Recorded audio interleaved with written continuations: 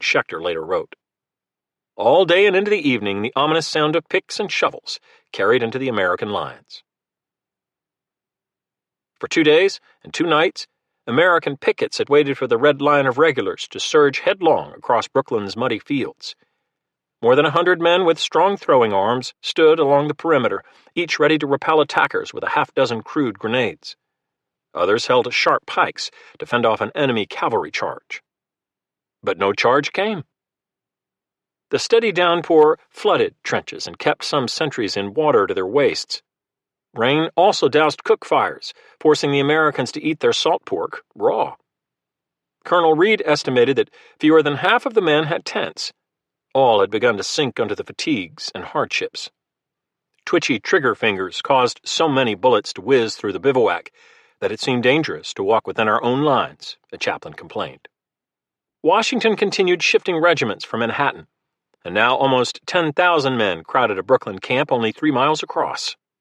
They had been joined by hundreds of Long Island refugee families, driving their flocks and herds away from marauding redcoats. 1,000 lowing cows wandered the streets. Washington was alive to his peril. Reed told him of enemy men-of-war beating toward Red Hook, clearly seeking passage up the East River. Another officer at Wallabout Bay on the American left passed word that jittery militia troops were too unreliable to be trusted if fighting resumed. The redoubts in Brooklyn might be strong, Washington knew, but the breastworks between were weak. Some abattis had been built of little more than piled brush, no match against sophisticated British siege works. Hundreds of sick and wounded men had been rowed across the river to Manhattan, then carried in the rain to makeshift hospitals. The army reeked of defeat. At 5 p.m. on Thursday, August 29th, Washington summoned 8 of his generals to Four Chimneys, a commodious house in Brooklyn a few steps from the river. Signalmen on the roof waggled flags at the telegraph station in Lower Manhattan, a mile to the west. The commanding general wasted no time in putting the question whether, under all circumstances, it would not be eligible to leave Long Island and its dependencies and remove the army to New York. Without dissent, his lieutenants voted to evacuate. Among the 8 reasons they offered, our advanced party had met with a defeat, great confusion and discouragement among the troops, and the wet weather had spoiled a great part of the ammunition. Washington sent the minutes of the meeting to Philadelphia, so Congress would know that he was following the unanimous advice of all the general officers. Orders tumbled out. Officers were to collect every kind of watercraft that could be kept afloat and had either oars or sails, from Spuyten Duyvil Creek on the northwest shore of Manhattan to Hellgate up the East River. Within a few hours, more than 50 rowboats, scows, petty-augers, sloops, and schooners converged along the Brooklyn banks, joined by 10 flatboats. To conceal the withdrawal, officers were told that the boats would be used to transport reinforcements from New Jersey to Long Island. One by one, Washington's regiments withdrew from the line on Thursday night and shuffled toward the ferry landing above Four Chimneys. Those able to build campfires in the damp night left them burning. The chink-chink of British digging could be heard to the southwest. Passwords and countersigns, Sullivan and Green, were exchanged in hoarse whispers. Although sergeants cautioned the men not to talk or even cough, one officer described a deep murmur in the camp which indicated some movement. Hundreds of fretful soldiers, said to be infected with ungovernable alarm, crowded the riverbank until sentries pushed them back with bayonets. An officer later reported that Washington himself lifted a huge stone above an overloaded skiff and threatened to sink it to hell unless order was restored. 2 web-footed Massachusetts regiments, the 14th and 27th Continentals, now took charge of the evacuation and coaxed order from chaos. Fishermen and sailors from Marblehead, Salem, and other briny precincts, they wore blue jackets, white caps, and canvas trousers, tarred to shed water. One admirer described them as hardy, adroit, and weatherproof. Muffling their oars with rags, they rowed the first boatloads of men through spitting rain toward the Manhattan wharves around Fly Market Slip, where a breastworks built from old spars had been chinked with stones and broken junk bottles. The northeast wind and an ebb tide kept sailing vessels moored until 11 p.m. When the breeze abruptly shifted around from the southwest, smoothing the river chop and allowing sailors to unfurl their canvas. By early Friday, watermen were evacuating 1,000 soldiers an hour, each vessel so laden that the gunwales sat just inches above the black water. Back and forth they shuttled, silent but for the odd creak of a tiller or an ungreased oarlock. At 2 a.m., a providential fog bank settled over Brooklyn. The pillar of a cloud, in Lieutenant Enoch Anderson's description. I could scarcely discern a man at 6 yards' distance, wrote Lieutenant Benjamin Talmadge. For the last regiments left in the line, the tension grew excruciating as daylight approached, particularly when confused instructions sent some units hurrying prematurely toward the river, only to be ordered back to their parapets.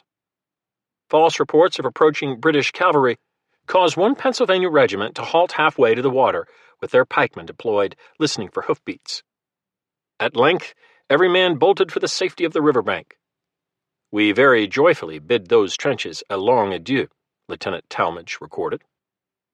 The rear guard was ordered to choke up the street with wagons and carts to prevent the light horse from rushing down upon us. Yet as dawn brightened the fog, no enemy dragoons appeared. Just before daybreak, Captain Montresor had tiptoed close enough to the rebel works to realize that American sentinels had abandoned their forward posts. Rushing back to Bedford, he alerted General Howe, then clattered forward with a combat patrol. Together, they hacked through the abattis. I was the first person in the works, Montresor later said, but found the enemy gone except for some entrenching tools, a few cows and horses, and 3 plundering Yankees who had lingered too long in the camp. The last boats could be dimly seen, gliding through the gray mist toward Manhattan. One of them carried General Washington. British horsemen galloped to a hill above the river and fired a few carbine rounds. They hit nothing but fog. Since Monday, scarce any of us have been out of the lines till our passage across the East River was effected yesterday morning, Washington wrote Hancock on Saturday. And for 48 hours preceding that I had hardly been off my horse and never closed my eyes. Back in the Mortier house, he slept the sleep of the saved, confident that he had rescued his army and redeemed his reputation. Never was a greater feat of generalship shown than in this retreat, Lieutenant Colonel James Chambers, a Pennsylvanian in the 1st Continental, told his wife. To bring off an army of 12,000 men within sight of a strong enemy possessed of as strong a fleet as ever floated on our seas, without any loss, and saving all the baggage. If Colonel Chambers slightly exaggerated the number of troops plucked from Long Island, his point was taken. In the history of warfare, Lieutenant Talmadge wrote, I do not recollect a more fortunate retreat. Even the garrison on Governor's Island had escaped with its tents and provisions, despite a bombardment from the Roebuck, although 10 heavy guns were abandoned. General Putnam, who had nearly lost an army and perhaps the cause, voiced contempt for his enemy. General Howe is either our friend or no general, he said. He had our whole army in his power and yet suffered us to escape without the least disruption. Captain Collier, commander of the Rainbow, was among many abashed British officers. To my inexpressible astonishment and concern, the rebel army have all escaped, he wrote. I foresee they will give us trouble enough and protract the war heaven knows how long. Yet the force that straggled back into Manhattan would give no one trouble in the near future. The merry tones of drums and fifes had ceased, Pastor Ewald Schukirk told his diary. Many looked sickly, emaciated, cast down, etc. A captain described New York as a scene of tumult and confusion, and it might be added, dismay.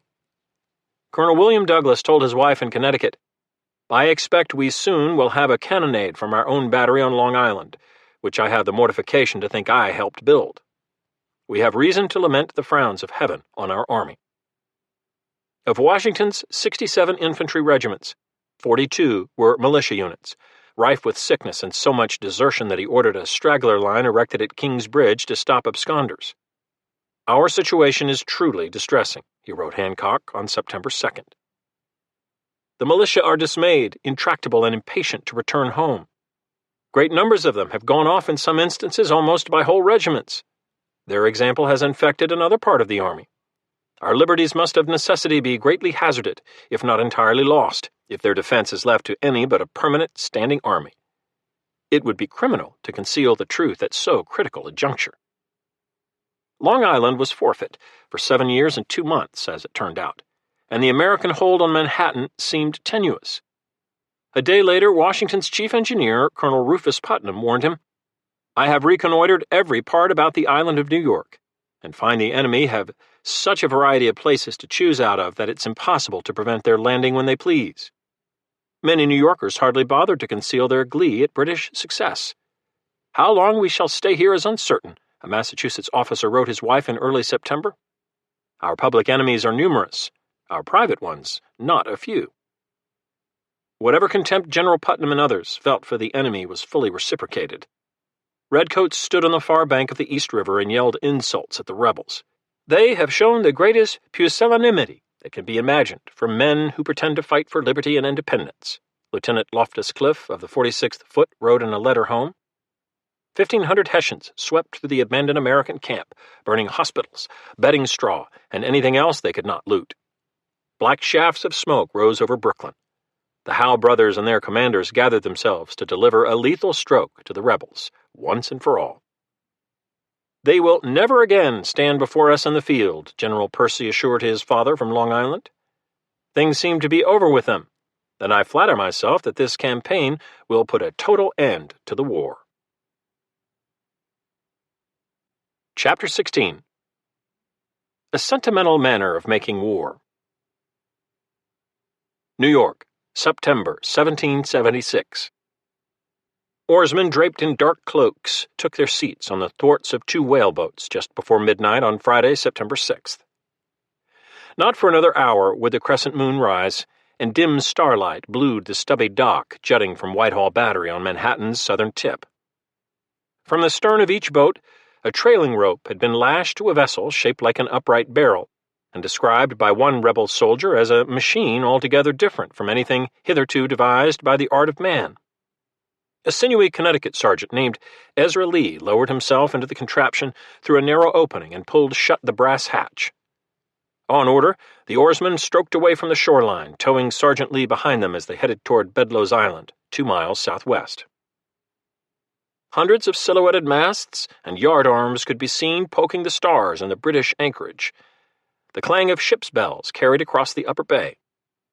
Dead ahead loomed the largest and newest of the enemy men-of-war, the 64-gun Eagle, moored just off Bedloe's near the New Jersey shore, with a crew of more than 600 men. After a few final strokes, the rowers shipped their oars, cast off the ropes, and swung back to Manhattan, leaving Sergeant Lee to submerge in his odd vessel, the Turtle, with the intent of blowing Admiral Howe's flagship out of the water. Back on the Whitehall dock, the Turtle's inventor could only pace and wait, an ear cocked expectantly for the sound of 150 pounds of gunpowder detonating under Eagle's keel. David Bushnell, a frail farmer's son from Saybrook, Connecticut, had been toiling on his water machine for 5 years since entering Yale College to read divinity and mathematics at the unorthodox age of 31. After demonstrating that powder could explode underwater, 2 pounds in a wooden canister blew a hogshead packed with stones far into the air. Bushnell built his vessel from 6-inch oak planks girdled with iron bands, meticulously caulking the seams with cork and tar. 700 pounds of lead bolted to the bottom provided ballast, and 6 small glass ports in the hatch collar admitted light when the vessel was in surface trim, while also allowing the operator modest visibility. The ventilator drew fresh air through 1 brass tube, while stale air was expelled through a second tube. Check valves on both snorkels closed automatically to keep out seawater when submerged. The pilot could dive a few fathoms by using a foot treadle to open a valve that flooded the bilge. To surface, 2 pumps emptied the water to restore buoyancy. Though skeptical of Bushnell's secret project, Washington had provided a small stipend to help him finish it. The commanding general then ordered the Turtle, an effort of genius, he later admitted, brought to New York by wagon and dinghy. He too hoped to hear the sound of a British man-of-war blown to kingdom come. 2 miles from the dock, Sergeant Lee struggled to reach his target. An unexpectedly strong tide had carried him down the bay, and for almost 3 hours he crept back to the west, turning a crank connected to a 12-inch propeller while steering with a tiller attached through the hull to a small rudder.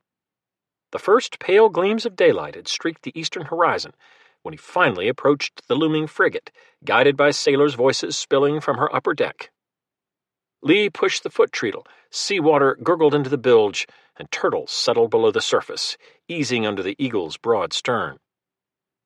Turtle carried on her back a hollowed oak powder magazine that was attached by a rope to a sharp iron auger. Lee was to screw the auger into the frigate's keel using a handle above his head near the hatch. He would then set the timing mechanism, made for Bushnell by a watchmaker and connected to a gunlock trigger, to detonate the powder in an hour. After jettisoning the magazine, still tied to the auger embedded in Eagle's hull, he would make his escape. But there would be no blast, no shattered ship tossed from the sea like a hogshead of rocks. The auger would not bite. By mischance, Lee was trying to drill into a heavy metal bar that held the frigate's rudder hinge to the stern. When he shifted turtle in search of better purchase, she abruptly bobbed to the surface next to the frigate like a porpoise. With dawn breaking through his little dead lights, as Lee later reported, I thought the best generalship was to retreat as fast as I could. Cranking his propeller furiously, he crept back across the bay in a heavy swell, surfacing frequently to check his heading. Abreast of Governor's Island and fully exposed by the morning light, Lee spotted several hundred redcoats crowding the parapet, pointing and gaping at the odd craft zigzagging toward Manhattan. Abruptly, a 12-oared British barge put in and gave chase. When the pursuers had closed within 50 yards, Lee armed his powder charge and cut loose the oak magazine. Suspecting a Yankee trick, the barge sheered away, to my infinite joy, Lee admitted. An American whaleboat dispatched from the Whitehall Battery towed him to the wharf, where General Putnam and David Bushnell waited to hear his report. 20 minutes later, the magazine detonated off Governor's Island with a stupendous roar, a witness wrote, lifting a vast column of water to an amazing height. British ships across the upper bay beat to quarters and cut their cables amid fearful speculation about a bomb, a meteor, a waterspout, or an earthquake, a Connecticut officer recorded. Vice Admiral Howe, unaware that the age of submarine warfare had dawned with this day, stood on Eagle's quarterdeck, scanning the Silver Bay for enemies.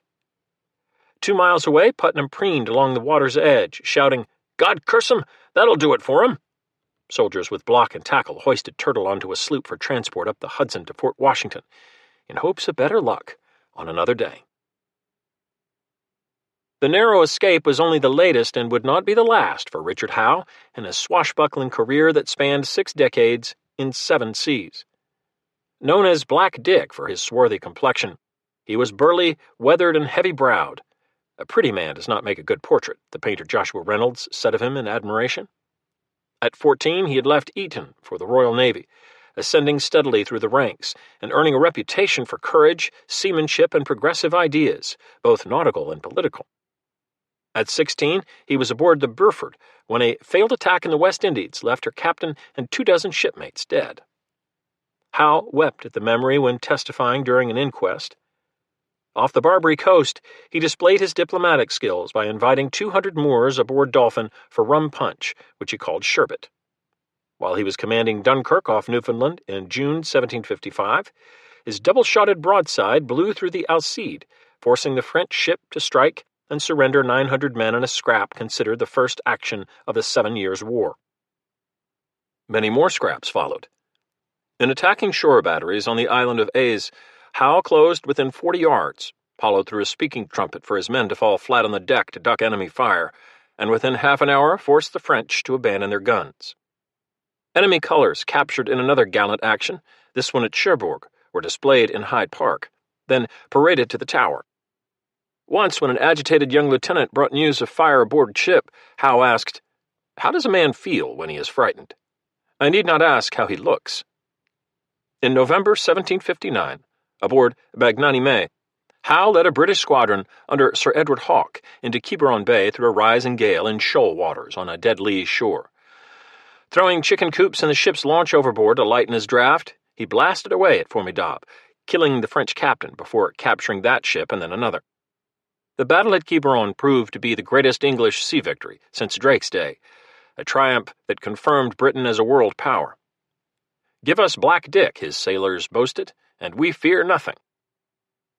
Now 50, 3 years older than his brother William, he was esteemed as a pioneer in gunnery, amphibious tactics, and naval hygiene, including the careful scrubbing of decks and sailors' togs.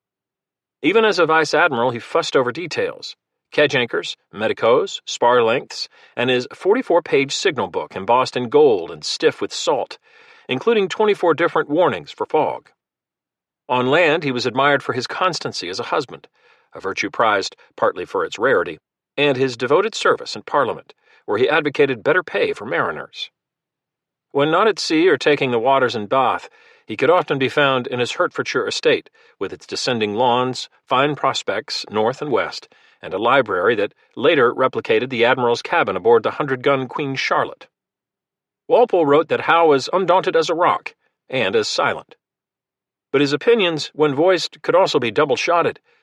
Recently, when he'd argued with the king over colonial policy during dinner, George had questioned the propriety of cursing one's monarch within earshot of the servants.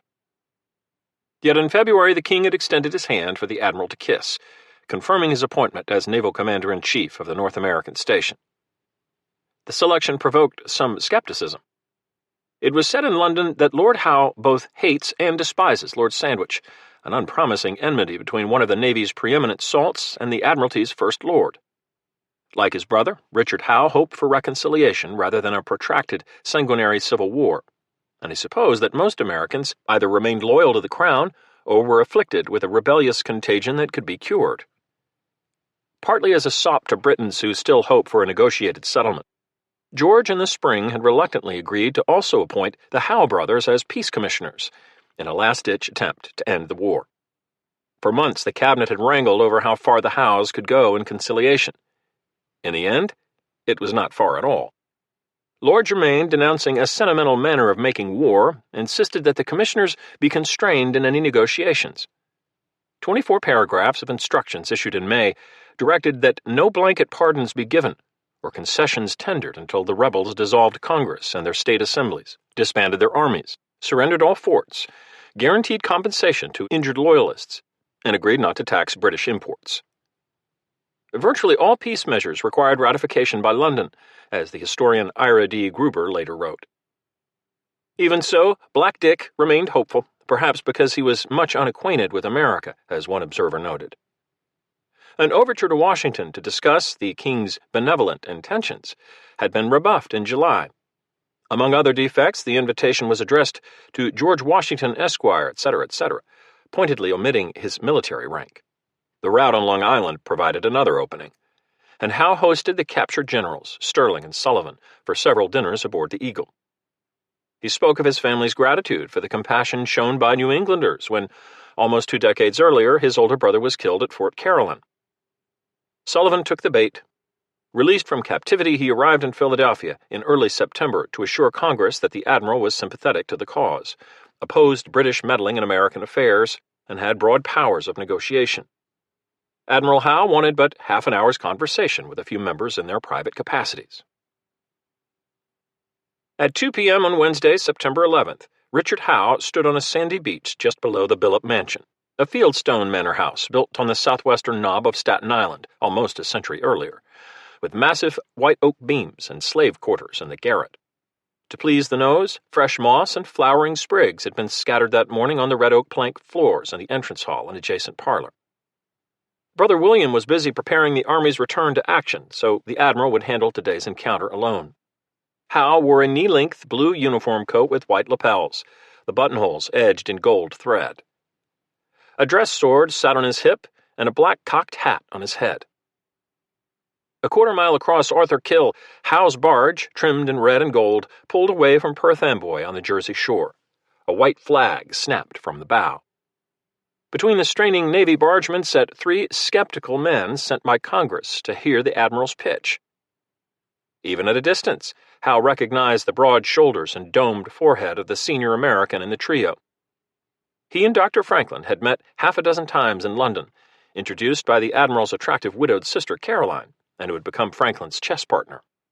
In the months before Franklin sailed for home in March 1775, Howe served as an intermediary for the government in fitful discussions to find a diplomatic solution to the American crisis. Nothing had come of the effort. Now, the 2 men would try again. Franklin stepped from the barge, bowed, and introduced his 2 companions. The plump short man with a tangle of graying hair was John Adams, now 40, a member of more than 24 congressional committees, and president of the new Continental Board of War and Ordnance. The other was Edward Rutledge, just 26, a London-trained lawyer from South Carolina whom Adams privately considered young and zealous, a little unsteady, and injudicious, a reasonable description of Adams himself.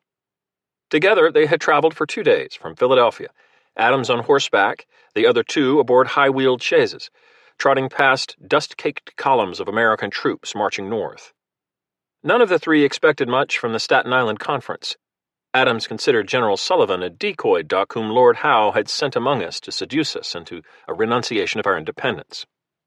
Franklin had replied with acidity to a recent personal letter from Howe, condemning British barbarity and cruelty, and urging the admiral to relinquish so odious a command and return to a more honorable private station.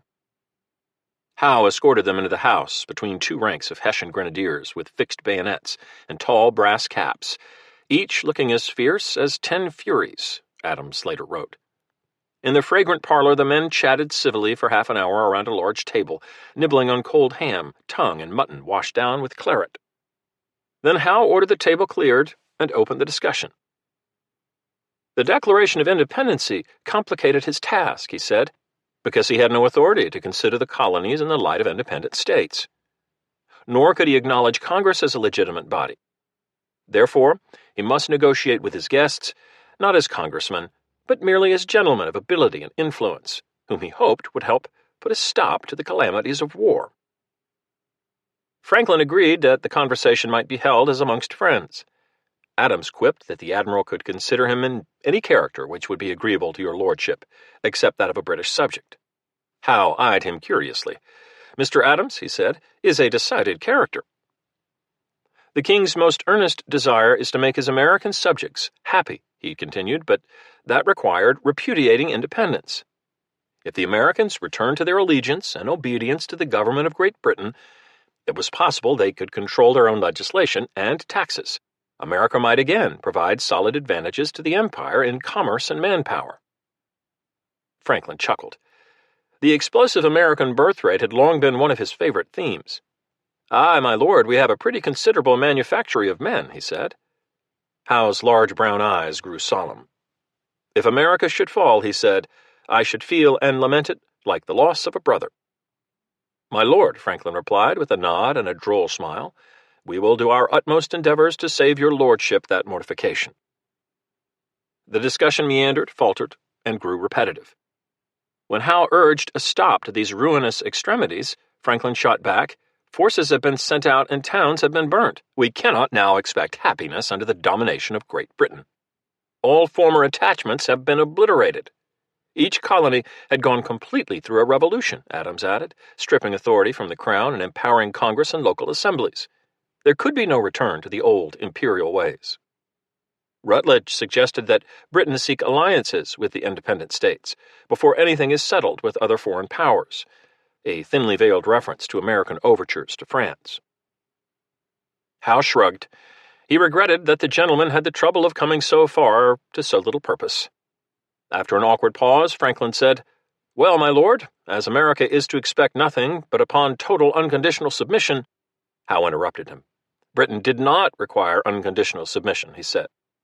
"Dr. Franklin and his colleagues ought not go away with such an idea." Finding no agreement possible after 3 hours of palaver, Howe walked his guests back to his barge and watched impassively as they glided through late afternoon shadows toward the far shore. In a note to Washington a few hours later, Rutledge reported that our conference with Lord Howe has been attended with no immediate advantage.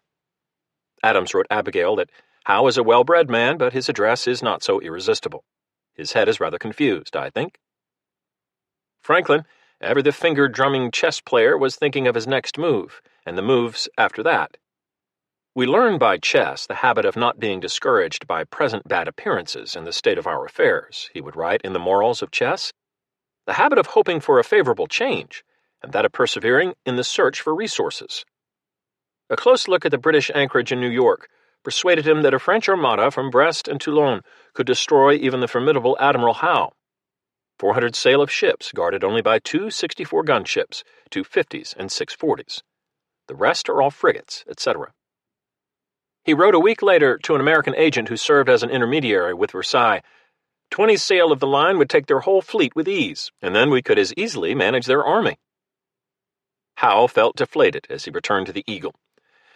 The three gentlemen were very explicit in their opinions that the associated colonies would not accede to any peace or alliance, but as free and independent states, he wrote Germain from his cabin.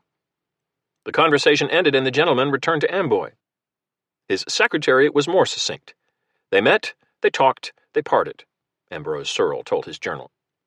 And now, nothing remains but to fight it out. With each passing day, New York felt less like a fortress and more like a trap to many American soldiers.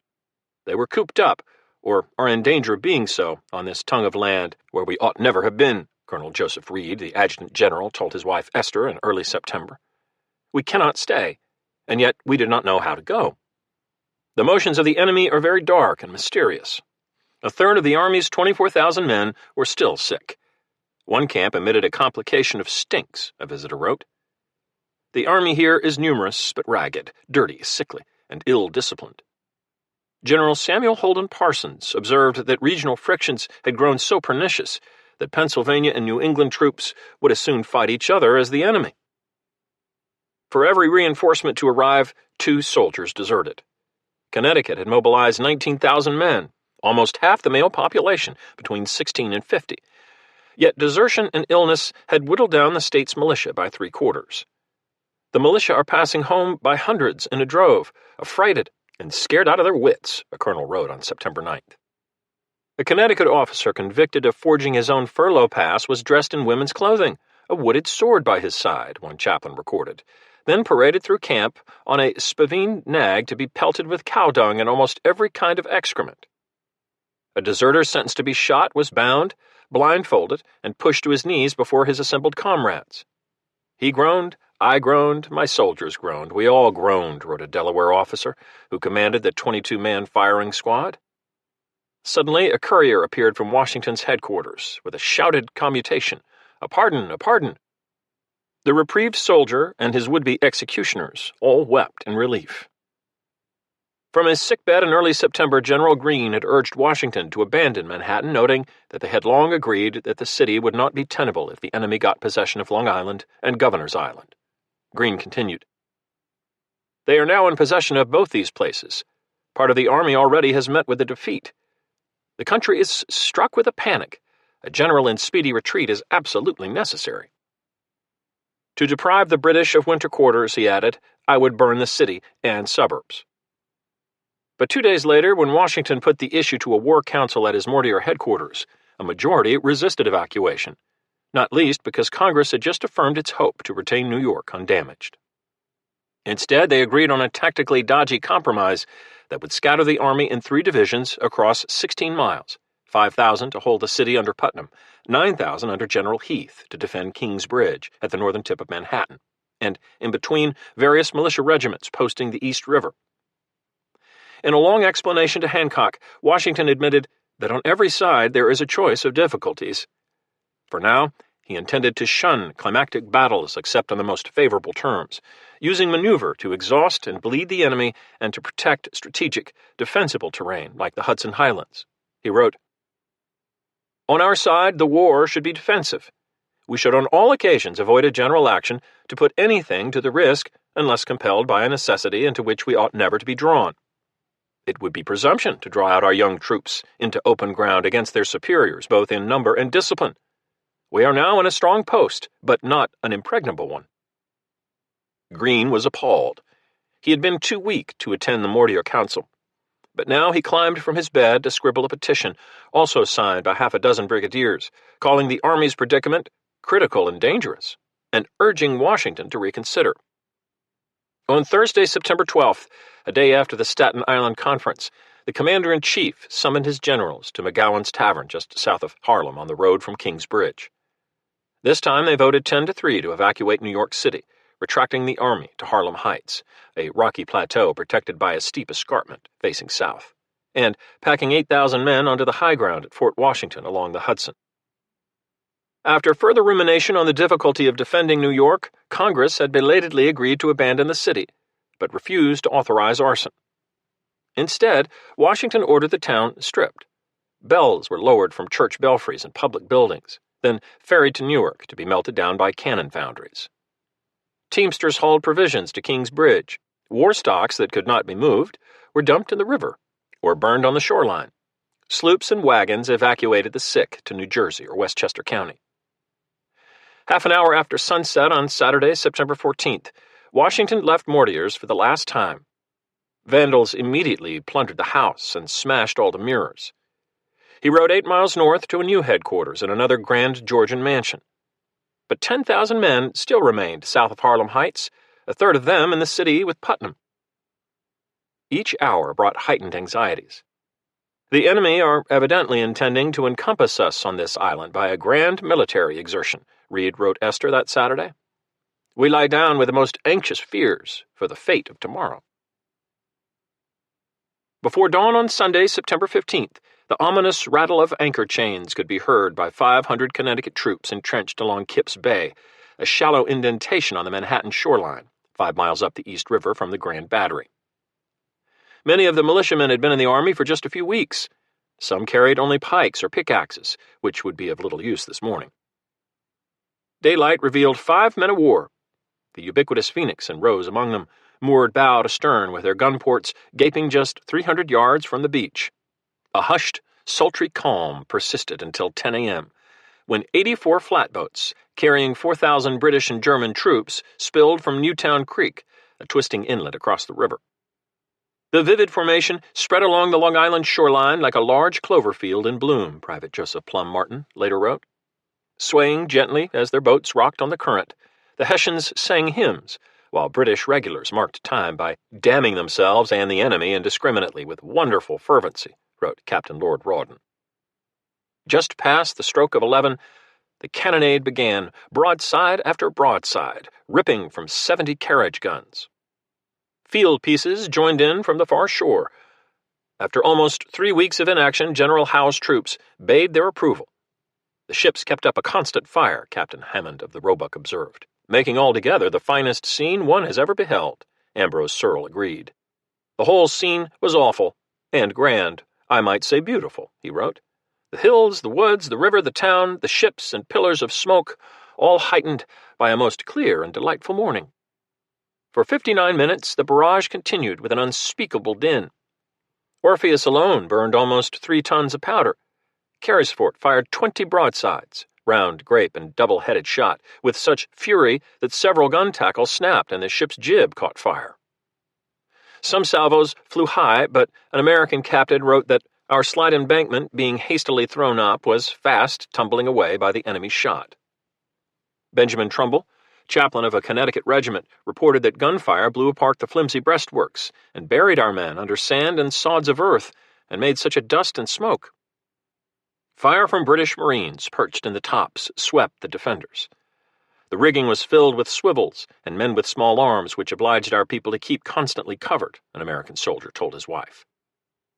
By noon, when the signal was given for the bombardment to lift and the flatboats to advance in 4 columns, many rebels had already sidled up the slope to the rear. The scrape of British boat bows on the shingle and the heavy tread of brogans clapping against the beach sent others running westward, flinging away their hats and muskets. The enemy fled on all sides, a midshipman aboard Orpheus reported, confused and calling for quarter. Colonel William Douglas, who commanded the Connecticut Brigade, saw that his left wing, 3 militia regiments, had disintegrated. By the time he ordered the rest of his men to flee, he later wrote, I found I had but about 10 left with me. Among the first British officers ashore was Major General Clinton. He had implored General Howe to make a more sweeping envelopment by landing farther north at King's Bridge, trapping the Americans on Manhattan. But the commanding general had declined to risk his expedition in the turbulent waters of Hellgate or against the nearby rebel 9-gun battery at Horn's Hook. We live by victory. Are we sure of this day? Clinton had scribbled nervously as he studied the enemy positions at Kip's Bay that morning. In short, I like it not. Yet when he ordered a subordinate to run across the beach with a white handkerchief, calling for the defenders to surrender, nearly all had already fled. British light infantry companies surged to the right through the now empty Connecticut works, and grenadiers led by Cornwallis made for rising ground in the center beyond the beach. Howe's orders to the assault troops advised an entire dependence on their bayonets, but only on the left, where green-coated Hessian Jaeger led blue-coated grenadiers, drums pounding, was there anyone left to stab.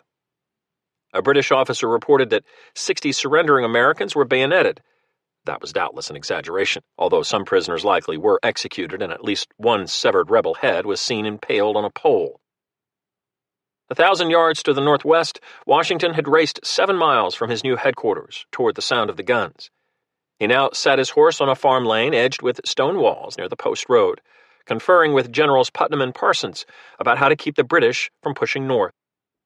Hundreds of panting men with muskets, and without, rushed away from the East River. "Take the walls," Washington shouted at them. "Take the cornfield." Some tried to form a hasty defensive line, but in a most confused and disordered manner, Parsons acknowledged. Many more scattered inland, glancing over their shoulders. One regimental commander, unable to turn his men, threatened to fire on them to no avail. "The demons of fear and disorder seemed to take possession of all and everything," Private Martin would write. "The ground was literally covered with arms, knapsacks, staves, coats, hats." A few hundred yards to the south, a small cluster of redcoats appeared. Washington spurred his mount forward, trying to turn the troops streaming northward ahead of the enemy vanguard. The general did all in his power to convince them they were in no danger, Lieutenant Colonel Tench Tilghman, a Maryland-born merchant who had become Washington's aide-de-camp a week earlier, wrote his father. He laid the cane over many of the officers who shewed their men the example of running. Other senior officers asserted that Washington, Putnam, and General Mifflin caned and whipped the men, or that the commanding general flung his hat to the ground in exasperation. Greene, who was not on the scene, reported that the enemy had closed within 80 yards, before Washington, so vexed at the infamous conduct of the troops that he sought death rather than life, could be persuaded to quit the field. Quit the field he did, regaining his composure as he trotted westward toward the Bloomingdale road. All around him, gaggles of soldiers drifted across pastures and down cart paths, away from the enemy. General Howe came ashore at 2 p.m. and made his way inland, to Inclenburg, a hilltop estate dotted with orchards and soaring hardwoods. Here, Clinton had halted his grenadiers after severing the post road. He lacked field guns, and the commanding general's written orders required him to protect the East River bridgehead before advancing. Had the regulars continued another mile or so to the Hudson, bisecting the island, Putnam's division would have been trapped in lower Manhattan. Instead, Howe spent the next 3 hours bringing his second lift ashore, over 6 brigades with another 9,000 soldiers, plus artillery. That respite was just long enough. An American column of 3,500 men snaked from the city at mid-afternoon on Sunday for the 12-mile march along the Hudson toward Harlem Heights. 3 British warships, Renown, Repulse, and Pearl, had hurried the evacuation by lobbing a few broadsides into the town. Dressed in a sleeveless waistcoat over a dirty shirt, Putnam rode up and down the line astride a wild-eyed, foaming horse, barking encouragement and urging speed. His new aide, Major Aaron Burr, galloped to a cantonment a mile above the city, persuaded the officers there that the risk of a running battle with the British was less than the risk of being trapped, then guided the men to safety. Left behind in New York were the entrenchments, redoubts, redans, and ditches built over the past 8 months, but now useless. Also abandoned was over half of Washington's heavy artillery, 64 guns, including 15 mounted 32-pounders and 12,000 round shot, enough to replenish the dwindling British naval ammunition stocks. They evacuated the city in the utmost precipitation, a British captain wrote, taking nothing with them but their fears. White flags sprouted from doorways and rooftops as a Hessian brigade swung south on the post road late in the afternoon. Marines came ashore by the Grand Battery and the 22nd Foot patrolled the Bowery. On the northern cusp of the island along the Harlem River, Continental sentries stood with bayonets fixed to keep deserters from bolting for New England. Only women and the very sick were permitted to pass, but soon, however, a vast body collected, and the father of confusion himself could not have stirred a greater hubbub, wrote Philip Vickers Fithian, a New Jersey chaplain. Some swore, some begged and pleaded, and some, like timorous children, cried. General Mifflin threatened to discharge the field pieces into the mob. Rumors spread that Putnam had been captured, that Washington had lost an arm, that Colonel Knox was missing. The last was true, until the artillery chief appeared on Harlem Heights, to great huzzas late on Sunday. He had seized a boat and escaped up the Hudson, forfeiting to the Hessians a baggage wagon with most of his wardrobe. In a letter to his brother, he asked for a bolt of blue twill for a new uniform, or, if necessary, brown cloth, superfine. Despite their British success, he added defiantly, "I see nothing of the vast about them, either in their designs or execution. But good God, if they are little, thou knowest full well we are much less." As the army now stands, it is only a receptacle for ragamuffins. Teeming rain fell Sunday night. Exhausted, tentless troops lay upon their arms, covered only by clouds, a Connecticut adjutant wrote. Private Martin added, "We were as wet as water could make us." Many officers felt as heartsick as Knox. "I could wish the transactions of this day blotted out in the annals of America," Colonel William Smallwood of Maryland wrote. Nothing appeared but fright, disgrace, and confusion. Others, like Chaplain Fithian, saw God's vengeful hand. "We are a sinful nation, O Lord," he acknowledged. "But is it written in thy book concerning us that we must always fly before our enemies?" Washington had lost another battle, most of another island, and his first city. American casualties in what he called this disgraceful and dastardly rout included about 50 killed and, according to a British tally, 371 captured. The prisoners were locked in Dutch and Presbyterian churches, converted to jails. Jubilant loyalists sporting red ribbons emerged from New York cellars like overjoyed bedlamites, Searle reported, welcoming their liberators with shouts of "God save the King." It was said that the longer the ribbon, the more intense the loyalty. Captain Henry Duncan of the Eagle had his coxswain row him to a dock where I was met by a mob who gave me 3 cheers, took me on their shoulders, carried me to the governor's fort, put me under the English colors now hoisted, and again gave me 3 cheers. Governor William Tryon also came ashore for the first time in nearly a year to reclaim his colony. He was greeted by a great concourse of people, one diarist wrote. Joy and gladness seemed to appear in all countenances. Hundreds would sign a petition congratulating the Howe brothers. Many also endorsed a declaration of dependence, affirming their fealty to George III. Displayed in Scott's Tavern on Wall Street, it attracted signatures from wealthy landowners, carpenters, bakers, blacksmiths, and barkeeps. British officers strolled through the streets, selecting the finest rebel houses for winter billets. Confiscated property was marked with GR, or the King's proprietary broad arrow insignia. To commemorate the great Sabbath victory, Admiral Howe's personal chaplain reopened St. Paul's Chapel on Broadway. He drew his sermon from the 12th chapter of Jeremiah. "And it shall come to pass, after I have plucked them out, I will return and have compassion on them." Monday, September 16th, brought the rebels a modest measure of redemption and self-respect. Washington had planned 3 roughly parallel defensive lines north of the craggy Harlem Heights bluffs, with the new pentagonal Fort Washington even farther up the island. About 10,000 fit-to-fight men crowded these wooded uplands, hacking at the ground with picks and spades. Another 6,000 occupied Kings Bridge and crossings into Westchester County. Greene's 3 brigades held the southernmost line, which featured a trio of small redoubts where Manhattan narrowed into its northern panhandle. 2 miles away, enemy campfires flickered from glens and meadows near the future Central Park. Before first light on Washington's orders, a patrol of 120 men slipped below the lines through the thick forest, fronting the Hudson. They were Rangers, a New England troop newly created for scouting and woodland skulking, modeled on a similar unit in the last French War. Lieutenant Colonel Thomas Knowlton, the rangy 36-year-old Connecticut farmer celebrated for his rail fence valor at Bunker Hill, led them south. At daybreak, British pickets on the Bloomingdale Road spied shadows darting through the trees. Shots flew back and forth. 400 regulars scampered up the road to confront the intruders, until the Rangers rose from behind a stone wall and threw a scorching volley at 50 yards range. For half an hour, the foes traded gunshots. Thousands of bullets snipped leaves and punctured tree trunks before Knowlton retreated, pressed hard by redcoats. Each side had suffered about 10 casualties.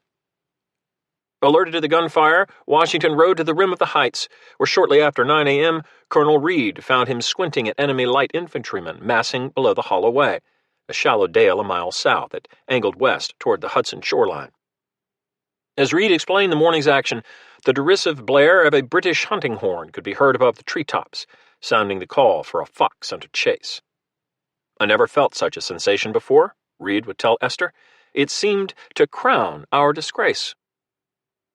But Washington had concocted a small, vengeful plan. Serving as decoys, some 150 volunteers from Greene's division scrambled down the bluff to a salt marsh, then fell back 100 yards as the eager British rushed forward, firing on the run. Washington fed the rest of the brigade into the brawl, eventually totaling 900 men to keep the enemy transfixed. Meanwhile, Knowlton and his Rangers, joined by Reed and 3 Virginia rifle companies under Major Andrew Leitch, circled across a rock outcropping to the east, intent on ambushing the British detachment from behind. Yet the flanking force of 230 men had pivoted too soon. They struck the British formation in the side rather than the rear. Redcoats along a rail fence, choked with thick brush, whirled to their right. A volley riddled Major Leitch with 3 bullets, 1 in the hip and 2 in the gut. Knowlton had turned to urge his men forward when a musket ball slammed into the small of his back. "I mounted him on my horse and brought him off," Reed reported. Gasping the agonies of death, all his inquiry was if we had driven in the enemy. The enemy was indeed soon driven. We had galled them a little, a Virginia captain observed. By noon, the British had fallen back a mile to a buckwheat field, dragging their dead and wounded, and pressed by nearly 2,000 rebels. The crackle of musketry merged into an unbroken roar. Smoke, reddened by muzzle flashes, rolled across the landscape with each new volley. Howe summoned reinforcements from down the island, including Hessian Jaeger and the 42nd Highlanders, the Black Watch, with drums pounding and pipes skirling. We were instantly trotted about 3 miles without a halt to draw breath, a British grenadier lieutenant wrote. Captain Montresor, Howe's aide, took command of 2 brass 3-pounders, and when no horse teams could be found, ordered them dragged forward by hand. Each gun fired 60 rounds to keep American flankers along the Hudson from turning the British left wing. The American line stood 4 deep in places, firing and loading, firing and loading. Officers cautioned their men not to shoot until they could see the enemy's feet through the smoke. "I could not help feeling an involuntary tremor, as though my knees were giving way," a young lieutenant told his journal. But when the soldier on his right pitched forward, blood spewing from a bullet in the heart, vengeance was the only feeling. The British fell back again at 3 p.m., their ammunition dwindling, but with Howe's reserves now piling into the fight. Wary of being outflanked to the east, Washington halted the pursuit and ordered his men to make their way back up the heights. A few final shots rang out, and the battlefield fell silent. "The men gave a hurrah and left the field in good order," wrote Lieutenant Colonel Tilghman, Washington's aide. American casualties were tallied at 60, though there were probably more than twice that, with at least 35 killed. Most of the dead were drawn to a large hole which was prepared for the purpose and buried together, wrote Lieutenant Samuel Richards, who commanded the detail. Knowlton was removed to the shingle-roofed Cross Keys Tavern on Kingsbridge Road, where he died in the afternoon, leaving a widow and 8 children. He would have been an honor to any country, Washington said. Major Leitch, carried to the Bluebell Tavern, would linger for 2 weeks before he passed. He was 26, and comrades buried him in a swale beside the post road. British casualties exceeded 170, including 14 killed, according to the Deputy Adjutant General, Major Stephen Kemble, plus 8 Hessians wounded. Ravens hopped stiff-legged around a rocky defile where some of the redcoat dead were interred. "The ungovernable impetuosity of the light troops drew us into the scrap," General Clinton complained. But others saw unwanted metal in the rebel performance. "If this was a scheme of Washington's," an officer in the 46th Foot wrote, "it certainly was well concerted." The small victory in a minor skirmish proved a tonic for the Americans. "Every visage was seen to lighten," one colonel commented. The troops had slugged it out at 40 yards range against British regulars, Highlanders, and Hessians, advancing and withdrawing with reasonable discipline. Captain John Gooch wrote a friend that he had fought the enemy point blank for precisely 1 hour and 8 minutes. "I am now ready to give them the second part, whenever they have an appetite." "This affair, I am in hopes, will be attended with many salutary consequences," Washington wrote Hancock, "as it seems to have greatly inspirited the whole of our troops." Joseph Reed was more exuberant in a letter to Esther. "You can hardly conceive the change it has made in our army," he wrote. "The men have recovered their spirits and feel a confidence which before they had quite lost. I hope the effects will be lasting." Fear of fire had distressed New York for well over 100 years. In the mid-17th century, the town bought its first ladders and firehooks and commissioned cord wainers to make 150 leather water buckets. Officials banned wooden chimneys, thatched roofs, and haystacks. Wardens prohibited blazes and hearths on windy days, and all fires had to be banked or covered in the evening. Watchmen with rattles walked the streets, sniffing for smoke. 2 new fire engines were purchased from a London firm in 1731 for £200. 20 men pumped foot treadles on each machine to force water through the leather pipes. 10 fires plagued New York in the spring of 1741, including one in Fort George that spread to the governor's mansion, an army barracks, and a Church of England chapel.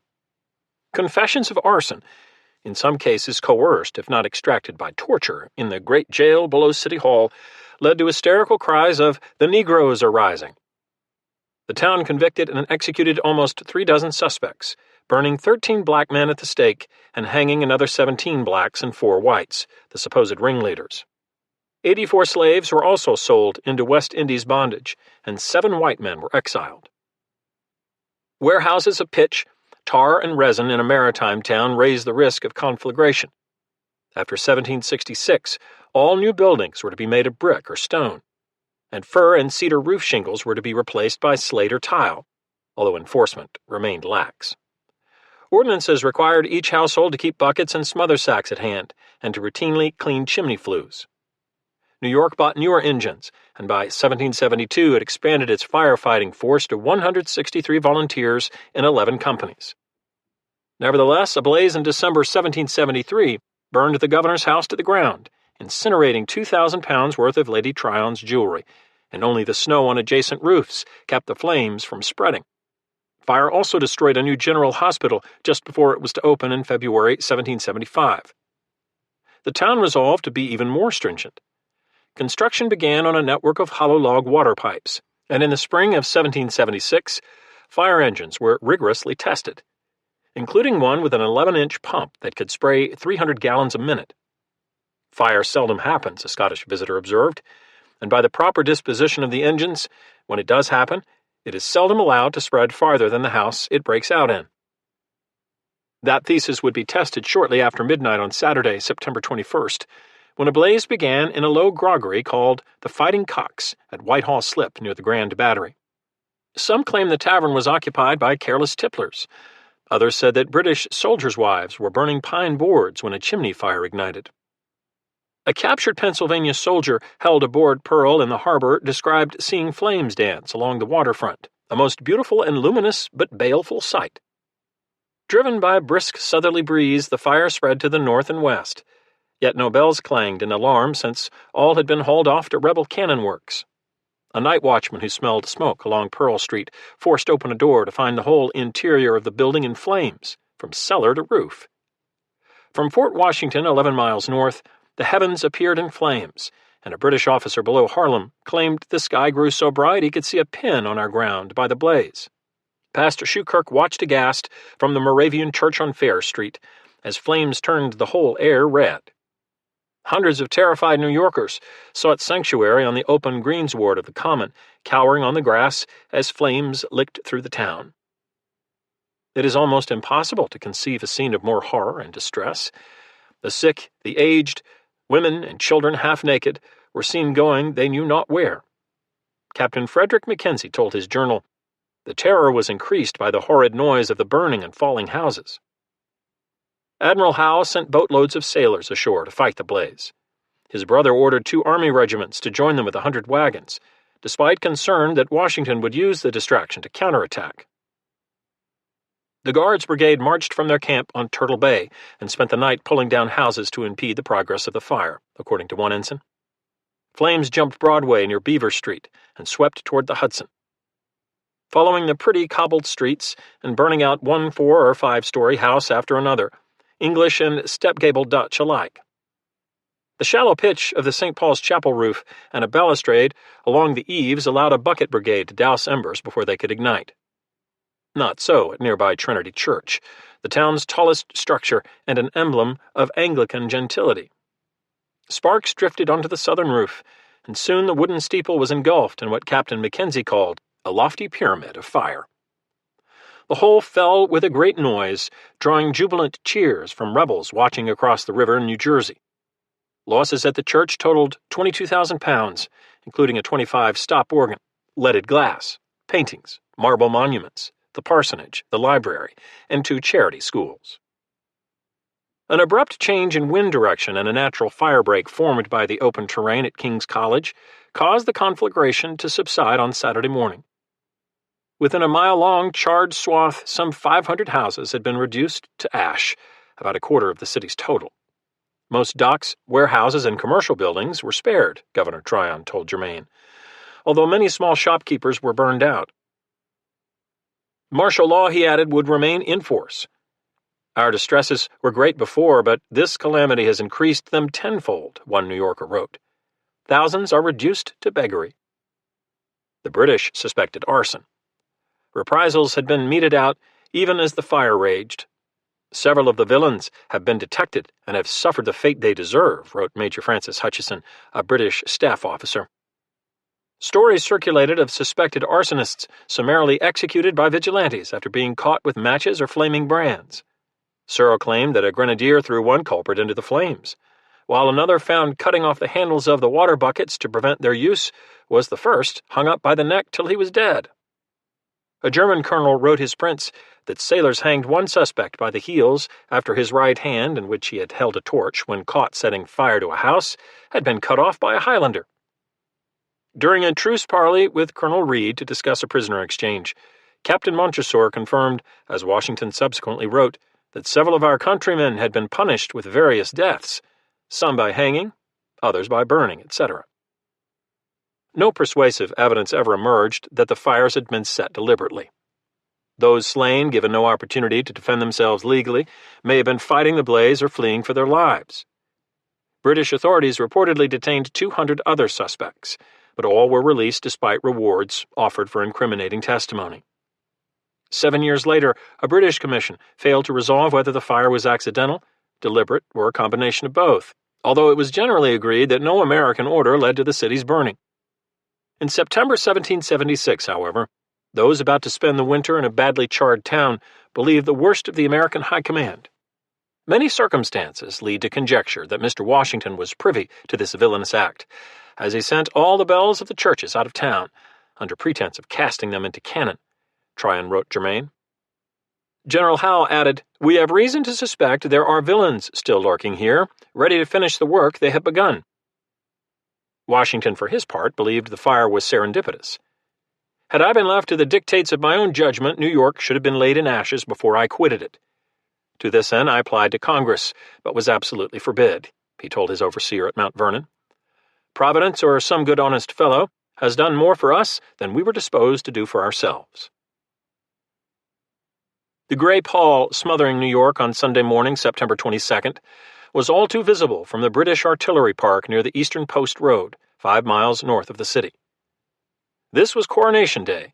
George III had mounted the throne 15 years earlier, and Royal Artillery gunners prepared to hold forth with the usual ear-splitting salute, a rebuke to insolent rebels who called it Damnation Day.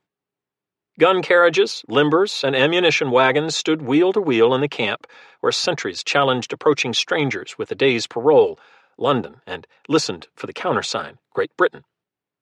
Curious regulars surely eyed Captain Montresor's white marquee, where a young American officer captured out of uniform on Long Island now waited for the hangman to summon him to his death. At age 21, Captain Nathan Hale deserved a longer life and a better fate. He was calm, Montresor later reported, and bore himself with gentle dignity. Born and raised in Connecticut, Hale was described by a fellow officer as having very fair skin, blue eyes, flaxen or very light hair, which was always kept short. His bodily agility was remarkable. At Yale, which he entered at 14, he was as active as electric flame, a classmate observed, a student of Hebrew, Greek, Latin, logic, rhetoric, metaphysics, ethics, and more. As a schoolmaster in New London, he taught 32 boys for an annual salary of £70. "I love my employment," he wrote in late 1774. "Find many friends among strangers. Have time for scientific study." The following summer, he enlisted in the army, serving at the siege of Boston and marching to New York with his regiment. He had recently joined Knowlton's Rangers as a company commander. When the High Command sought a volunteer to spy incognito behind the British lines on Long Island, Hale stepped forward. As Washington later wrote, "Single men in the night will be more likely to ascertain facts than the best glasses in the day." Dressed in a brown summer suit and pretending to be an itinerant Tory schoolteacher, Hale carried his Yale diploma as a credential. He seemed a poor candidate for espionage. His nature was too frank and open for deceit and disguise, one classmate said. A subordinate added, "He was too good-looking. He could not deceive. Some scrubby fellow ought to have gone."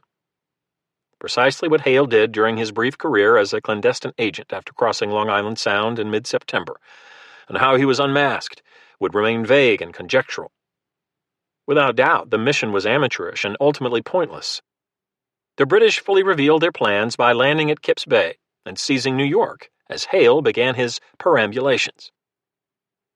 Some would claim that he was exposed by a loyalist who recognized him, or that he was detained while attempting to slip back across the East River during the Great Fire.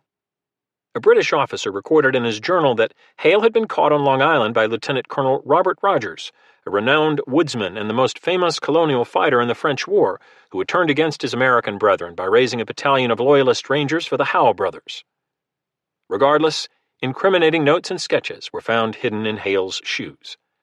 On Saturday afternoon, he had been delivered to General Howe's new headquarters in the James Beekman Mansion, a country seat with a Greek pediment and a wide porch overlooking the East River.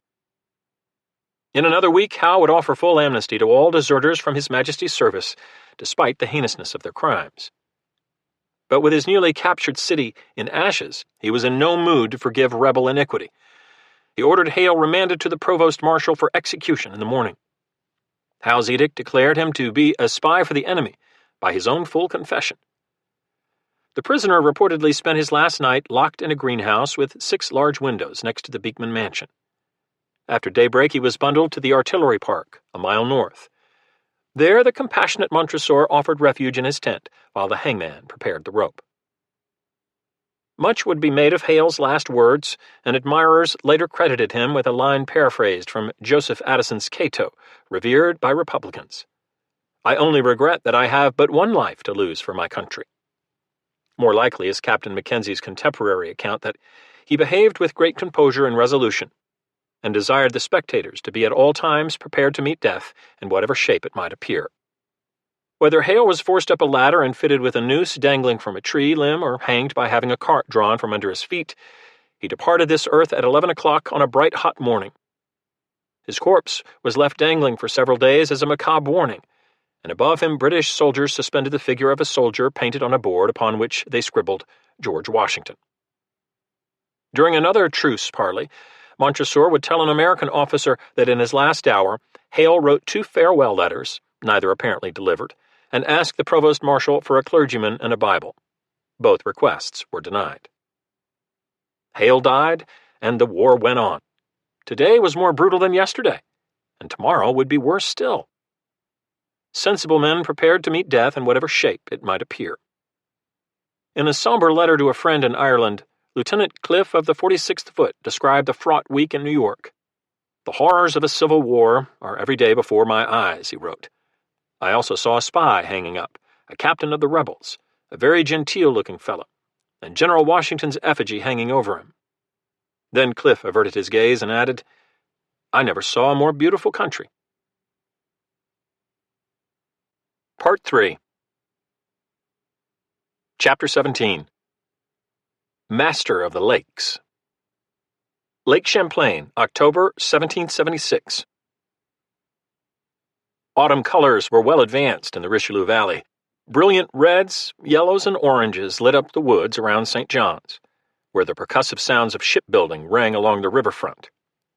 Carpenters, enjoiners, coopers, and caulkers, scalpelmen, sawyers, smiths, riggers, spar makers, and oakum boys toiled from first light to last, in sheds, sail lofts, and rope walks. Men sawed, hammered, and chipped away. They swung lipped adzes, and caulking mallets and broadaxes wielded with such finesse that a skilled hewer could split timber precisely along a penciled line. It was no uncommon thing for trees growing at dawn of day to form parts of the ship before night, a British lieutenant at St. John's wrote. General Carleton had informed London that he intended to become master of the lakes before ice sealed them shut. But first he must finish building his inland fleet. The British force in Canada had grown to 13,000 men, and shipyards also bustled in Montreal and Chambly. Any soldier with carpentry skills was put to work on the ways and paid an extra shilling each day for his trouble, or he was sent to the forward camp on Ile aux Noix to build warehouses, storerooms, and an ammunition dump. The boggy little island was no less pestiferous than when the Americans had occupied it 3 months earlier, although dysentery had supplanted smallpox as the dominant affliction. "The misery of this island is indescribable," a German surgeon lamented. On bad days, burials occurred hourly, and rebel mass graves were now complemented by a British cemetery, where the epitaphs scratched on headboards included, "Do not lament, nor me deplore, I am not lost, but gone before." By October 1st, a vanguard of 5,000 officers and men had assembled around Île-aux-Noix, plus 500 Canadian Loyalists, 800 Indians, and 1,700 Hessians, all preparing to spill down Lake Champlain to attack Crown Point and Fort Ticonderoga. Guy Carleton had failed to catch the Americans in their graceless flight up the St. Lawrence and the Richelieu in June.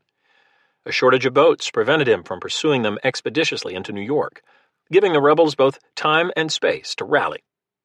The king and his ministers had now provided Carleton the large force he claimed could greatly change the face of things on this continent by joining forces with Howe's army in the Hudson Valley and severing New England from the middle colonies.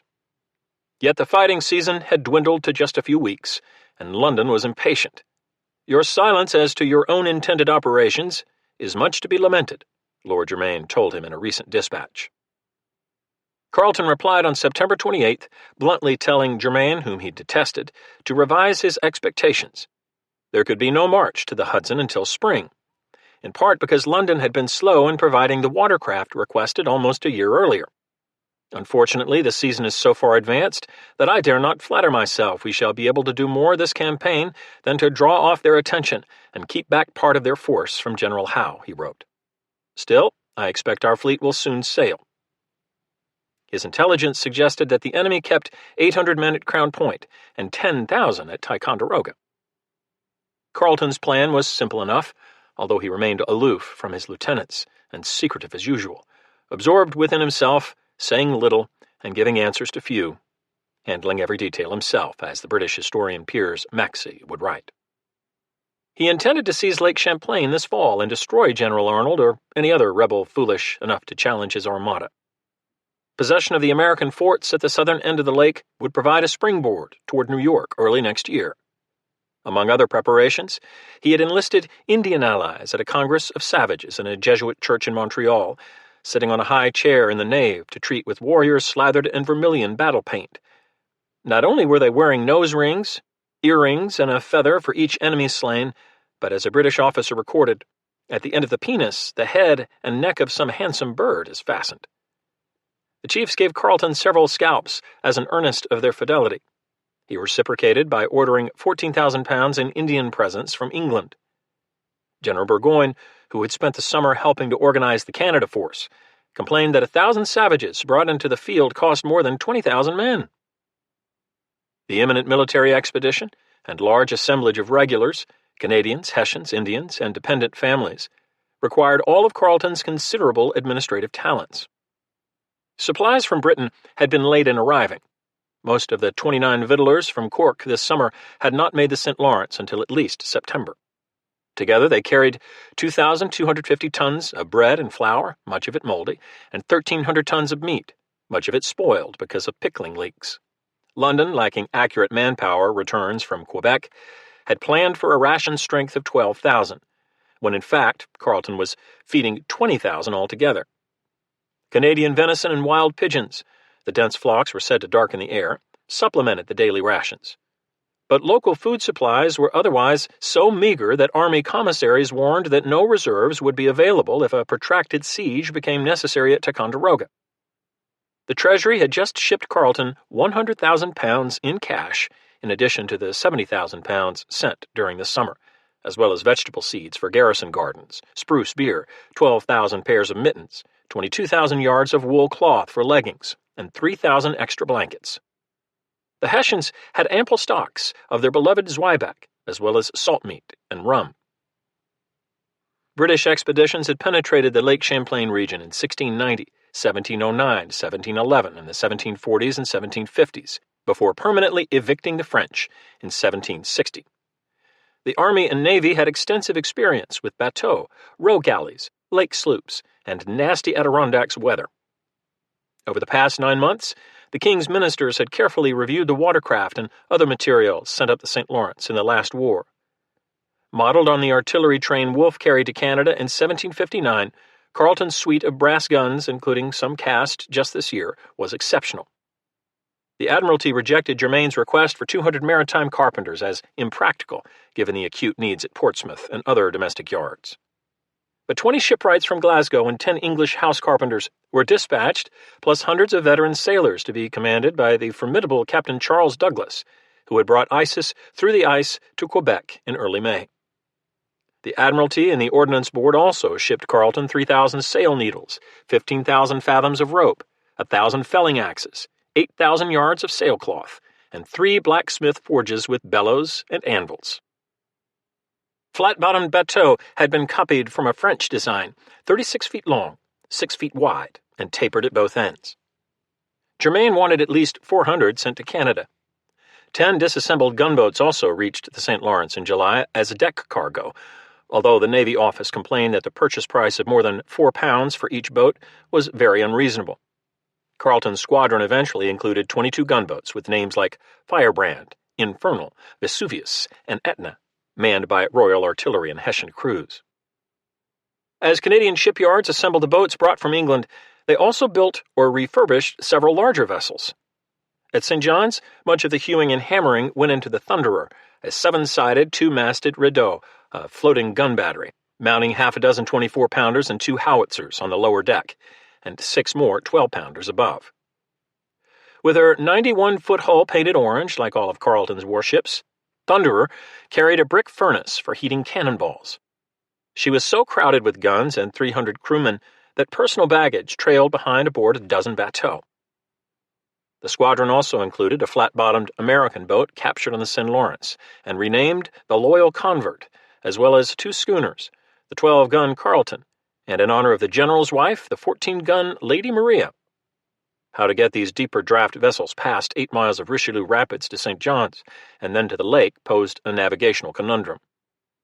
Among several clever young naval officers pondering the problem, none was more ingenious than Lieutenant John Shank, a future admiral known as Old Purchase, for inventing both an adjustable cot fitted with pulleys and, a perhaps greater utility to the Empire, the drop keel, a board that could be raised or lowered through a slot inside a hull to permit sailing in shoal water. As superintendent of the St. John's dockyard, Shank helped strip Maria of her masts, rigging, and ballast. Over the course of a week, she was hoisted from the water near Chambly with block and tackle onto a road parallel to the river that 1,000 conscripted habitants had just rebuilt. Axemen felled large trees, lopped off the branches, and shoved the logs under Maria's keel as rollers. With oxen yoked to the ship's hull and windlasses fixed every 20 yards, whip-cracking teamsters, yelling in English and French, winched the schooner overland inch by inch in what one naval officer called terraqueous warfare. After half a mile, they gave up. The ship was too heavy, the roadbed too soft. The rollers sank into the mud, blocking the supply route to St. John's. Shank ordered Maria dismantled, every plank and frame stripped down to the floorheads by exhausted men, said to sing some melancholy shanty when they were not cursing. Each component was then hauled to St. John's for reassembly in the shipyard. Shipwrights similarly undressed the Carleton and Loyal Convert for transport south, frame by frame. Carleton's jigsaw navy now comprised 4 men of war and scores of gunboats, longboats, bateaux, and birch-bark canoes. 30 sizable fighting vessels had been built and equipped in just 6 weeks. But this ensemble was not enough for the cautious commanding general. Spies and scouts told Carleton that rebel shipwrights were likewise building at the far end of the lake. Armed American boats had been spotted in a battle line off Windmill Point, almost at the Richelieu. He ordered Shank to commandeer a Canadian triple-masted 180-ton frigate under construction on the stocks in Quebec.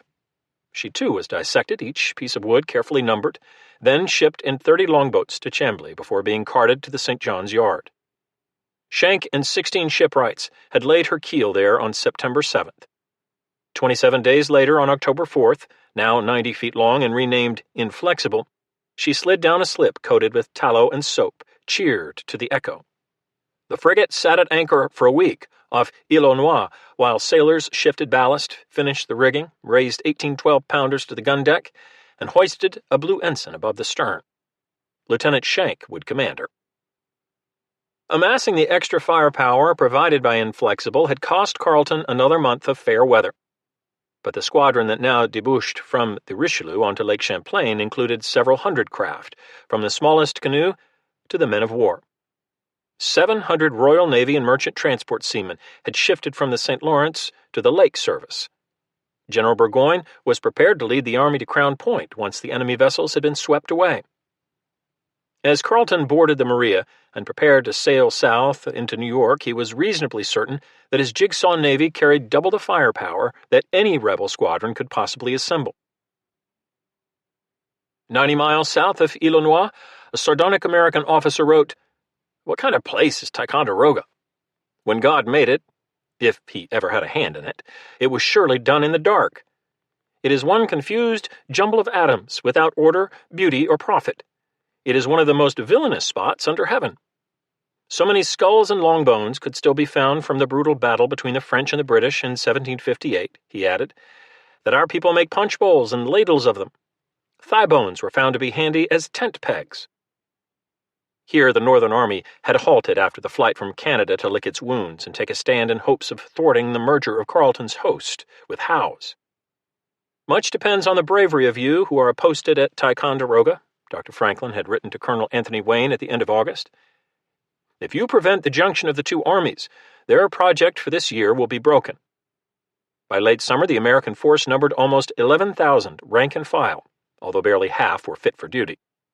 Batteries mounted more than 100 guns. Defensive fortifications extended in a long crescent from the old French entrenchments west of Fort Ticonderoga to the aptly named Rattlesnake Hill east of Lake Champlain, where bitten soldiers were told to drink a quart of olive oil and rub the wound with mercury. General Schuyler sent 200 cattle on the hoof each week from Albany in hopes that fresh meat would help enervated men regain their vim. Congress emptied warehouses around Philadelphia, ordering up almost 4,000 linen shirts and 1,500 pairs of shoes to shirtless, shoeless regiments. The large garrison immediately became a magnet for sutlers, hucksters, and mountebanks, ambitious men of craft and cunning swindlers and deceptive knaves, mean sycophants, toad-eaters, and spittle-lickers, as a Pennsylvania captain wrote. So much counterfeit money flooded the encampment that all currency was banned except continental bills. Commanders warned of various frauds, impositions, and abuses being every day committed by traitors. Smallpox had subsided, but other ailments raged, including putrid nervous, bilious, intermitting, and remitting fevers with fluxes, by one doctor's catalog. The Reverend Ebenezer David arrived at Ticonderoga in late August to find his new Massachusetts regiment, the 25th Continental, in a most sorrowful condition, thin in flesh, badly dressed, spirits sunk, etc. The regimental commander died a week later. Malaria seemed to rise from the lake in a miasma, and brush piles were burned each morning and evening in a futile effort to purify the air. Smoke discolored the white facings on uniform coats as men huddled over flaming pine knots used as both candles and fumigants. "Everything about this army," an officer wrote Washington, "is infected with the pestilence." 3,000 patients jammed the hospital at Fort George, 30 miles south of Ticonderoga, where Hemlock Bough served for bedding. "In the name of God," one physician pleaded, "what shall we do with them all?"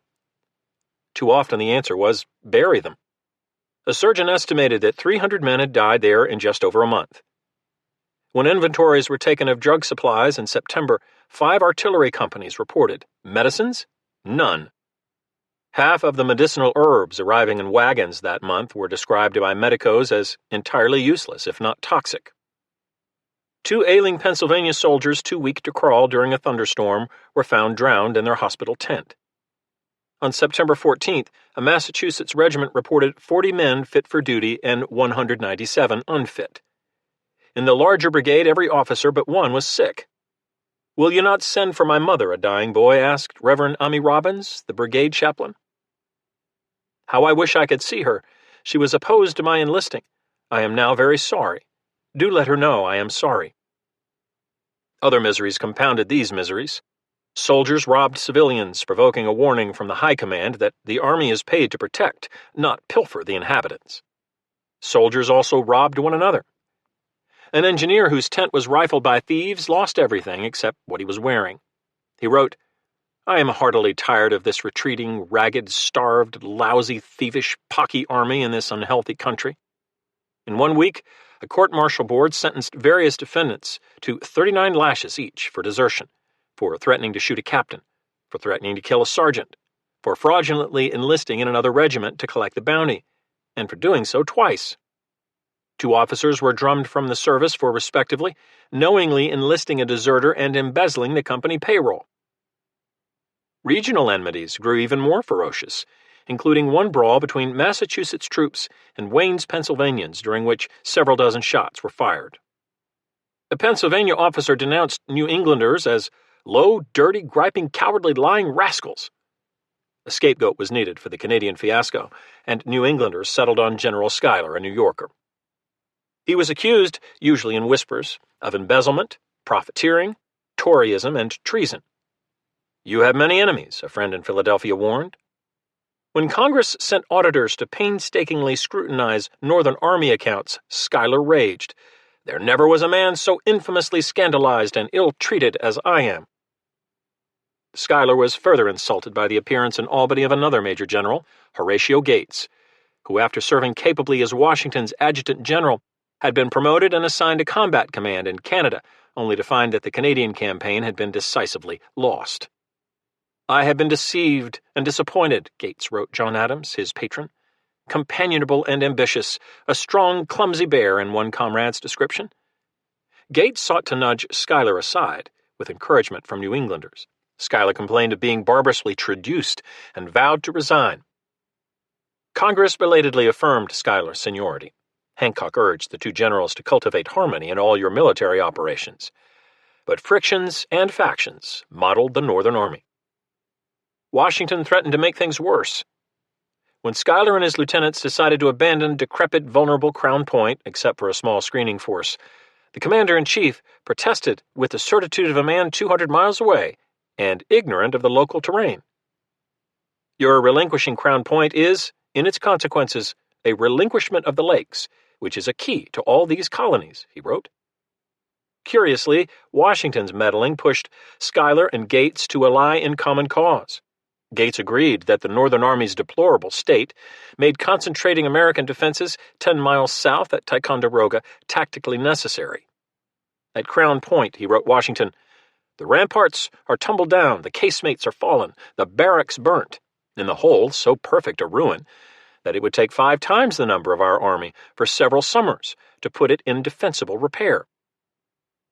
Acknowledging Gates' superior military qualifications, Schuyler graciously proposed to give him the field command at Ticonderoga while he returned to Albany to oversee logistical, administrative, and diplomatic matters. An improbable comedy seeped into the high command. "The most perfect harmony subsists between us," Schuyler assured Washington, and a wary camaraderie slowly leached through the ranks. The major generals found that they shared 2 other convictions that would shape their military operations through the fall. The first was that keeping the enemy from quickly attacking Ticonderoga and advancing to the Hudson Valley required challenging Carleton's navy on Lake Champlain. "The British will exert themselves in building vessels of force," Schuyler wrote Gates, "yet I think we can outbuild them." The second conviction was that only one man in the Northern Army could both assemble the American squadron, soon dubbed the Mosquito Fleet, and then lead it into combat as a fighting commodore. "General Arnold, who is perfectly skilled in naval affairs, has most nobly undertaken to command our fleet upon the lake," Gates told Congress. "With infinite satisfaction, I have committed the whole of that department to his care." He added, "Affairs here begin to wear a less gloomy aspect." In late August, Hannah Arnold, who was raising her brother Benedict's 3 young sons, had written him from New Haven that she hoped, "You may again in peace sit down under your own vine and fig, and none make you afraid. The little boys are well." There would be no sitting in peace for Brigadier General Arnold, and certainly no one would frighten him. As usual, he was entangled in controversy and fighting a rearguard action against smaller men. In pressing charges against a subordinate for dereliction of duty during the retreat from Canada, Arnold, during the court-martial in Jones's tavern at Ticonderoga, was in turn accused of looting goods from Montreal. Leaping to his feet in rage, he denounced the court, 13 senior field-grade officers for ungenteel and indecent reflections on a superior officer, then stormed from the room. The presiding colonel issued a warrant for Arnold's arrest on contempt charges, citing his illegal, illiberal, and disrespectful conduct. General Arnold's character has been here traduced lately in the most villainous, assassin-like manner, Captain Wilkinson wrote a friend. Gates promptly intervened, telling Hancock that he felt obliged to act dictatorially by dissolving the court. The warmth of General Arnold's temper might possibly lead him a little farther than is marked by the precise line of decorum, he conceded, but the United States must not be deprived of that excellent officer's service at this important moment. In a note to Schuyler, Gates admitted that he was astonished at the calumnies Arnold seemed to attract. To be a man of honor and in an exalted station will ever excite the envy in the mean and undeserving. Still limping from his Quebec injuries, Arnold now threw himself headlong into the task at hand with his usual rapt intensity. He indeed had a perfect knowledge in maritime affairs, as Gates assured Washington. Arnold had bought his first trading vessel in 1764, and by the age of 25 he owned a commercial squadron that he sometimes sailed himself on expeditions from Connecticut to Canada or the West Indies. He found construction of the Mosquito fleet already underway fitfully in the Skanesboro shipyard on the west bank of Wood Creek, 20 miles below Ticonderoga. Here, a Loyalist estate built with slave labor a few years earlier included 2 sawmills, a forge, a foundry, and shops for carpenters, coopers, and farriers. Lumberjacks felled oak and pine, skid horses pulled the timber to the yards. The logs were carefully counted to keep the sawyers honest, and saw gangs worked a long rip blade, usually slicing 4 planks from each trunk, before shaping the boards with augers, chisels, handsaws, and mauls.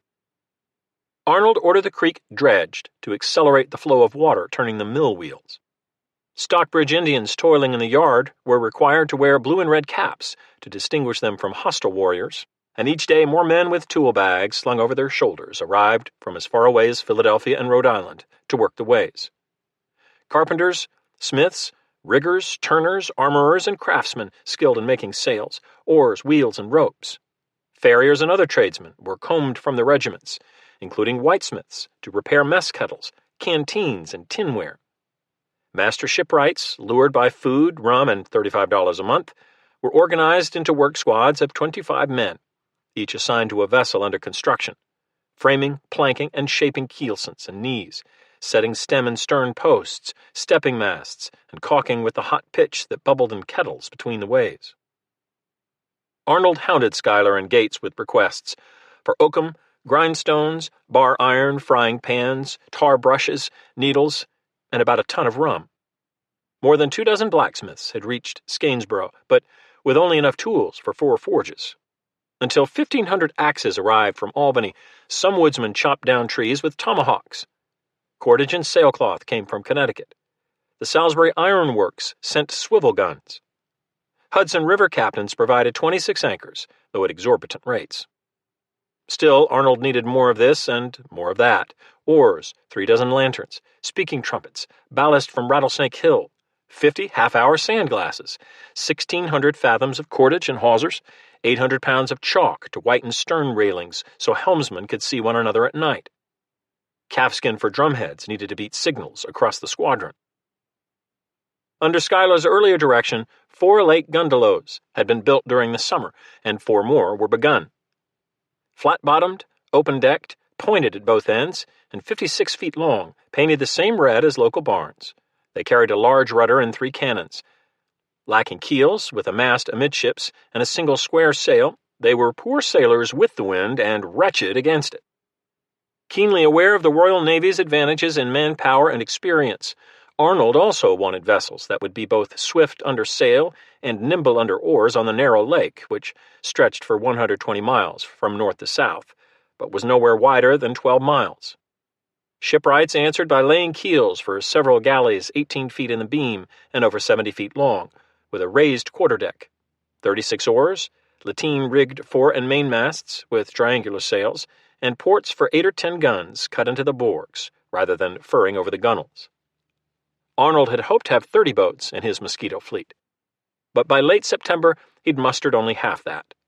Among them were several vessels commandeered on the lakes, or the Richelieu, a sloop and 3 schooners, including his flagship, the 2-masted Royal Savage, seized at St. John's by General Montgomery the previous year.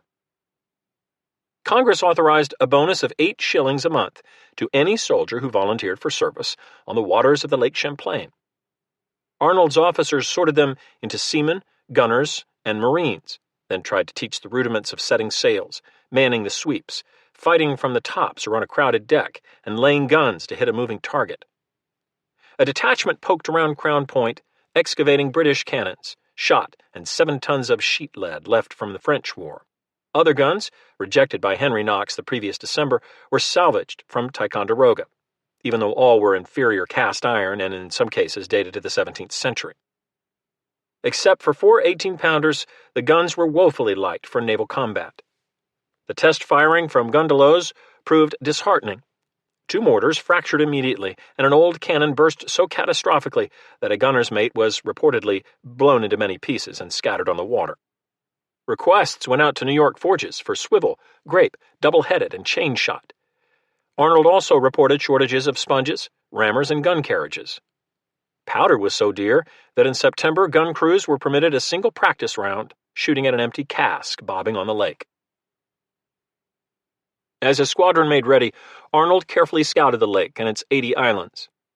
Having dueled with Carleton for much of the past year, he correctly assumed that the chary British commander would wait until he had an overwhelming force before attacking. Several menacing reconnaissance sorties by the Americans near the Richelieu were intended to encourage that circumspection. Arnold surmised with remarkable precision that the invading force would likely include 10,000 men landed in Canada from Europe, 26 war vessels carrying more than 100 guns and 250 bateaux. He positioned lookouts on Isle Motte in the northern neck of the lake, hired 40 Indians to scout the shoreline, and scoured American hospitals for lake pilots healthy enough to guide his boats. He also sent 2 spies posing as deserters into Canada. Their credentials had been sewn inside the soles of their shoes. Gates cautioned Arnold against overextending his force. "It is a defensive war we are carrying on," he wrote. "Therefore, no wanton risk." But he added, "Should the enemy come up the lake, give them reason to repent their temerity." By mid-September, Arnold had found his battleground. Roughly midway between Crown Point and the Richelieu, Valcour Island was a 1,000-acre emerald knob, 2 miles long, and separated from the western shore by a strait, half a mile wide. 2 boats sent to sound the strait reported that it offered an exceeding fine, secure harbor, inaccessible from the north because of shoals, and screened from the main channel of the lake by tall trees on the island's crest. On September 23rd, Arnold moored his squadron in the cove, posting guard boats each night and keeping half the men constantly on deck under arms. "I am positive they will not be able to surprise us," he had written Gates. "I make no doubt of their soon paying us a visit. If they are too many for us, we can retire." Arnold's bravado concealed misgivings. "When you ask for a frigate, they give you a raft," he reportedly complained. "Ask for sailors, they give you tavern waiters." He had hoped for almost 1,000 experienced mariners, but got only 70. Of the 5 ship's masters in Connecticut to whom he had written offering commands, only 1 had accepted. He arrived at Ticonderoga in an ox cart, sitting on his sea chest and cradling a sextant in his lap. All told, Arnold was short 200 crewmen. He wrote Gates, "I must renew my request for more seamen and gunners. The drafts from the regiments at Ticonderoga are a miserable set. Indeed, the men on board the fleet in general are not equal to half their number of good men."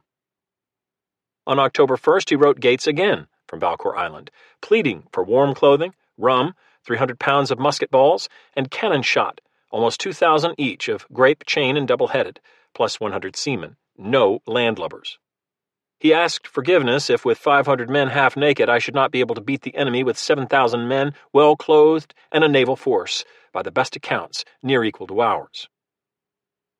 Gates replied on October 3rd, "None of the 200 mariners promised from New York City had arrived, and I now give up the hope of seeing them this year.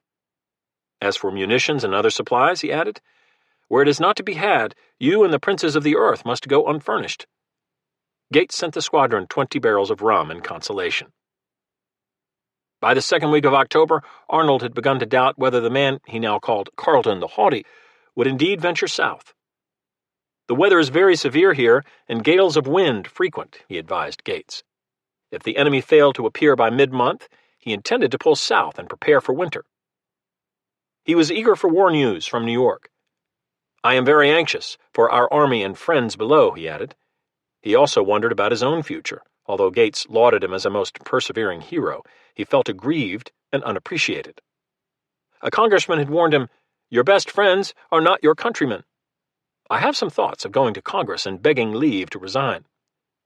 "Do you think they will make me a major general entre nous?" he asked Gates. "My character is much injured when I have sacrificed my ease, health, and great part of my private property in the cause of my country." For the moment, he would watch and wait as the autumn weather thickened. "I have received no late intelligence from the northward," he wrote on October 10th. "Regardless," he assured Gates, "we are prepared for them at all times."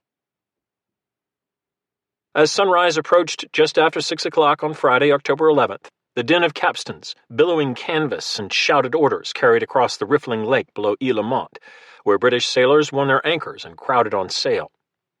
Deck crews on the orange-hulled schooners hauled the peak and throat halyards. Hessian and Royal Artillery gunners took battle stations, and swarms of gunboats, bateaux, and canoes sorted themselves into an orderly formation that stretched south across waters darker than indigo. 1,000 oars and paddles winked in loose syncopation. Inflexible's white sails towered upward for 3 tiers, fattened by a brisk north wind. Smoke leaked from Thunderer's furnace, where cannonballs glowed like plump cherries.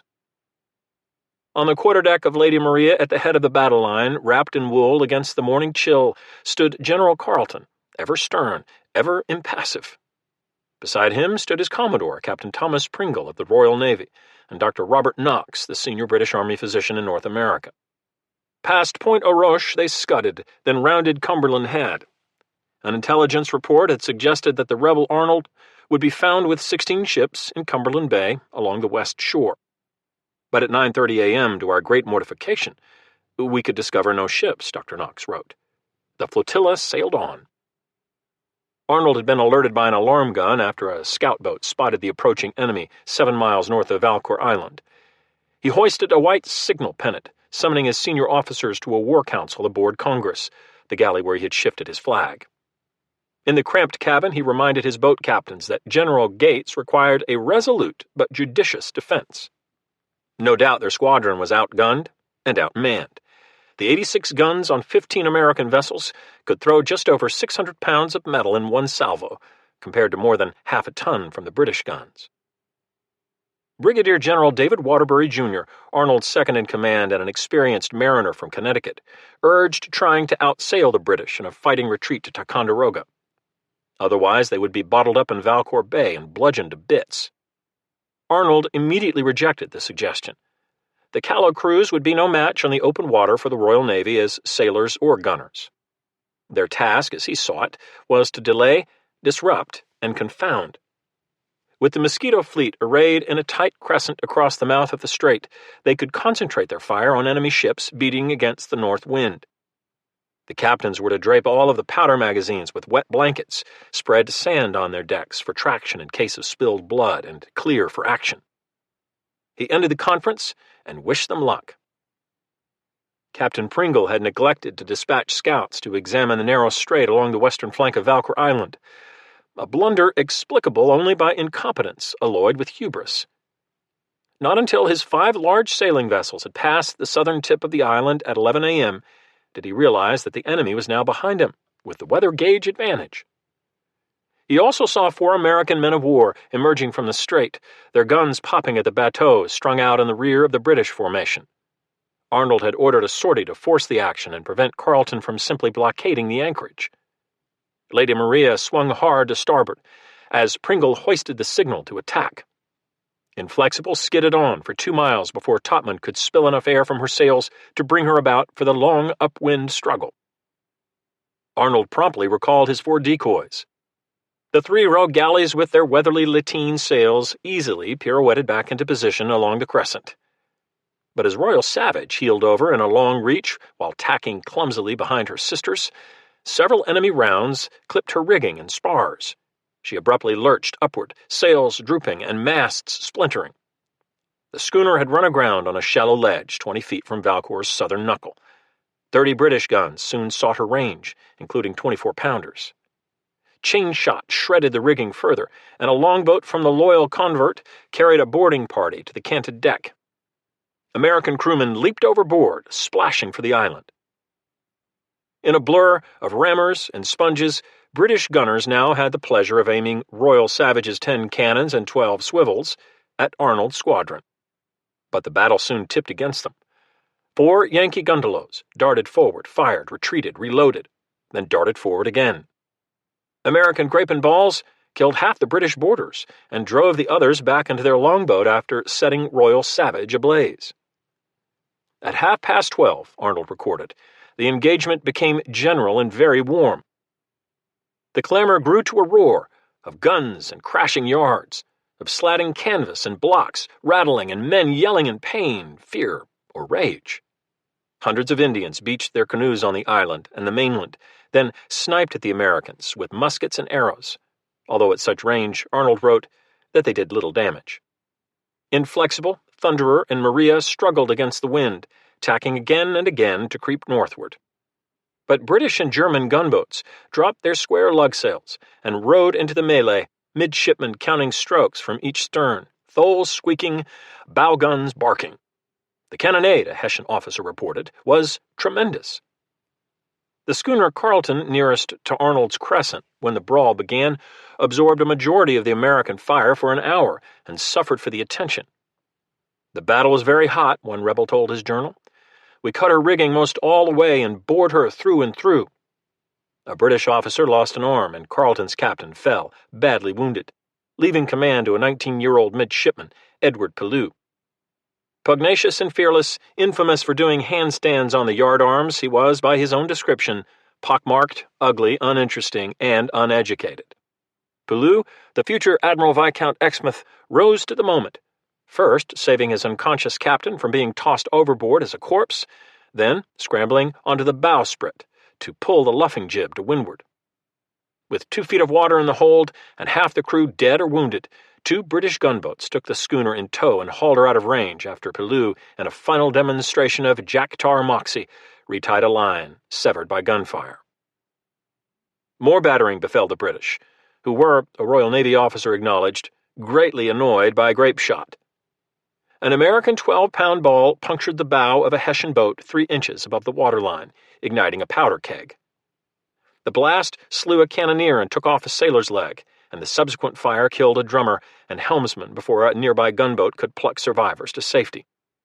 Dr. Knox, aboard Lady Maria, reported that Carleton walked the quarterdeck the whole time with the most uncommon complacency of mind and intrepidity. When an 18-pound ball from Congress passed close overhead around 1 p.m., Carleton asked with studied nonchalance, "Well, Doctor, how do you like a sea fight?" In truth, Maria had anchored on the outer fringe of the brawl for which Captain Pringle would be accused of timidity, even cowardice, by several Royal Navy officers.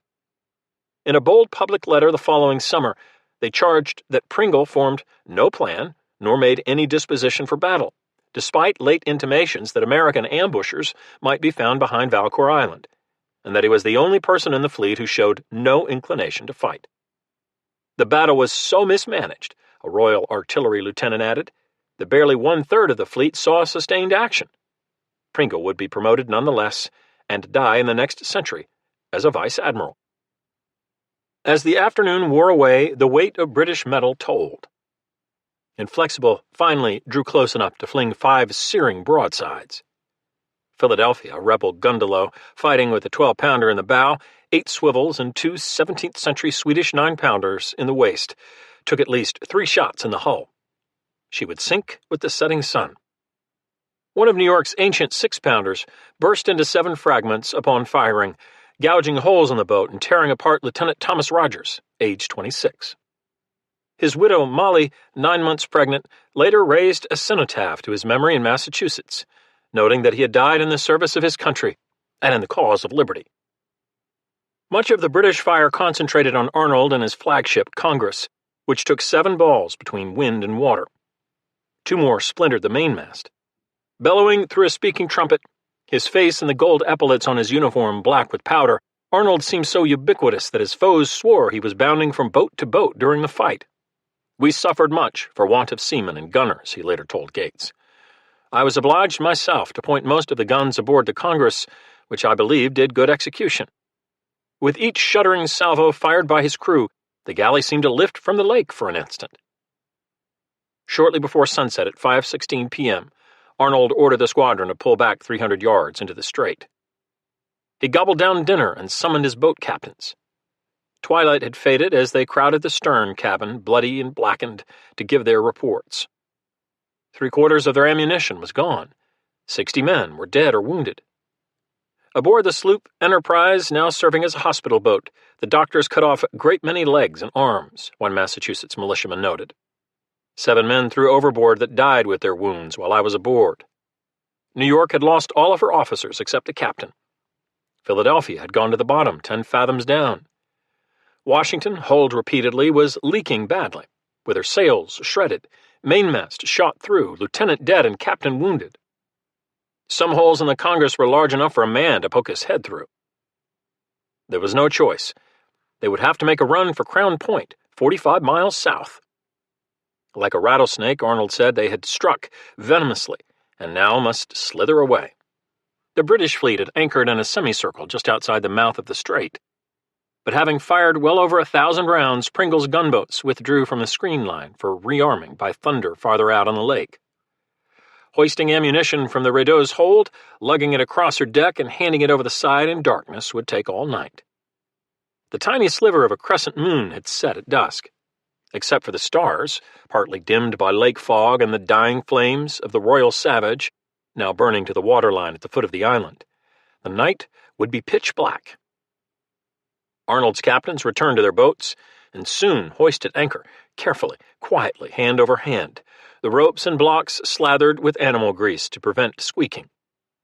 Trumbull led with only enough white sail unfurled for steerage way. A dark lantern gleamed above her tiller, and thick chalk lightened the stern rails for the helmsman behind. No mariner could cross the shoal water at the north end of the strait in such Stygian darkness, so they would swing west to the mainland shore and then south, skirting Lady Maria on the left of the British line, where Carleton and Pringle had gone below to dine. One by one, the 13 surviving boats slid past the enemy, oars muffled with rags, the wounded draped in blankets to smother their moans.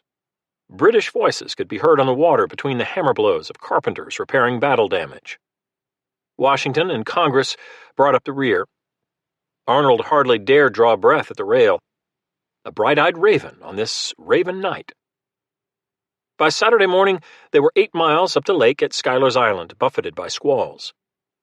The Gundelow Spitfire, no longer seaworthy, was deliberately sunk after transferring the crew to other vessels. Jersey was so waterlogged that even a scuttler's torch could not ignite her, and Washington's tattered sails required repair after splitting from foot to head. Crown Point still lay more than 35 miles south, but no enemy sails could be seen on the northern horizon. On the whole, Arnold told Gates in a hurried note, I think we have had a very fortunate escape. They pressed on, Trumbull in the van leading the surviving vessels past Four Brothers Islands, with Washington and Congress still as a rear guard. Aboard Enterprise, Private Jehiel Stewart would tell his journal, we thought we was safe. At dawn, Carleton let his phlegmatic mien drop long enough to indulge in a steaming rage upon seeing that the Americans had fled. Unwilling to believe they had slipped through his pickets, he insisted that Arnold must have led his flotilla north around Valcour Island and across the lake. Some hours were spent in a futile search. Lady Maria crossed Champlain's main channel and fired through the morning mist at what appeared to be a raised sail, only to discover that the target was a rock whitened with gull guano. The dissident British captains added another indictment against Pringle, blaming the rebel escape not on the extreme obscurity of the night, as you are pleased to say, but on his botched dispositions along the western shore. Even as the recriminations flew, the British squadron wheeled south in pursuit. Arnold spotted the white specks of enemy canvas at 2 p.m. Hour by agonizing hour, the sails grew larger. The wind had become southerly, rebuffing the cumbrous gundelows, and only by rowing elbow to elbow through another moonless night did the rebels keep any distance from their pursuers. By daybreak on Sunday, the Americans had covered just 10 miles from Schuyler's Island. And now the fickle wind played them false, hauling again from the north. Washington fell astern, leaking badly, overcrowded, and with one mast shattered. At Split Rock, where the lake narrowed to under a mile, Lady Maria opened with her bow chaser at a quarter-mile's range. Inflexible and Carleton soon added broadsides. Washington fought back briefly, each recoiled from her guns, threatening to capsize the galley, then struck her colors. Ahead, Trumbull, with oars double-manned and every ounce of ballast pitched overboard, managed to reach Crown Point late in the afternoon, trailed by the sloop Enterprise, the schooner Revenge, and the battered gundelow New York. That left Arnold. The Congress, flanked by 4 remaining gundelows, skirted the shallows of Buttonmold Bay along the eastern shore with 7 British vessels bearing down from behind. 2 18-pound stern chasers protruding from the galley's transom heckled the British pursuers, who answered with a ferocious cannonade. From the quarterdeck, Arnold roared derision at the British when they missed and doffed his battered hat to the enemy in recognition of a fair hit, the historian Harrison Bird later wrote. Maria was the first to catch up, raking Congress broadside from musket range with grape and round shot, while Carleton and Invincible peppered her under the stern. Through 5 turns of the sandblast, 2.5 hours, 44 British guns and 22 swivels bludgeoned the galley, shredding sails, rigging, hull, and crewmen. The dead were tossed overboard, the injured dragged below, where their shirts and trousers were ripped into tourniquets, and a surgeon stuffed gaping wounds with cloth cut from his own coat. 4 trailing British gunboats joined the fray, adding their metal and dueling with the gundelows. From his reconnaissance of Lake Champlain, Arnold knew of Ferris Bay, a small U-shaped cove just south of Buttonmold. Above the booming guns, he shouted his orders before steering the stricken galley through a gap in the encircling British, his men straining at their sweeps. The 4 gundelows followed. American Marines splashed through the shallows and clambered up the steep bank to lay down covering fire, while sailors on deck ripped open cartridges and ignited the scattered powder. Dragging their wounded overboard, they scrambled for high ground, chased into the woodline by British grape. Arnold left his colors flying, a point of honor in a manner almost romantic, an army doctor observed, as flames licked up the spars and tarred rigging. In the fading light, 5 pyres burned bright on Ferris Bay. 200 men joined Arnold at a house above the lake. They were so black with the smoke of the powder that they could scarcely be told from Negroes, a farm boy reported, and their clothes were all blackened with the burnt powder of the guns. Pursued by British troops and Indians, they pressed through the night to cover the 9 miles to Crown Point, where Pennsylvania Continentals burned the camp and sawmill before retreating south. Arnold hurried ahead, reaching Ticonderoga at 4 o'clock on Monday morning, exceedingly fatigued and unwell, having been without sleep or refreshment for near 3 days, as he noted in his report. Gates praised his gallant behavior and steady good conduct. In a dispatch to Schuyler, he added, "It has pleased Providence to preserve General Arnold. Few men ever met with so many hair-breadth escapes in so short a space of time." Smoke and flame swirled through Crown Point as 13 British war vessels glided along the shoreline and dropped anchor on Monday, October 14th. A few civilians still lingering near the old fort bolted through the forest in the greatest distress, one witness noted, leaving all their houses, stuff, clothing, etc. to the enemy or to the flames. A melancholy sight. A British captain rowed ashore under a truce flag, followed by skiffs carrying more than 100 Yankee prisoners, mostly taken on the Washington. General Carleton had plied them with grog and humanity, and now, after they promised not to bear arms against their king until properly exchanged for British prisoners, he set them free. "The rebel fleet upon Lake Champlain has been entirely defeated," he wrote Germain from his cabin on Lady Maria. "The season is so far advanced that I cannot yet pretend to inform your lordship whether anything further can be done this year." Guy Carleton faced the most momentous military decision he would ever make, whether to assault Ticonderoga in hopes of capturing the fortress for winter quarters, or return to Canada and wait until spring. He had an intact fleet and substantial artillery, but ferrying the rest of the army to Crown Point would take nearly a week. He had just dispatched a courier to Burgoyne by canoe carrying both Washington's captured colors with its 13 stripes and orders to immediately load several hundred bateaux at Point au Feu, a few miles below the Richelieu, and sail south. All provisions for the winter would have to come from Canada, and once the lake iced over, return to the north would be impossible. Carleton had already hedged his bets by alerting garrisons in Canada to prepare accommodations for the returning troops. The Germans would bivouac in Trois-Rivières, he advised, and you will do well to warn the inhabitants. 10 miles south, few Americans believed that the enemy, having come so far, would turn away. A spy reported that the regulars not only intended to storm Ticonderoga, but to spend a comfortable winter in Albany. Gates ordered the prisoners released by the British to be sent south to Skanesboro at once, before they infected his troops with infatuated stories of Carleton's beneficence. This stillness, Gates told Schuyler, will be succeeded immediately by a grand attack. Each morning beginning that Monday, the entire garrison stood to, under arms, at 4 a.m., and again manned the alarm posts each evening before sunset, when enemy attacks seemed most likely. Battlements and ramparts bristled with guns and firelocks. Powder supplies had dwindled to less than 4,000 pounds, but 15 additional tons from Schuyler arrived during the week, along with 3 tons of lead, enough for 100,000 musket balls, and 1,000 bushels of flour. When the attack came, Gates decreed, musketmen were to hold their fire until the enemy was within 10 rods, 55 yards, and each man received a quarter-pound of buckshot to increase the sting. The hospital at Fort George was ordered to immediately send all the well men to their regiments. Carpenters and smiths labored to exhaustion, building gun carriages as well as a log boom and footbridge across the lake between the fortress and Mount Independence, formerly Rattlesnake Hill.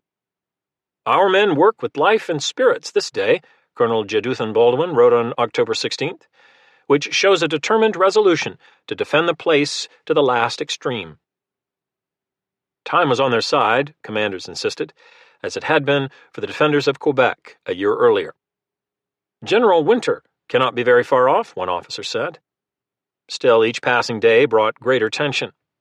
Some men wrote just-in-case letters. Our situation is critical, William Tennant told his wife Susanna. Should I never see you again, I wish you every blessing from the fountain of all goodness, and beg you not to grieve for me. Sergeant Timothy Tuttle of the 1st New Jersey Regiment marked time in his diary. October 17th, a rainy, dull day. The regulars not come yet. Expect them every day. October 18th, rainy day. We expect the regulars soon. October 19th, expect regulars soon. On Sunday, October 20th, a New Jersey chaplain took his sermon from the 4th chapter of Nehemiah. Be ye not afraid of them. Remember the Lord and fight for your brethren, your sons and daughters, your wives and your houses. The alarm guns finally sounded on Monday morning, October 28th, first from a guard boat below Crown Point, and then in quick succession from a forward battery, from a redoubt along the old French lines, and from bastions on Mount Independence.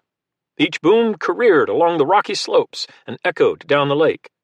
Drums pounded, sergeants hurried among the tents, yelling, "Turn out! Turn out!" Every man capable of shouldering a musket stumbled into the lines. The day was crisp and so clear that men posting the high ground could see snow on the Adirondacks 30 miles to the west. They could also see redcoats spilling from 5 large gunboats at 3 Mile Point, a half-hour hike from the forward American sentry. Suspecting that the enemy had concentrated on the west side of the lake to attack his left flank, Gates shifted 3 regiments from Mount Independence. 2 enemy scout boats nosed up the eastern shore until a scalding barrage from field guns and the Trumbull, moored near the log boom, drove them off with 2 dead. And then, like spirits of the lake, the British vanished.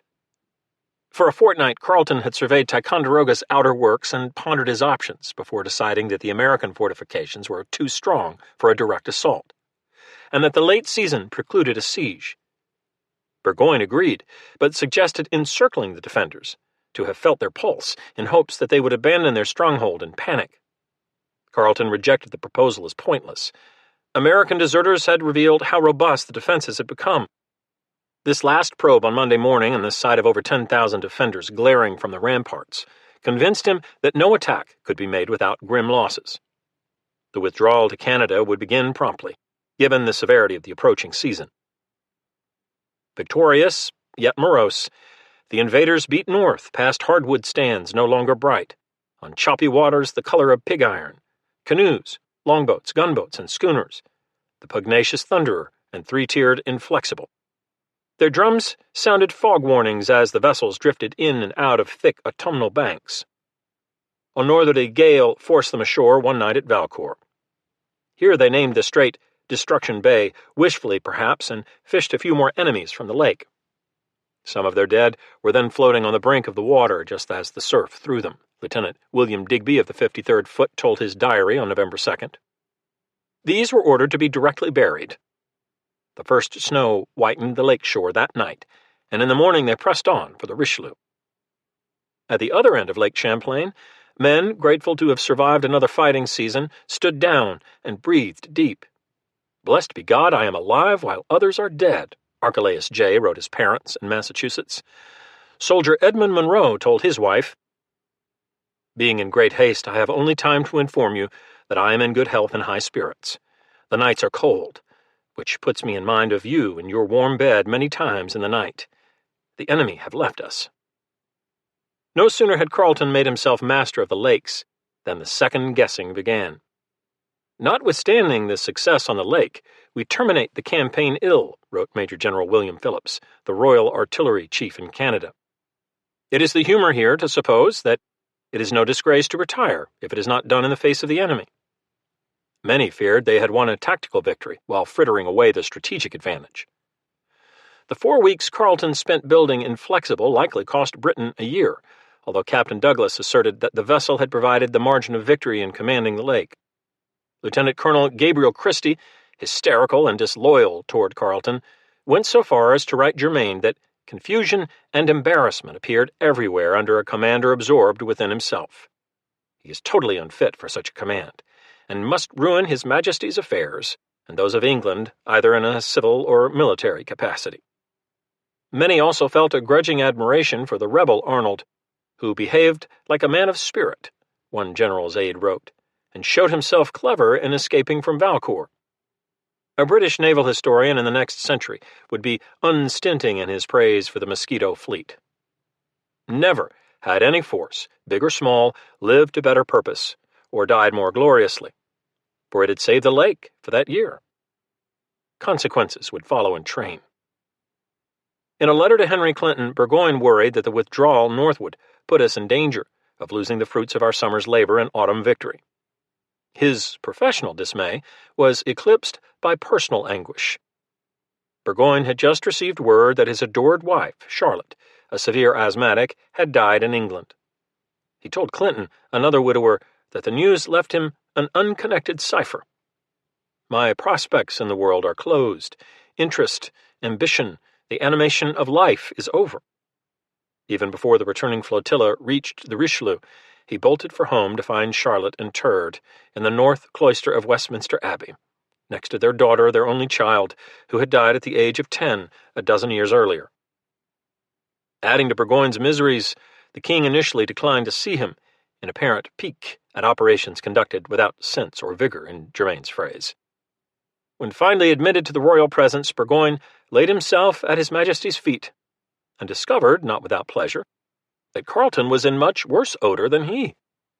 He also learned that a letter from Germain in late August had directed Carleton to remain in Quebec, while Burgoyne led the field army into New York. That order had miscarried. The courier ship thrice failed to penetrate gales in the Gulf of St. Lawrence, before finally returning to England, and a duplicate would not reach Carleton until May 1777. News of the retreat from Crown Point stirred further doubt about the commanding general, and aggravated the mutual enmity he and Germain felt. For now, George chose to pretend that Britain had won a great triumph in Canada. If Carleton was not so active as might be wished, he could be nudged into a harmless administrative role. Burgoyne, deemed a more enterprising commander, repaired to Bath to mourn by taking the waters, and polishing a 7-page battle plan for the government he titled, "Thoughts for Conducting the War from the Side of Canada." Ticonderoga, he told Clinton, must necessarily fall with small loss and in short time by a regular attack next spring. Once he joined forces with Howe, the rebellion would be all but extinguished. On Christmas Day, Burgoyne wagered the opposition leader Charles James Fox 50 guineas, duly recorded in the betting book at Brooks's, a private upper-class club, that he will be home victorious from America by Christmas Day, 1777. Fox happily took the bet, chortling, "Be not over-sanguine." Just before the St. Lawrence iced shut, Maria Carleton sailed back to Canada with her 3 sons and a token for her husband from his king, a knighthood in the Order of the Bath, awarded for liberating Quebec. Germain had opposed the gesture, churlishly telling General Howe that giving Carleton the red ribbon made it appear to me of less value. Carleton joined his family in the Chateau St. Louis, the enormous Norman tower with a copper roof and a rear balcony overlooking Quebec's lower town. As a reunion gift, he gave Maria a new 4-seat single-horse carryall. Here on December 31st, they commemorated the town's triumphant repulse of the Americans under Montgomery and Arnold precisely a year earlier. The celebration began with a Te Deum sung in the cathedral, where every pew was jammed and the walls blazed with candlelight. Militiamen marched through the nave, and at a signal from the bishop, a dozen collaborators appeared at the rear door, each with a rope knotted at his neck to publicly crave pardon of their god, church, and king. An elaborate supper with 60 covers was served in the chateau to 300 diners, who came to their feet at 6:30 p.m., when Sir Guy and Lady Maria entered the assembly room. A band struck up God Save the King, each stanza belted out by a full chorus. At 7 p.m., an ode composed for the occasion was delivered with suitable rhetorical flourishes, followed by a grand ball in which guests danced away the old year. It was universally allowed, the Quebec Gazette reported, to be the completest entertainment of the sort ever known in this province. By then the King's troops and their German comrades had gone to their winter quarters in a dozen cantonments across Quebec. At St. John's, the bateaux were hoisted from the water and placed upright on wooden slats to prevent deep snow from crushing the hulls. Everyone received a pair of long blue cloth overalls, such as boatmen wear, high over the hips and reaching down to the shoes. Captain Georg Pausch, a Hessian artilleryman, wrote from Montreal. Each man also got a blue wool cap, mittens, a white waistcoat, a hooded overcoat cut from wool blankets, and a pair of snowshoes. Even this garb could not repel the cold, the dark, or the isolation. I wish with all my heart that we will soon get out of Canada, for it can rightfully be called the American Siberia, a surgeon wrote from Trois-Rivières. But most men may do, burrowing into their hutments and warming themselves with thoughts of the fighting season to come. Next summer, an officer wrote a friend from St. John's, it will be our turn. This year it had been Benedict Arnold's turn. No man ever maneuvered with more dexterity, fought with more bravery, or retreated with more firmness, declared James Thatcher, an American army physician. Upon Britain's retraction into Canada, of as great consequence as if they had been defeated, in Brigadier General Arthur St. Clair's assessment, Arnold promptly headed south with reinforcements for General Washington. When he finally went home to see his sons in Connecticut, he would draw cannon salutes and a hero's welcome in Hartford, Middletown, and New Haven. Once again, he had demonstrated that he was the most competent battle commander in an American uniform and perhaps the finest combat officer for either side, able to lead other men through peril, on land or otherwise, with ferocity, prudence, judgment, luck, and an implacable will. Yet, as always, he remained controversial and divisive, his accomplishments appreciated more by the British than by many of his compatriots. Richard Henry Lee called him fiery, hot, and impetuous. True enough, but Lee's words were uttered in derision rather than admiration. No sooner had the smoke blown free of Champlain than Arnold was accused of sacrificing his squadron without purpose.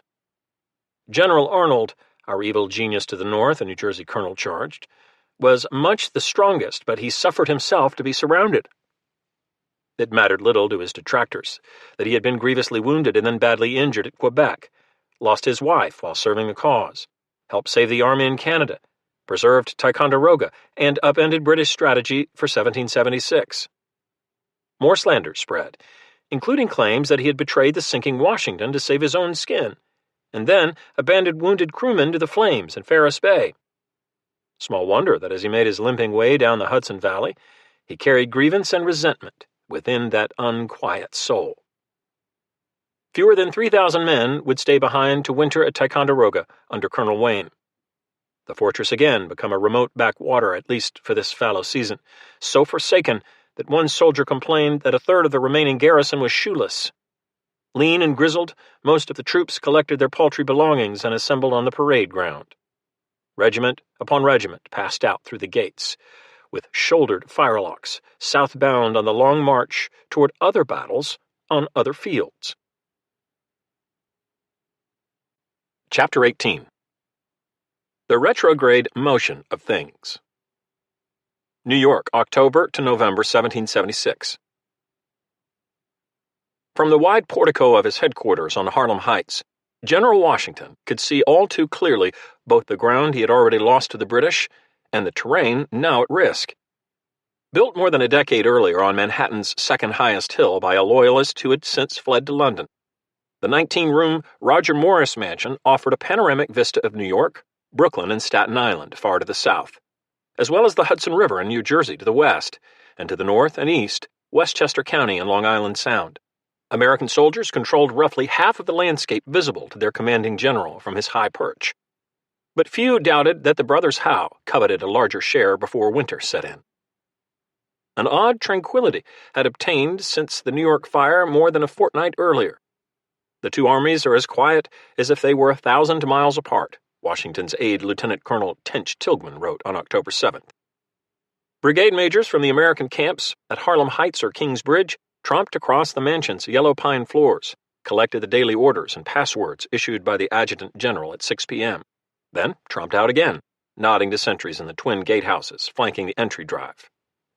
Court-martial boards convened either in the large barn down the hill or in the parlor at the back of the mansion, an octagonal chamber more than 30 feet long, with huge sash windows and buckram wall coverings hung from the cornices. Dinner, often with staff officers or commanders, was served at 3 p.m. in the commodious dining room to the right of the central hallway. The commander-in-chief's household expense ledger for his 5 weeks in the Morris mansion showed a hearty appetite for goose, mutton, veal, turkey, pork, and duck. The provisions also included a half-dozen 6-pound loaves of bread daily, apples, green tea, cider, and 163 bottles of good Madeira. Up the mahogany staircase, Washington slept in a second-floor room on a bed custom-built to accommodate his height, around the corner from the snuggery where his manservant, William Lee, kept his pallet. The loss of Long Island and then New York had left Washington dejected and waspish. "It is not in the power of words," he wrote his brother John, "to describe the task I have to act. 50,000 pounds should not induce me again to undergo what I have done." To his cousin Lund, the overseer managing Mount Vernon, he added, "If I were to wish the bitterest curse to an enemy on this side of the grave, I should put him in my stead. I never was in such an unhappy divided state since I was born." He asked that these bleak thoughts remain private, although, if I fall, it may not be amiss that these circumstances be known. The hanging of Nathan Hale left him bloody-minded and ready to retaliate against British agents. The general is determined, if he can bring some of them in his hands under the denomination of spies, to execute them, Tilghman wrote in early October. "I am wearied to death all day with a variety of perplexing circumstances," Washington told Lund. Nothing was more perplexing than the American army. His force now numbered almost 31,000, including a large detachment recently shifted into New Jersey under General Greene, and the 9 fortified positions around Kingsbridge, the strongest of which was on the late General Montgomery's estate overlooking both the Albany and Boston Post roads.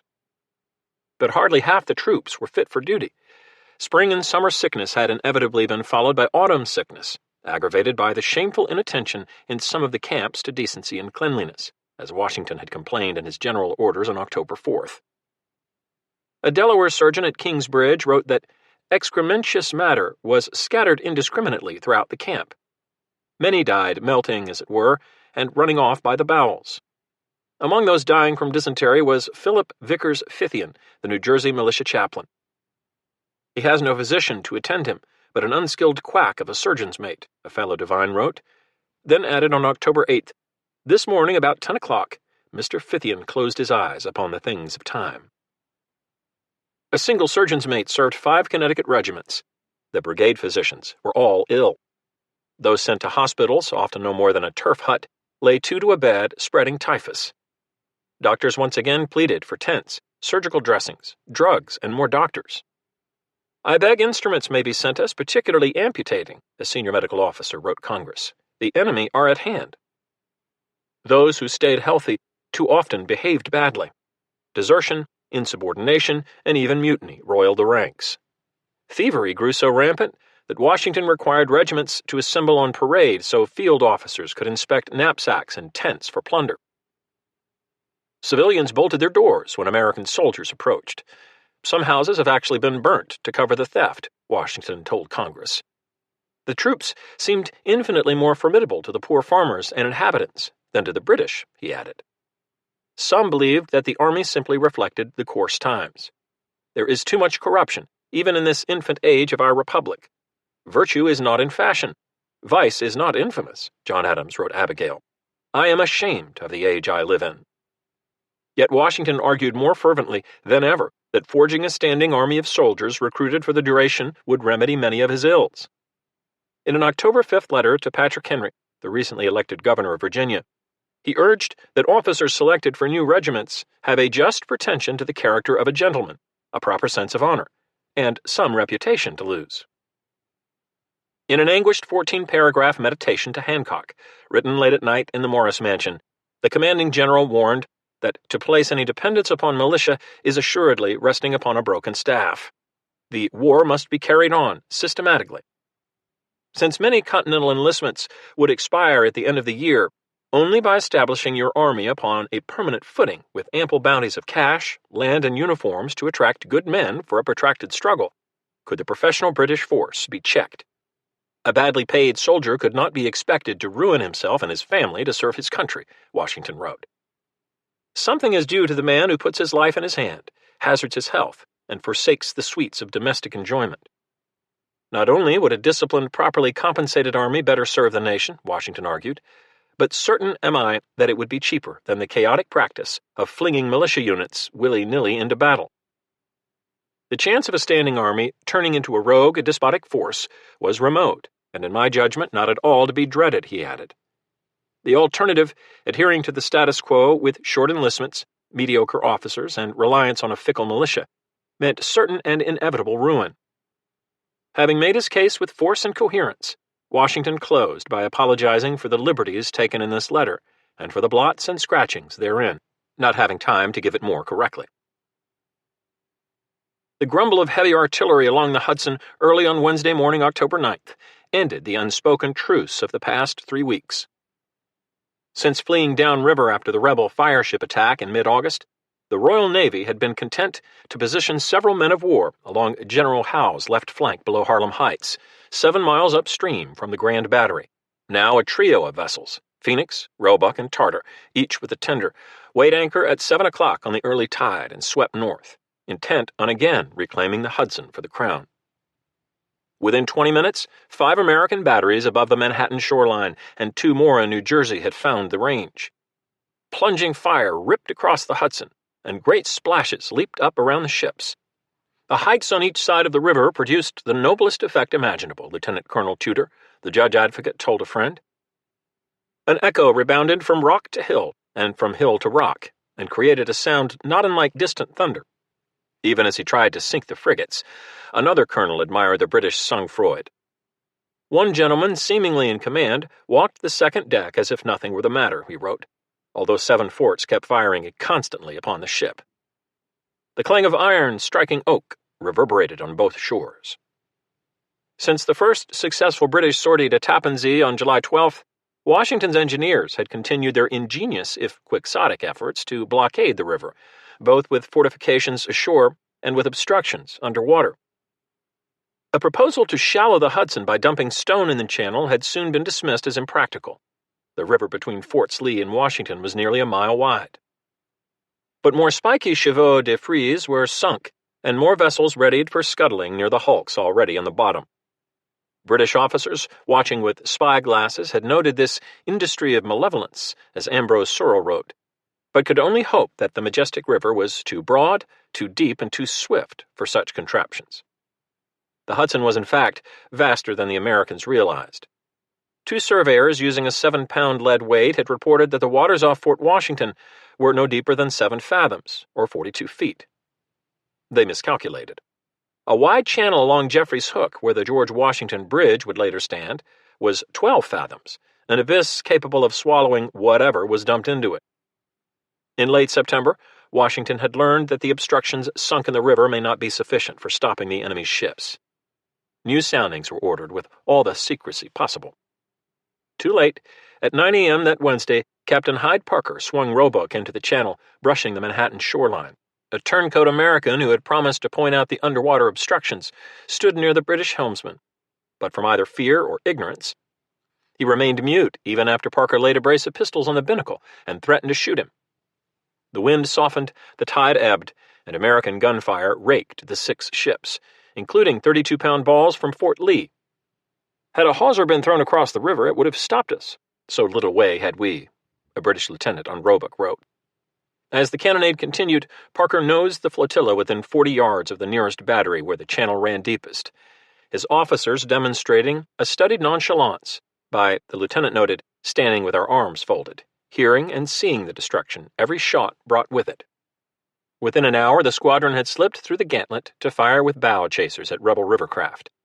The schooner carrying rum and sugar for the Continentals ran aground, followed by 2 sloops and 2 row galleys, including the Independence, soon renamed Dependence. American mariners abandoned ship, wading ashore near Dobbs Ferry and running through the weeds as grape shot sang after them. Among the day's casualties was the worthy Turtle, sent to the bottom when the vessel carrying it capsized. Inventor David Bushnell swam to safety and escaped.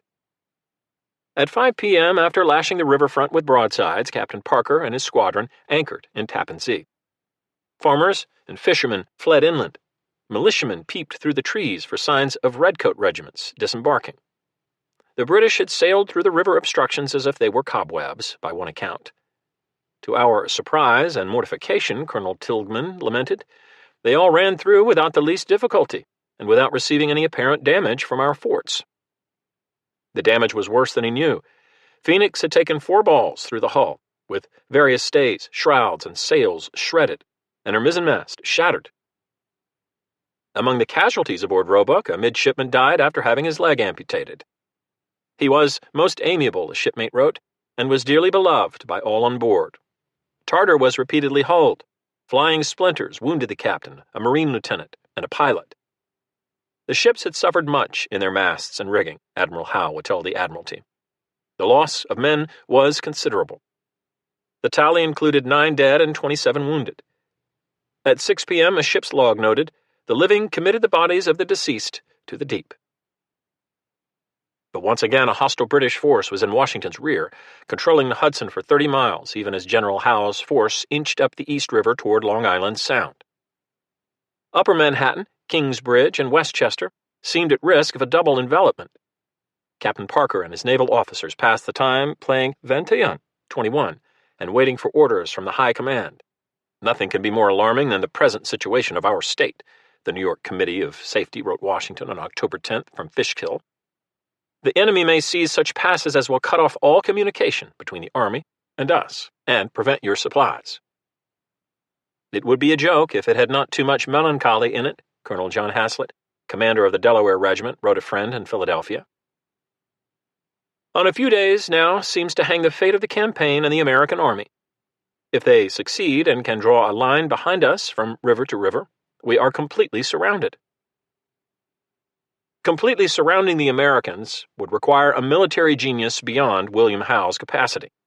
Able, sensible, and often plodding, the British commander seemed unsure of his course, even though he now had the whip hand in New York.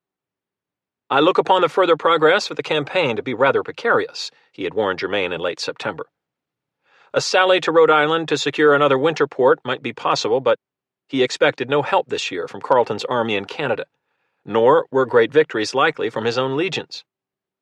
Washington's position in Manhattan seemed too strong to attack frontally, and innumerable difficulties are in our way of turning him on either side, much less both sides.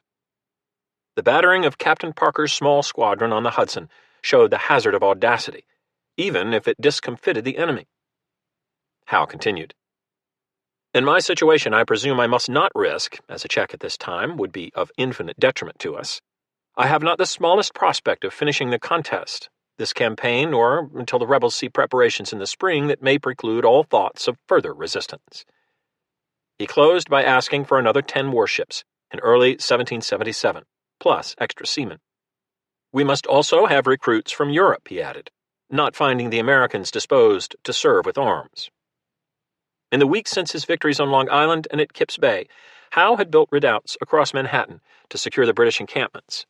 He had also seized Paulus Hook in New Jersey to protect the Upper Bay anchorage. But his earlier conviction that destroying the rebel army in decisive battle would be the most effectual means to terminate this expensive war had evolved into a more cautious approach of outmaneuvering Washington, occupying rebel territory, then maneuvering again.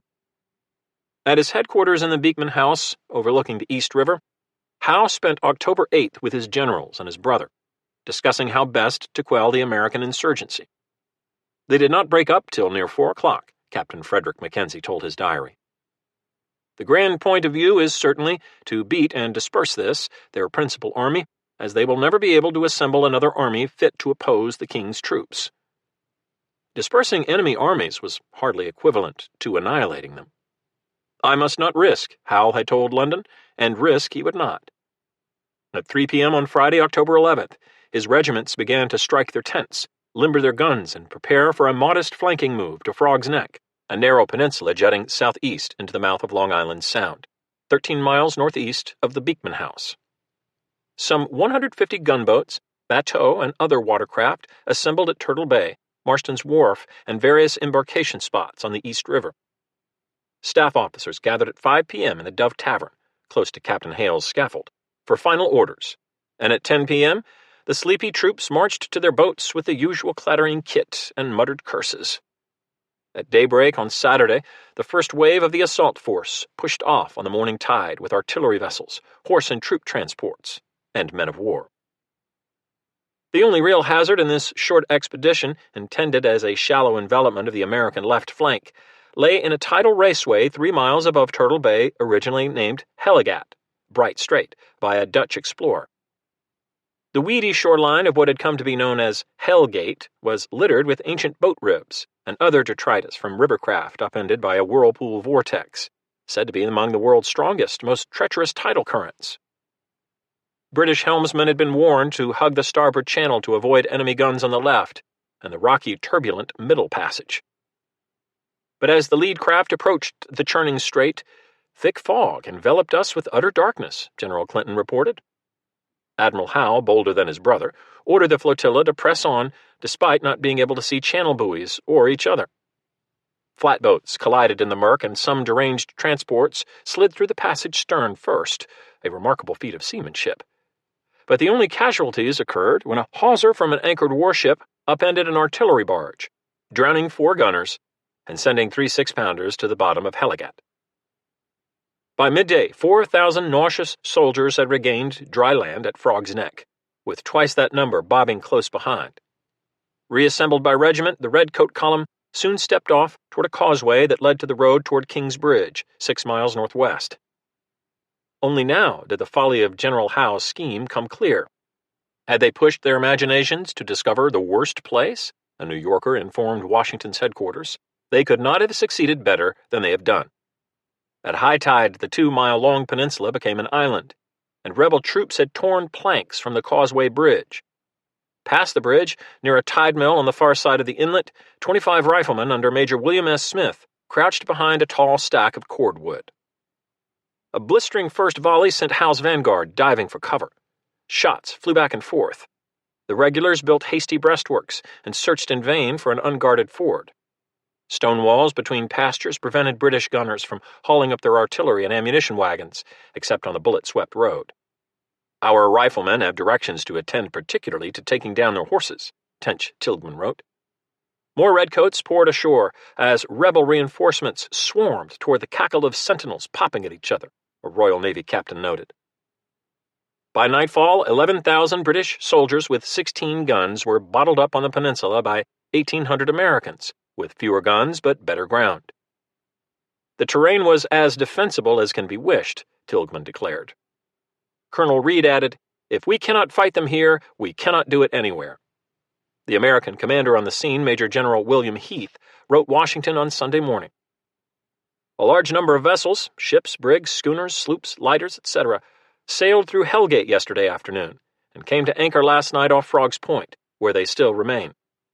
During the night, lanterns were lighted and hung out their yardarms, which made a very extraordinary appearance. There has been no movement this morning.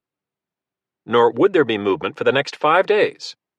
This blunder was Howe's third in 2 months, following the failures to exterminate the Americans on Long Island and to trap the rebel army in New York. Of 9 British amphibious landings during a 6-month stretch in 1776, this was the clumsiest, excepting Sullivan's Island. It was, in Clinton's exasperated phrase, a tweedledum business. Washington had been oblivious to the danger on his left flank until alerted by Heath. By Sunday morning, the size of the British flotilla and reports from deserters persuaded him that this was no feint. "I have reason to believe that the greatest part of their army has moved upwards, or is about to do it, pursuing their original plan of getting our rear," he wrote Hancock. In orders to his troops, he asserted that a brave and gallant behavior for a few days may save our country. Yet while reinforcing the blocking force at Frog's Neck, Washington made no move to evacuate the now vulnerable lines at Harlem Heights, or to counter Howe's gambit by fortifying more high ground in Westchester. A more discerning battle captain would soon arrive to show the commanding general the error of his ways. "General Lee is hourly expected as if from heaven with a legion of flaming swordsmen," a colonel in New York had written. Like a conquering hero, Lee crossed the Hudson into Westchester County on Monday, October 14th, dogs and jubilant soldiers yapping around him. During his march north from Charleston, he had been unsparing in chastising Congress for both meddling and for tepid support of the army. "For heaven's sake," he urged Hancock on October 12th, "rouse yourselves." To his old British Army comrade Horatio Gates, he wrote, "The Congress seems to stumble every step. I do not mean 1 or 2 of the cattle, but the whole stable." Washington should threaten resignation, he added, unless they refrain from unhinging the army by their absurd interference. The ranks were thrilled to see him, and word of his arrival aroused the universal satisfaction of the camp, a New Jersey chaplain wrote. "We expect soon a stroke that will decide the victory of this campaign." Lee promptly recognized that any such stroke likely would come from the enemy. Frog's Neck could not long hold a British lion. He implored Washington to immediately withdraw into Westchester to avoid encirclement. The commander-in-chief listened attentively, appreciative as usual of Lee's tactical advice. On Wednesday, he and 15 of his generals gathered at Lee's new headquarters to furiously debate the matter before voting almost unanimously to retreat north. They also agreed, with Lee's concurrence, to retain as long as possible a final Manhattan bastion at Fort Washington, on the assumption that a couple thousand defenders could hold the high ground indefinitely, or, if endangered, escape across the Hudson to New Jersey. 13,000 American soldiers trudged north out of Manhattan and from around King's Bridge in a slow, sinuous column along the west bank of the Bronx River. A rear guard set fire to abandoned barracks and camp stores. So many wagons and teams had been lost in the past 2 months that the men pulled much of their baggage and even artillery by hand, or shuttled the kit in tedious relays across farm roads. Herdsmen and militia companies drove hogs, sheep, and branded cattle onto the Westchester tableland. A magazine in rye, exposed to Royal Navy raiders, was moved to the Army's main storehouses at White Plains, 15 miles north of King's Bridge. Few provisions were to be found in the county except for buckwheat, potatoes, and some corn. Soldiers and camp followers continued to plunder without pause, and quartermasters asked New York authorities for 30,000 bushels of grain, 1,000 tons of hay, and as many horses and oxen as possible. Washington also reorganized his army into 7 divisions. Lee took command of the largest unit with the task of anchoring the left wing along Long Island Sound. At 1 a.m. on Friday, October 18th, Howe moved again, although not far and not gracefully. 4,000 grenadiers, light infantry, and German Jaeger embarked in 200 flatboats from the western shore of Frog's Neck, then sailed by moonlight 3 miles north to Pell's Point.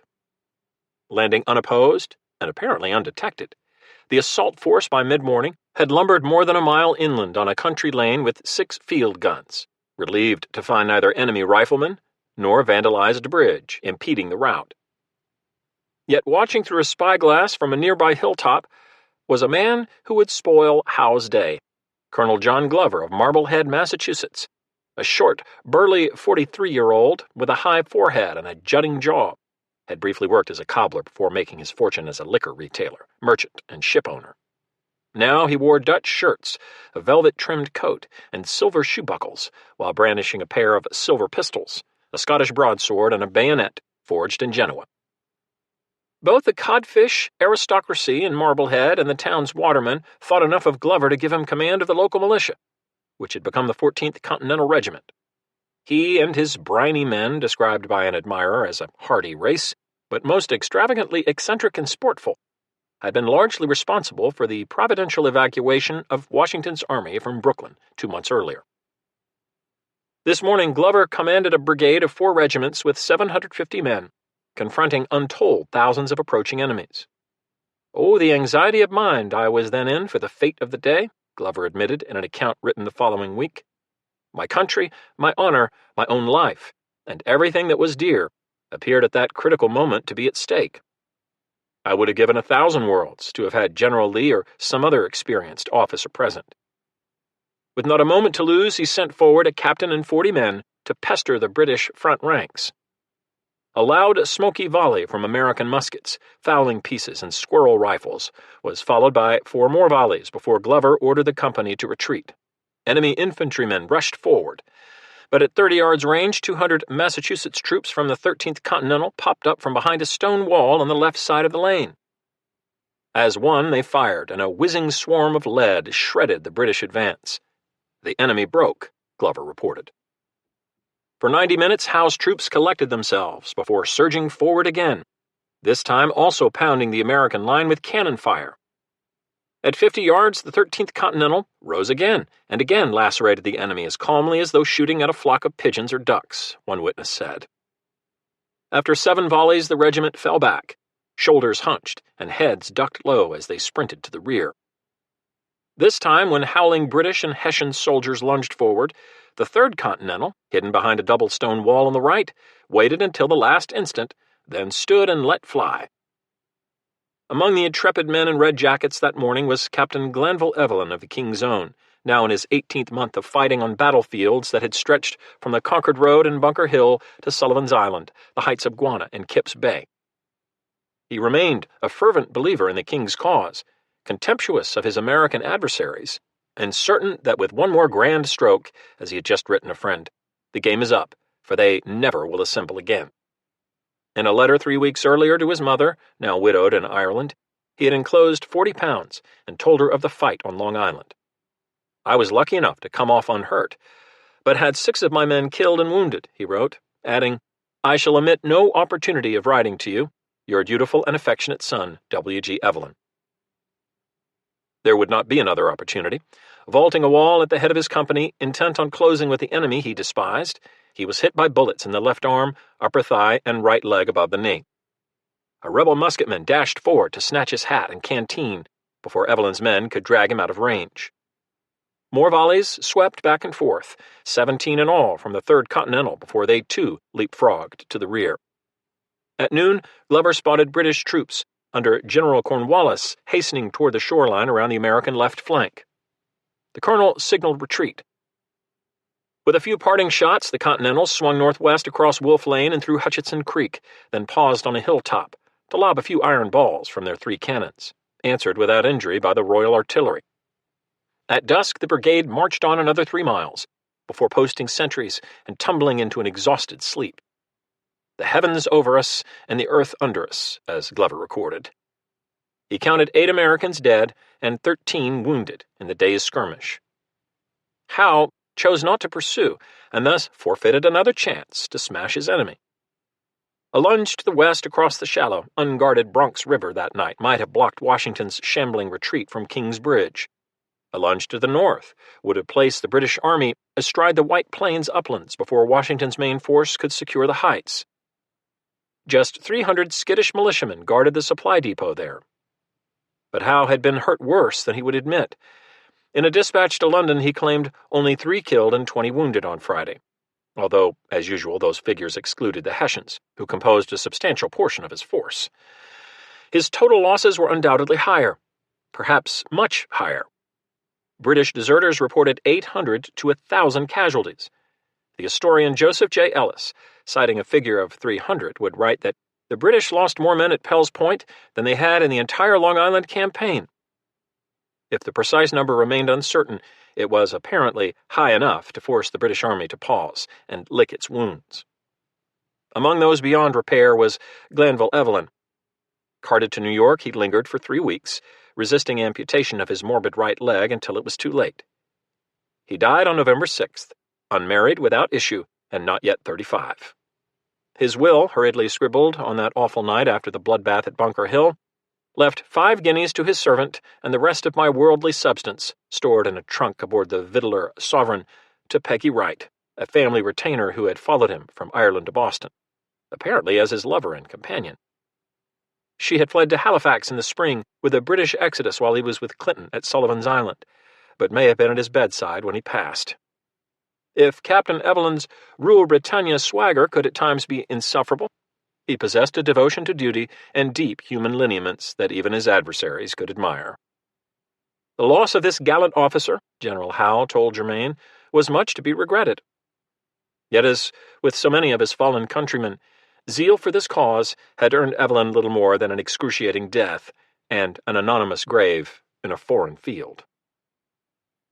Having missed an opportunity to seize White Plains with a nimble forced march, Howe would now take it with brute force. He later described Westchester as terrain difficult to be known, with quagmires, thickets, and devious and dangerous places. Rail fences and stone walls slowed his progress to a close-order crawl on indifferent roads, further impeded by shortages of horses and a gargantuan baggage train. An advance guard of 2,000 men crept forward, halting each night on secure ground fortified with artillery. Behind them, hired teamsters in dirty smocks cracked their whips, and Royal Navy gunners came ashore to help shoulder the field pieces, from one ridge to the next.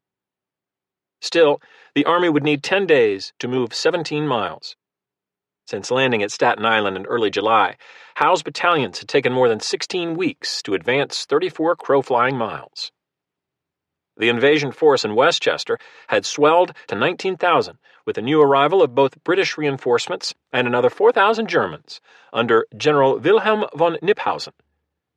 After more than 3 months at sea, this 2nd Hessian Division, which included 31 surgeons, 101 drummers, and sundry camp followers, was hardly in fighting trim as it headed to the front from New York, men clutching the hymnals and prayer books donated by their prince.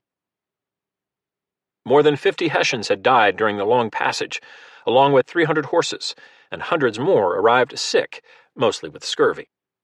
They are, in every respect, far inferior to the earlier tranche of Germans. Lieutenant Colonel George Osborne, the British Muster-Master General, wrote Germain. An unsettling number collapsed while on parade in Westchester for General Heister, the German commander. A mile or so from Pell's Point, an unfinished stone church with a dirt floor served as a Hessian hospital, and a mass grave in the sandpit out back awaited more dead men, far from home.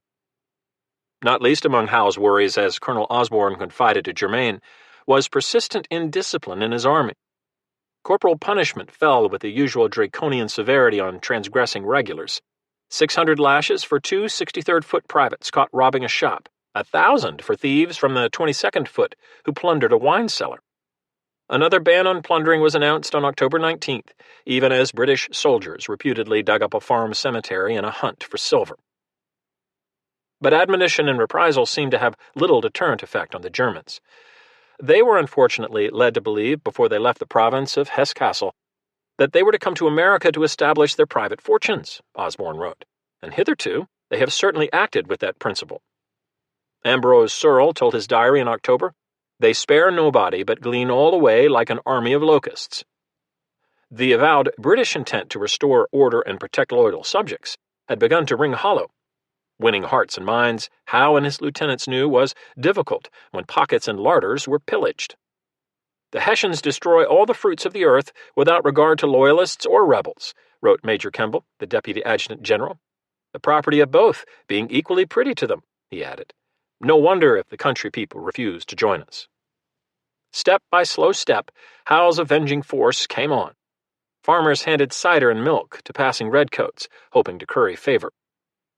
The British commander placed his headquarters in a tavern on the Boston Post Road in Eastchester.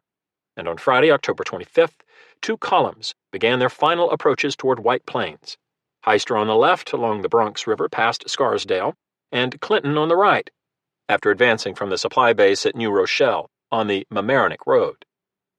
By Sunday, the Army had converged on a front stretching several miles from east to west, with enemy high ground ahead. That night, the Hessians built enormous campfires from flax stubble to make their strength seem even more formidable. Officers ordered artillery horses driven back and forth, dragging chains, to suggest the arrival of siege guns. For more than a week, indulged by Howe's deliberate advance, the Americans had convened at White Plains. The village here consisted of 2 churches, 2 taverns, a courthouse, and 70 scattered houses. Grousing over the lack of decent maps, Washington shifted his command post from the Morris Mansion to an unpretentious wooden farmhouse near the center of American entrenchments that snaked from Purdy Hill above the Bronx River in the west to Merritt Hill near the Connecticut Road on the east. Not until Sunday morning did the last of Lee's baggage wagons rumble up Village Street, minus some of the general's favorite wines, which the Hessians had purloined in a raid. Just over 13,000 fit-for-duty men now held this stony high ground, some wielding iron pikes on long poles in the absence of bayonets. Many regiments also were short of musket cartridges.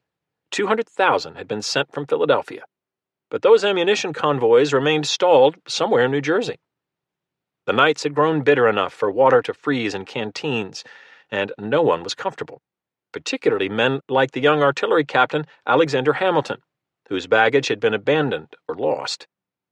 Sergeant John Smith noted in his diary, "It was very cold lodging on the ground without tents and but very little fires." Early on Monday, October 28th, Washington rode west with Lee for a closer look at his right wing. As they surveyed the terrain, a horseman raced up to announce, "The British are on the camp, sir."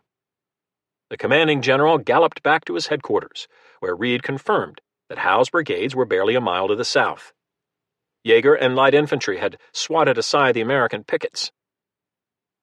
"Gentlemen," Washington told his officers, "you will repair to your respective posts and do the best you can." From Purdy Hill, the spectacle was bewitching. 13,000 enemy troops emerged from the wood line in impeccable oblong formations of red and blue, brilliantly enameled by the bright sunshine, bayonets gleaming, horses prancing, 100 banners and pennants barely stirring in the still morning. 2 columns divided into 8, and the crash of regimental bands carried across the plain, punctuated by pounding drums and Hessian grenadiers singing some full-throated war ballad. "A bright autumnal sun shed its luster on the polished arms," an American officer wrote, "and the rich array of dress and equipage gave an imposing grandeur. The enemy," Sergeant Smith told his diary, "made a very warlike appearance." To disrupt this fine parade, Washington ordered Major General Joseph Spencer to push forward with 2,000 troops as a blocking force along the muddy Bronx River, 40 feet wide and running high. "Now, I am going out to the field to be killed," a young soldier mused.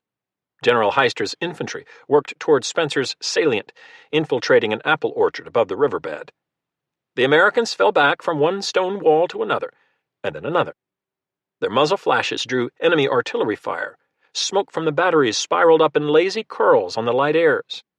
A bold charge by Hessian grenadiers was stopped in mid-career by a New England volley that scattered them like leaves in a whirlwind, one officer wrote. Several soldiers scampered out to grab abandoned German firelocks and canteens of rum, which we had time to drink round before they came on again. Come on again they did, menacing the American flanks and pummeling the ranks with gunnery in a most furious manner. Then light dragoons appeared with their sabers drawn, and the rebel retreat turned into a rout. Flailing men splashed across the river and into the woods beyond. Some tossed away their muskets.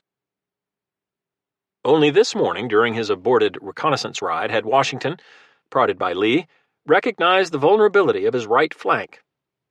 Chatterton Hill, a steep hardwood ridge with a round cultivated crest, rose almost 200 feet above the Bronx River, half a mile west of the Continental Line.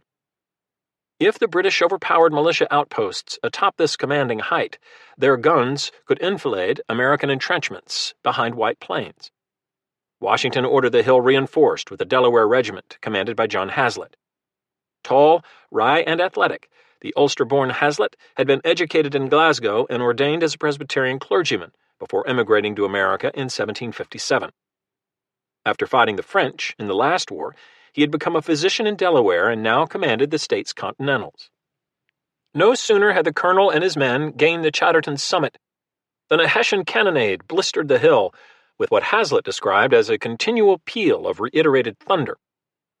The militia, sheltering behind field stone walls and breastworks built of cornstalk clumps, broke and fled immediately, and were not rallied without much difficulty. More American reinforcements arrived at midday, with a brigade of Connecticut, New York, Massachusetts, and Maryland regiments under Brigadier General Alexander McDougall, who now commanded 2,000 men on Chatterton's Crown. General Howe sat his horse in a field of wheat stubble along the river, eyeing the hill looming half a mile to the north. He had intended to attack Washington's main line with a thrust up Broadway and a circling movement to the east by Clinton's column. But the bold Hessian lunge toward Chatterton caused him to reconsider. Heister's lead brigade already threatened to turn the rebel line by occupying ground, as Howe observed, from whence their flank might be galled. Couriers on lathered mounts galloped off with new orders, and just before 1 p.m. the British attack tilted to the American right. Hessian engineers felled trees and collected fence rails to bridge the river. 2 British foot regiments crossed at a ford downstream, then scrambled up the lower slopes, only to be slapped back by rebel plunging fire that left the hillside carpeted with dead and wounded redcoats. 2 more regular regiments joined the attack. A dozen cannons roared from a meadow just south of Chatterton, and the rumble of Hessian kettledrums carried through the trees. Howe pushed more reserves into the attack, including dragoons, grenadiers, and another German brigade, bringing the assault force to 7,000. An insuperable weight of metal now fell on McDougall's lodgment. The scene was grand and solemn, an American soldier later wrote. All the adjacent hills smoked as though on fire and bellowed and trembled with a perpetual cannonade. Fences and walls were knocked down and torn to pieces. Brush fires scorched the soles of Hessian shoes. Heister's troops held their cartridge boxes above the flames as they pressed up the slope. A 2-gun American battery, possibly commanded by young Hamilton, threw a few answering rounds until an enemy cannonball struck one carriage and scattered the shot about, a wad of tow blazing in the middle, Hazlitt reported. The artillerymen fled. Private Elisha Bostwick from Connecticut later wrote, "A cannonball cut down Lieutenant Young's platoon, which was next to that of mine.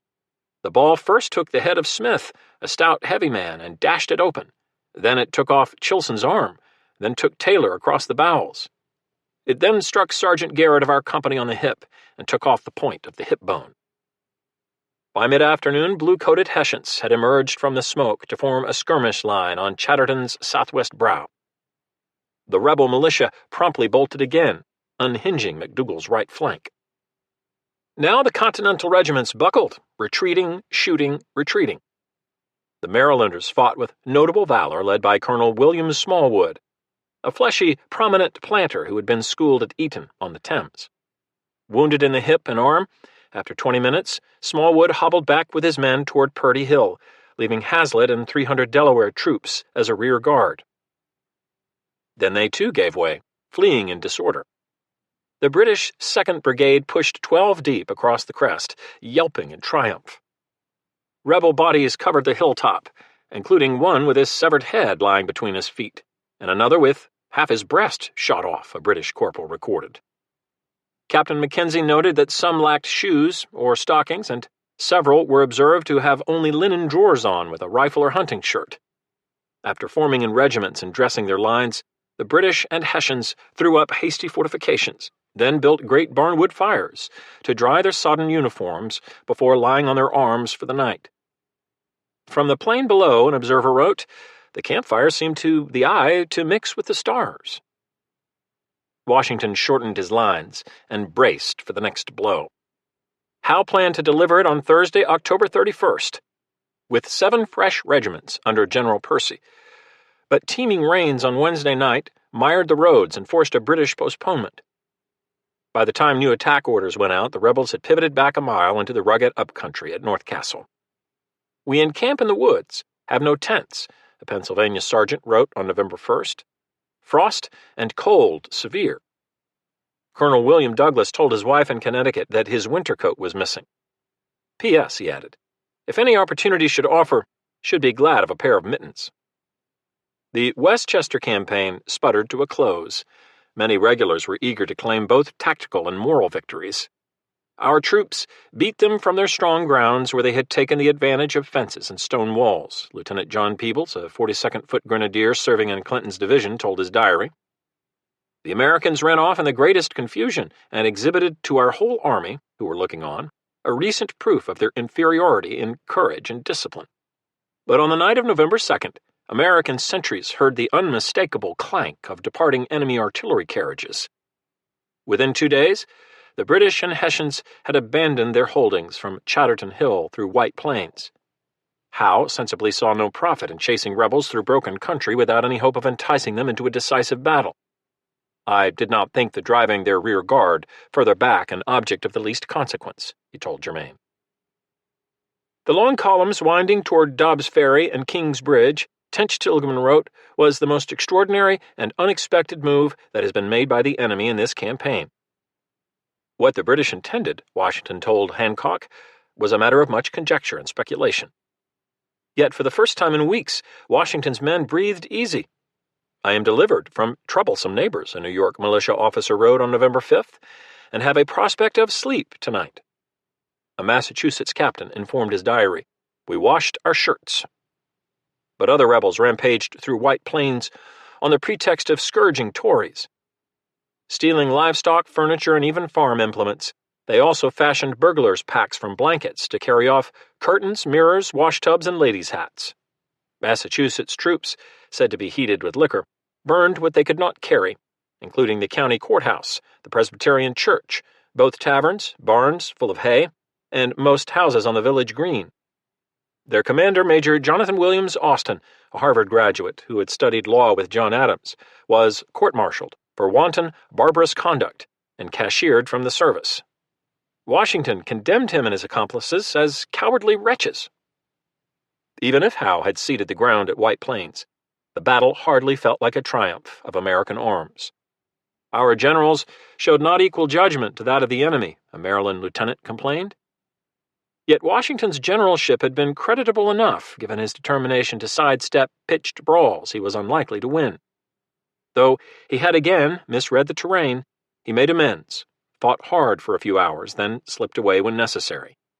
Howe would claim that the American casualties amounted to not less than 250, though they likely were closer to 175.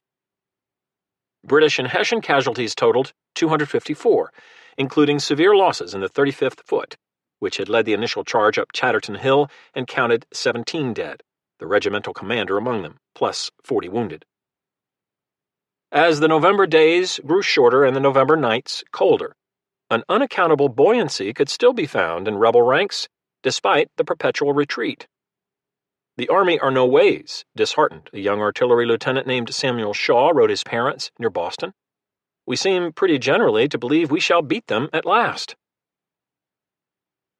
Major General Nathaniel Greene, who would earn acclaim as one of the finest commanders in American military history, seemed an unlikely great captain. I was educated a Quaker, amongst the most superstitious sort, he had written in 1772, a fifth-generation Rhode Islander and the third of 8 sons in a black-garbed clan that made anchors and heavy chains. Taught Euclid and a smattering of Latin, young Nathaniel otherwise educated himself to dispel the mist of ignorance, devouring Horace, Swift, Pope, Locke, Blackstone, Jacob's Law Dictionary, bookkeeping methodized, and various military treatises, including Frederick the Great's Instructions for His Generals. Though he could be thin-skinned and moody, his imitation of the fumbling, pudgy Dr. Slop in Tristram Shandy was much praised by his friends for comic verve. A severe asthmatic whose tog smelled of forge smoke, Greene was a double-chinned, blue-eyed bumpkin with a deep chest, brawny shoulders, and heavy palm calluses, which he shaved to make his hands more supple. The Quakers expelled him in 1773, apparently for visiting an alehouse. That was just as well, for he was called to arms. Joining the Kentish Guards militia, a smart outfit with red jackets trimmed in green, He had failed to win a lieutenancy because of a chronic limp that supposedly disfigured the company's march order. "I feel more mortification than resentment," he wrote. 8 months later, in May 1775, the Rhode Island Assembly promoted Private Greene to General Greene, no doubt influenced by his family and personal connections, but perhaps also sensing martial potential. His commission commanded him to resist, expel, kill, and destroy. He, in turn, vowed to be neither rash nor timorous, pursuing a conduct marked with manly firmness, but never bordering on frenzy. Greene had recently married well. His wife was a vivacious 19-year-old Block Island beauty named Catherine Littlefield, called Katie, who would enliven her husband's camps in Cambridge, New York, and elsewhere. "My soul breathes a secret prayer for your happiness amidst these times of general calamity," he had written her in October 1775. Now 34, Greene was the youngest Continental general and already a Washington favorite for his decisive mind, rigorous discipline, and devotion to both the cause and the commander-in-chief. His consequential correspondence with His Excellency would exceed 600 letters. "He is, beyond doubt, a first-rate military genius," Tilghman wrote in early October 1776, "and one in whose opinions the general places the utmost confidence." Henry Knox, who became Greene's intimate friend, later observed, "He came to us, the rawest, most untutored being I ever met with. But in less than 12 months, he was equal in military knowledge to any general officer in the army, and very superior to most of them."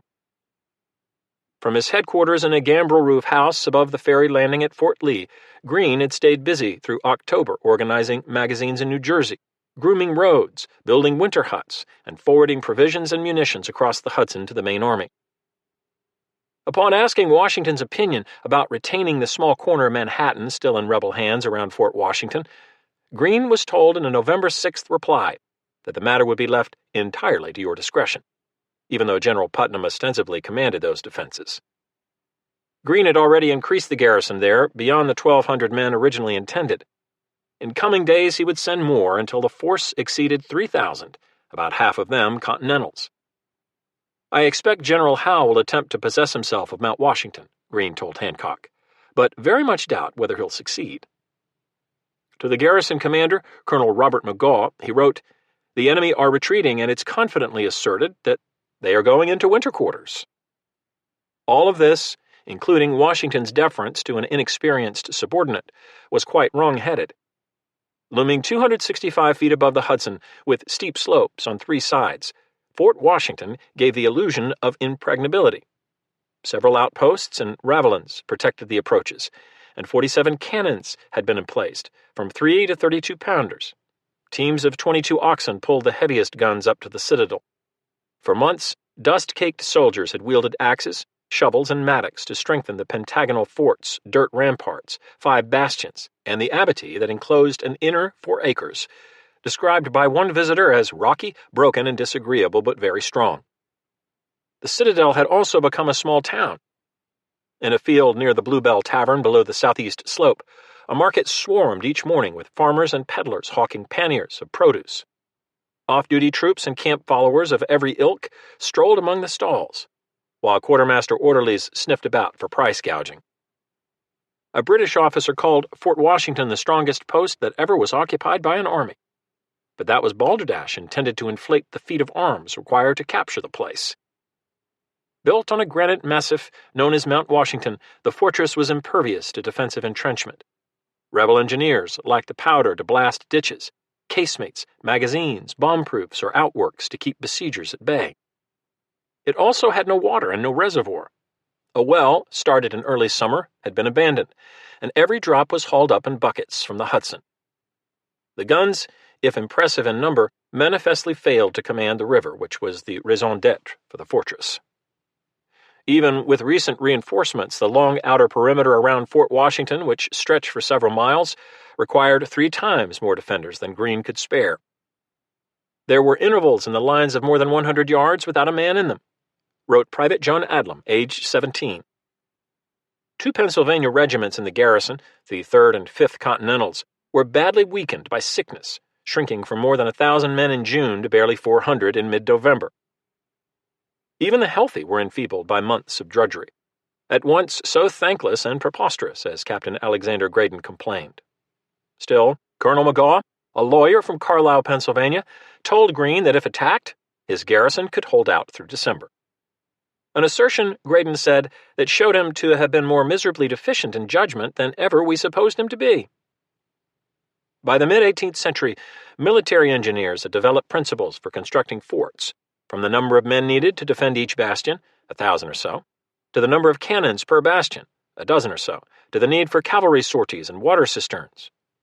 For a typical 6-week siege, 100 tons of powder might be required.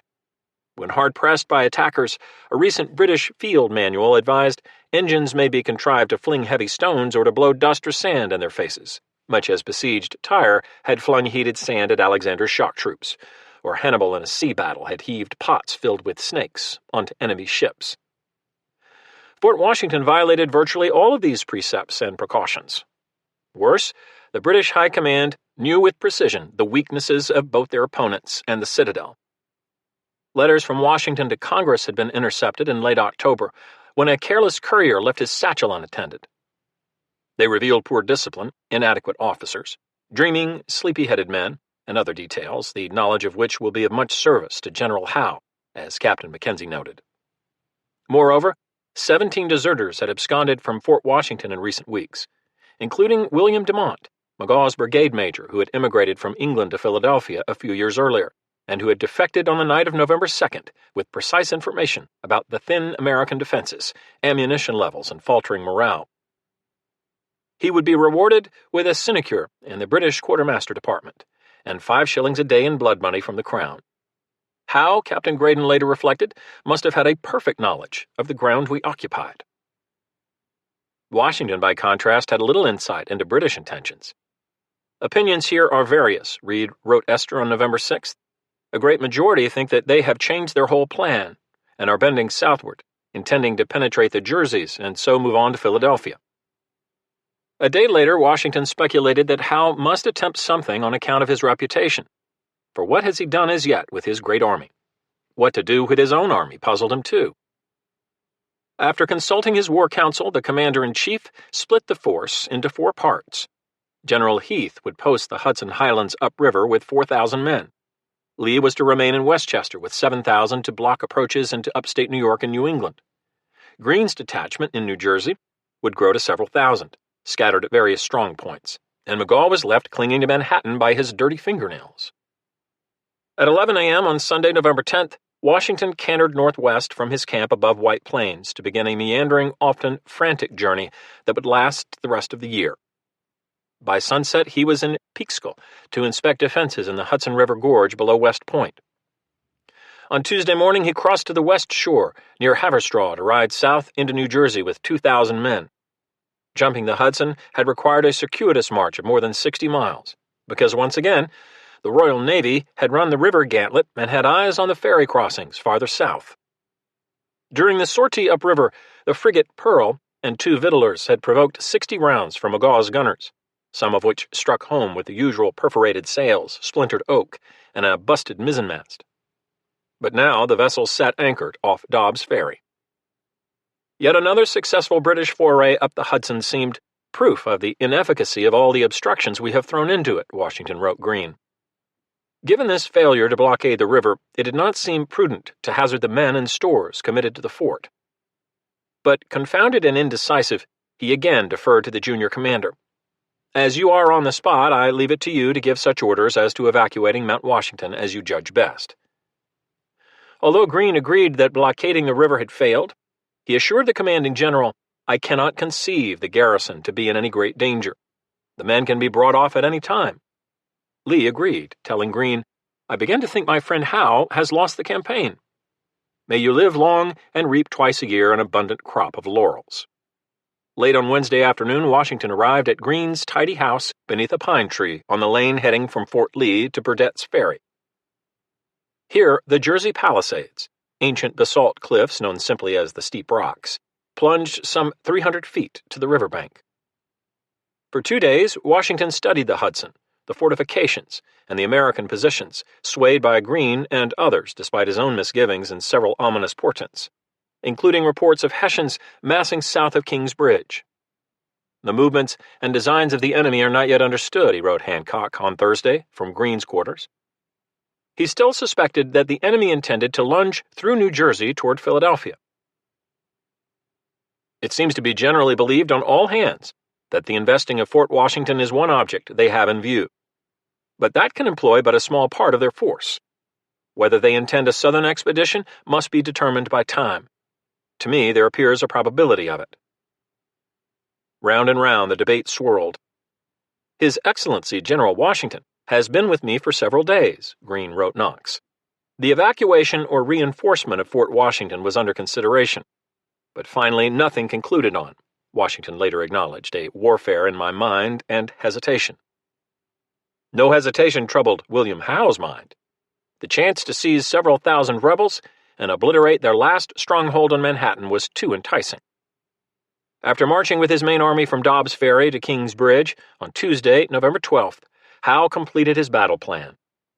4 commands with 13,000 men, including 20 Hessian regiments, would converge on Fort Washington like fingers clenching into a fist. On Thursday night, 30 flatboats rowed undetected up the Hudson's east bank, past the Citadel, and into Spite and Dival Creek to the Harlem River, where they prepared to load 1,700 assault troops. A dozen bateaux, also undetected, were positioned in the rushes along a creek bank below the Morris House, ready to transport another 800 soldiers.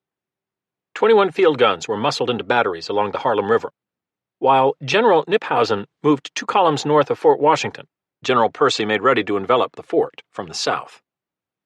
At 1 p.m. on Friday, November 15th, a mounted British officer carrying a white flag trotted from King's Bridge up the steep, dusty ramp to Fort Washington. Lieutenant Colonel James Patterson, Howe's adjutant general, carried a simple ultimatum, which he handed to the American officer sent to intercept him. The rebel garrison was to surrender within 2 hours, or every man would be put to the sword. Magaw, whose headquarters was in the Morris House, scribbled a defiant reply. Actuated by the most glorious cause that mankind ever fought in, I am determined to defend the post to the very last extremity. Then sent a courier across the Hudson with copies of this correspondence for Greene and a request for advice. An American soldier named Addison Richardson, now peering over the ramparts, also scratched out a note. We are here surrounded with regulars, and no way to make our escape but over the North River to the Jerseys, he wrote his wife. I hope we shall conquer all our enemies through the divine assistance. Love to you and all the children. Earlier that day, Washington had ridden 6 miles west of Fort Lee to Hackensack, settling into Judge Peter Zabriskie's 3-story house of dressed stone, notable for its Dutch fireplace tiles depicting biblical scenes. The sun had just set when idlers on the village green saw a horseman thunder past, then spring from his mount and rush across the Zabriskie porch, clutching a dispatch from Greene. Moments later, Washington strode out the door, waiting impatiently for his own horse to be brought around. At 4 p.m., Greene had written, Enclosed you have a letter from Colonel Magaw. The contents will require Your Excellency's attention. I have directed Colonel Magaw to defend the place until he hears from me. I shall go to the island soon. The last hint of daylight had long faded by the time the commanding general crossed the Hackensack River and galloped by dim moonlight to the dock below Fort Lee. Stepping into a barge, he ordered the crew to stroke for the far shore, where the stubby black silhouette of the fort could be seen crowning the dark ridgeline a mile to the east. The pungent river smelled of autumn decay. Halfway across the Hudson, a shadow emerged from other shadows, and a westbound skiff carrying Greene and General Putnam pulled alongside. Rowers laid on their oars as the officers conferred in urgent tones above the rhythmic slap of waves against the boats. Magaw seemed in good spirits, Greene reported, and determined to hold out indefinitely. He and Putnam had approved his defensive scheme, then wished him luck. Nothing more could be done until dawn. The boats returned to Fort Lee. Washington climbed the steep rocks above the dock and stared eastward into the ebony night, eyes and ears straining. Finally, he found his bed in the gambrel-roofed house and tried to sleep. He was in the barge again with Greene and Putnam at dawn. As the sun peeped above Manhattan at 7 a.m. on this bright, fair Saturday, the first booming could be heard from British cannons on the Harlem River and from the Pearl, which had edged down the Hudson to bombard an American redoubt 1,500 yards north of the Citadel.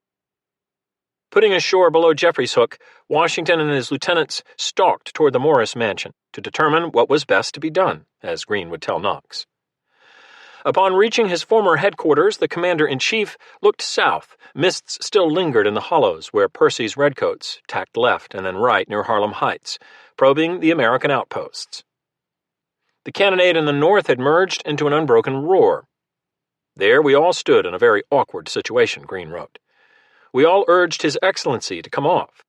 Greene and Putnam offered to stay behind, but Washington insisted they all leave together before the enemy drew closer. Striding back to the Hudson, they climbed into the boat and returned to Fort Lee without seeing McGaw, without issuing any orders, and without influencing the brawl that now unfolded. Howe's intricate battle scheme had begun badly. A miscalculation of the tides in Spite and Dival Creek kept flatboats from embarking 4 guards and light infantry regiments near King's Bridge, delaying the assault and forcing a simultaneous Hessian sally toward the northern outworks of Fort Washington to pull back. But the attack soon regained momentum. The tardy flatboats picked up the passengers and ferried them down the Harlem River to Laurel Hill, a half-mile east of the fortress. Rebel militia lashed the flotilla with gunfire. The light infantry landed under so heavy a fire of cannon and musketry that the sailors quitted their oars and lay down in the bottom of the boats, Lieutenant Martin Hunter told his journal. In this situation, we must have remained exposed to the enemy's fire had not the soldiers taken the oars and pulled us on shore. A few redcoats fell, but almost 2,000 others swarmed ashore, General Howe among them, bullying through the tangled woodland. Grenadiers and a foot regiment reinforced the attack under Cornwallis, bayonets flashing as the outnumbered Americans backed up the slope after their commander was run through with an enemy officer's sword. The continual thunder of cannons, the drumbeat of small arms fire, the screaming of men and the whinnying of horses completely deafened the participants, one corporal later wrote. Farther down the Harlem River, 2 Black Watch battalions, some 800 Highlanders, and a foot regiment crossed the river in bateaux, supported by 16 field guns. Howe had intended only a feint here, but now he ordered a full-blown attack toward the Morris house. 300 American gunmen cut down the Highlanders with plunging fire. Dozens of bloody tartans and bonnets littered the slope. But by noon, the Scots had pushed into the stables and outbuildings. After shooting into the abandoned mansion, they pressed on toward the Hudson, rounding up 170 prisoners along the way. The day grew dire for McGaw's men. On the American left, General Knyphausen resumed his attack at 11 a.m., with more than 4,000 men in 2 columns, which now split into 3. Hessians chopped and wiggled their way through an abattis reportedly 200 paces deep. Knyphausen himself helped yank the branches apart with his hands, then plodded across boggy ground while Pearl barked offshore, lobbing shells, balls, and bar shot at rebel lines on a hillside, said to be rutted up by entrenchments. Drums pounded, out-boys tootled, and blue-coated Hessians grabbed saplings and laurel bushes to haul themselves up the steep pitch. Rebel grape and rifle bullets whistled all around, riddling the ascending ranks. Dead Germans tumbled down the slope. A chaplain described seeing a green-coated Jaeger shot through the head.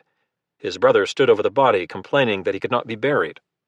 Another Jaeger had both eyes shot out. He still lived.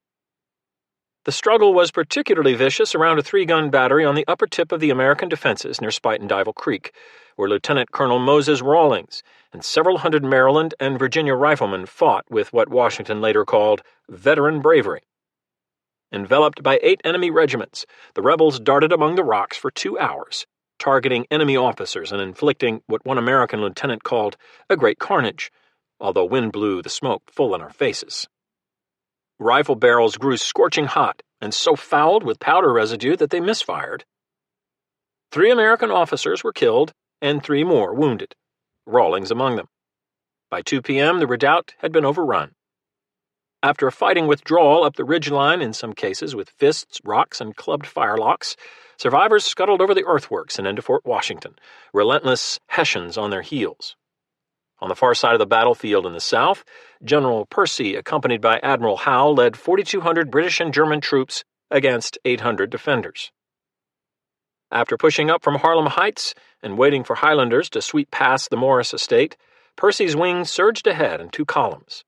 Resistance melted away, and soon these enemy ranks also were within musket range of the fortress. Nearly the entire rebel garrison now jammed a few acres behind the ramparts, so crowded they could hardly move, much less fight. A ball took off part of 2 men's heads and wounded another, wrote young Private Adlam, who also noted tears trickling down the cheeks of several officers. Thirst tormented every man. Hungry soldiers broke into food barrels and filled their pockets with biscuits. Others tapped the rum casks. The end came quickly.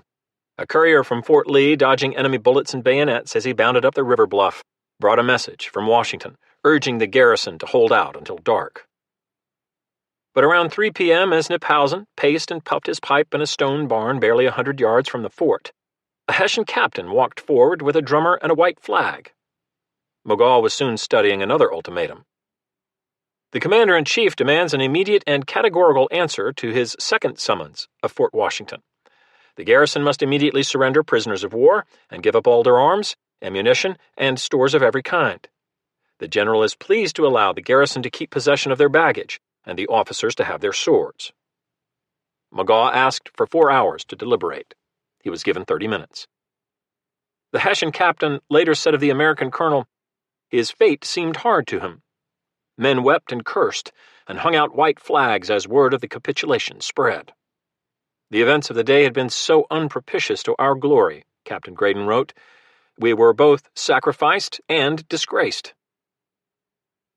A few men got away, including Lieutenant William Scott, a former New Hampshire shoemaker, known as Long Bill, who already had escaped by boat from a British jail in Halifax after being captured at Bunker Hill.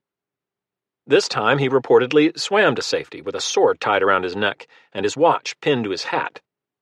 Another soldier crossed the Hudson on a raft built from flour casks with a barrel stave as his paddle. But at 4 p.m., nearly everyone else marched out through the breastworks toward the post road, stacking their arms between 2 glowering Hessian regiments. The rebels were packed together like herring, a German chaplain wrote. Despite the strictest orders, the prisoners received a number of blows. The abuse and plunder commenced, wrote Ensign Isaac Van Horn of Pennsylvania. Sidearms, watches, shoe buckles, and even the clothes on our backs were wrested from us. Sword-wielding Hessian soldiers slashed knapsacks from the prisoners' shoulders. Some rebels were led away by British officers to prevent further debasement. But most regulars were in no mood for clemency. "Young men, you should never fight against your king," a sergeant told Captain Graydon, and an inflamed British officer bellowed, "What? Taking prisoners? Kill them, kill every man of them." He calmed down only after the Americans showed abject submission. Men pleaded for water, for mercy, for treatment of their wounds. Dusk sifted over the forlorn citadel to be known henceforth as Fort Kniphausen and not to be repossessed by the Americans for more than 7 years. Before being marched off to various barns, sties, and coops for the night, the men were segregated into columns of officers and enlisted men. British sergeants with quill pens and paper on their knees took down names and ranks. Then a regular swishing, a swagger stick called out, "Come, gentlemen, we are all soldiers. To the right face, march." Howe's losses on November 16th were substantial. 458 casualties, including 77 killed in action, more than 2/3 of them German.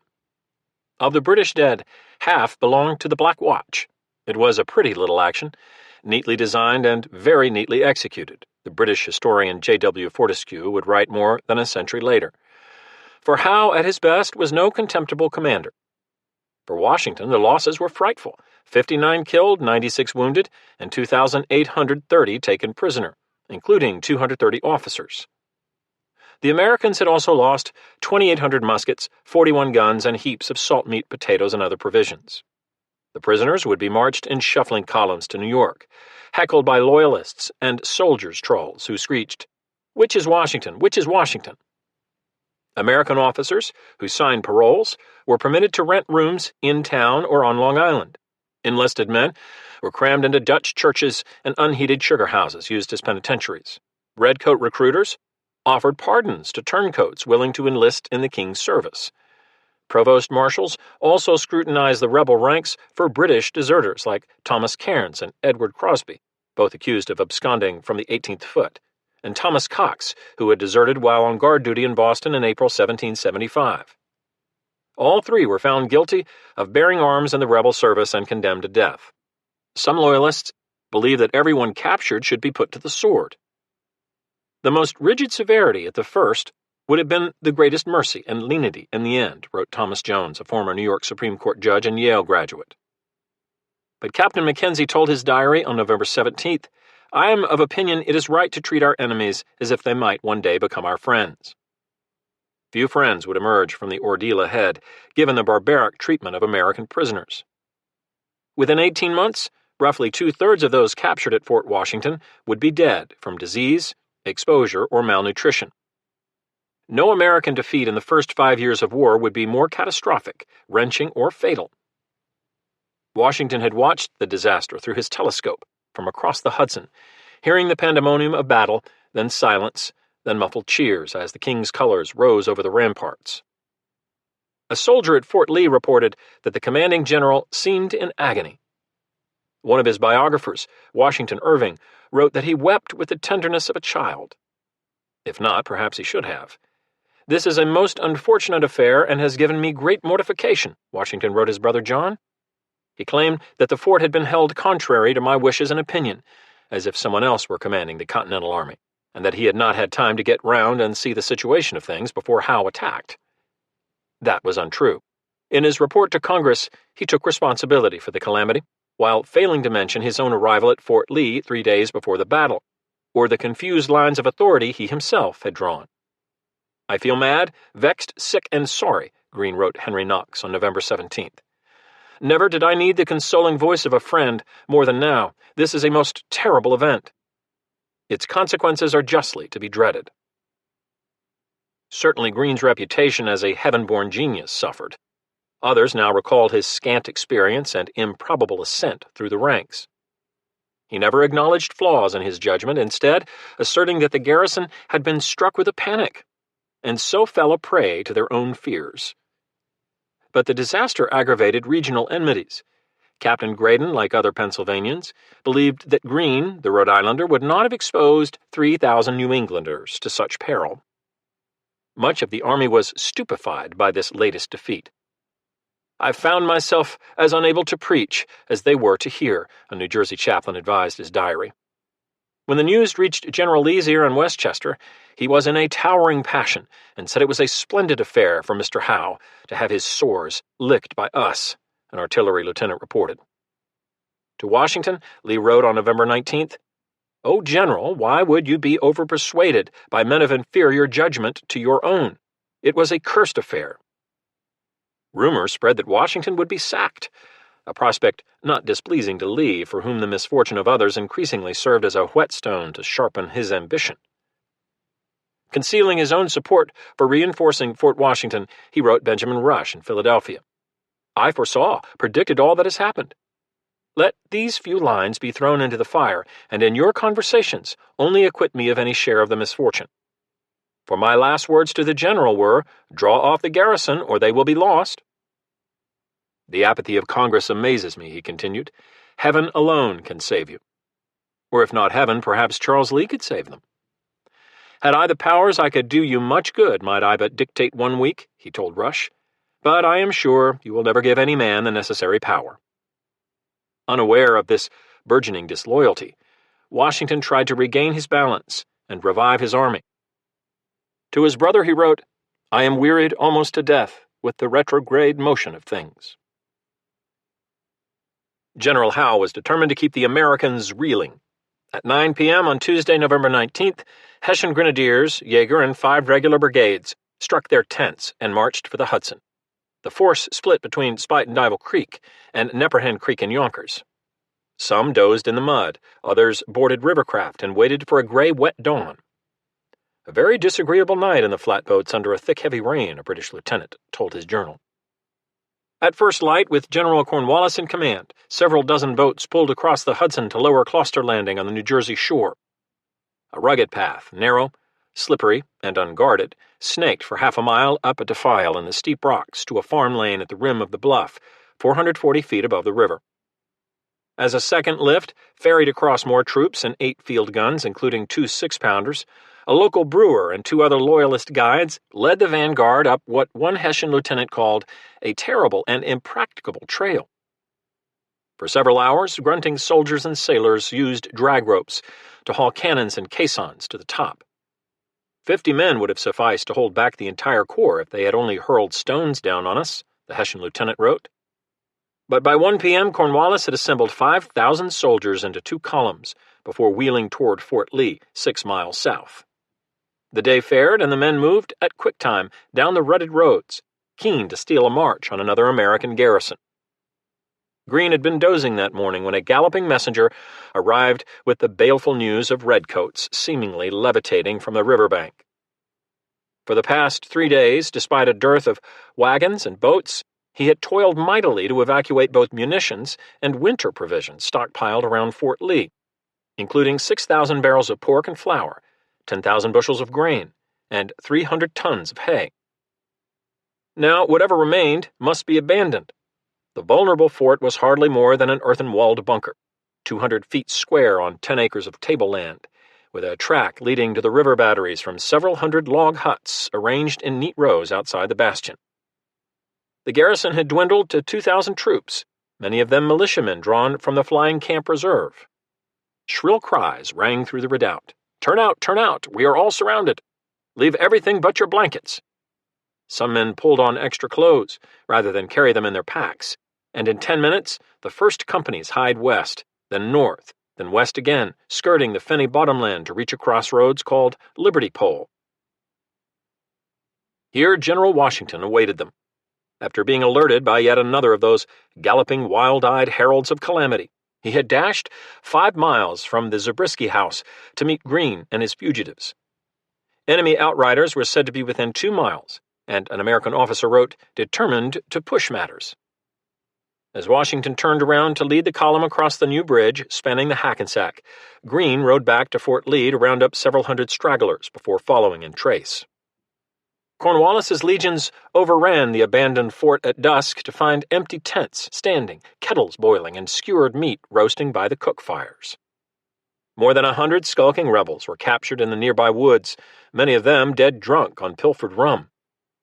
On the right flank, a one-eyed Hessian captain named Johann Ewald reported a flitter of bayonets and a cloud of dust in the distance, evidently the tail of Greene's retreating gaggle. But after a brief skirmish, Cornwallis recalled the pursuit. "Let them go, my dear Ewald, and stay here," he ordered. "We do not want to lose any men. 1 Jaeger is worth more than 10 rebels." More booty fell into British hands, including all of the artillery at Fort Lee except a pair of 12-pounders, plus 1,000 barrels of flour and 11 pipes of Madeira, almost 1,400 gallons, which was soon ladled out to the ranks. There was a huge magazine of forage, flour, and biscuit, Ewald told his diary. During the night, all the estates in the vicinity were plundered. Redcoats and Hessians would also corral more than 2,000 head of cattle. By Howe's reckoning, since landing at Frog's Neck 6 weeks earlier, his army had seized 148 guns and mortars, almost 12,000 shot and shell, and 400,000 musket cartridges. If some had once questioned Howe's determination to destroy his enemy, no one doubted that he now had the rebels on the run. The New York campaign had ended miserably, and New Jersey's miseries had begun. Washington and his generals had nearly lost the war several times in the past 3 months through miscalculation, misfortune, imprudence, and deficient military skills. "I am surprised," a congressman from Maryland observed, "that we should be so often surprised in Long Island, York Island, White Plains, Fort Washington, and now Fort Lee." The Continental Army and its militia auxiliaries had been repeatedly overmatched by British regulars and their German auxiliaries. "I firmly believe if heaven had not something very great in store for America, we should ere this have been a ruined people," wrote Lieutenant Shaw, the artilleryman. Washington spent a glum final night at the Zabriskie house. The rump end of his army straggled into Hackensack in a cold drizzle, shuffling past the courthouse and the sandstone Dutch church, with its stubby white steeple crowned by a brass weathercock. Only the pale candlelight from house windows illuminated the sodden column. They marched 2 abreast, looked ragged, some without a shoe to their feet, and most of them wrapped in their blankets, one resident wrote. A few deserters slipped away during the night, but most troops found shelter in barns, sheds, or houses between the new bridge and the Hackensack Green. Huge British campfires soon glistened on both sides of the river, and from the east The sounds of Cornwallis's men making merry and plundering local farms could be heard by the weary, beaten rebels in the west. Early Thursday morning, the little American army again assembled in the roadbed before trudging south. Washington scratched out a letter for General Lee, which an express rider carried off to Westchester after Colonel Reed made a fair copy. The enemy are evidently changing the seat of war to this side of the North River, the commanding general wrote. Although very much at a loss what now to determine, he had concluded that the public interest requires your coming over to this side with the Continental troops by the easiest and best passage. In this perilous hour, not a moment should be lost. The British would no doubt soon leap the Hackensack River. Washington added, "We have not an entrenching tool, and not above 3,000 men, and they much broken and dispirited not only with our ill success, but the loss of their tents and baggage. I have resolved to avoid any attack, though by so doing I must leave a very fine country open to enemy ravages." With that, he rode off in the company of his staff, his lifeguard, and a mounted escort. After stopping at Archibald Campbell's tavern to order wine and water, he fell in with the column as it snaked through the countryside, crossing a shallow creek before turning onto Cow Lane and then angling south by southwest on the old Paramus Road. By midday, they had reached the Aquacanonk Bridge, a frail log structure 12 feet wide, enough for a single wagon or 4 men abreast, with timber abutments driven into rock-filled cribs on the muddy bottom. When the last regiment had crossed, a rear guard knocked the span to splinters. The fugitives marched on, another river now between them and their pursuers. Behind them remained hundreds of dead comrades, thousands more taken prisoner, and tens of thousands of countrymen left to the mercy of an occupying army. Yet for all the misfortune of the recent weeks, for all the heartbreak and exhaustion, a flame still burned in these few as they tramped deeper into New Jersey.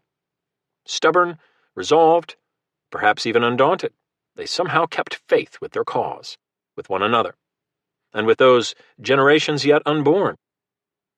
The virtue of the Americans is put to a trial, Greene wrote Katie. I am hearty and well, amidst all the fatigues and hardships. Be of good courage, don't be distressed. All things will turn out for the best. Chapter 19. A Quaker in Paris. France, November to December, 1776. The old gentleman had gone to sea once again, despite his resolve to remain on dry land for the rest of his days. In late November 1776, Dr. Franklin found himself aboard the heaving Reprisal, a triple-masted, 100-foot-long American warship with a black hull trimmed in white, a splash of yellow across her stern, and the figurehead of a full-busted woman below the bowsprit.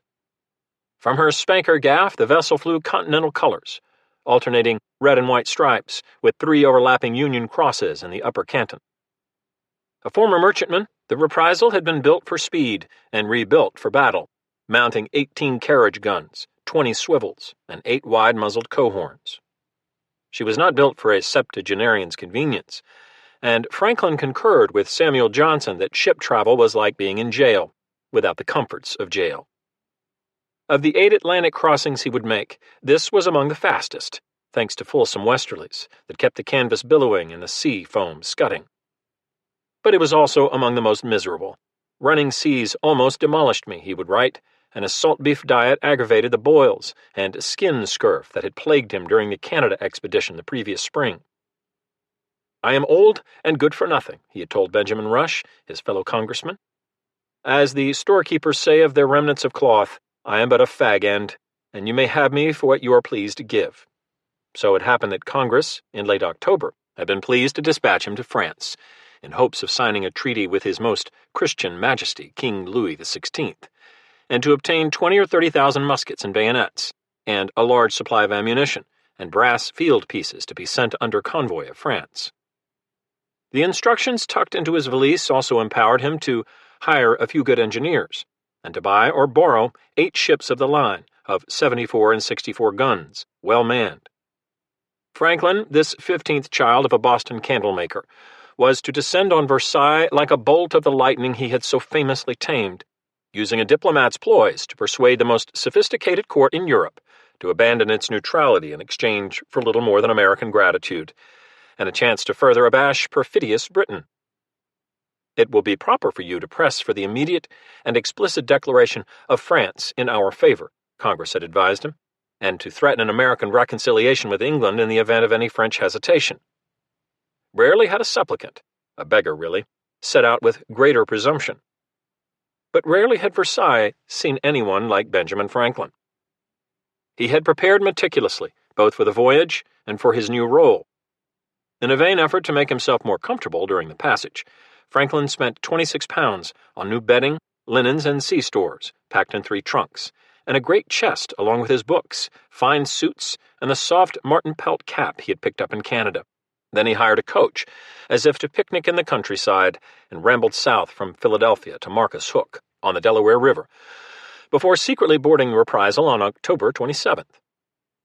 He was greeted by a Marine Guard and Captain Lambert Wicks, dressed in a high-collared blue uniform, with red lapels, slash cuffs, and yellow buttons. Wicks had already earned distinction as a fighting sailor, first in the scrap at Turtle Gut Inlet in June, when the gunrunner Nancy blew up in British faces near Cape May, then a few weeks later in capturing 3 valuable British store ships with more than 600 hogsheads of sugar and rum, and then in late July in a sharp exchange of broadsides with Shark, a British-armed sloop off the coast of Martinique. As their distinguished passengers settled into his tiny cell below decks, Wicks's crewmen hoisted 35 casks of indigo into the hold, to be sold in France for £3,000 to underwrite the costs of this diplomatic mission. Franklin also brought 2 traveling companions in tow, his grandsons, Temple, age 16, and Benny, age 7. If I die, Franklin explained, I have a child to close my eyes and take care of my remains.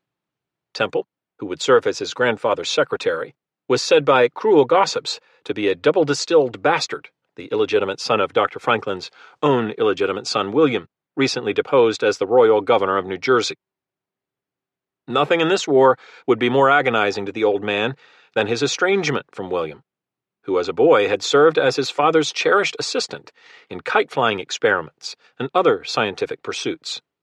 The densest happiness I have met with in any part of my life, Benjamin once wrote of the time they spent together. Progressive and capable as a governor, albeit authoritarian and haughty, William adamantly refused to renounce his allegiance to the crown, despite his father's blandishments and reproaches. In July, declared a virulent enemy to this country by the New Jersey Assembly, he had been arrested by Continental troops and jailed in Connecticut. Led like a bear to confinement, as he told London, with little more than a straw mat and a slop bucket. Unforgiving and scornful, Benjamin had refused to intervene except to snatch Temple away, insisting, I have rescued a valuable young man from the danger of being a Tory. Years would pass before he would acknowledge his anguish in a simple declarative sentence, I have lost my son. Similar estrangements, heartbreaking and brutal, were tearing apart American families from Maine to Georgia. At noon on November 27th, a cry of "Sail ho!" sounded from the masthead. Captain Wicks studied the horizon through his glass, then went below to Franklin's cabin.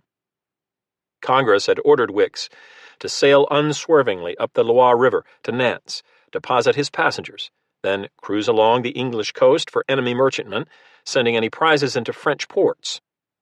Let old England see how they like to have an active enemy at their own door, the instructions read.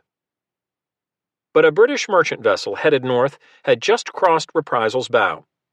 Franklin authorized the capture. Wicks ran out his 6-pounders, and the brig George soon lowered her sails in capitulation. An American officer with a prize crew promptly boarded the ship, which had been bound for Cork with barrel staves, turpentine, and 36 hogsheads of claret. A few hours later, Reprisal also seized the Lavine, another brig, headed for Hull with cognac and flaxseed. Franklin was gleeful, assuring Congress that Reprisal's crew was equal to anything of the kind in the best ships of the King's fleet. Even such small triumphs had been rare for the fledgling Continental Navy, created by Congress a year earlier along with a small Marine Corps. 13 American frigates were under construction in Philadelphia, Providence, and other yards, but none had yet seen action for lack of guns, shipwrights, good officers, capable sailors, or opportunity. Commanding some 80 British warships and 15,000 seamen, a significant share of the world's greatest navy, Admiral Howe dominated American waters, even if he lacked the means to blockade 3,000 miles of coastline or strategic sea lanes like the Delaware and Chesapeake Bays. Howe's men of war would seize 140 American ships in the last 9 months of 1776, though very few with munitions, and only about 1 in 9 of all the vessels carrying contraband to America from Lisbon, Havana, and seemingly every foreign port in between. Outgunned, outmanned, and outsailed, the Continental Navy provided no real counterweight to Howe's squadron, despite a few pugnacious captains, like Wicks, and a young Scottish-born mariner named John Paul Jones, who earlier that month off Nova Scotia had seized the British transport Mellish and her cargo of 16,000 British wool uniforms and 30,000 pairs of shoes, the most valuable ship that had been taken by the American arms, as Captain Jones proudly wrote from his warship, the Alfred. Jones had also participated in an earlier raid by a Continental Navy squadron and a couple hundred Marines against New Providence in the Bahamas. The raiders captured 2 forts, 88 cannons, and the Royal Governor, although British merchantmen managed to escape to Florida with 162 barrels of the King's gunpowder. Yet, as Franklin well understood, a belligerent fleet of privateers was greatly aiding the American cause.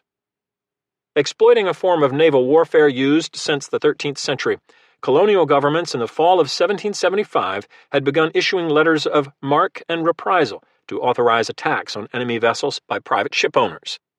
Congress followed suit a few months later. A report to the House of Lords indicated that privateers had taken 733 British merchantmen since the first shots at Lexington. Those ships would be among 3,400 captured during the war. A vast flotilla of impounded Betsies, Bettys, Hannahs, Janes, Isabellas, Susannas, and more than a few Johns. About 2,000 armed American privateers carrying 18,000 guns and 70,000 sailors would prey on enemy shipping on both sides of the Atlantic. Massachusetts alone sent out 5 Bunker Hills, 15 Resolutions, no fewer than 21 Revenges, and many a Washington, Franklin, and General Arnold. Privateers inevitably competed with the Continental Navy for manpower, munitions, and booty. Discipline was looser on a privateer. Naval officers prohibited cursing and required sailors to attend church service twice daily. And the rewards were greater, since those holding private commissions kept the full value of prizes, while Congress now forced naval ships to remit to the public treasury half the value of enemy merchantmen seized. A solicitation in one port beckoned all gentlemen volunteers who are desirous of making their fortunes in 8 weeks. Whalers and fishermen signed on, but also teachers and preachers, according to the historian Helen Auger. Success in that business, James Warren wrote John Adams, has been sufficient to make a whole country privateering mad. The damage to British trade and military victualling was substantial. Insurance premiums on vessels traveling from the West Indies to England at times exceeded 20% of the value of the cargo in the ships, higher than during the 7 Years' War, and were still rising. Lloyd's of London estimated that in the first 2 years of war, rebel privateers would capture several times more merchantmen than the Americans lost in vessels of all sorts. A loyalist trader in Nova Scotia, who had 5 ships taken that fall, told his diary, "No protection afforded as yet from government. The people are much engaged in privateering, and very successful." British merchant captains began painting black squares on their hulls in hopes that simulated gun ports would scare away marauders. The Nellie, seized while sailing from Honduras to London with a cargo of mahogany and turtles, was found to brandish 6 real guns and 12 made of wood. An Englishman reported from the Caribbean that in 1 week 14 British ships were escorted into Martinique as American prizes, some of them straggling West Indiamen, culled from sugar convoys despite protection from Royal Navy escorts. "We go on briskly taking prizes," Abigail Adams told John. "We have a plenty of sugars." If Franklin could persuade the French to augment this plebeian effort with proper weapons, ships of the line, and other military aid, the American prospects would brighten immeasurably. But a few hours after reprisal seized the 2 brigs, the Westerlies died, then turned contrary. A lookout spotted the southern coast of Brittany on November 28th. The loamy scent of land wafted across the quarterdeck, but headwinds kept Wicks 40 miles from the mouth of the Loire.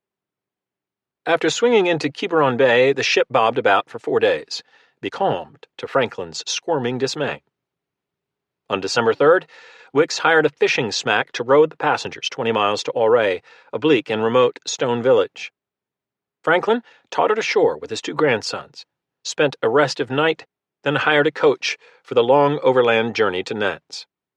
The carriage was a miserable one, he later wrote, with tired horses, the evening dark, scarce a traveler but ourselves on the road, and to make it more comfortable, the driver stopped near a wood we were to pass through to tell us that a gang of 18 robbers infested that wood, who but 2 weeks ago had robbed and murdered some travelers on that very spot. Curious crowds in Nantes milled about for a glimpse of the famous Dr. Franklin as he settled into the Château de la Placière on December 7th. "You can have no conception of the respect with which I am received and treated here by the first people," he wrote his sister. The town fathers hosted a fancy dinner and a celebratory supper. A friendly merchant replenished his purse with a loan of 1,600 livres, and Franklin worked on his fractured French in conversations with tradesmen and fellow masons. But after a week of waiting for a reprisal to arrive with his baggage, he left word to have it sent after him, bought a new cabriolet, and on December 15th set off for Paris, 240 miles northeast. Franklin had revealed nothing publicly about his reasons for traveling.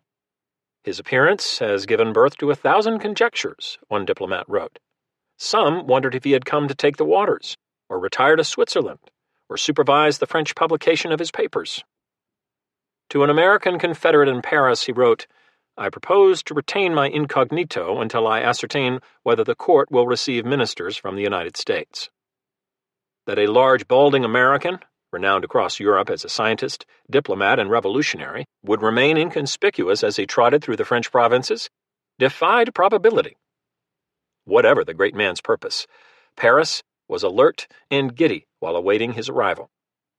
When word spread in London of Franklin's advance on Paris, British stocks fell. It was also rumored, Horace Walpole wrote, that he has invented a machine the size of a toothpick case that would reduce St. Paul's to a handful of ashes.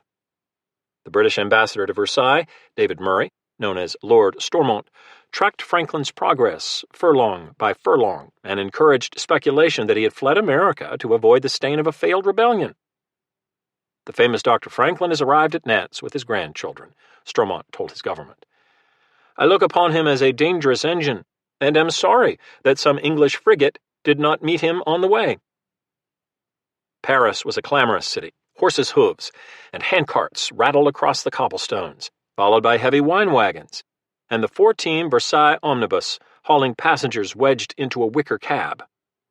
The cries of rummage merchants, brandy vendors, water sellers, and fish peddlers, fish herrings all a-shiver, mingled with pleas for a coin or two from the blind inmates of 15 Hospital, who were turned out each morning in their long robes to beg for a living on the Rue Saint-Honoré. Windmills clattered on Montmartre. Violinists sawed away on the avenues, and washerwomen clubbed their linens with wooden batons along the Seine quays. Bells played from 50 parish churches and 100 monasteries, including a melodious sequence of FEDC from Saint André des Arts. Other bells signaled the nightly curfew, rung for at least 5 centuries. Town criers beat drums to announce orders from the King's Council or new death sentences. And for a fee, street singers composed impromptu ballads. In Paris, the dramatist and historian Louis Sébastien Mercier observed, "A man unsung was a man unknown." No less vivid than the sounds were the smells and sights: roasting meat, baking bread, wheeled cheeses, urine, treacle, cinnamon, ground pepper sold in paper twists, sometimes with a bit of dog dung mixed in to pad the weight. Sidewalks would not appear until the 1780s, and the city streets were fouled with la boue de Paris, a black filth from chamber pots and open sewers, said to be so caustic that it would eat the hem from a dress in hours. Street valets on the Pont Neuf offered to brush pedestrian shoes, stockings, and skirts for a few sous.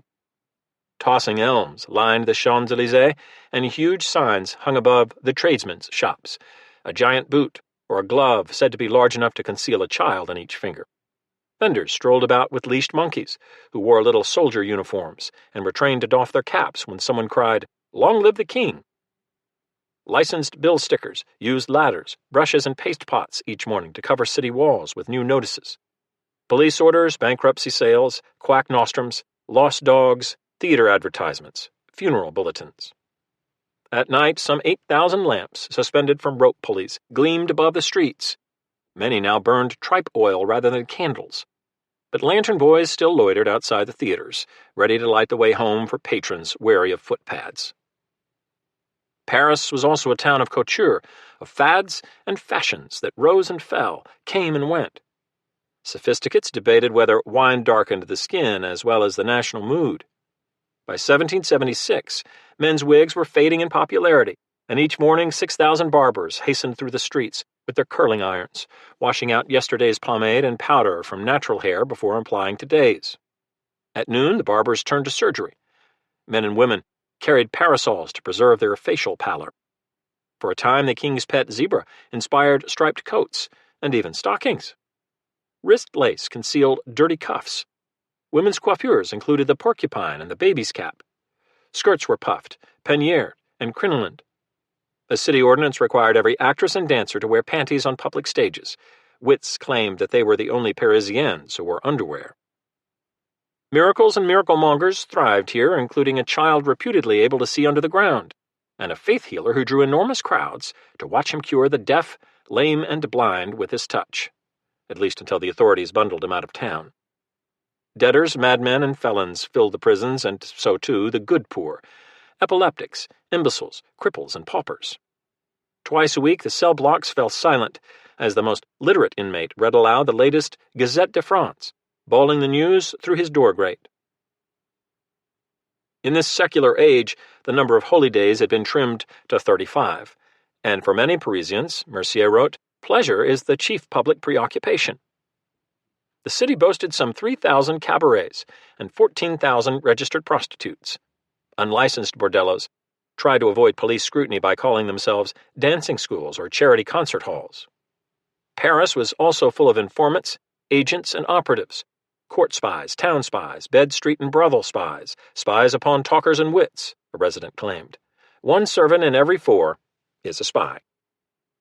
In the center of this bustling, hustling, watchful metropolis stood a slightly seedy Baroque mansion known as the Hôtel d'Ambassadeur de Hollande, even though the Dutch minister had not lived there for years. Looming above the Rue Vieille du Temple, several blocks north of the Seine, the house since late summer had swarmed with clerks, accountants, secretaries, children, kitchen help, a mistress or two, and mysterious men who at all hours rapped on the great wooden door featuring carved gorgons with extended tongues. Interior courtyards and galleries featured bas-relief scenes of Romulus and Remus, nursed by their she-wolf, a painted mural of Psyche's marriage to Cupid, and sculpted allegories of strength, truth, peace, and war. The gilded frescoed salons, with windows modeled after the royal chateau at Fontainebleau, were littered with theater programs, ledgers, billets doux, riding whips, musical instruments, and on occasion, canvas sacks of French and Spanish gold coins. A sign out front indicated that a Spanish commercial house, Rodrigue Hortales et Cie, occupied the premises, but at least one visitor thought the counting room seemed unbusinesslike. The firm was, in fact, the government front recently set up for shipping military supplies to America without implicating Versailles or embarrassing Louis XVI. A tall, slender, elegant man, said to be the Hortales managing director, occasionally flitted down the Rue Vieille du Temple, but he, too, was not what he seemed. And he never had been. Pierre-Augustin Caron, better known as Beaumarchais, was among the most improbable figures affiliated with the American Rebellion. With his celebrated gift for oozing through keyholes, he was also among the great characters of 18th century France. Now 44, born into a family described as obscure mais intéressant, he had been apprenticed at age 13 to his father, a Parisian watchmaker. By 20, he was among the finest horologists in France, a reputation enhanced when he fashioned a tiny watch set in a ring for Madame de Pompadour, the previous king's chief mistress. A gifted musician, he instructed the 4 daughters of Louis XV in the harp, for which he invented improved foot pedals. He married a rich widow, shed his old name, and married well again after the first wife died. Minor court positions came to Beaumarchais, including walking in livery with a sword on his hip in the procession that preceded the king's meat course. He made money as an arms dealer in the 7 Years' War, as a lumber merchant, and as an agent for the crown, including one mission in which he quashed the publication of Secret Memoirs of a Prostitute, a salacious pamphlet about a royal courtesan. Beaumarchais bought all the copies from a blackmailer and burned them in a London lime kiln. In another recent mission to Britain, he retrieved from a renegade French expatriate an iron safe containing secret war plans drafted in Versailles for an attack on southern England. More government offices came to him, notably Lieutenant General of the Preserves in the Bailiwick and Captain of the Warren of the Louvre. Among other adornments, he wore an enormous diamond ring given to him by Empress Maria Theresa of Austria for services rendered, according to the biographer Georges Lemaitre. He was forever embroiled in spats, duels, lawsuits, indictments, judgments, and misjudgments. My life, he admitted, is a combat. During a squabble over a woman in 1773, a sword-wielding duke attacked him in his study, inflicting wounds on the coachman, cook, and footman trying to intervene. Beaumarchais, a witness reported, was as cheerful and assured as if he had passed the most tranquil day. His best-selling memoir, published in 1774, drew praise from Goethe and Voltaire. In late February 1775, a comedy he had written, much delayed by various disputes, including accusations of insulting French authorities and a stint in jail, finally premiered to booze at the Comédie Française. Beaumarchais radically revised the script overnight to appease what he called the god of the hissers, spitters, coughers, and disturbers, and The Barber of Seville emerged as a sensational European hit, with 50 performances in St. Petersburg alone. Some material trimmed from the original production would eventually appear in his next work, The Marriage of Figaro. Mozart and Rossini would make him immortal by bejeweling the plays with music, but his inspired stage character, the versatile roguish Figaro, embodied what one critic called the gaiety, the intelligence, the lightness of the French people. Without doubt, he embodied Beaumarchais. In the past year, he'd become a rabid enthusiast for the American cause.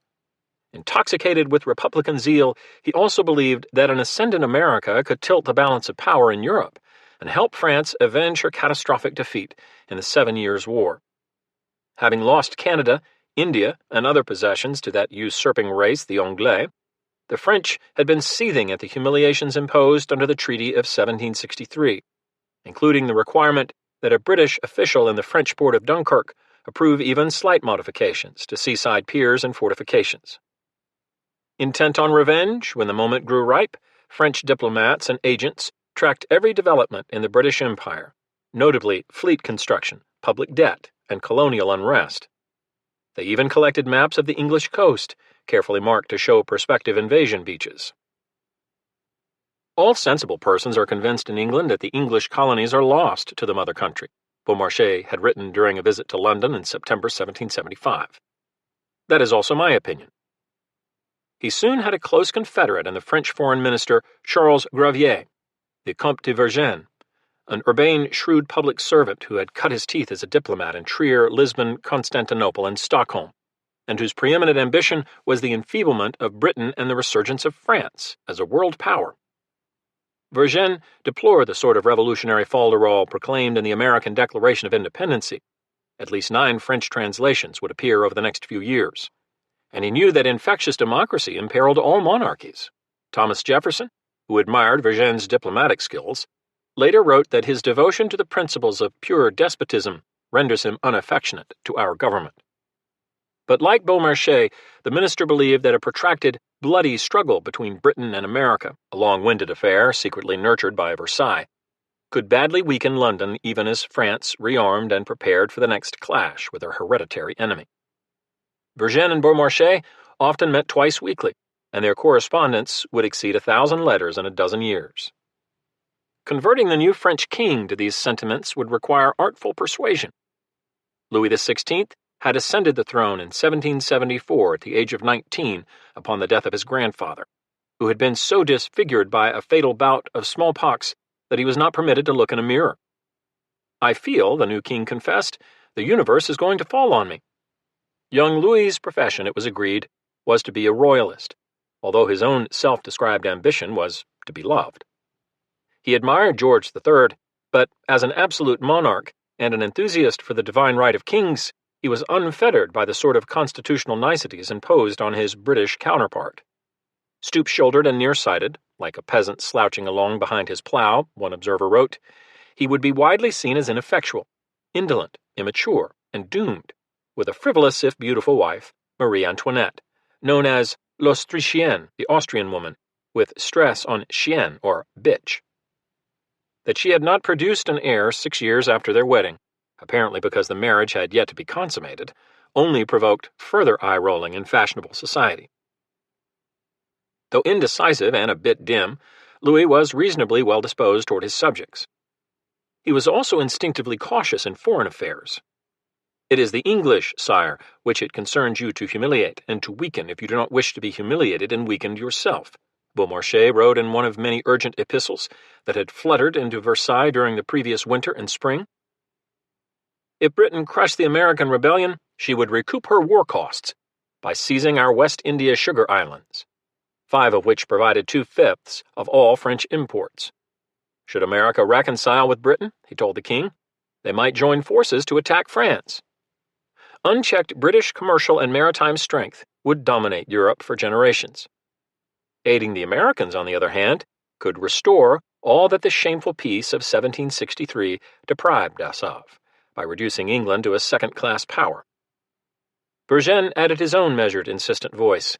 England is the natural enemy of France, he wrote, and she is an avid enemy, ambitious, unjust, brimming with bad faith, intent on the humiliation and ruin of France. The proper strategy was to assure England that the Bourbon regimes, France and Spain, wanted peace, while surreptitiously rebuilding the French military and supporting the American insurgents.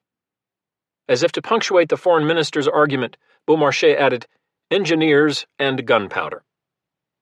Bit by bit, the king came round, despite warnings from his finance minister that war would bankrupt France.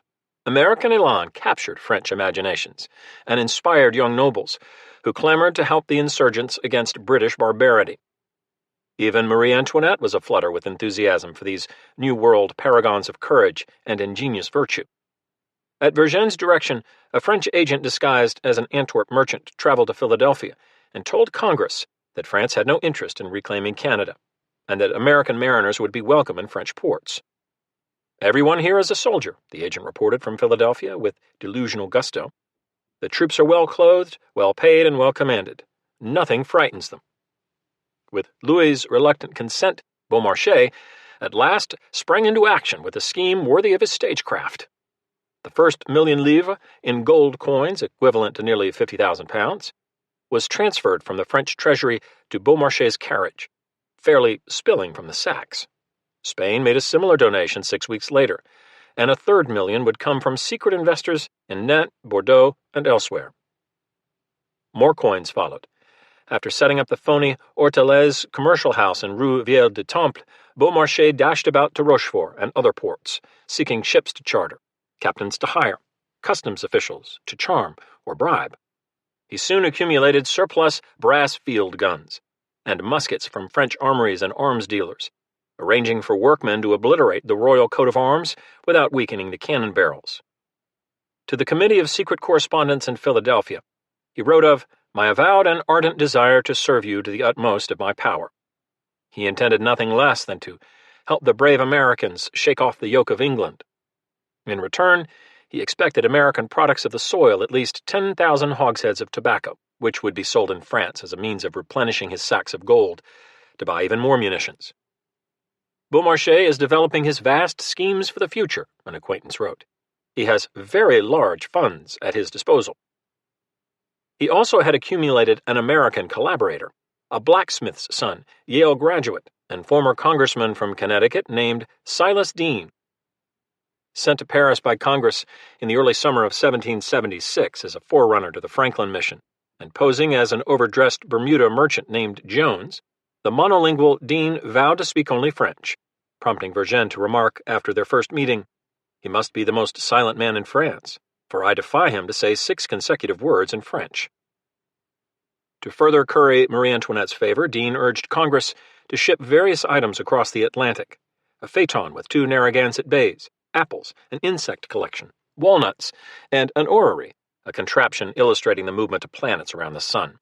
His request for other curiosities to pique French interest in America led to discussions in Philadelphia of sending rattlesnakes, woodchucks, flying squirrels, and a moose.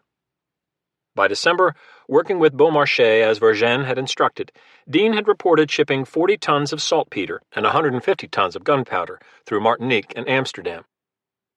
Merchants brought samples of uniform cloth and price lists to his rooms in the Hôtel du Grand Villard. He wrote buoyant, windy letters to Versailles, pleading for more help and guaranteeing that there would be no separate peace between America and Britain, while trying to explain battlefield setbacks at places like Long Island. He also wrote long, anguished letters to Philadelphia, rebuking Congress for moving slowly, for failing to dispatch ships to pick up contraband, and for ignoring requests for tobacco. He suggested at least 20,000 hogsheads to compensate Monsieur Beaumarchais, a man of wit and genius. To chastise the British, Dean proposed dispatching an American warship to destroy Glasgow. Dean also found himself running a recruiting office for hundreds of European soldiers of fortune, mountebanks, and genuine freedom fighters avid to join the American cause. The rage, as I may say, for entering into the American service increases, he had written in November, with many bids for preferment from persons of the first rank and eminence.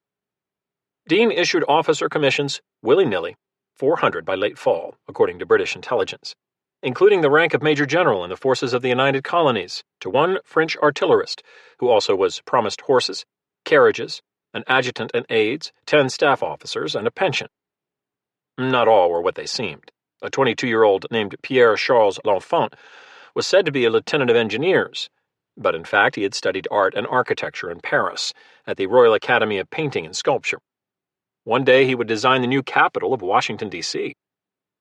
Among others presenting himself to Dean was a clean-limbed, 19-year-old dragoon captain whose father had been killed fighting the British at Minden in 1759.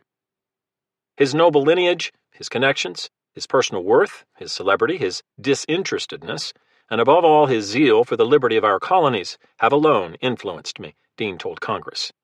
Marie-Joseph Paul-Yves Roche-Gilbert de Motier, the Marquis de Lafayette, commissioned as a major general on December 7th, would sail for America in the spring. I am well nigh harassed to death with applications of officers, Dean wrote the Committee of Secret Correspondence. He added, had I 10 ships here, I could fill them with passengers to America. As Dr. Franklin made his way from Nantes to Paris in December, a mysterious Monsieur Durand appeared in Le Havre, the raw-boned Norman port at the mouth of the Seine. Tall and refined with a breezy self-confidence, Durand took a keen interest in a large arsenal now being lightered from warehouses along the waterfront to 3 merchantmen anchored just offshore: La Amphitrite, La Seine, and La Romaine. The cache included 200 brass cannons, brick-red gun carriages, 30,000 stand of shoulder arms, 30 mortars, 4,000 tents, 53 barrels of sulphur, and 200 tons of gunpowder. Most had been drawn from surplus stocks in Metz, Dijon, and 5 other royal arsenals that were now being replenished with new munitions under a French rearmament surge. It was claimed along the docks that the arms were bound for French colonies in the New World, yet several dozen artillery officers and engineers also milled around the waterfront, waiting to board the 3 ships.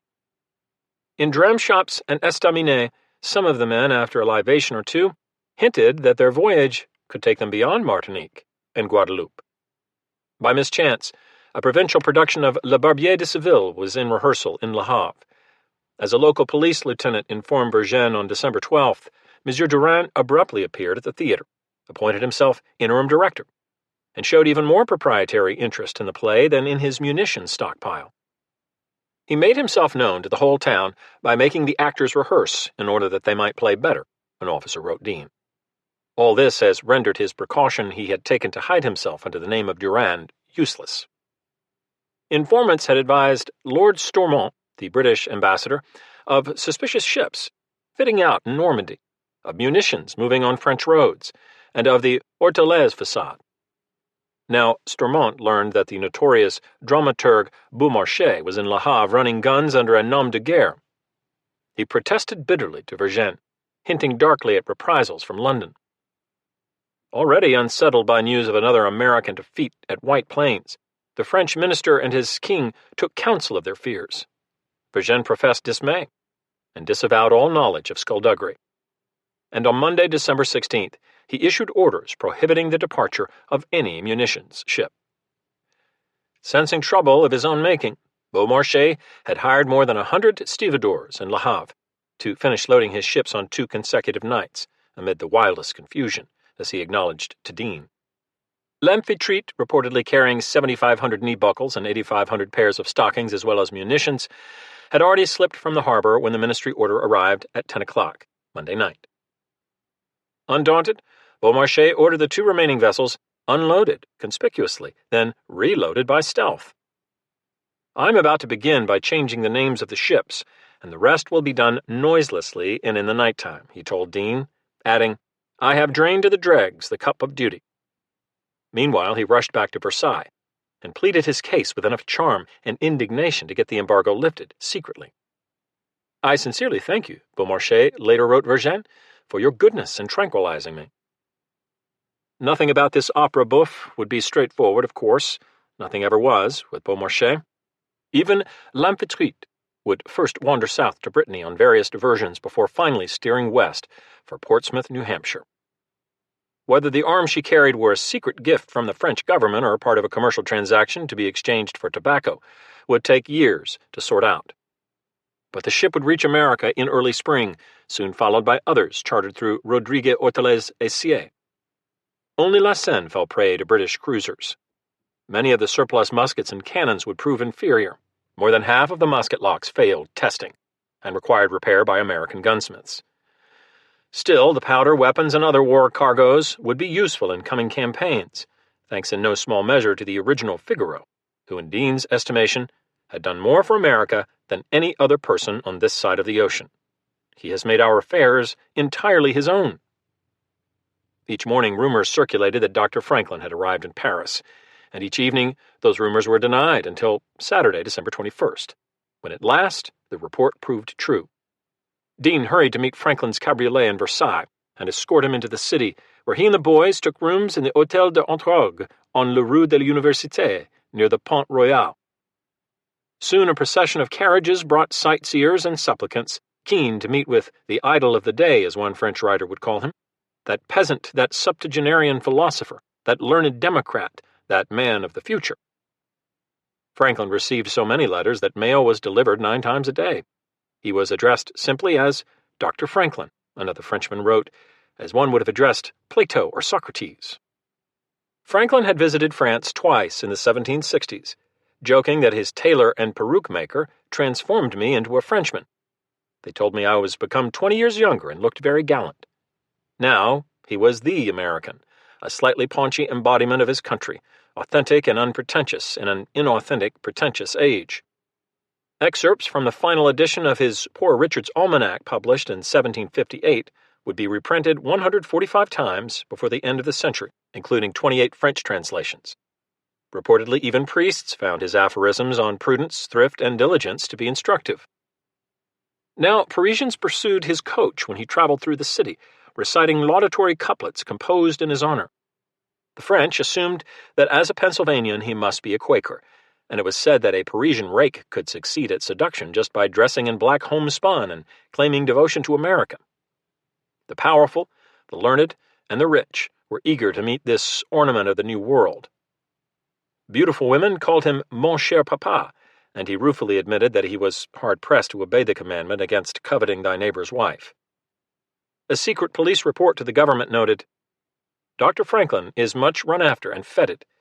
This Quaker wears the full costume of his sect. He has an agreeable physiognomy, spectacles always on his eyes, but little hair. A fur cap is always on his head. He wears no powder, but a neat air, linen very white. His only defense is a stick in his hand." As one admirer would observe, he had just the touch of charlatanism that the sentimentalism of the age demanded. Here in French eyes stood Rousseau's natural, uncorrupted man, an antique sage from the American Eden, emblematic of simplicity, austerity, and honesty. Some fashionable women wore wigs that imitated his marten pelt cap, a style soon called coiffure à la Franklin. Others wore Franklin gloves, and fine eateries served chops à la Franklin. When he entered a theater, the orchestra rose in its pit and cheered. Engravings of Franklin became a popular New Year's gift, to be displayed on the mantel, and its twinkling image soon appeared on snuff boxes, in countless prints, even on pots de chambre. His witticisms were repeated, his silences admired, if not emulated. As the guest of honor at the luminous Saint-Germain salon of an elderly marquise, only on her deathbed would she repent, violating all 10 commandments and indulging in all 7 mortal sins. Franklin sat by the hearth in his cap and wire-frame spectacles, drawing praise for his sublime reticence. On December 23rd, young Temple rode 10 miles to Versailles with his grandfather's written request for an audience. "We flatter ourselves," Franklin told Vergennes, "that the propositions we are instructed to make are such as will not be found unacceptable." 5 days later, at a house in Paris, Vergennes welcomed him to France in a clandestine conference, also joined by Dean and Arthur Lee of Virginia, who had just arrived in the city as the 3rd member of the American delegation. After mutual exchanges of flattery, Franklin proposed a treaty of amity and commerce. Congress, he explained, had chosen to make this offer first to France, which stood to benefit from the American trade that Britain had so wantonly thrown away. Vergennes stressed patience and discretion. French ports would be open to American ships, but under Anglo-French protocols, privateers and prizes could hardly be welcome, at least not yet. The minister professed ignorance about arms shipments from provincial French harbors, and barely acknowledged knowing the imprudent Monsieur Beaumarchais. They parted amicably, having agreed to further talks. Franklin seemed intelligent but very circumspect, Vergennes wrote in a diplomatic note later that day. He was surprised at how little the Americans seemed to want. The next evening, Franklin and his colleagues met the Spanish ambassador, the Count de Aranda, in his majestic villa on the Place Louis XV for another amiable if fruitless conversation. "Franklin speaks very little French, Dean less, and Lee none," Aranda reported. On Sunday, January 5th, Franklin penned another more explicit note to Vergennes, asking for 8 fully crewed warships, muskets, field artillery, and ammunition. The request was all the more urgent given the uncertain fate of l'Amphitrite and the other vessels carrying the munitions privately obtained by Dean in recent months. "As other princes of Europe are lending or hiring their troops to Britain against America," he wrote, "it is apprehended that France may, if she thinks fit, afford our independent states the same kind of aid." He and his colleagues cheerfully predicted English ruination. If France, Spain, and America were to unite in a military triumvirate, Britain would lose all her possessions in the West Indies, much the greatest part of that commerce that has rendered her so opulent, and be reduced to that state of weakness and humiliation she has, by her perfidy, her insolence, and her cruelty, both in the East and West, so justly merited. Franklin also brandished the only cudgel he possessed. If the American war effort faltered, he warned, reconciliation with Britain seemed inevitable. America now offers to France and Spain her amity and commerce, he concluded. We cannot help suggesting that a considerable delay may be attended with fatal consequences. Later that Sunday, the 3 commissioners traveled by coach to Versailles and at 6 p.m. asked to meet with Vergennes. He declined. The court was too public a venue for such assignations. Instead, his secretary accepted their petition, scribbled a terse acknowledgment, and sent them on their way. The French, Arthur Lee complained, talk much, do little, and protract everything. The minister and his king remained skittish, and with good reason. British spies, Dean had warned, watch every movement of those with whom I am connected.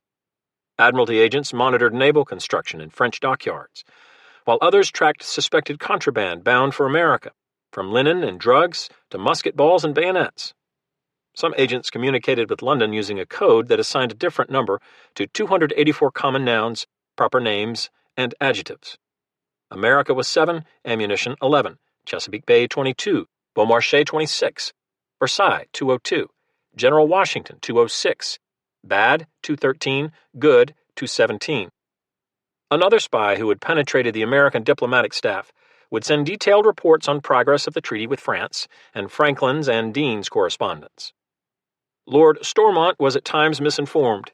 He reported erroneously that Franklin had met Vergennes on December 11th, that he had offered France exclusive trading rights in North America, and that French bankers had advanced 10 million livres in credit.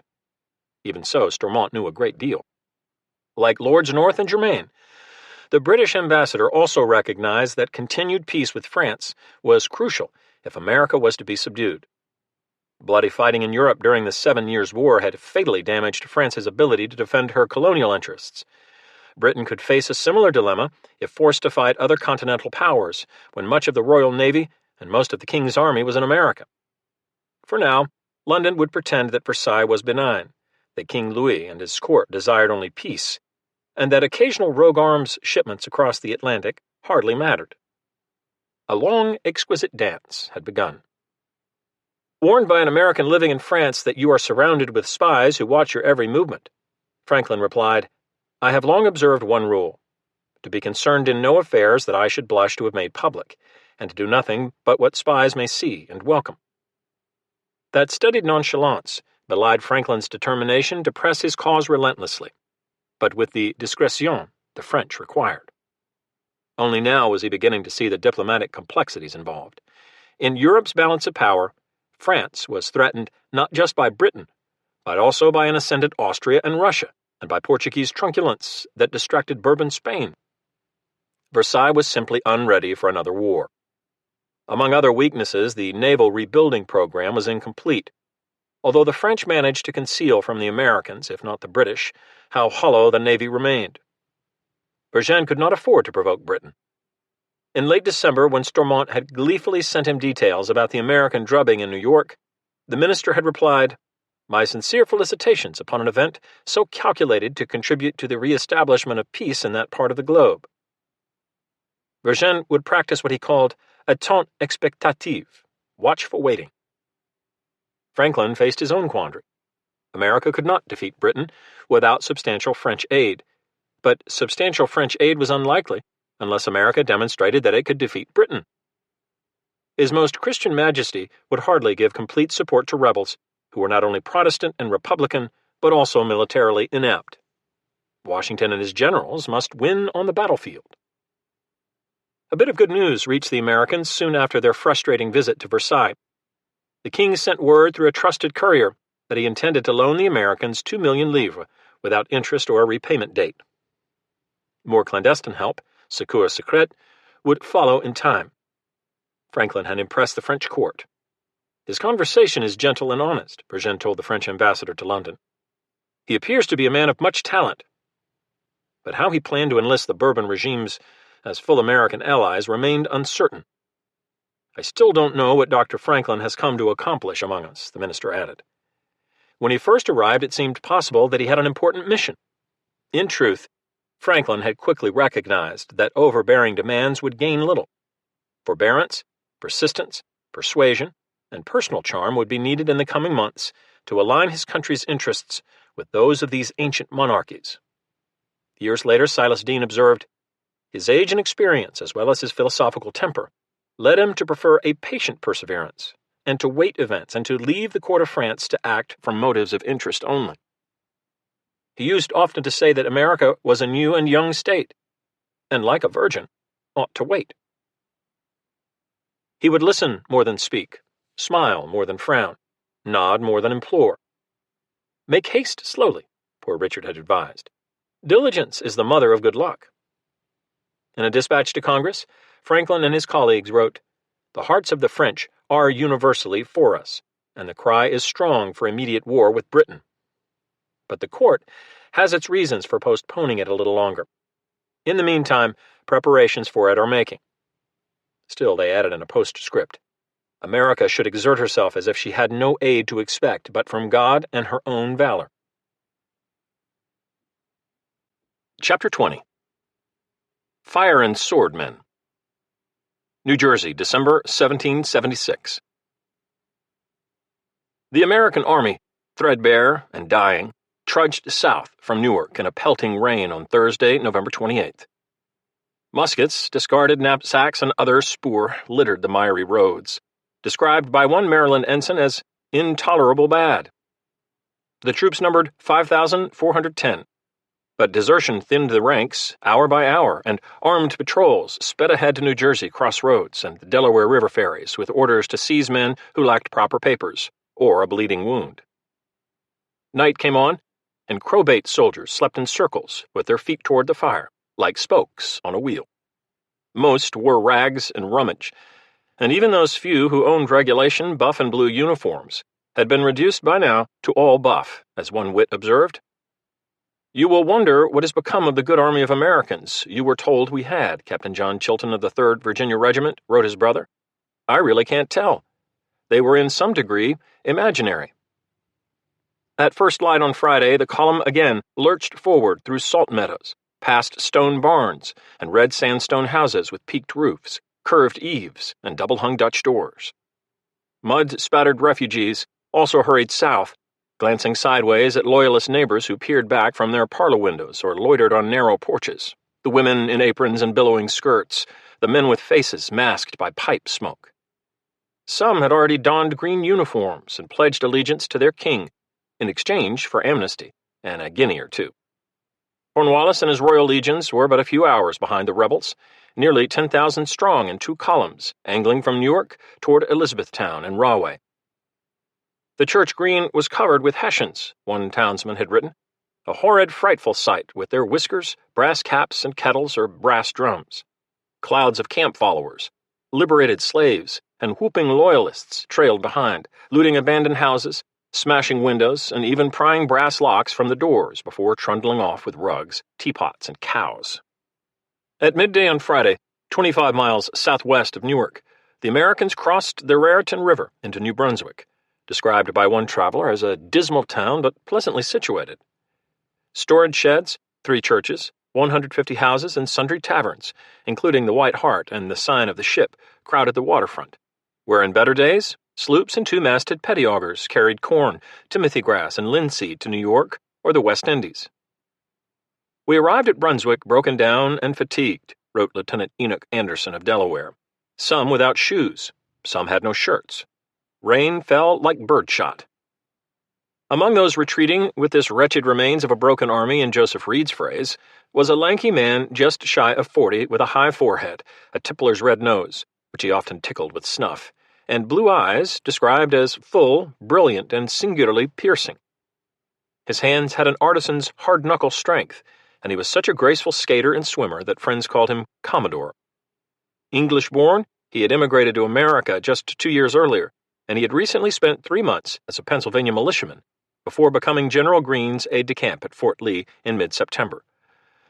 Thomas Paine had failed at everything he ever attempted in Britain: shopkeeping, teaching, tax collecting twice, and marriage also twice.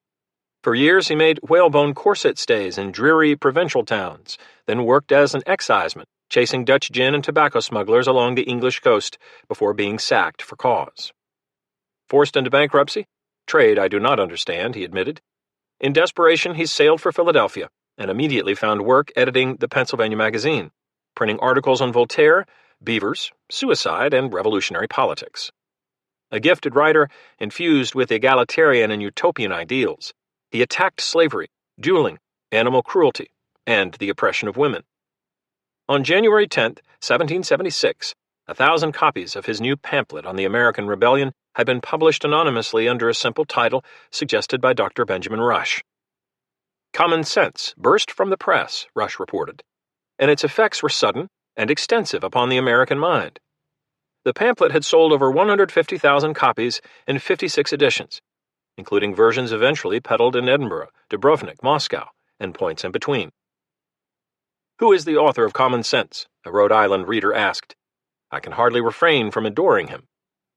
Paine, willing to be adored, soon revealed himself, then repudiated both his copyright claim and his profits, which he donated to the Continental Army for the purchase of mittens. His urgent, muscular prose, this rude way of writing in Dr. Franklin's assessment, had put the torch to combustibles, as another admirer wrote.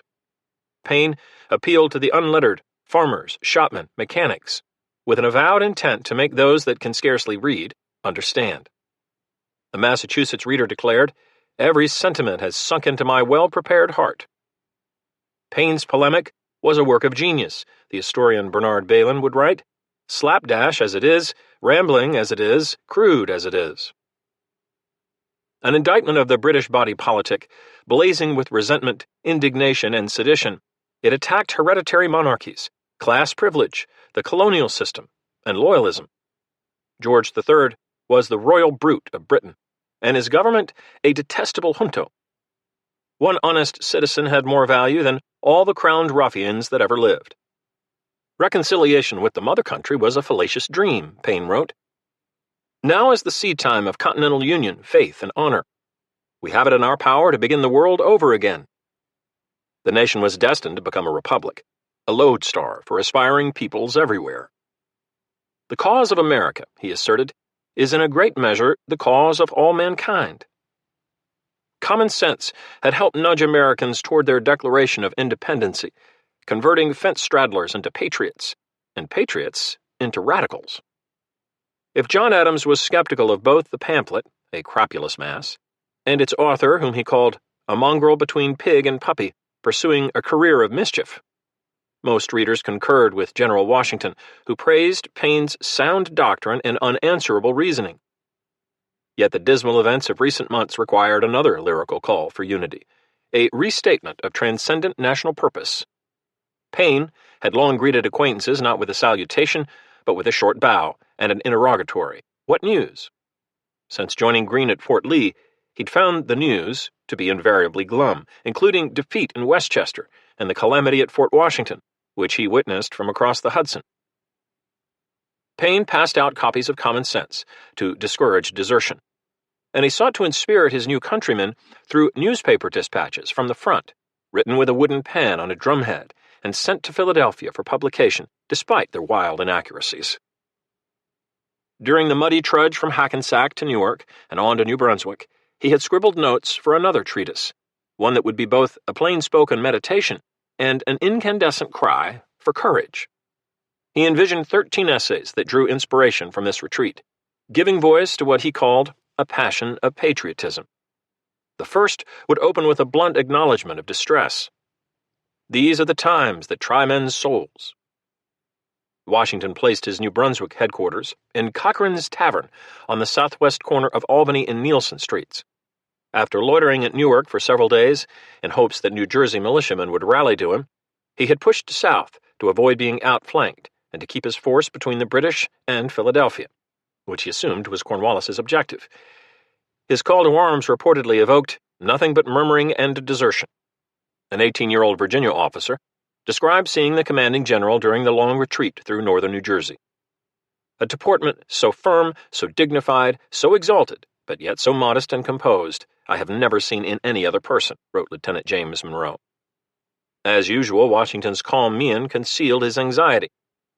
No great number of the militia of this state has come in, nor have I reason to expect that any considerable aid will be derived, he privately told Hancock on Saturday, November 30th, adding, "The situation of our affairs is truly alarming."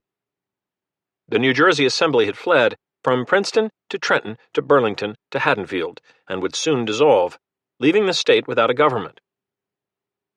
The College of New Jersey and Princeton had also dispersed, the students scattering and their president fleeing on horseback. All was confusion and dismay, wrote Lieutenant Benjamin Talmadge, and it seemed as if we were on the eve of despair and ruin. Among other worries, Washington was uncertain where General Lee was, or why he had failed to heed repeated entreaties to cross the Hudson from Westchester County and rejoin the main army with 5,000 men. Lee's increasingly erratic, bickering behavior had grown nettlesome. There are times when we must commit treason against the laws of the state for the salvation of the state, he had written to the Massachusetts Council President a week earlier. The present crisis demands this brave, virtuous kind of treason. Greene advised Washington, General Lee must be confined within the lines of some general plan, or else his operations will be independent of yours. In hopes of learning Lee's whereabouts, that Saturday Washington opened a letter from him to Colonel Reed while the adjutant general was traveling on army business to Burlington. The commanding general instantly recognized that Lee, his senior lieutenant, and Reed, his closest confidant, had conducted a disloyal correspondence behind his back. Lee had written, I received your most obliging, flattering letter, and lament with you that fatal indecision of mind, which in war is a much greater disqualification than stupidity, or even want of personal courage. Accident may put a decisive blunderer in the right, But eternal defeat and miscarriage must attend the man of the best parts, if cursed with indecision. Washington had not seen Reed's preceding letter to Lee, but he could easily surmise the gist. It included these unctuous, unfaithful lines. "You have decision, a quality often wanting in minds otherwise valuable. I have no doubt, had you been here, the garrison at Mount Washington would now have composed a part of this army. Oh, General, an indecisive mind is one of the greatest misfortunes that can befall an army. How often I have lamented it this campaign. I think yourself and some others should go to Congress and form the plan of the new army." Stunned, and no doubt saddened, Washington resealed Lee's missive and appended a civil, if icy, note of his own to Reed. "The enclosed was put into my hands by an express from the White Plains. Having no idea of it being a private letter, much less suspecting the tendency of the correspondence, I opened it. I am, dear sir, your most obedient servant, G. Washington." Many months would pass before Reed recovered from this deft rebuke, delivered with subtle censure by a great man who had once trusted him with his most private reflections. An even more grievous injury befell Washington just hours later when almost half of his remaining army walked away. On Sunday, December 1st, the enlistments of 2 brigades from Maryland and New Jersey expired. Despite his personal plea to the assembled ranks, more than 2,000 men gathered their kit and made off, unwilling to stay an hour longer, Washington wrote. Most remaining enlistments would expire in a month. If those go, he warned, our force will be reduced to a mere handful. In September, Congress had voted to raise 88 regiments, roughly 60,000 men, for enlistment terms of 3 years or the duration of the present war. But there was little evidence that states would come close to filling their respective quotas. Simply appointing officers for the new Continental units was excruciatingly slow. Nary a lieutenant had been chosen by early November. Militia companies came and went. Militias from the Middle States would be called out 22 times in 1776. But now, they mostly went, fearful of the approaching enemy and disgruntled at Congress's inability to feed them properly. If the army remained, by Washington's own description, a destructive, expensive, disorderly mob, he hardly had time to fret. Scouts reported British dragoons and light infantry sweeping toward New Brunswick. Cornwallis's main legions were just 2 hours away, their baggage wagons stacked with loot. In a note scribbled to Hancock at 1:30 p.m. on Sunday, he wrote, "The enemy are fast advancing. Some of them are now in sight." From a bluff across the Raritan, the cough of British cannon fire shattered the winter quiet. Balls whizzed into town, skipping down cobbled lanes and chewing into storefronts. Washington ordered his artillery detachment to unlimber long enough to cover the infantry's flight toward Princeton. Some 60 gunners from New York, wearing blue coats, white shoulder belts, and buckskin breeches, swarmed around the 5 field pieces with linstocks, flannel cartridges, and long-handled sponges. Their captain, later described by another officer as a mere stripling, small, slender, almost delicate, with a cocked hat pulled down over his eyes, danced from gun to gun, occasionally patting a barrel as if it were a favorite horse. Captain Alexander Hamilton, the son of a wandering Scottish wastrel and a Sugar Islands harlot jailed for adultery, had escaped a dreary St. Croix boyhood when benefactors sent him to New York for an education. "I wish there was a war," Hamilton had written as an ambitious teenager. Now he had his wish. "The enemy fired 6 to our 1 at New Brunswick," a witness recorded. Yet the American guns, complemented by riflemen shooting from houses above the riverbank, galled the enemy enough to hold them at bay until nightfall.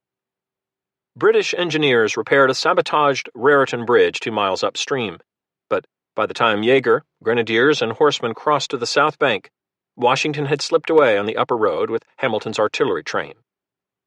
Only an orange bonfire of 100 burning tents, too heavy to carry off without wagons, remained behind, along with the Yankee dead, and those too sick to move. "When we left Brunswick, we had not 3,000 men," Greene wrote a friend, "a very pitiful army to trust the liberties of America upon." Rain further fouled the muddy road. Every step was above the ankles, a Maryland officer wrote, and many rose to the knee. At 7:30 p.m. on Sunday, Washington again wrote Hancock, "It being impossible to oppose them with our present force, with the least prospect of success, we shall retreat to the west side of the Delaware River, where it is hoped we shall meet a reinforcement sufficient to check their progress. For now, the British check themselves, although several days would pass before the Americans realized that their pursuers had stopped at New Brunswick. General Howe had ordered Cornwallis to halt after capturing northeast Jersey. Further pursuit would be highly blamable, Howe later explained. Crown forces were strung out for more than 40 miles along bad roads back to the Hudson, and rebel Lee's corps was lurking behind them somewhere. The artillery horses and baggage horses of the army were quite tired, Cornwallis subsequently stated. I could not have pursued the enemy from Brunswick with any prospect of material advantage, or without greatly distressing the troops under my command. The halt dismayed many of those troops. Our army were in great expectation of making Philadelphia their winter quarters, the whole Jerseys seeming to submit to the British government, a Guards lieutenant wrote in his journal on December 2nd. German officers considered it folly to stop at New Brunswick, although Captain Johann Ewald concluded that Howe's languid pursuit was strategic, in hopes of ending the war amicably without shedding the blood of the king's subjects in a needless way.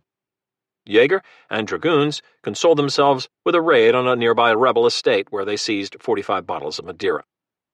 Once again, the Americans had stolen off like ghosts at cockcrow. "'Tis almost impossible to catch them," a captain in the 40th Foot complained. "They will neither fight nor totally run away. We seem to be playing at Bo Peep." Washington kept moving. After leaving a large rear guard in Princeton under General Lord Stirling, who had recently been released from British captivity in a prisoner exchange, the army swung 13 miles southeast to Trenton. "Our officers leading us as if the devil had sent for them," as one sergeant later wrote. "Some men who lacked shoes were obliged to lace on their feet the hide of the cattle we had killed the day before." A Delaware ensign observed that a thick cloud of darkness and gloom covered the land, and despair was seen in almost every countenance. On Washington's order, soldiers secured 2 ferries on the Delaware River below Trenton. They also collected boats, oars, and poles and fashioned rafts from scavenged boards and scantling. Every canoe, barge, and skiff for 40 miles was seized or sunk. Large patrols moved upstream to guard fords and other ferry crossings, and to confiscate weapons from those hostile to the cause. The rebel galley Warren patrolled the west bank above Philadelphia, and a small flotilla anchored near Trenton to discourage spies and loyalists from crossing into Jersey. Black and yellow row galleys helped shuttle the sick and wounded to the Pennsylvania shore, along with many of the 2,000 barrels of flour and 250 bushels of salt found in Trenton. Ammunition, barreled pork, and other provisions filled a supply depot at Newtown in Bucks County, 5 miles west of the river. Troops built huge fires from fence rails, and a Rhode Island sergeant confessed to his diary that his foragers stole 29 fowls that had not got the countersign. Columns of refugees also staggered toward the Delaware. They called up the Day of Judgment, a pastor's daughter reported. So many frightened people were assembled with sick and wounded soldiers, all flying for their lives, and with hardly any means of crossing the river. A dispatch from New York authorities to Hancock reported that troops reduced to the lowest ebb of human wretchedness were dying for want of blankets, medicine, and physicians. Invalid soldiers began arriving in Pennsylvania by the score, and eventually by the hundreds. Many were carted to a 3-story stone Moravian monastery in Bethlehem that had been converted into a hospital. 2 died while waiting to be removed from the wagons, according to an account. They were the first of more than 60 to die there in December, in a large degree due to the effects of exposure. Moravian carpenters built coffins to bury the dead on a bluff above Monocacy Creek. Surviving convalescents would leave scratches across the chapel floor from their steel-tipped crutches. Puzzled by the enemy's failure to give chase, Washington started back toward central Jersey with 1,200 men led by Greene on Saturday, December 7th. The commanding general had not reached Princeton when a courier from Greene found him on the post road. The king's troops had broken camp in New Brunswick and were driving south, according to Stirling. General Howe had arrived from New York with another brigade and had chosen to resume his offensive with 10,000 men in 2 columns. "It is beyond a doubt the enemy are advancing, and my Lord Stirling thinks they'll be up here by 12 o'clock, Greene wrote. "I shall make the best disposition I can to oppose them." Washington sent a message to recall Stirling and Greene rather than risk further combat losses. All Continental forces were to hasten for the Pennsylvania shore. As the last of his troops from Princeton hurried past, the commanding general lingered with a pioneer detachment, tearing up bridges and cutting down trees to impede the march of the enemy, wrote newly promoted Captain Enoch Anderson, now commanding a Delaware rear guard company. I was to go no faster than General Washington and his pioneers. It was dusk before we got to Trenton. Men at the last pitch of exhaustion crowded the river after what one ensign called a tag-rag race through the Jerseys with General Howe and the English army at our heels. Even with stragglers arriving, the American host now numbered no more than 3,500, plus 2,000 Philadelphia militiamen and a few Pennsylvania Germans. Boats shuttled from shore to shore, laved with light from bonfires on both banks. Reed took a moment at Washington's request to scratch out a dispatch to Hancock on a torn scrap. No opposition will be given till we cross the Delaware. Our whole force, if collected, will not exceed 6,000, and they are diminishing every moment by desertion. I can get no other paper than this. You will please excuse it as well as the hurry of my letter. Among those waiting to cross that night was a Philadelphia militia lieutenant named Charles Wilson Peel, who described himself as a thin, spare, pale-faced man totally unfit to endure the fatigues of long marches and lying on the cold, wet ground. Now 35, Peel had tried his hand at saddlery, clockmaking, and silversmithing, before turning to portraiture following 2 years of study in London under the expatriate master Benjamin West. As a soldier, he painted ivory miniatures of his men, made them false teeth and rawhide moccasins, and prized a firelock with a telescopic sight that he had built with help from the astronomer David Rittenhouse. As the leading portraitist in America, Peel would paint almost 1,200 faces, including George Washington 14 times from life. But on this Saturday evening he was just another confused, unfledged officer. I expected we were to advance toward the enemy, but it was to retreat across the river, he told his journal. He later described how sick and half-naked veterans of the long retreat streamed past. On the western bank, he added, the army made a grand but dreadful appearance. All the shores were lighted up with large fires. The howling of hundreds of men and their difficulties of getting horses and artillery out of the boats made it rather the appearance of hell than any earthly scene. Washington crossed shortly after dawn on Sunday morning, December 8th, followed by Philadelphia cavalry troopers anxiously peering back over their shoulders. At noon, the rap of drums and the blare of oat boys drifted across the river from Trenton, where a column of light infantry and 3 Hessian regiments swaggered into town. Those downed bridges and felled trees had slowed their progress, along with the distraction of plunder in Princeton. But Howe, immaculate in a gold-laced scarlet coat, soon arrived with Cornwallis at his side. Although the pretty village was mostly deserted, several Loyalists came running toward us, urging us to march through the town in a hurry so we could capture many of the enemy who were just embarking in boats, according to Captain Levin Friedrich Ernst von Munchausen, Howe's German aide. Surrounded by Jaeger and infantrymen, the 2 generals trotted to the sandy floodplain along the Delaware. No rebels could be seen on the broad gray river. But moments later, the western shoreline erupted in a scorching bombardment of iron balls and grape shot, a barrage so intense that Munchausen believed more than 36 American guns were shooting.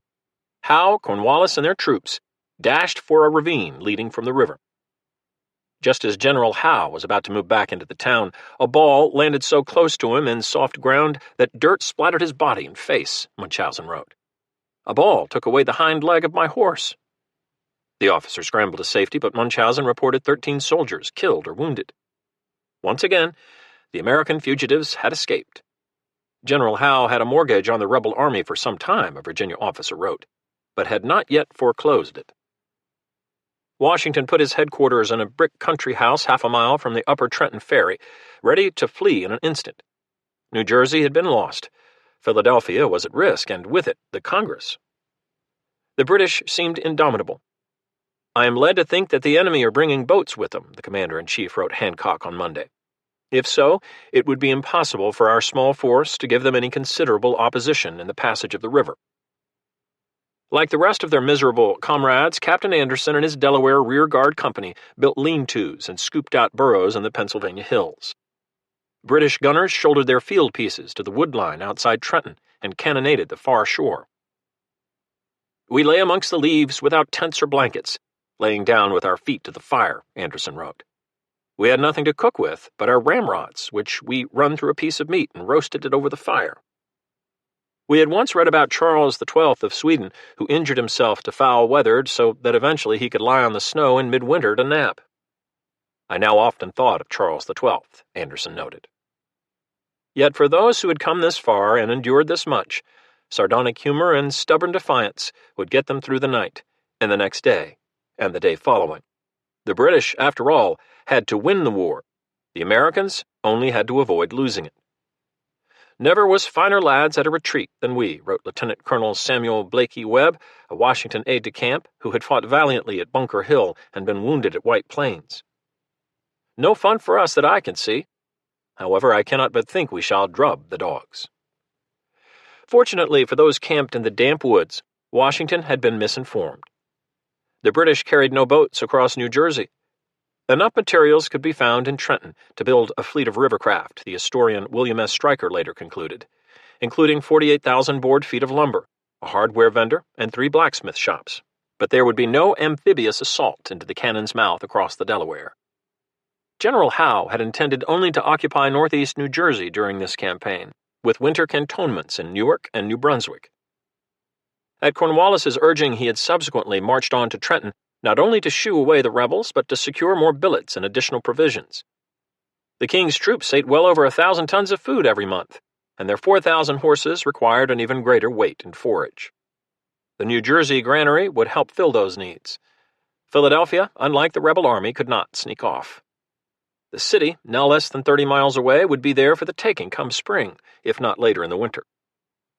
Howe had also been encouraged by newly emboldened New Jersey loyalists. Since late November, nearly 3,000 men had signed an oath of fidelity. "I will remain in a peaceable obedience to His Majesty in exchange for a full and free pardon of all treasons, and a protection paper intended to provide immunity from pillagers." Extending the British occupation to the Delaware would safeguard these faithful subjects and encourage more to declare themselves. The approach of winter putting a stop to any further progress, Howe announced, the troops will immediately march into quarters.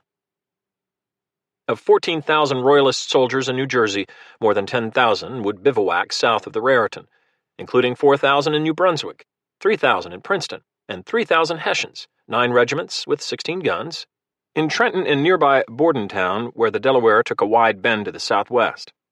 Rebel skirmishers and row galleys proved such a nuisance along the river that the 42nd Highlanders and a Hessian Grenadier regiment moved inland from vulnerable Burlington to Black Horse, several miles east. But already Jersey children were learning to say "Wie geht's?" "How do you do?" to their German occupiers.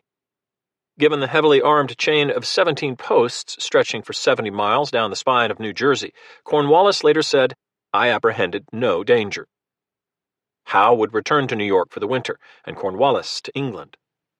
"The chain, I own, is rather too extensive," Howe wrote Lord Germain, "but I conclude the troops will be in perfect security." To serve as the new British commander in New Jersey, Howe appointed a trusted chum, Major General James Grant, the former governor of East Florida, a stout, gouty Scottish veteran of the French and Indian War, the Siege of Boston, and the Battle for Long Island. "He was a gamester, a glutton, and an epicure," a British major wrote. "He lived only for himself."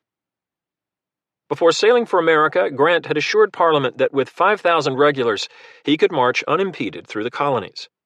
An able, if tyrannical, administrator, he had been consistently wrong about nearly every aspect of American policy, claiming that the rebellion had little support outside New England, that the business will soon be over without bloodshed, that the Americans would never dare to face an English army, and that the enemy in fact does not exist in the Jerseys. Grant's retinue included flocks of ducks and geese.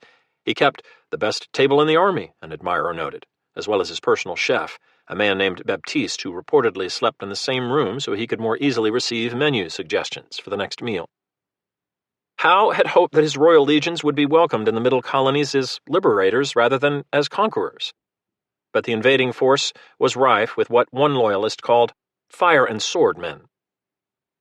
Even before returning to New York, Howe decreed that flour and salt provisions exceeding a family's need should be considered a rebel store to be seized for the crown.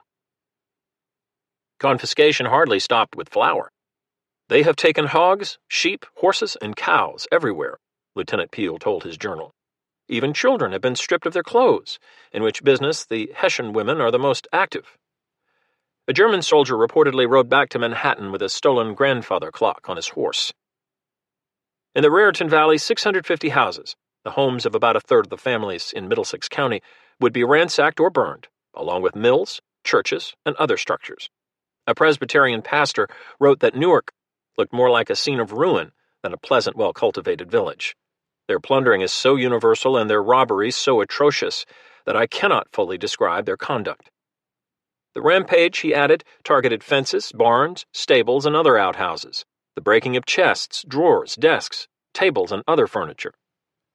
From Elizabethtown to Burlington, victims carefully listed their losses: silver plate, scarlet cloaks, velvet breeches, swan skin waistcoats, surgical instruments, frying pans, jewelry, bombazine gowns, and a large mahogany case of waxworks.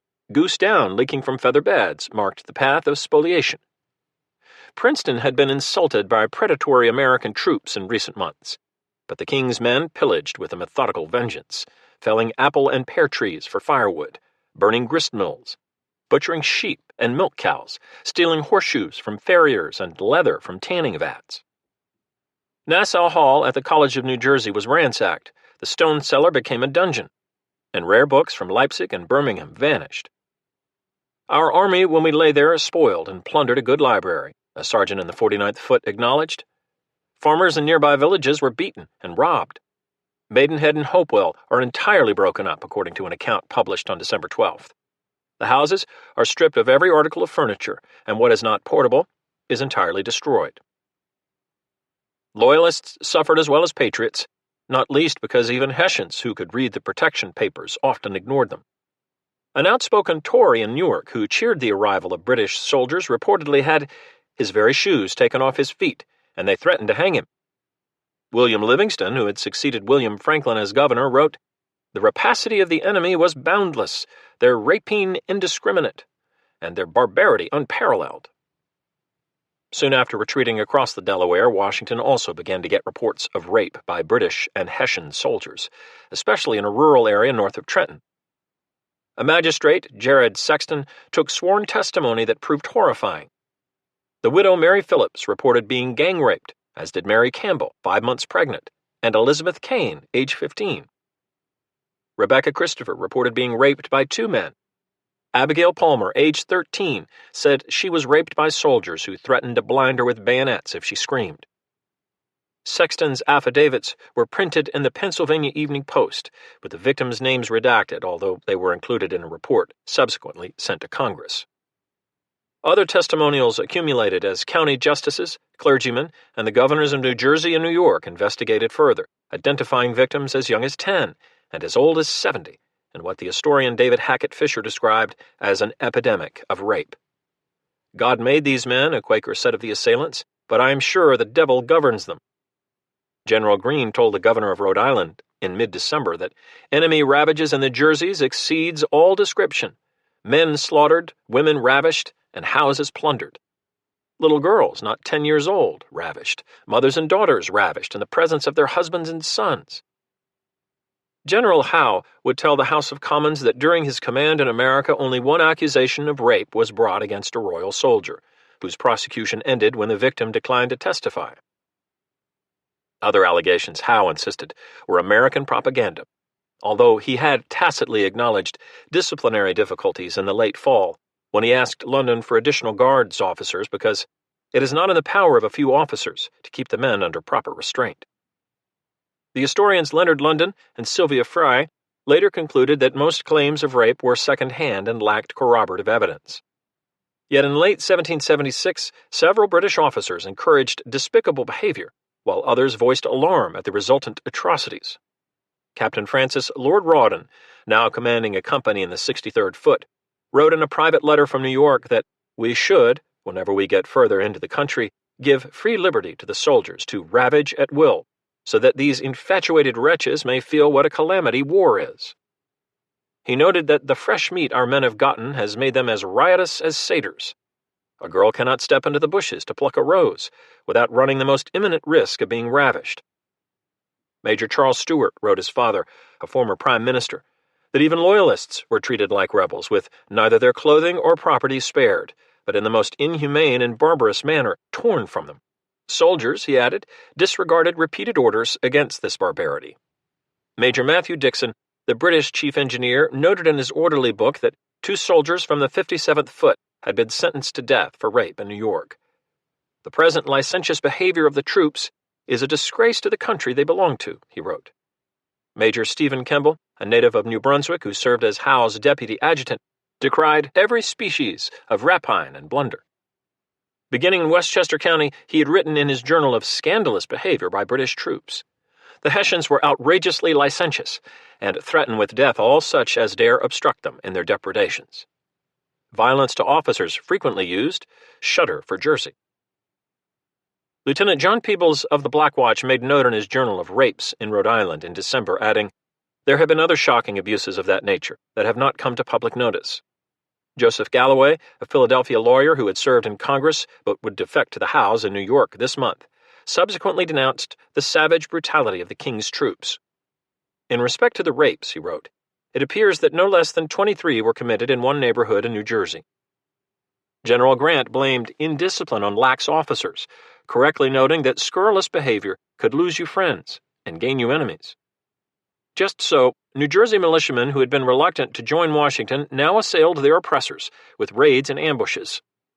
New Jersey, like Westchester County, soon became a dark borderland of uncertain shifting loyalties and spasmodic violence. Howe's staff estimated that rebel bandits by mid-December had rustled 700 oxen and almost 1,000 sheep and hogs from British foragers. Patrols were bushwhacked, couriers seized, and 8 British baggage wagons captured. 600 raiders struck Hackensack while the Redcoats were campaigning downstate, seizing 50 Tories. As Howe prepared to return to New York, Captain Munchausen wrote, "It is now very unsafe for us to travel in Jersey. The rascal peasants meet our men alone or in small unarmed groups. They shoot them in the head, then quickly hide their rifles and pretend they know nothing." The approach of fire and sword men triggered panic in Philadelphia. Local authorities advised those hoping to avoid the insults and oppression of a licentious soldier to flee. "Drums beat," one diarist wrote. "A martial appearance, the shops shut." Armed rebels roamed the town, closing schools and pressing teenage boys into militia companies. Accused loyalists were jailed. Witnesses at the Indian Queen Tavern fingered those once heard to sing "God Save the King," and prisoners were either paroled from the Walnut Street jail, or, if unrepentant, sent to cells in Lancaster, York, Carlisle, or Frederick, Maryland. 1,000 wagons were assembled to evacuate the city's riches, including 500,000 musket cartridges, public papers, a gunlock factory, and booty from the prize ship Sam, recently captured en route to Liverpool from Barbados, with 22,000 silver coins and 2.5 tons of ivory. Numbers of families loading wagons with their furniture, etc., a Philadelphian wrote on December 10th. "Our people in confusion of all ranks," a note to General Washington reported. "The city is amazingly depopulated." Congress ordered a day of fasting and prayer, forbidding all swearing and immorality. On December 12th, a day after denouncing a report that they intended to abscond as false and malicious, several dozen congressmen bolted for Baltimore, giving Washington full power to prosecute the war and expunging from the record their earlier denial of flight. Their departure struck a damp on ye feelings of many, a cavalry captain noted. Although some Philadelphians left behind were pleased to hear members complain that Baltimore was a dirty, infamous, extravagant hole, and the worst of all terrestrial places. Continental presses and plates were transported to Baltimore under guard so that Congress could continue printing money. Nearly 25 million had been issued in the past 18 months, despite a requirement that every bill be numbered and signed by authorized citizens, who received just over $1 for every 1,000 bills processed. Promiscuous issuance of paper money without adequate backing in specie or gold inevitably led to depreciation. Prices had more than doubled over their pre-war average, and they would double again in the coming year as even more bills were printed. The new notes with fancy escutcheons and secret marks intended to thwart counterfeiters. Depreciation threatens instant and total ruin to the American cause, the Philadelphia financier and Congressman Robert Morris wrote to the Paris commissioners in December. The day would come when Continental bills were used to light a pipe or a grog shop candle, and fifers would wear jackets made entirely from sheets of worthless American currency. Before scurrying away, Congress ordered Philadelphia defended to the last extremity, and Washington sent General Putnam to command the town. Old Put imposed martial law and a 10 p.m. curfew effective December 12th. Merchants refusing to accept Continental currency would be arrested and their inventories confiscated. Bell ringers strode through the streets, ordering all able-bodied men to help dig entrenchments or man riverfront defenses that included fire ships, floating batteries, 40 chevaux de frise, and 7 shore guns on Mud Island.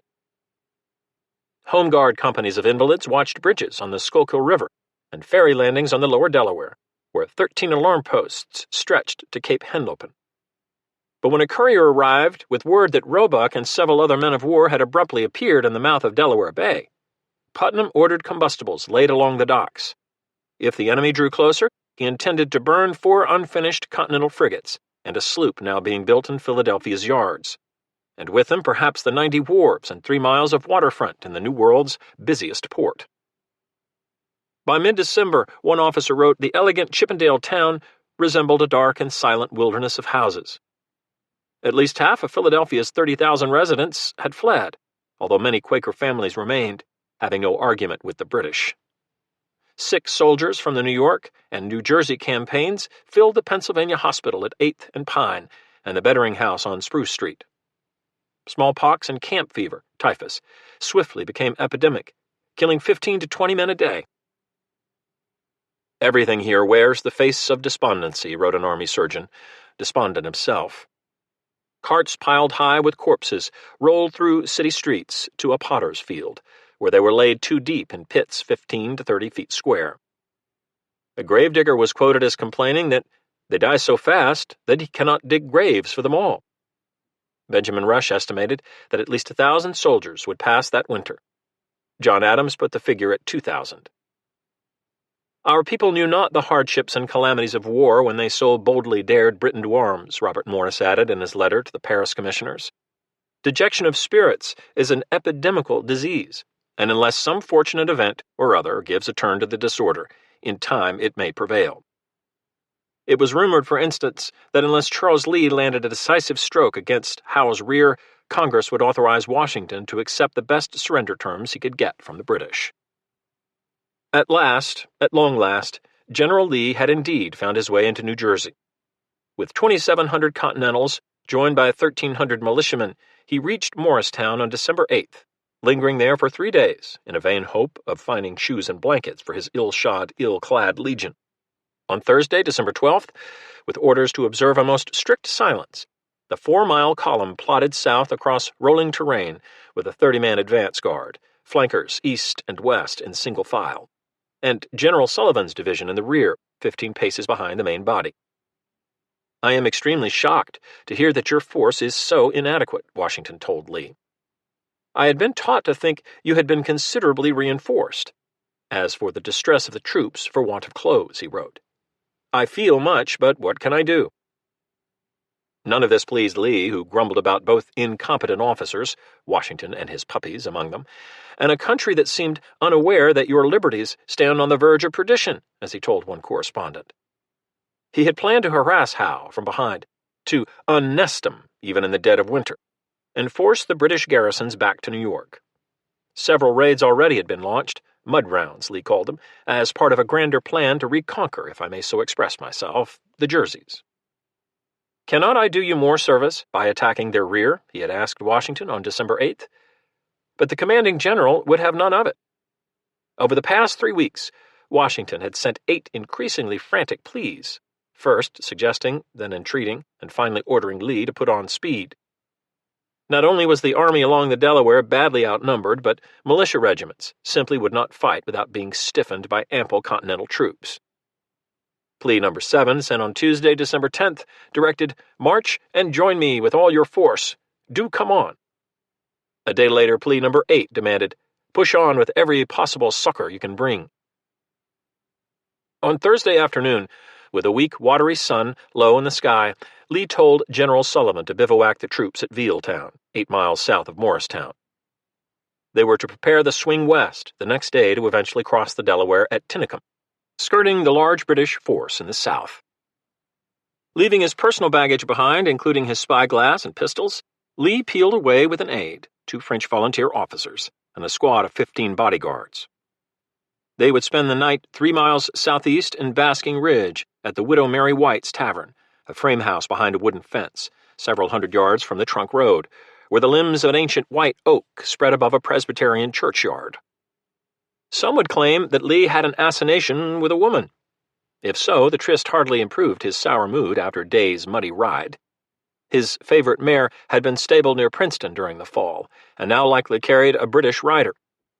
3 of his best camp horses had vanished during the march from Westchester, despite his offer of a guinea's reward for each. Worse yet, Spada and his other dogs had been sent to Virginia for safekeeping. Lee was alone. After peeling off his uniform and donning a nightshirt, he sat at a table and scratched a querulous note to his old friend, Horatio Gates, who was headed for Pennsylvania from Ticonderoga with 600 Northern Army soldiers. After once again complaining about the loss of Fort Washington, Lee turned his pen on the commanding general. Entre nous, a certain great man is most damnably deficient. He has thrown me into a situation where I have my choice of difficulties. If I stay in the province, I risk myself and army. If I do not stay, the province is lost forever. I have neither guides, cavalry, medicines, money, shoes, or stockings. Tories are in my front, rear, and on my flanks. The mass of people is strangely contaminated. Adieu, my dear friend. God bless you. As Alexander Hamilton would later observe, Charles Lee had the preposterous notion that he was a great man. For 2 years he had served the patriot cause creditably by demanding discipline in the ranks and lauding the combat prowess of American soldiers against their British enemies. But he was fickle, disloyal, intemperate, and incautious. And now these defects brought him low. Alarmed by reports that Lee was somewhere in his rear on December 12th, Cornwallis dispatched 33 horsemen from the 16th Light Dragoons to look for him. Flamboyant in their black leather helmets with horsehair plumes and red tunics trimmed in blue, the dragoons cantered north from Pennington toward Morristown, wary of rebel ambushes. They picked off a good number of us in this shabby method, a British captain later complained.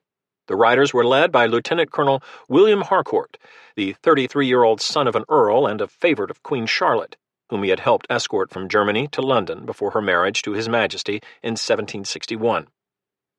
Swinging east along the Raritan, the troopers spent the night sleeping on straw in Hillsborough, then rose before dawn on Friday to again tack north on King George Road. The rising sun brought a bright, balmy morning.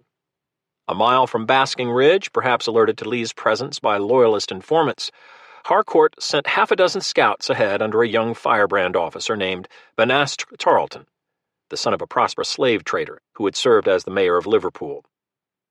Tarleton spotted 2 rebel sentries, captured them without gunplay, and soon learned that Lee was in a nearby hostelry with paltry security. Colonel Harcourt quickly sketched a plan, and at 10 a.m. dragoons edged through the orchard and woodlot bracketing Widow White's Tavern. Inside, Lee had dressed, finished his correspondence, and ordered his horse saddled for the short ride to rejoin his corps. Major James Wilkinson, who had arrived in the small hours with dispatches from General Gates, had just eaten a late breakfast when he peered from the window to see redcoats thundering down the front lane. "Here, sir, are the British cavalry," he yelled. Lee leaped to his feet. Where's the guard?" he demanded. "Damn the guard, why don't they fire?" Garbled shouts, whinnying horses, and sporadic gunshots could be heard through the walls. Tarleton clattered up to the front entrance, making all the noise I could, he later reported, then fired into the door, bellowing, "I know General Lee is in the house." 60 or 70 British bullets riddled the tavern. Lee paced upstairs, brusquely dismissing a suggestion that he hide on his bed. "If the general does not surrender in 5 minutes," Tarleton shouted, "I will set fire to the house." Lee stepped through the front door, bareheaded and disheveled, a blanket coat draped over his dingy white shirt. He was confounded to realize that his captors were from the same dragoon regiment with which he had fought valiantly on the king's behalf in Portugal 14 years earlier. He expected, a witness heard him say, to be treated as a gentleman. Regulars hoisted him onto a horse, pinioned his arms, lashed his legs to the stirrups, and galloped south as a bugler let blare a few triumphant notes. The skirmish had lasted 15 minutes. Several Continentals in the security detail had fled, but at least 2 dead rebels lay in the dirt, so badly butchered with sword wounds that they were put in boxes and interred in the field where they lay, a New Jersey woman reported. Wilkinson and Lee's aide emerged from the tavern as the British hoofbeats faded away, then hurried off to give General Sullivan the news. "This is a most miraculous event," Tarleton wrote his mother. "It appears like a dream." A regimental band played in Pennington after the dragoons arrived with their prize, having ridden nearly 70 miles that day. Harcourt's men celebrated into the night, toasting the king and getting Lee's horse drunk. "We have captured General Lee," Captain Munchausen exulted, "the only rebel general whom we had cause to fear." Lee was swiftly shifted to New Brunswick under heavy guard, while the British pondered whether to hang him. His letters to General Howe were returned unopened and addressed to Lieutenant Colonel Lee, his former rank as a British officer. Bells rang in jubilation when the account reached England. Harcourt, who in the next century would rise to the rank of Field Marshal, received thanks from both Parliament and his king. A poem in London's General Evening Post warned, "Here read thy character, thy peril, Lee, a traitor's name, a traitor's destiny." British officers flocked to gawk at the famous prisoner in his New Brunswick cell. "So dirty and ungentlemanlike a looking general I never saw before," wrote one. "He had on an old blue coat, turned up with red, an old cocked hat, and greasy leather breeches." A grenadier lieutenant who met with him several times in December observed, "Though dejected, he is very entertaining and communicative. He praises himself much on the affair in Carolina. In a word, he is the most sensible fool I know." Washington had sent a 9th and final plea to Lee early on Saturday, December 14th, unwittingly writing to a man erased from the ranks. "Let me once more request and entreat you to march immediately," the commanding general urged. A few hours later, the bad tidings arrived, to general lamentation. "This is a misfortune that cannot be remedied, as we have no officer in the army of equal experience and merit," John Trumbull, the commissary general, told his father. Hancock agreed that his loss will be severely felt, as he was in a great measure the idol of the officers. Others fear the impact on morale in the ranks. Following Lee's capture, Benjamin Rush wrote a week later, "A distrust has crept in among the troops of the abilities of some of our general officers high in command. They expect nothing now from heaven-taught and book-taught generals." One of those heaven and book-taught generals, Nathaniel Greene, wrote Katy from Pennsylvania on December 16th, "Fortune seems to frown upon the cause of freedom. A combination of evils are pressing in upon us on all sides." Yet upon reflection, Greene told his brother that Lee undoubtedly is a great general. But all the military knowledge is not confined to him. A Rhode Island soldier agreed that we could manufacture as good generals out of American stuff. Washington publicly mourned the loss, but privately he voiced ambivalence about a rival who had become a thorn in his side. "Unhappy man," he wrote Lund Washington, his Mount Vernon overseer, on December 17th. "Taken by his own imprudence, going 3 or 4 miles from his own camp to lodge." Later in the month, Washington wrote directly to Lee, enclosing a draft for £116 to ease the discomfort of captivity. "I hope," he added, "you are as happy as a person under your circumstances can possibly be." Each morning, New York Loyalists in their red-ribboned caps gathered outside the charred timbers of Trinity Church to watch the King's troops assemble on parade.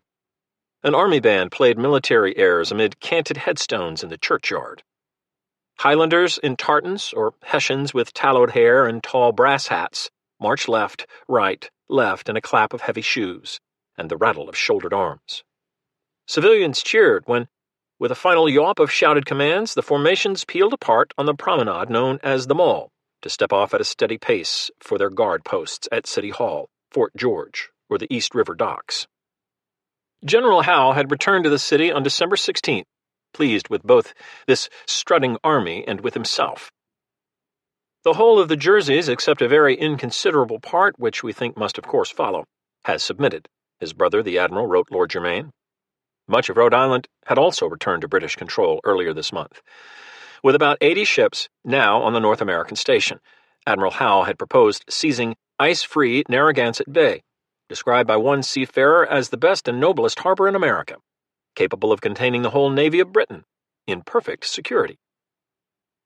On December 7th, General Henry Clinton and Commodore Sir Peter Parker anchored in Weaver's Cove, 6 miles north of Newport, despite Clinton's conviction, bluntly avouched as usual, that the king would be better served by destroying Washington's army or seizing Philadelphia.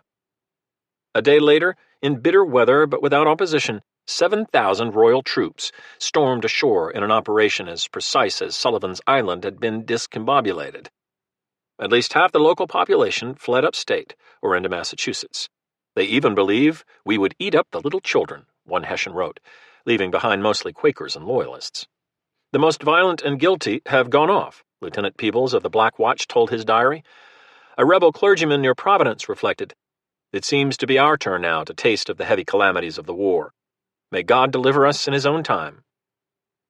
Around Narragansett Bay, deliverance would be years in coming.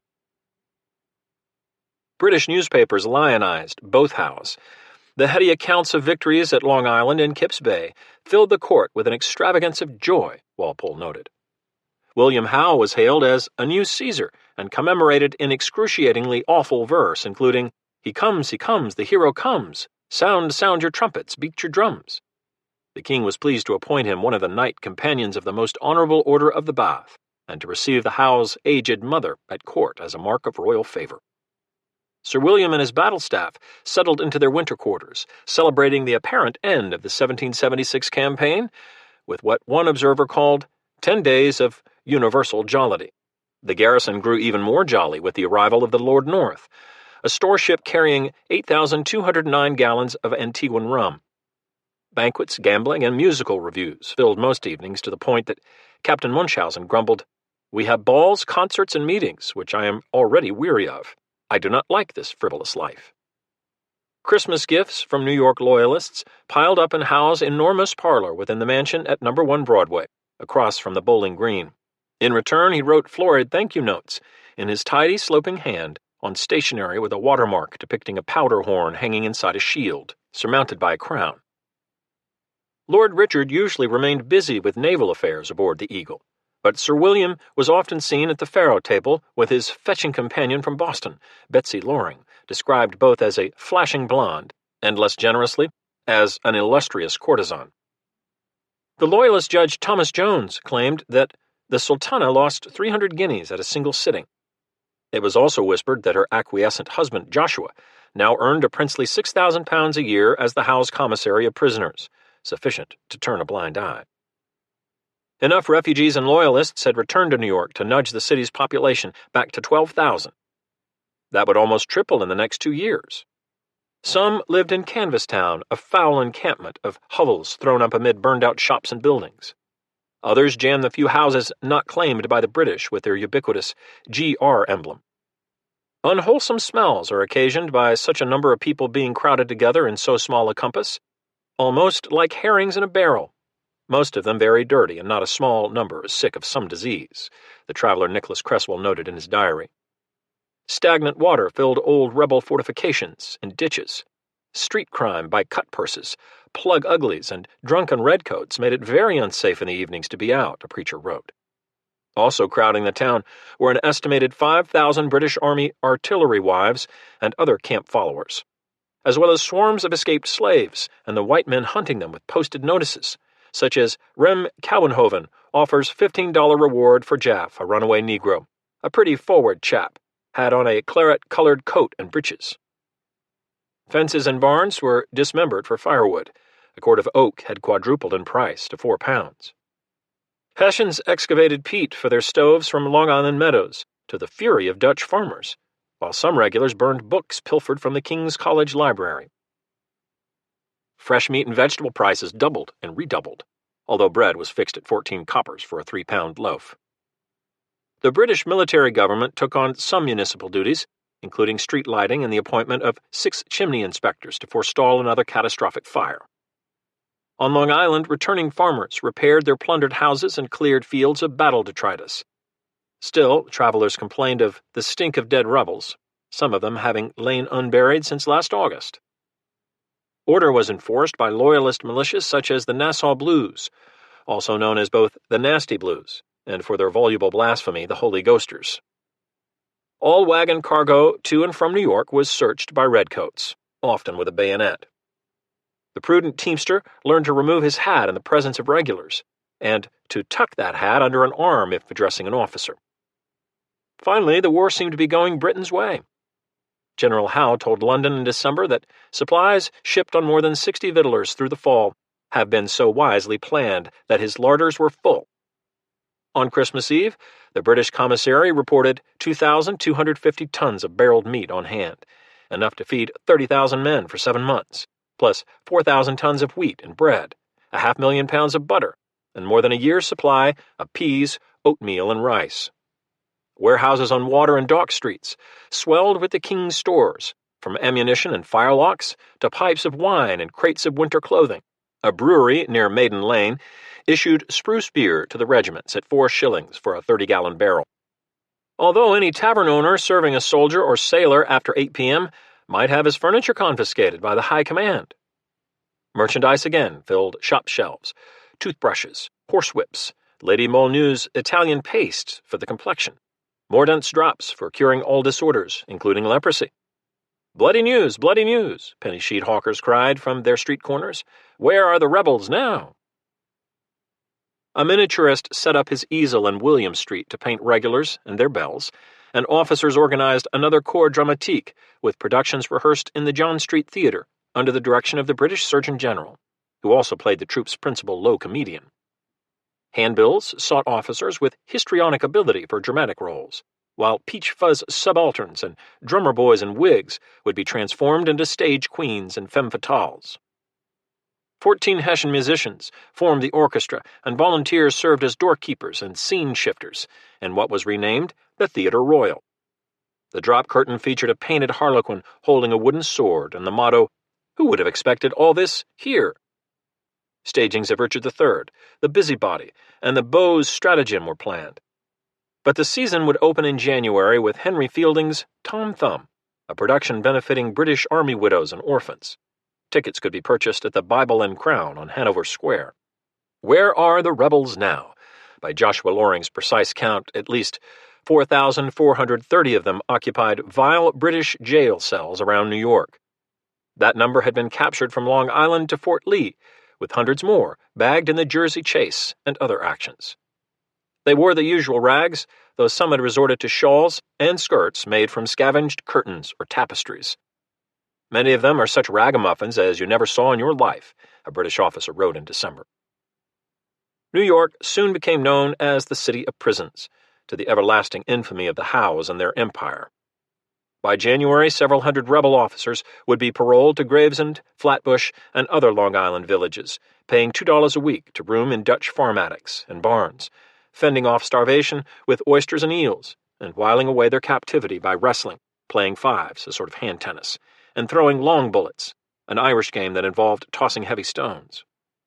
We thus lived in want and perfect idleness for years, an officer captured at Fort Washington later recalled. Among those paroled on Long Island was Ethan Allen, the conqueror of Ticonderoga, who had been shipped back to America after harsh imprisonment in Cornwall. Another officer described him as a robust, large-framed man, worn down by confinement and hard fare. He would soon be worn down further upon learning that his 11-year-old son Joseph had died of smallpox. I had promised myself great delight in clasping the charming boy in my arms and in recounting to him my adventures, Allen wrote his brother. My only son, the darling of my soul. For enlisted men and other officers remaining in Manhattan, the want and idleness were much worse. At least 13 jails existed in New York, including the French Church, the First Presbyterian Church, and the Friends Meeting House. About 800 inmates crammed the Old North Dutch Church on William Street after the pews were ripped out for fuel and the mahogany pulpit was shipped to London as booty. Perhaps as many were held in the Middle Dutch Church, where it was whispered jailers poisoned prisoners to steal their watches and silver buckles. Even more notorious were 2 of the city's sugar houses, originally built to hold tons of white gold from West Indies plantations, and now converted into penitentiaries. Van Cortlandt's at the northwest corner of the Trinity Churchyard, and Livingston's, a 5-story stone structure of dank tiered cells surrounded by a 9-foot fence on Crown Street, later renamed Liberty. A New Yorker recounted seeing inmates rotating in groups of a half dozen for 10 minutes at a time to crowd each tiny unglazed window above Crown Street. Every narrow aperture of those stone walls filled with human heads, face above face, seeking a portion of the external air.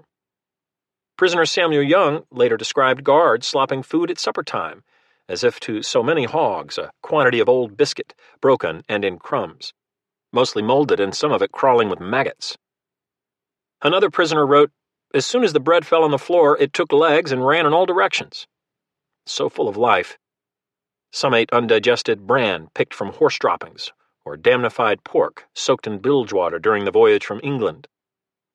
Inmates sold their breeches or coats to buy scraps or beef bones sold by the guards. Others ate insects and rodents. "Cold and famine were now our destiny," a survivor wrote. "Old shoes were bought and eaten with as much relish as a pig or a turkey."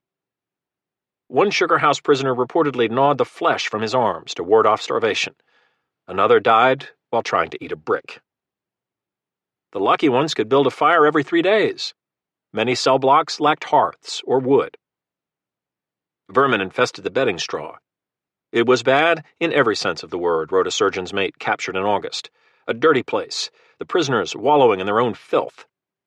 A British captain acknowledged, "If once they are taken sick, they seldom recover."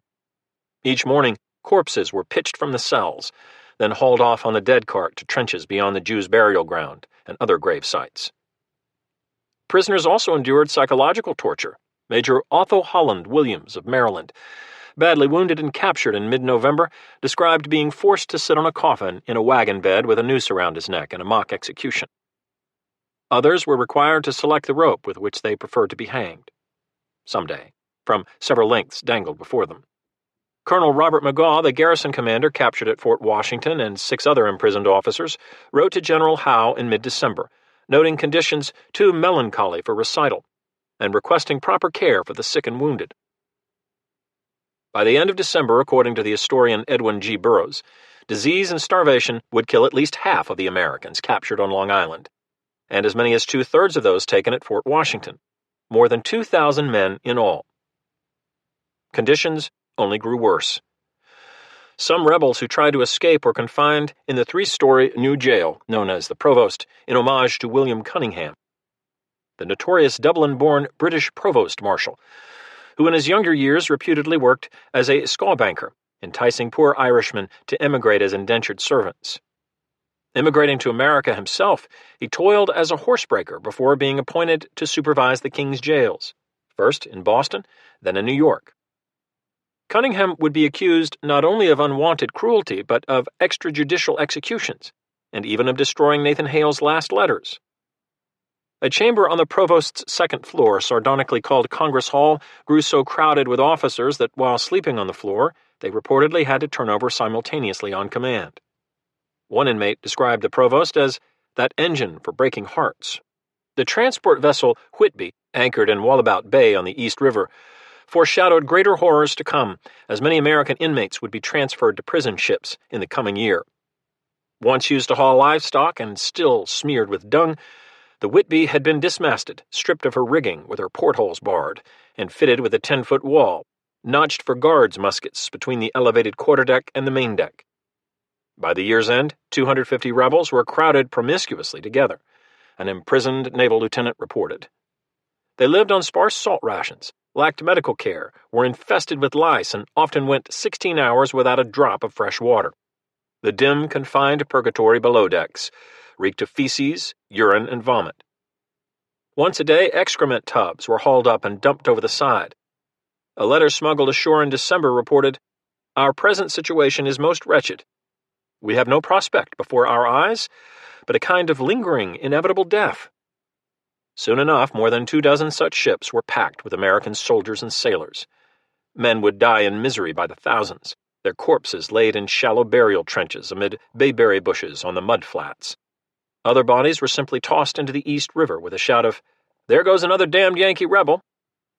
For years, these remains lay scattered and bleaching along the Brooklyn shoreline, the human spoor of inhumanity, speaking bone to bone about how easy it had become to hate thine enemy. Chapter 21. The Smiles of Providence. Trenton, December 24th to 26th, 1776. Christmas Eve was joyless in Trenton. Most residents had fled, chased away by 1,500 Hessians in blue or green regimental uniforms with yellow waistcoats, white crossbelts, and mustaches darkened with shoeblack. Months of hard campaigning had left the Germans hollow-eyed, jittery, and, as one officer complained, denuded of small clothes. This drowsy, vacant village seemed like a placid refuge in which to recuperate before the next fighting season. Enemy soldiers from 3 regiments now filled many of the 100 or so houses in Trenton, including those along King and Queen Streets.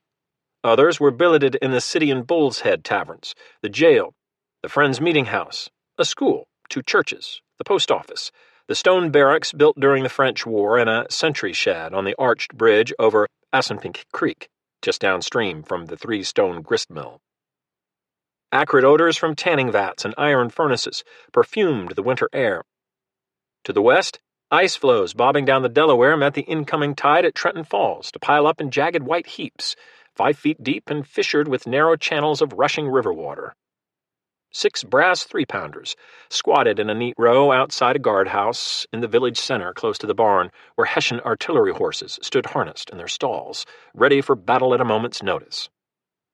As shadows lengthened and the holy night drew near, troops from the duty regiment swung up King Street for the usual changing of the guard at 2 p.m. A military band circled the brick at St. Michael's Anglican Church like a Roman Catholic procession, wanting only the cross and the banner and the chanting choristers, Lieutenant Andreas Wiederholt told his diary. The music often lured the garrison commander from his headquarters in the large frame house west of the street. The reedy sound of hautboys particularly charmed him. As Wiederholt observed, he never could have enough of them. Colonel Johann Gottlieb Rahl had spent 36 of his 50 years in uniform, fighting in Bavaria, on the Rhine, and in Holland. As a soldier of fortune, he had also fought in Turkey and in Russia under Alexei Grigorovich Orlov, the reputed killer of Tsar Peter III, whose death brought Catherine the Great to the throne. Rahl would be caricatured as a drunkard, a martinet, a sybarite, and a military mooncalf, none of which was true. If rough-hewn, he was respected as a born soldier in one comrade's estimation, and as a combat leader. His ferocity at White Plains and Fort Washington reportedly earned him the nickname Der Löwe, the Lion.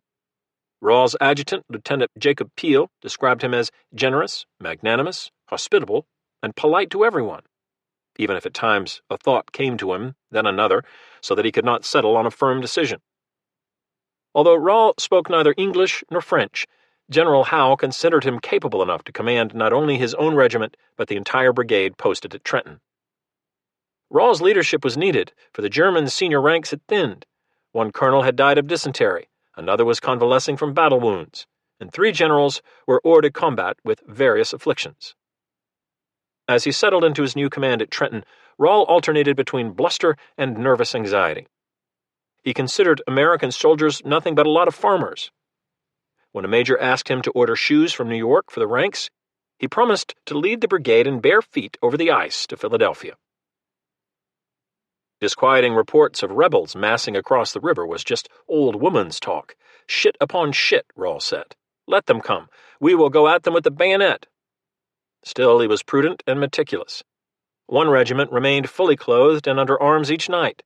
Sentinels posted the upper roads to Princeton and Pennington, the riverbank, and other approaches into the village. Patrols crisscrossed the countryside to flush ambushers and spies. Before dawn each morning for the past week, 70 men and 2 field guns had taken positions above a nearby ferry landing to watch for infiltrators. The rebels had grown bolder. "We have not slept one night in peace since we came to this place," a Hessian subaltern told his journal. Men with blackened faces frequently crossed the river from Pennsylvania to set fires and to snipe at German outposts, killing or capturing the careless. On December 20th, Rahl sent 2 dragoons with dispatches to Princeton. An hour later, one wounded rider galloped back to report that his companion had been slain in a rebel ambuscade. Rahl sent the letters again, this time with an escort of 100 men and a 3-pounder. Rahl waved away suggestions that he build earthworks on the high ground south and northeast of Trenton. I have the enemy in all directions, he explained. Some troops, reportedly, had not removed their cartridge pouches for more than a week. The sick list grew longer day by day. To General Grant in New Brunswick, Rawle pleaded for at least 200 reinforcements at Maidenhead, on the post road between Trenton and Princeton. Grant, who acknowledged looking forward to a winter of ease and pleasure with his cook Baptiste and his flocks of dinner fowl, tried to calm his jittery subordinates downstate.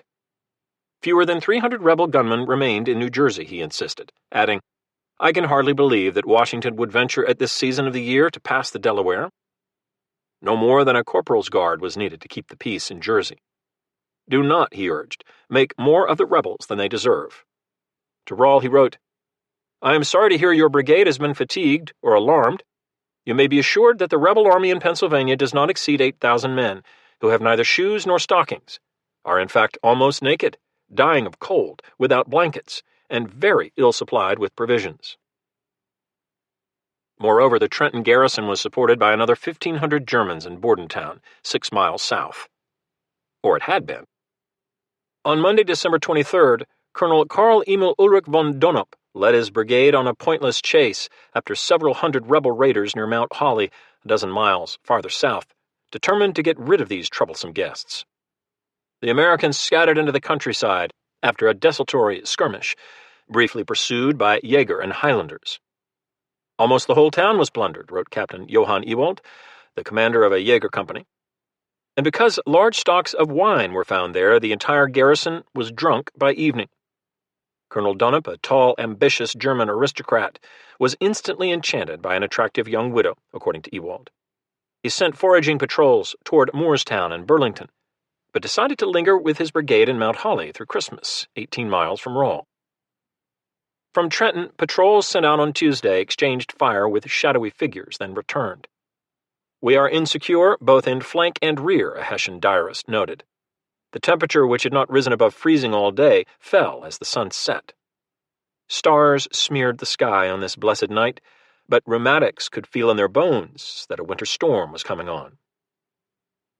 To Donop, Rawle wrote that his men were extremely fatigued because of the miserable weather and continuous service.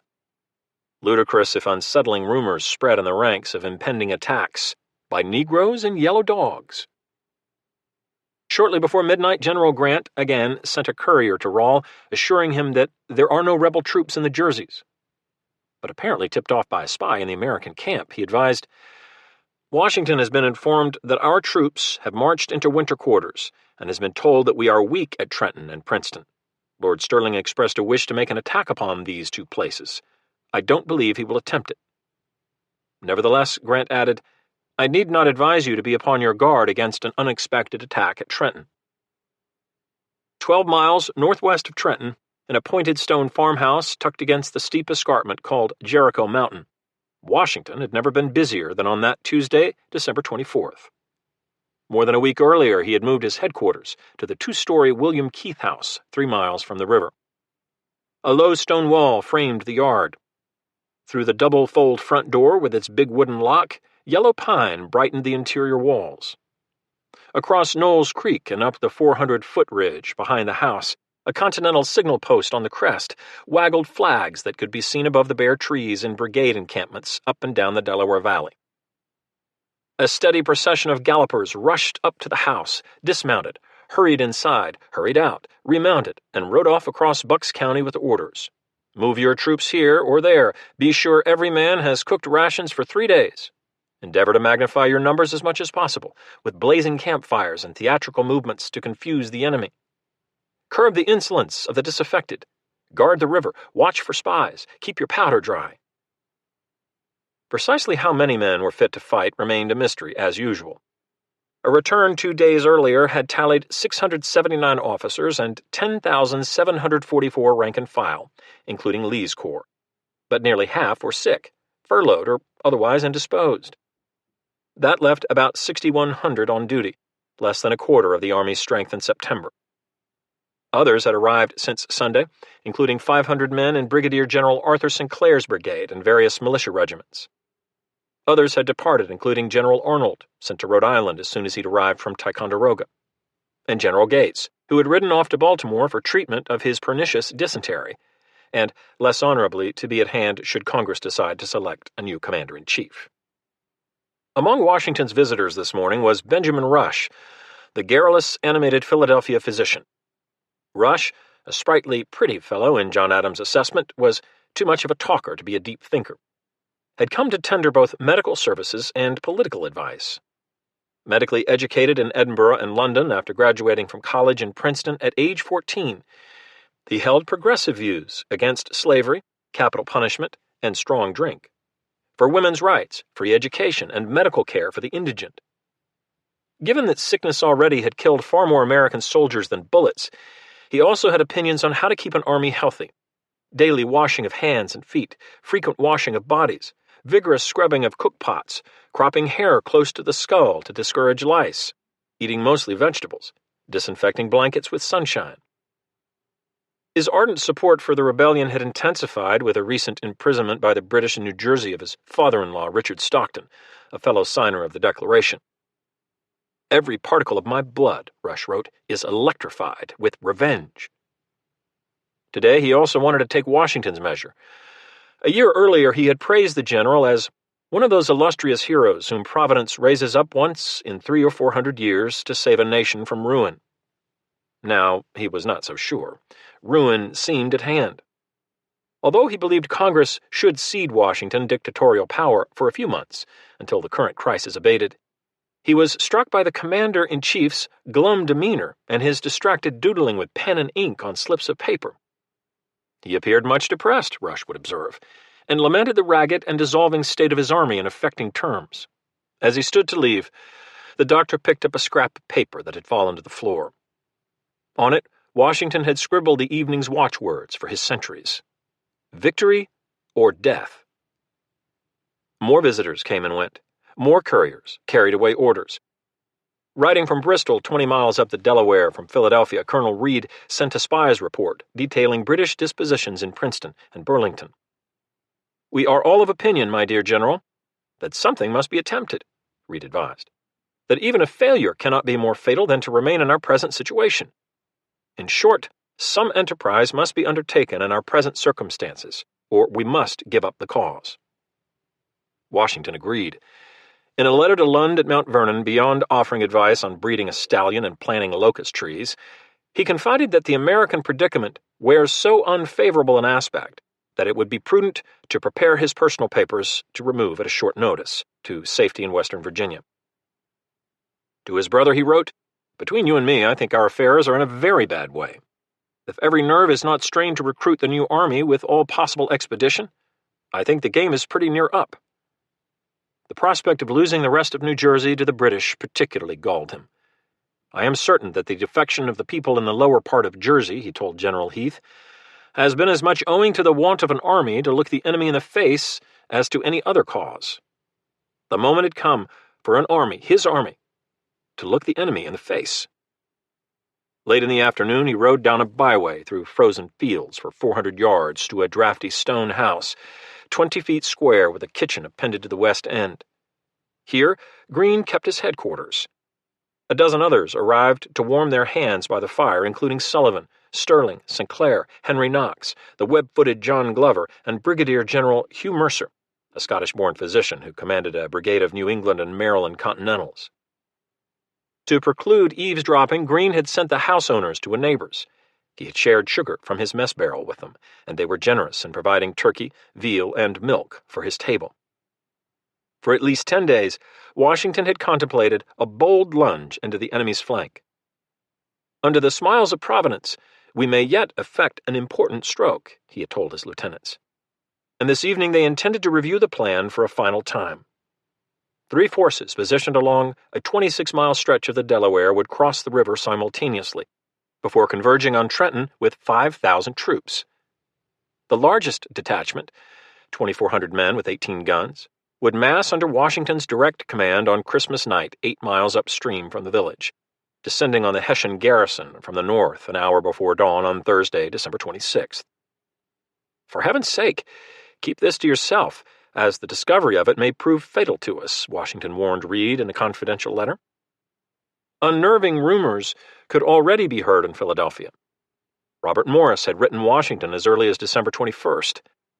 "I have been told today that you are preparing to cross into the Jerseys.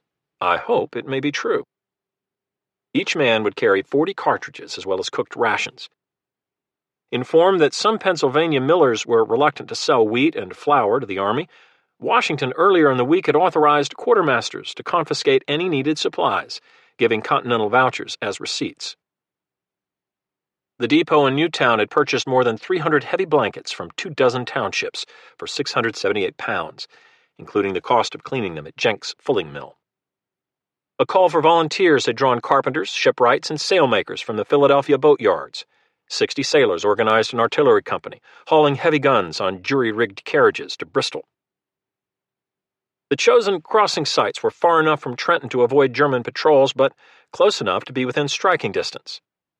At Washington's direction, more than a dozen stout Durham boats would be manned by Glover's Marblehead mariners. 65 feet long, with a curved stem and steep caulked sides, the river craft had been used for years to haul iron ore, timber, whiskey, and flour barrels on the Delaware. Fitted with 18-foot oars, a 30-foot curved sweep for steering, and iron-shod setting poles, each Durham could carry 15 to 20 tons. But even little 3-pounders were too unwieldy for transport by Durham boat. The guns and carriages would be moved one at a time by flat ferries. Shipping 100 or more horses across open water, always delicate, would also require great care. The 7 brigades assigned to the assault were under strength, but each had an unusually large ratio of officers and sergeants to the rank and file in an effort to keep march discipline. Moreover, each brigade included an artillery company to provide firepower when muskets inevitably grew wet, as they had during Montgomery's attack at Quebec.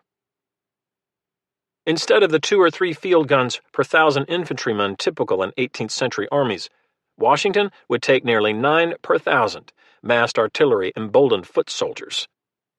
Colonel Knox's epic trek from Ticonderoga a year earlier had persuaded him that guns not only could keep pace with infantry regiments moving cross-country in foul weather, but, in fact, could lead them without forfeiting mobility.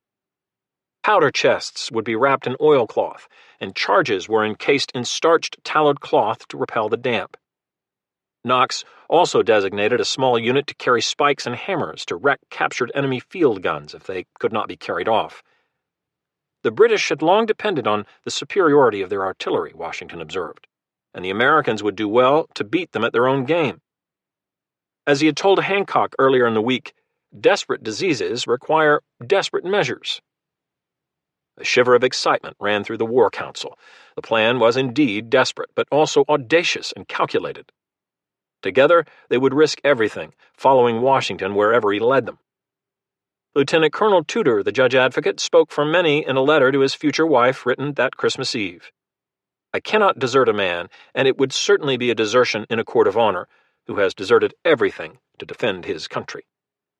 Before Washington dismissed the officers to return to their respective commands, they were reminded of the identifying countersign to be used in the attack: victory or death. Clouds thickened on Christmas Day, and the wind shifted from west to northeast. Temperatures remained below freezing. "It is fearfully cold and raw," an officer told his diary. "It will be a terrible night for the soldiers who have no shoes." The sun, mostly unseen during the day, set at 4:42 p.m. The moon, a night past full, rose just over an hour later, orange and monstrous behind a shroud of high clouds. Some men would not see another sunrise, including Captain James Moore, a New Yorker who died of camp fever on Christmas in the mill house, where General Sterling also was quartered. The captain was buried in hard ground at the edge of a timber stand above Pidcock's Creek. He was 24. Others rallied from their sickbeds. Young Captain Hamilton dragged himself into the ranks from a Pennsylvania farm where he had convalesced after what he called a long and severe illness. His artillery company, reduced to 30 men with 2 guns, joined Sterling's brigade. Many historians would subsequently assert that late in the afternoon, officers gathered their men a mile from the river and, at Washington's direction, read aloud from a new pamphlet by the writer known to soldiers as Common Sense. Little evidence supports such group readings, although Thomas Paine's febrile essay, published a week earlier in Philadelphia and now circulating through the ranks, captured the spirit of the army with which he had recently marched across New Jersey. Payne again condemned both loyalists, servile, slavish, self-interested, and the king, a Scottish, stupid, stubborn, worthless, brutish man. Yet American crisis number 1 also reached higher, to bring reason to your ears, and to claim the high ground for those adhering to the American cause. These are the times that try men's souls. The summer soldier and the sunshine patriot will, in this crisis, shrink from the service of their country. But he that stands it now deserves the love and thanks of man and woman. Tyranny, like hell, is not easily conquered, yet we have this consolation with us, that the harder the conflict, the more glorious the triumph. At dusk, regiments marched in columns toward the ferry crossings. 2 New Jersey militiamen joined each brigade as guides. In the attack from the north, 3 locals in farm garb would serve as scouts, including a Trenton Cooper who had just escaped across the river disguised as an old woodcutter. Perched on their walking boards, poling crews eased the Durham boats and other river craft from anchorages behind Malta Island and in Knowles Creek to 2 abutting ferry landings, McConkey's and Johnson's. Here at the main assault crossing, the river was 300 yards wide, swift and glistening with cake ice. Troops were reminded that upon reaching the far shore, a profound silence is to be enjoined, and no man to quit his ranks on pain of death. Proverbially, no plan survives contact with the enemy, but this plan came unstitched even before the first gunshot. Both downstream crossings were thwarted by ice piled high on the rising tide. Below Trenton Falls, 800 Pennsylvania militiamen found the river utterly impassable. By midnight, as a nasty snow squall blew in from the north, not a man had set foot in Jersey. 15 miles farther south, at Neshaminy Creek near Bristol, Colonel John Cadwallader, a wealthy Philadelphia merchant, discovered similar conditions and ordered his 1,800 militiamen to march another 6 miles south to Dunk's Ferry in search of open water. In this he was disappointed, although 500 men in the lead regiments embarked at 11 p.m., abandoned their boats in pack ice 150 yards from the left bank, then shuffled over the floes to reach firm ground. The wind blowing very hard, we had great difficulty, wrote Captain Thomas Rodney of the Delaware Militia. Unable to manhandle his artillery, horses, or reserves across, Cadwallader, determined to keep his corps intact, ordered the advance guard back to Pennsylvania. This greatly irritated the troops, Rodney added, and they proposed making the attack without both the generals and the artillery. Instead, they grudgingly obeyed, returning at 4 a.m., and then bedding down for a few wretched hours without tents or campfires, spattered with sleet. We suffered more this night from cold in the snowstorm than on any we had yet experienced, one soldier reported. Cadwallader sent a courier to Washington with the dolorous news, adding, "I imagine the badness of the night must have prevented you from passing as intended." Not so. Above the fall line and beyond the pernicious reach of tidal ice, the main force nosed across the Delaware, one wallowing, overloaded boatload at a time. Local rivermen and Glover's 14th Continentals in their blue jackets and tarred trousers handled the craft with skill and brute strength. Knox helped command the crossing, shouting orders, rebukes, and encouragement in his foghorn voice. Greene's advance guard went ashore first to form a perimeter on the far shore. Torches and lanterns, hissing as the snow showers intensified, gilded the ice and brightened the banks at the landing sites. A few men tumbled into the river, including Colonel John Haslett, who had fought with valor in New York. They were fished out, shivering violently, and dried off. Back and forth the boats shuttled, several dozen troops in each Durham, and 1 gun or a few wild-eyed horses on each flatboat, the hours slipping past as the storm howled and the temperature eased to just above freezing. It was as severe a night as I ever saw, one captain wrote. The men, miserable but stoic, nearly half dead with cold, huddled together above the steep-banked New Jersey riverfront, and waited. It was all the same, a Massachusetts fifer later recalled, owing to the impossibility of being in a worse situation than their present one. Washington waited too, eating and drinking in the saddle atop his sorrel mount once he reached Jersey, his broad, ruddy face stung with sleet. He appeared at that time pensive and solemn in the extreme, one officer noted. When Sullivan, struggling to impose order on the ranks nearby, sent a messenger to report that his wet muskets would likely be useless, Washington replied, "Tell General Sullivan to use the bayonet." Several hours behind schedule, the last lifts disembarked, At 4 a.m., a command sounded through the ranks.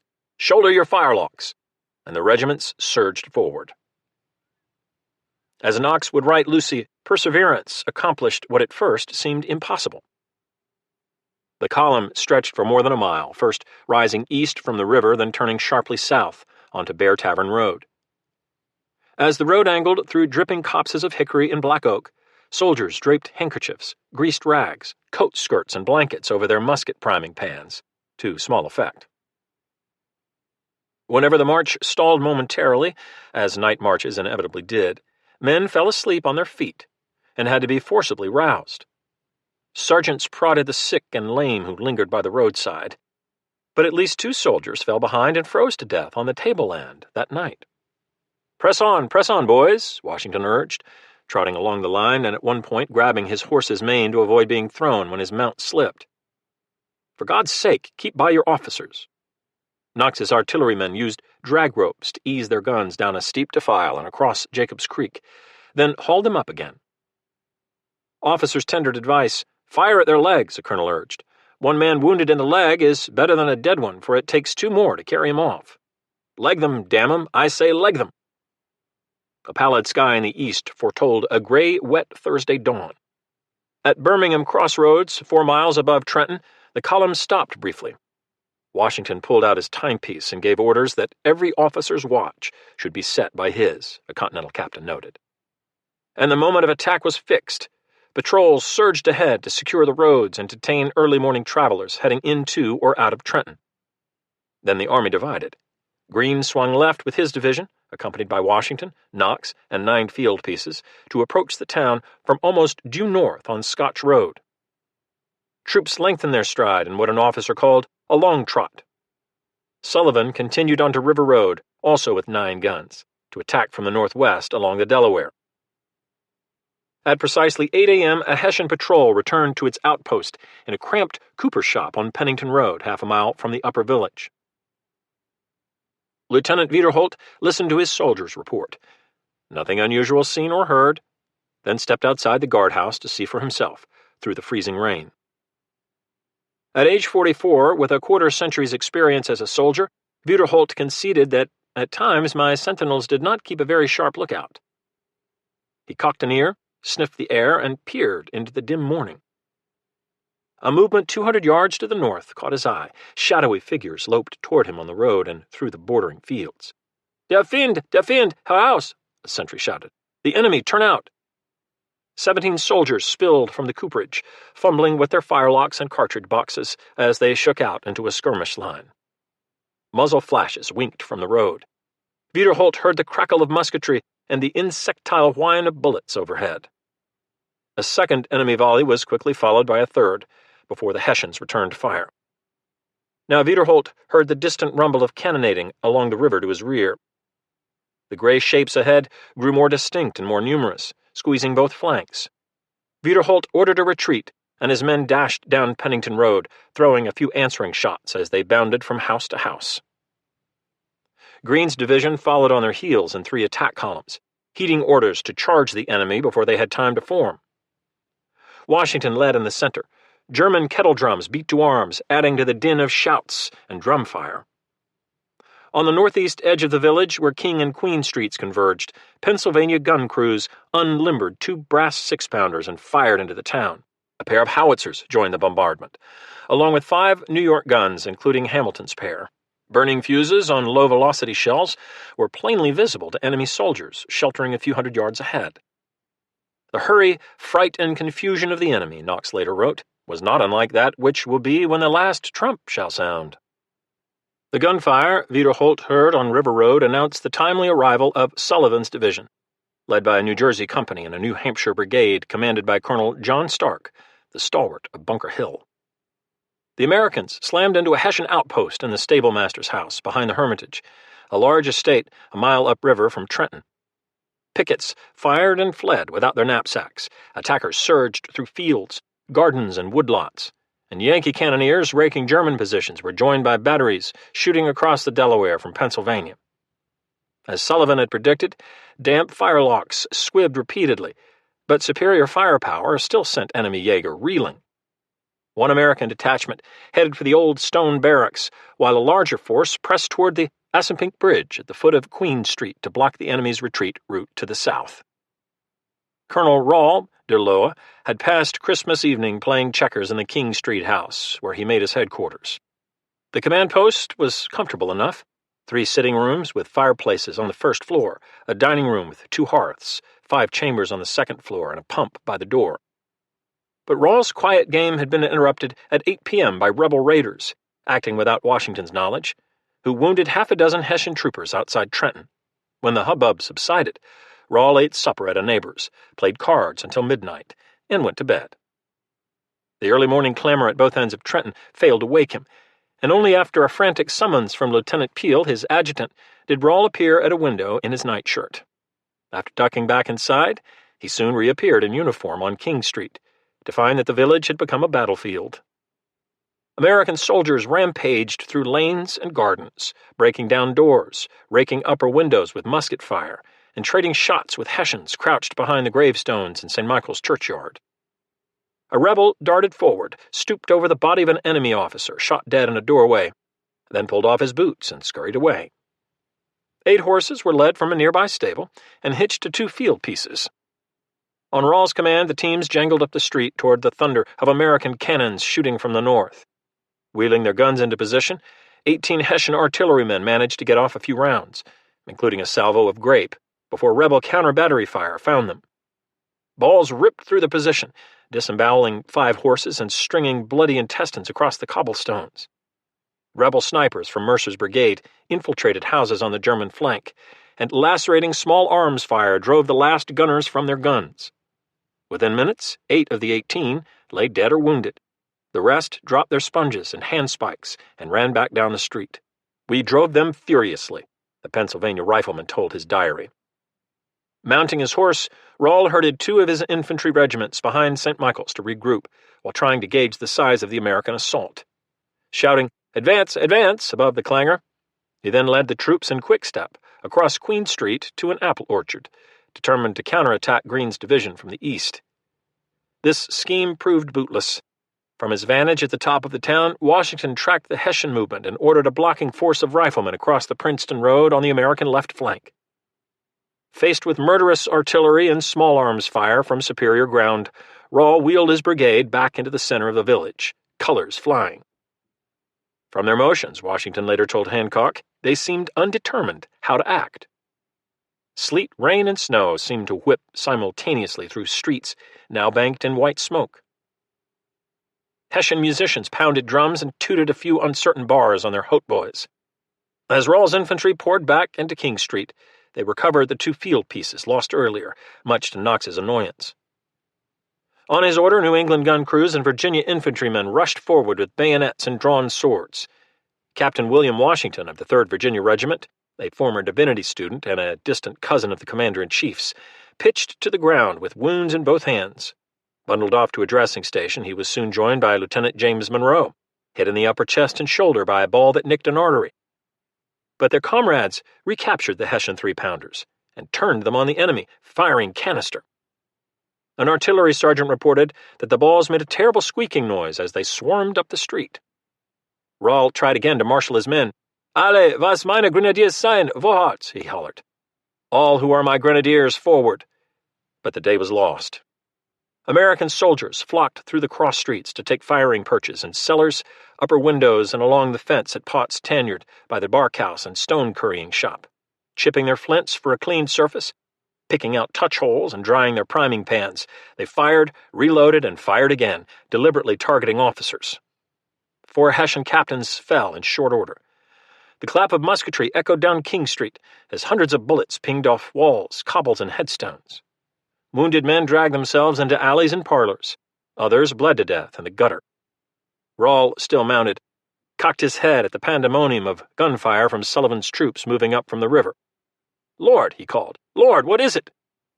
2 bullets knocked him from the saddle on the west side of Queen Street. Bleeding badly, gasping for breath, Rahl was carried into the Methodist church and laid on a pew. With many officers, dead, wounded, or missing, 2 Hessian regiments again drifted east toward the apple trees. American troops followed only 50 paces behind in a menacing crescent. although some Yankees stooped to snatch up the occasional souvenir. Continentals demanded surrender, shouting in English and German. Field pieces were trundled forward to fire point-blank into the orchard.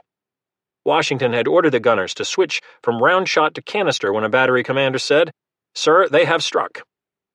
So they had. Hessian officers lifted their hats on sword points. Color-bearers dipped their flags in submission. Jaeger and grenadiers grounded their muskets or smashed them against the trees, flinging away splintered stocks and bent barrels. Some cut the straps of their cartridge pouches. General Sterling rode forward to collect surrendered swords. 500 yards to the south, the 3rd Hessian Regiment had tried to escape across the Assunpink Bridge with 300 men and 2 guns, but found the span blocked by 2 New England brigades. Angling east up the creek in search of a crossing, the fugitives came under heavy American fire from the rear and both flanks. The fight became a chase, a Continental officer later wrote. We stepped off with alacrity in full cry, and fortunately got into the thickest of them while they were fording a small creek. Some fleeing Germans thrashed through the reeds and waded neck-deep into the icy water only to be swept away. A few dozen escaped. The acting regimental commander, Major Friedrich von Dickau, still recuperating from injuries received at Fort Washington, fell, mortally shot through the hip. When General St. Clair bellowed, "If you do not surrender immediately, I will blow you to pieces," Dickau told his lieutenants, "My dear sirs, do as you like, I am wounded." They too capitulated. A great cheer sounded through the village, echoed in the orchard, on the bridge, and along the Assunpink. Troops tossed their hats in jubilation. From the initial skirmish on Pennington Road, the battle had lasted less than 2 hours. Providence, Knox would write, seemed to have smiled upon every part of this enterprise. Giddy soldiers donned the tall brass hats filched from dead grenadiers, strutting about with their elbows cocked. Others stacked captured muskets, brass drums and bayonets in wagons for removal to Pennsylvania, or prodded their captives into columns. Some Hessians, having been told that Yankee rebels ate their prisoners, went glassy-eyed with fear. Washington watched, no doubt with pride, and perhaps in amazement. As Rawle's sword was collected with the other booty, His Excellency told a subordinate, "This is a glorious day for our country." In half a morning, Howe had lost almost 1,000 of his 14,000 men in New Jersey. Casualty estimates would vary, but the King's losses apparently included 22 Hessians killed, 83 badly wounded, and about 900 captured. "Saw a room full of wounded Hessians, one of them with his nose shot off," Militia Sergeant William Young wrote in his journal. "All of them are in a wretched condition." An American medical officer wrote another physician that 5 gravely injured enemy soldiers needed shattered limbs removed, but the amputating instruments, which he sent for use of the Hessian surgeon, were so bad that he could not make use of them. Some men were beyond surgery. Colonel Rawle was carried from the Methodist Church to his King Street headquarters, which now stood riddled with shot and shell. Washington and Greene briefly visited him to grant parole, so that he did not have to be moved again. Rawle asked through an interpreter that his men be treated well. He died in agony on Friday evening, satisfied that it was not necessary for him to outlive his honor, Lieutenant Peel told his diary. Colonel Rawle was truly born to be a soldier, but not a general. He was buried in the Presbyterian Yard on 2nd Street. Among those who escaped were the only British soldiers in Trenton on Christmas, 20 troopers from the 16th Light Dragoons who had galloped over the Assunpink Bridge at the first sound of trouble. Before the bridge was sealed, at least 400 and perhaps more than 600 Germans had also eluded capture. Musicians, drummers, doctors, camp followers, rank-and-file skedaddlers who exploited the failure of Colonel Cadwalader and others to seal off the village from the south. Some would be found in various barns and attics, like the 2 fugitives rousted from a stable by a snarling dog and a farmer's pitchfork. Scouts soon reported that Colonel Dunlop was so unnerved by the news from Trenton that he abandoned both his comely widow and his casualties in Mount Holly to lead his brigade, including 150 carts and carriages laden with plunder, on a forced march to Princeton. Yeager flanked both sides of the column to prod the drivers on with blows, according to Captain Ewald. With thousands of enemies less than a day's march away, Washington decided to collect his winnings and return promptly to Pennsylvania. Although his own battle casualties were minor, a dozen killed or wounded, hundreds more suffered from exhaustion, sickness, and cold weather injuries, including frostbite. "I was extremely chilled," a chaplain wrote in his journal, "and came near perishing before I could get to a fire." Many warmed themselves with some of the 40 hogsheads of enemy rum discovered in Trenton before Washington could destroy the stocks. Other troops reportedly found whiskey and sugar in a cellar, stirred them together with a fence rail and a rain barrel, and used their shoes for tankards. By mid-afternoon on Thursday, ferrymen began shifting the spoils of war westbound across the Delaware. Wagons, brass guns, 40 horses, 1,000 stand of small arms, a dozen drums, a number of hautboys, and several sets of regimental colors, including a white damask silk square depicting an eagle, and the motto, Pro Principe e Patria, stitched in gold. Hundreds of Hessians were herded into boats, their hair queues sticking straight back like the handle of an iron skillet, as one Connecticut guard noted. Boatmen ordered all passengers to help dislodge ice sheathing the rivercraft by stamping their feet, and they all set to jumping at once, with their queues flying up and down. Floes piled high along the Delaware banks forced many prisoners to wade through the shallows to reach the Pennsylvania shore before marching to churches, inns, ferry houses, and other makeshift jails. General Sterling invited 19 junior German officers to dine with him at the sign of the Red Line in Newtown, 5 miles west of Yardley's Ferry. General Putnam would entertain others by displaying the scars on his skull incurred in some ancient Indian fight. He shook hands with each of us, and we all had to drink a glass of Madeira with him, a Hessian lieutenant wrote. Nobody but the rebels would have made him a general. Washington dined with 4 captured field-grade officers at his new headquarters in a small yellow house on Sycamore Street in Newtown. His countenance is not that of a great hero, one German sniffed. His eyes have no fire. At midday on Monday, December 30th, a winding column of prisoners snaked into Philadelphia. The officers in farm wagons, the rank and file on foot. Although dirt and battle had dulled their colorful wool uniforms, one witness found them to be fine, hardy-looking men and well-clad with knapsacks. On each side, in single file, were the guards, mostly in light summer dress and some without shoes, but stepping light. Led by a 9-piece Hessian band, they marched 2 abreast down Front, Market, and Walnut streets, occasionally pelted with gutter filth by jeering spectators. The old women howled dreadfully and wanted to throttle us all because we had come to America to rob them of their freedom, a Hessian corporal reported. Writing to Hancock, who had remained in Baltimore with the Congress, Robert Morris remarked that the filthy prisoners looked so benign that most people seemed very angry they should ever think of running away from such a set of vagabonds. German officers would march on to confinement in western Virginia. The enlisted troops, former weavers, tailors, carpenters, masons, and butchers, according to a prison roster, traveled mostly to Lancaster and other German-speaking precincts of Pennsylvania. Washington had long advocated a gentleness even to forbearance toward prisoners, notwithstanding reciprocal British cruelty, and he now reiterated that they be well treated. Soon beguiled by this new world, many Hessians eventually chose not to return home. The search for scapegoats began immediately within the British High Command. This infamous business is the most unlucky affair which has happened to us in America, wrote General Grant. I am quite miserable about it, yet I cannot impute any blame to General Howe or myself. Opposition newspapers in England would blame Lord Germain, who blamed Howe, who blamed the Hessians. In dispatches to London, Howe insisted that the 2 senior German generals, Heister and Kniphausen, are much too infirm for this war. It was said that when Howe asked how the Hessian brigades in New Jersey could be so outfoxed, Heister replied, "Sir, if you will tell me why you would not make an end of the war at the White Plains, I will then give you an answer." The old warhorse was soon recalled to Germany, where he died a month after arriving home. Colonel Rahl, already conveniently dead, drew most of the opprobrium. "Rahl's defeat has put us much out of our way. His misconduct is amazing," Howe wrote Germain in late December. Deputy Adjutant General Kemble described Rahl as noisy, unacquainted with the language, and a drunkard, thus advancing the calumny that a sober garrison had been inebriated. German officers were hardly less savage. Lieutenant Wiederholt concluded that there was more stupidity than courage in Rahl's conduct, even though his most grievous tactical misstep was a failure to bolt for the Assunpink Bridge as fast as the British dragoons had.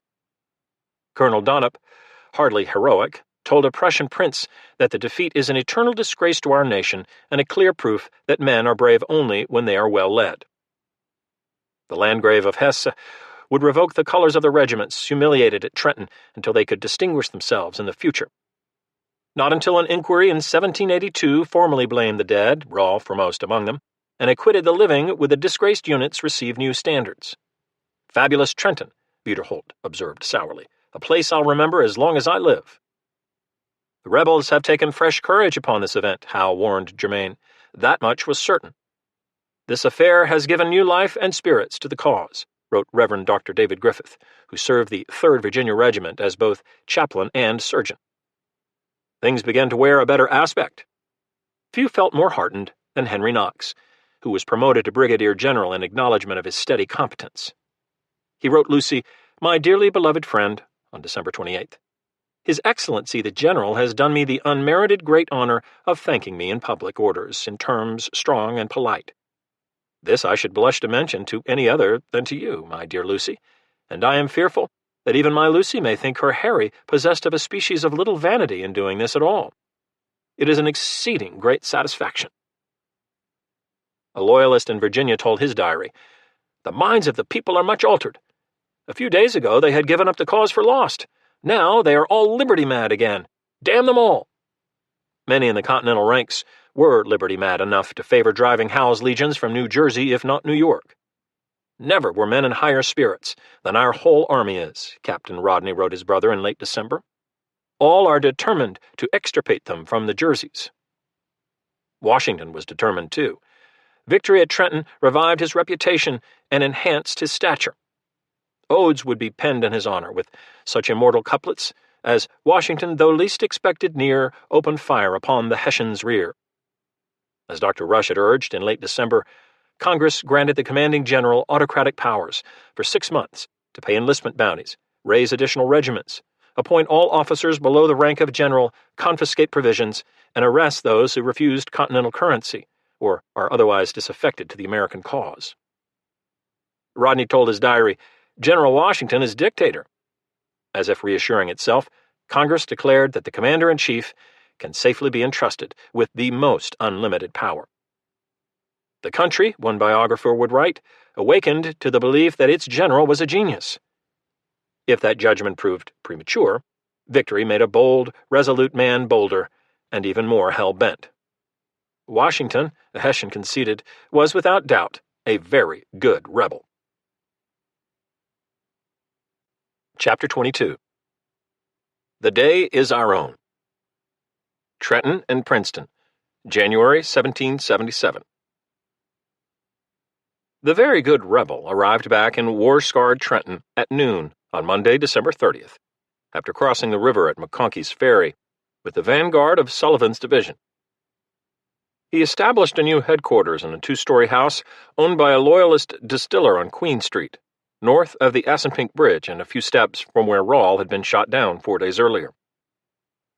Washington still was uncertain how many men would join him in New Jersey, or whether they would remain in the ranks when their enlistments expired the next day.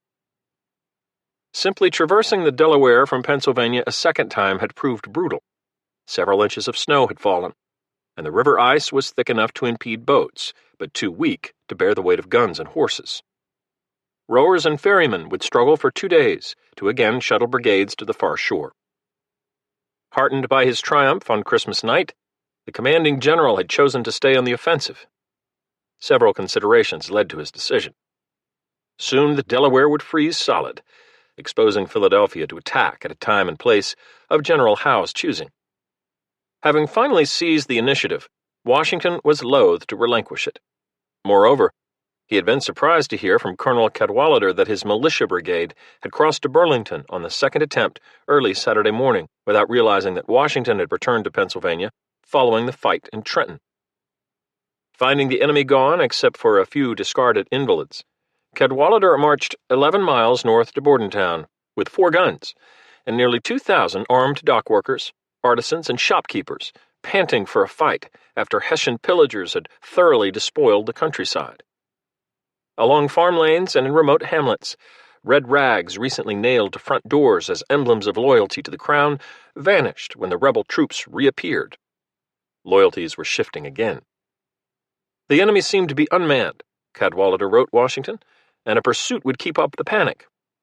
He added, "I hope to fall on their rear." Colonel Reed also returned to his native New Jersey on a scouting expedition. He urged Washington to cross the river again and pursue the advantages which Providence had presented. And so here he was, relying once more on his luck, his military intuition, and the fickle god of battle.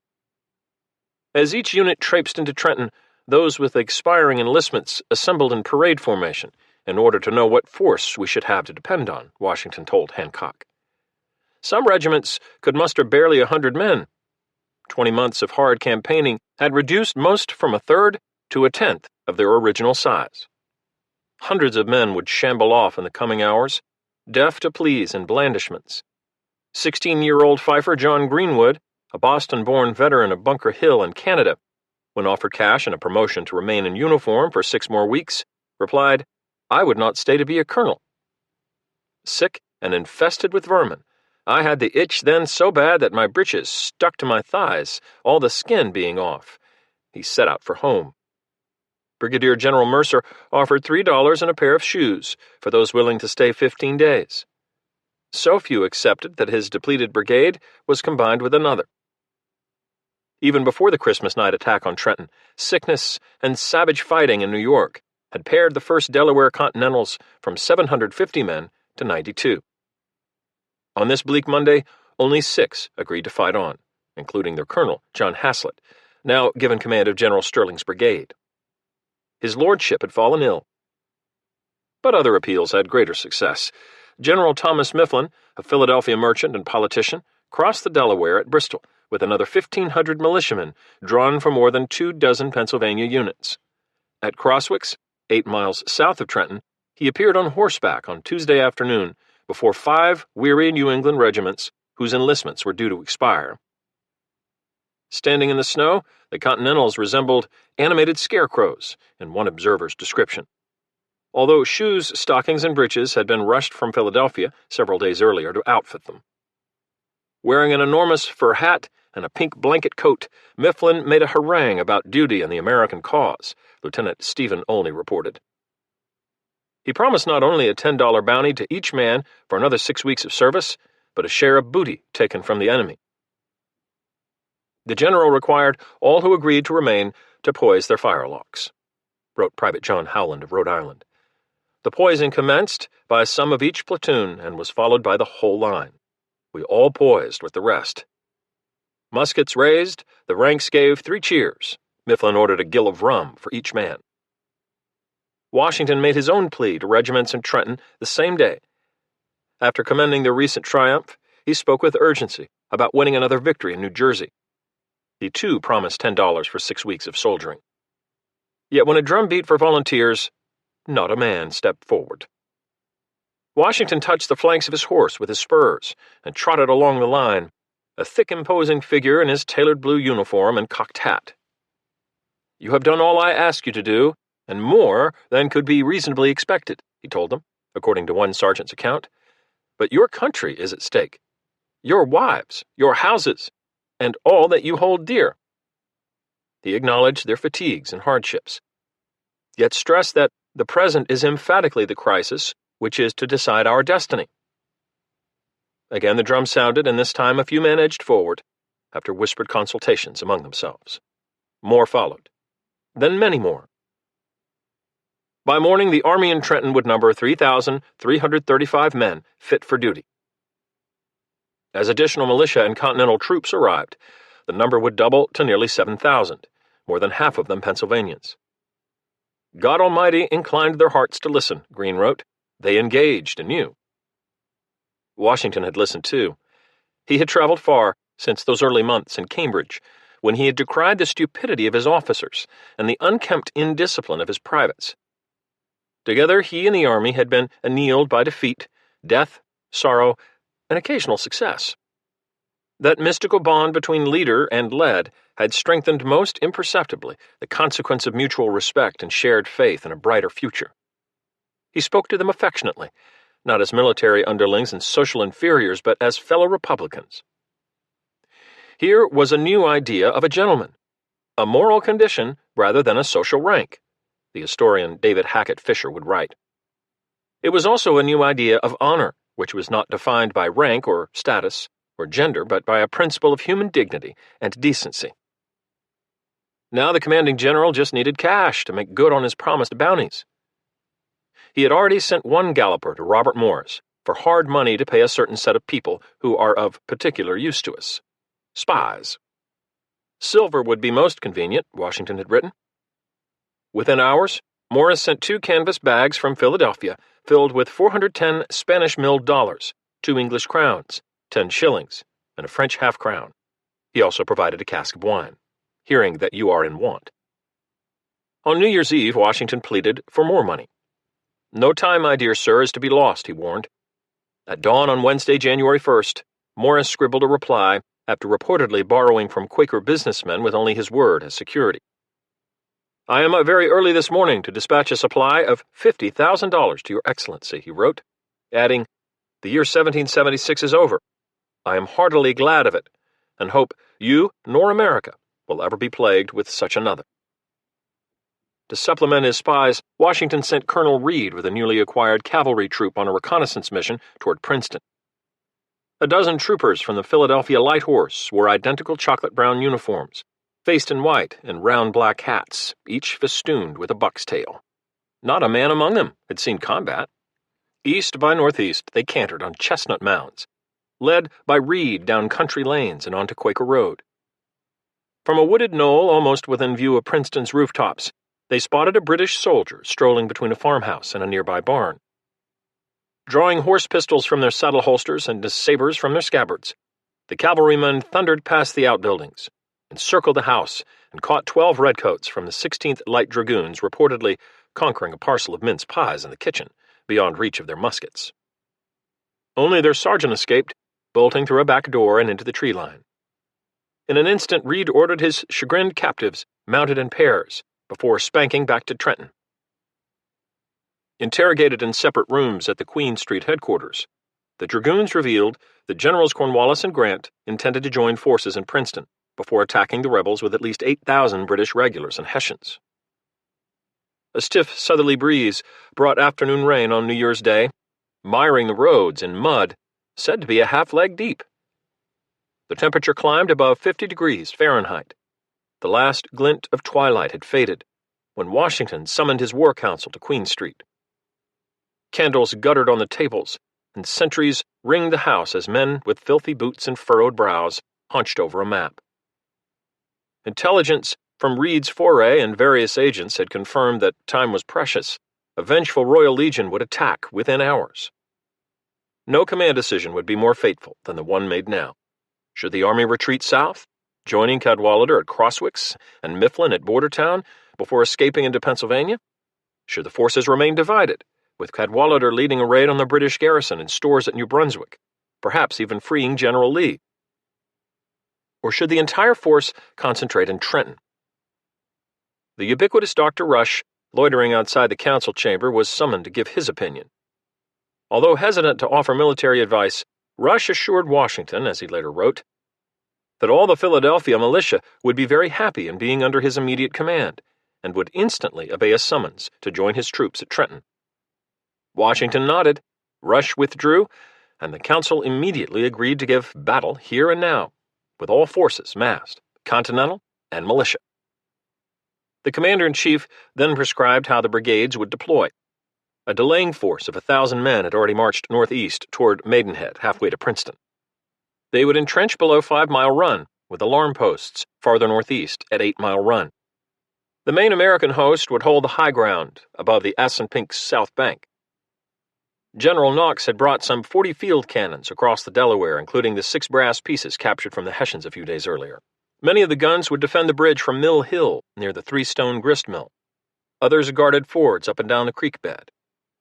Infantry regiments would shake out for 3 miles in 3 extended lines, 250 yards apart and parallel to the Assunpink, with the left wing anchored on the Delaware. Washington pulled out a piece of foolscap and his sharpened quill. Forgetting that the year had changed, he dated the order Trenton, 9:00 p.m., January 1st, 1776. Some pieces of intelligence renders it necessary for you to march your troops immediately to this place. I expect your brigade will be here by 5 o'clock in the morning, without fail. At any rate, do not exceed 6. Bring your baggage. At least let it follow under a guard. He recalled Rush and asked him to carry the letter to Cadwallader and Mifflin. Within an hour, the doctor was on the muddy road to Crosswicks, escorted through the moonless night by a dragoon from the Philadelphia Light Horse. Washington shifted his headquarters once more to Jonathan Richman's tavern south of the Assunpink Bridge. The urgent, high-pitched murmur of an army preparing for close combat carried on the wet night. The British were coming, once again.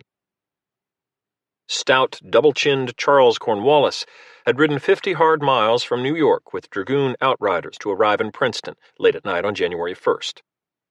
He had been just hours from sailing for England, his baggage already aboard Bristol, when a courier arrived with news of disaster in Trenton and a request from General Howe that he take the field to put things right. Muck-spattered and saddle-sore, he now strode across the wide portico of his new command post at Morven, the baronial brick mansion of Richard Stockton, Dr. Rush's imprisoned father-in-law. Down the post road to the southwest, the glow of British watchfires melted the winter darkness. British and German staff officers soon gave Cornwallis a fair picture of his new command.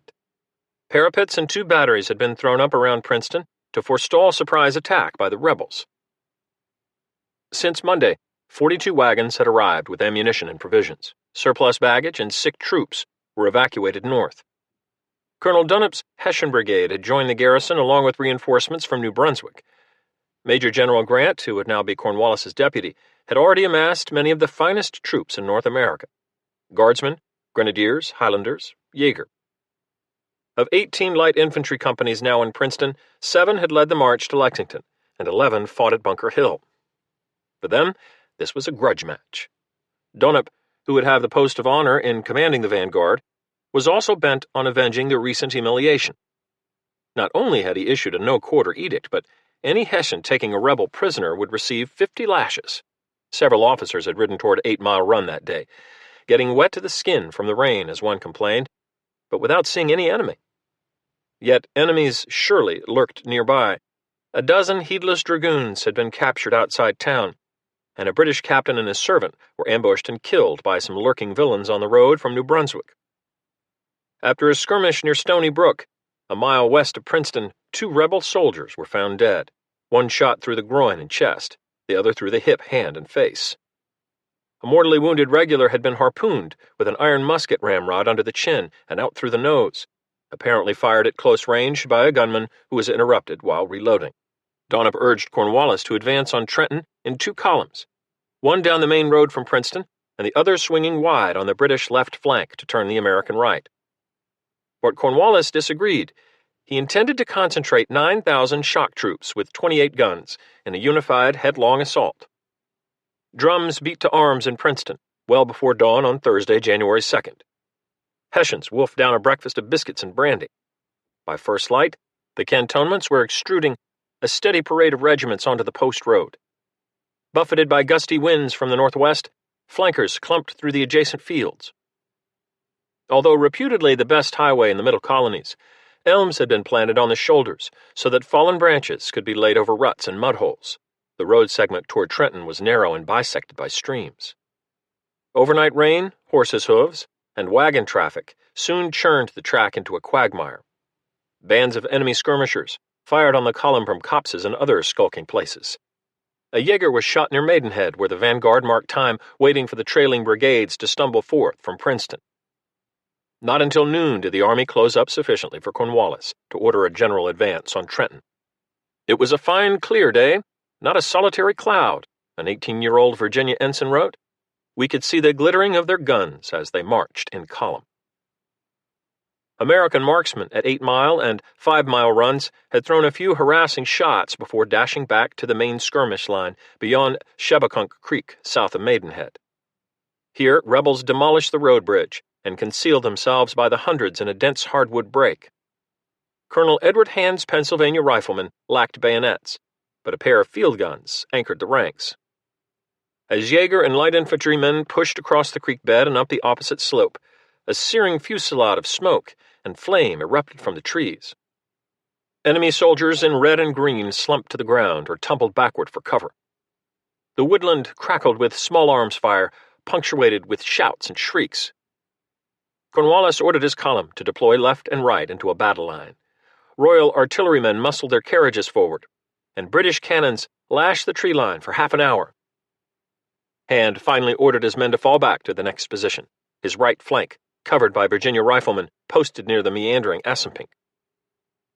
Lengthening shadows stretched across the road as Washington rode to the sound of the guns with Greene and Knox.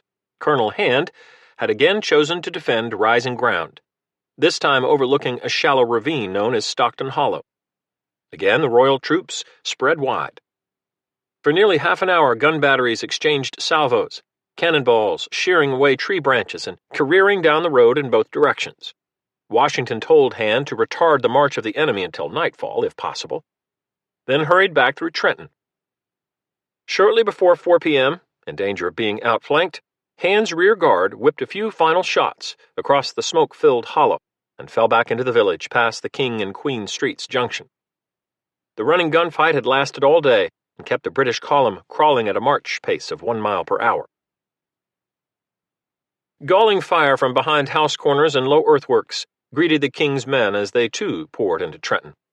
No longer confined to the narrow roadbed, British and German regiments fanned out through the village, loping past the taverns, the Quaker meeting house, and the serene Presbyterian burial ground, where Colonel Rahl lay undreaming in his new grave.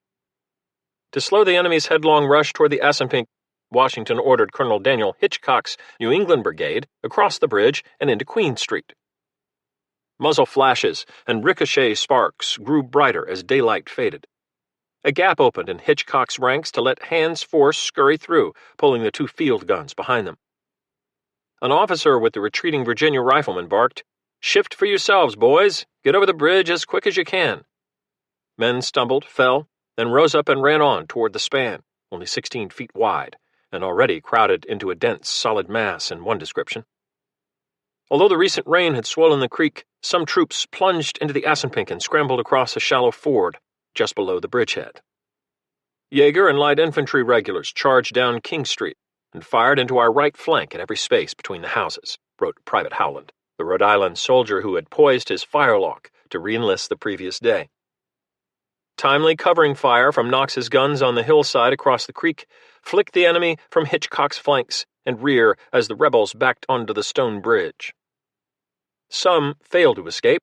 Among them was John Rossbrook, a 63-year-old Pennsylvania militia chaplain who found himself stranded in the Blazing Star Tavern on King Street after someone stole his horse. Hessian troops seized him near the Assunpink, took his purse and gold watch, then murdered him with their bayonets and sabers. Rossbrook's naked corpse was found with more than a dozen puncture wounds and slashes across his skull, leaving behind a widow and 5 children under the age of 10. He would be buried near Rahl in the Presbyterian Cemetery.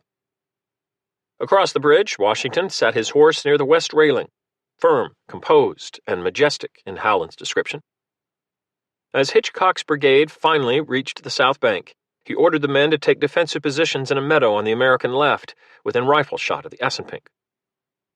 Knox's gunnery had, for the moment, pushed enemy pursuers away from the creek, but thousands of redcoats and Hessians could be heard massing for attack in Trenton's narrow streets. It appeared to me, Lieutenant Stephen Olney later wrote, that our army was in the most desperate situation I had ever known it. Washington was fretful enough about holding the bridge that he summoned part of Mercer's brigade from the far right of the line for reinforcement. The arrival early that morning of Cadwalader and Mifflin with their 3,600 men, mostly Pennsylvanians, meant that the 9 American brigades were still outnumbered, but not ruinously. 3 Virginia regiments defended the southern bridgehead, and when Washington told Lieutenant Colonel Charles Scott to hold the span to the last extremity, he replied, "Yes, General, so long as there is a man alive." A Virginia captain reportedly added, "We intend to sleep on it." Scott reminded his troops to aim low. "The old boss has put us here to defend the bridge, and by God it must be done," he said. "Whenever you see them fellows first begin to put their feet upon the bridge, do you shin 'em." In the failing light, Cornwallis, Grant, and other officers studied the American lines with their spyglasses, finding the defenders exactly in the position Rahl should have taken when he was attacked, in the tart assessment of Captain Archibald Robertson, a British engineer. The first lunge by yowling British light infantrymen and Jaeger swept toward the ford below the bridge. Cannon fire from Mill Hill and a thick spray of bullets promptly cuffed them away. We advanced to the edge of the stream, facing the enemy, who soon found it prudent to fall back under the cover of the houses, Private Howland recorded. Moments later, a phalanx of grenadiers with 4 field guns rushed the bridge and had crossed halfway when cannon fire from as close as 40 yards pounded the ranks with frightful violence. Rebel riflemen plinked away from revetments in the nearby mill, and the heckle of musketry merged into an unbroken roar. After about 12 minutes, by one soldier's timekeeping, the redcoats receded, dragging 30 casualties and leaving as many more stunned comrades to be captured. "A very hot fire at Ye Bridge," the chaplain told his diary. No sooner had the defenders reloaded than the King's men charged the bridge again. The front of the British column had nosed onto the span once more when our fire became so destructive that they broke their ranks and fled. Our army raised a shout, and such a shout I never since heard, an American militiaman said. They shouted as one man. Yet another wave surged down Queen Street, dim forms in the dim light, only to be thrown back for good by canister shot and the hornet whine of bullets. We shouted after them again, the militiaman added, but they had had enough of it. Knox's field artillery cannonade was perhaps the heaviest that had ever been fired in the New World. Batteries above the Assunpink saluted them with great vociferation, he later told Lucy. Such destruction it made you cannot conceive, wrote Joseph White, an orderly sergeant. The bridge looked red as blood, with their killed and wounded, and their red coats. The enemy beat a retreat.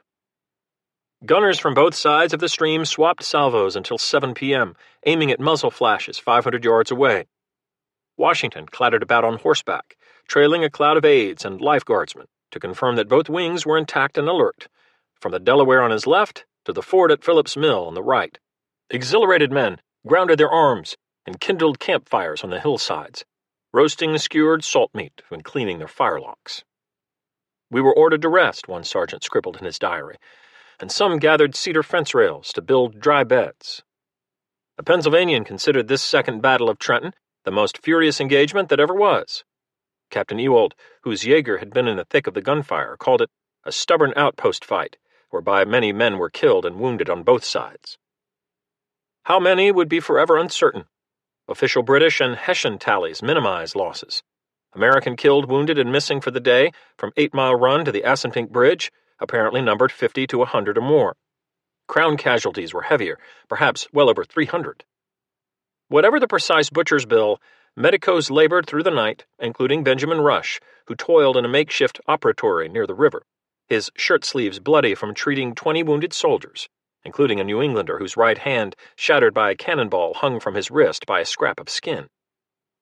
After a brief exhausted nap in a pile of straw, trying to ignore what he described as the cries and groans and convulsions of broken men, Rush and his orderlies loaded the patients into a wagon and headed for Bordentown.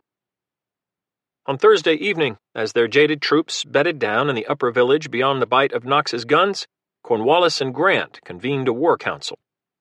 The British Quartermaster General, Sir William Erskine, a former dragoon known to intimates as Woolley, advocated a night attack to catch the rebels unawares. "My lord, if you trust those people tonight," Erskine told Cornwallis, "you will see nothing of them in the morning." The British commander demurred. His brigades were fatigued from slogging through mud all day. Night attacks were notoriously difficult to control, and the rolling Jersey terrain with its swales and hidden creases was foreign to him. He suspected that Washington intended to launch another dawn assault, like the sortie against Raw. All regiments would stand to before sunrise, ready to smash any thrust across the creek. If no attack came, Cornwallis would outflank the enemy to the east. 2,000 regulars had already infiltrated the woods near Phillips Mill on the British left wing. Washington, who was sardonically disparaged as the Old Fox, had been run to ground. At first light, the King's men would cross for the kill. The Old Fox had in fact backed his army across the Assunpink without a clear tactical plan for what to do next. Americans currently owned the high ground, but should Cornwallis force the position, frontally or in the flanks, they faced a helter-skelter rout, if not annihilation, against the impassable, ice-choked lower Delaware. Scouts detected an alarming concentration of assault forces on the British left. On Thursday night, desperate for alternatives, Washington convened his own war council of a dozen senior officers at General St. Clair's headquarters in a diminutive frame house owned by Army Quartermaster Alexander Douglas, 600 feet south of the creek. Inspiration is rare enough in the tumult of battle, and genius rarer still. But as Washington listened to his lieutenants discussing their predicament, he abruptly saw with preternatural clarity a stratagem as bold as crossing the Delaware on Christmas night. The Army would pivot east, looping into Cornwallis's rear at Princeton, before marching north toward the British logistics compound at New Brunswick. Reed's recent reconnaissance ride with the Philadelphia Light Horse had confirmed a passable, secluded byroad from Trenton to Princeton, roughly parallel to the post road. A detailed map provided 2 days earlier by a spy in Princeton showed unguarded back roads into the village from the east, as well as British defensive dispositions. St. Clair, whose brigade of 1,400 men held the American right wing, also saw the beauty of turning the left of the enemy in the night. So did Greene, Sullivan, Knox, Mercer, Cadwalader, and others. Yes, they agreed, nodding with a glint in their eyes, yes, this might work. With a scrape of chairs and boots on the plank floor, they hurried off to prepare march orders and wake their men. Heavy baggage and the most awkward guns would be hauled for safekeeping to Burlington on 150 wagons now parked in train on the Bordentown Road, more than a mile south of Trenton. At 1 a.m. on Friday morning, January 3rd, those first teams departed with what one sergeant called such a hurry-scurry among all our wagoners. 500 men would remain behind through the small hours on Friday to dupe British pickets across the creek, feeding cedar rails into scores of campfires, silhouetting themselves before the flames, first one and the other to make them believe we were very numerous, and hacking at the ground with shovels and mattocks to simulate the clang of an army entrenching. Knox also assigned 2 guns to support the deception and discomfit the British, as he reported, with a few shells we now and then chucked into town to prevent their enjoying their new quarters securely. No man spoke above a hoarse whisper as the troops assembled. We were ordered to move with all the secrecy and stillness imaginable, wrote Major Robert Beale, a Virginian. Artillerymen wrapped their gun carriage wheels in muffling rags and rope. Providentially, as Washington would acknowledge, a cold front had arrived from the west early in the evening, driving the temperature down nearly 20 degrees in a few hours. By Friday morning, thermometers in Philadelphia read 21 Fahrenheit. The muddy ground froze hard as pavement, Lieutenant Olney recorded.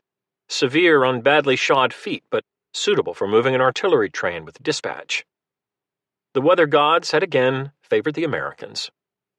Only the generals knew their destination, as more than 6,000 soldiers, led by 3 local guides, crept from their bivouacs, first angling southeast, away from Trenton, then east on a country lane. A waning crescent moon rose just before 2 a.m., dimming the stars but casting little light in the hazy sky. Some horses lacked shoes and slipped on the icy track. Handlers steadied them with their shoulders and murmured assurances. Men making yet another night march tripped over the many tree stumps, studying the rough trace, then dozed off or slumped to the ground whenever the column halted, soon to be prodded by those behind them. After crossing Miry Run, they swung north through the barrens and past Great Bear Swamp. Thick timber opened onto pasture and farmland, with dormant grain fields and scattered orchards of skeletal apple, peach, and cherry trees. Thorn hedges and 6 kinds of fencing, 2-bar, 4-rail, 5-rail, split rail, panel, and pole, kept out intruders. The first faint glow of civil twilight was sensed more than seen just before 7 a.m. An ochre dawn followed half an hour later. The column, which had covered 9 miles in 6 hours of polar darkness, now halted at a road fork near a Fieldstone Quaker meeting house, 2 miles from Princeton. Here, Washington divided his army as he had before attacking Trenton the previous week. Sullivan would lead the larger force of 5,000 men to the right, up Sawmill Road, falling on the village from the southern flank. Greene's smaller division of 1,500 was to veer north, severing the post road as a blocking force against Cornwallis's inevitable counterattack from Trenton and Maidenhead. Washington believed that the British had left behind in Princeton a single brigade of 3 regiments to guard the Army's stores. The force comprised 1,200 regulars, including 65 German recruits, newly integrated into the British ranks, despite their ignorance of English, as well as perhaps 200 other miscellaneous troops. The sun peeped above the tree line behind the American right flank. The morning was bright, serene, and extremely cold, Major James Wilkinson would recall. with a hoar frost which spangled every object. Before the two columns heaved forward on their separate paths, at least one captain passed around a bucket of rum sprinkled with gunpowder. He encouraged his men to each drink half a gill, 2 ounces. The potion, it was said, gave courage. American intelligence had accurately identified the size of the British rear detachment, but not its location. The midnight courier from Cornwallis had ordered 2 of the 3 regiments in Princeton to join him in Trenton, and as Washington's host crept close to the village early on Friday, more than 700 regulars from the 17th Foot and the 55th Foot were marching down the post road with 50 dismounted dragoons, an artillery train, supply wagons, and various convalescents and replacements, including a few Highlanders. They were led by Lieutenant Colonel Charles Mawhood, whose estimable service in uniform had begun in 1752 as a dragoon cornet and included combat in Germany. As usual, Mawhood this morning rode to battle on a high-stepping brown pony with a pair of frisky spaniels cavorting alongside. The head of the British column had reached Cochrane's Hill, almost 2 miles southwest of Princeton, when mounted scouts descried a formation moving near the Quaker Meeting House to the east. The cavalry lieutenant sent to investigate soon returned with alarming news. The unidentified troops were not Hessian, as Mawhood originally believed, but rebels in long columns, marching not only toward Princeton on Sawmill Road, but also toward the post road along Stony Brook. They numbered in the thousands.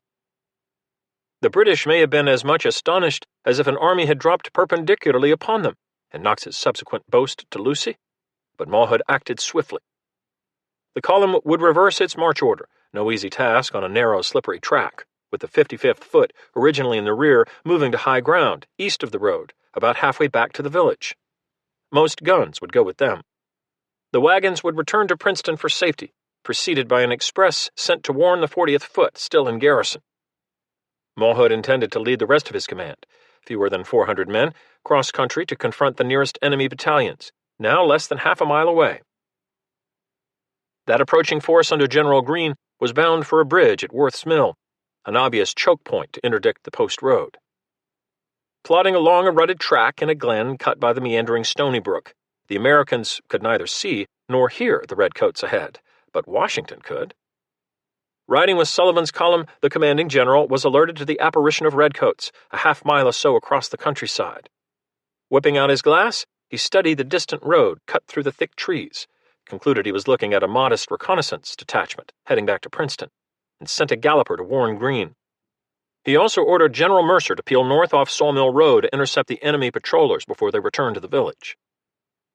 Mercer, a burly physician with a compact trunk and long limbs, commanded a brigade of fewer than 350 men. The son of a Scottish clergyman, medically trained in Aberdeen, he had volunteered as a surgeon for Bonnie Prince Charlie and his doomed rebels.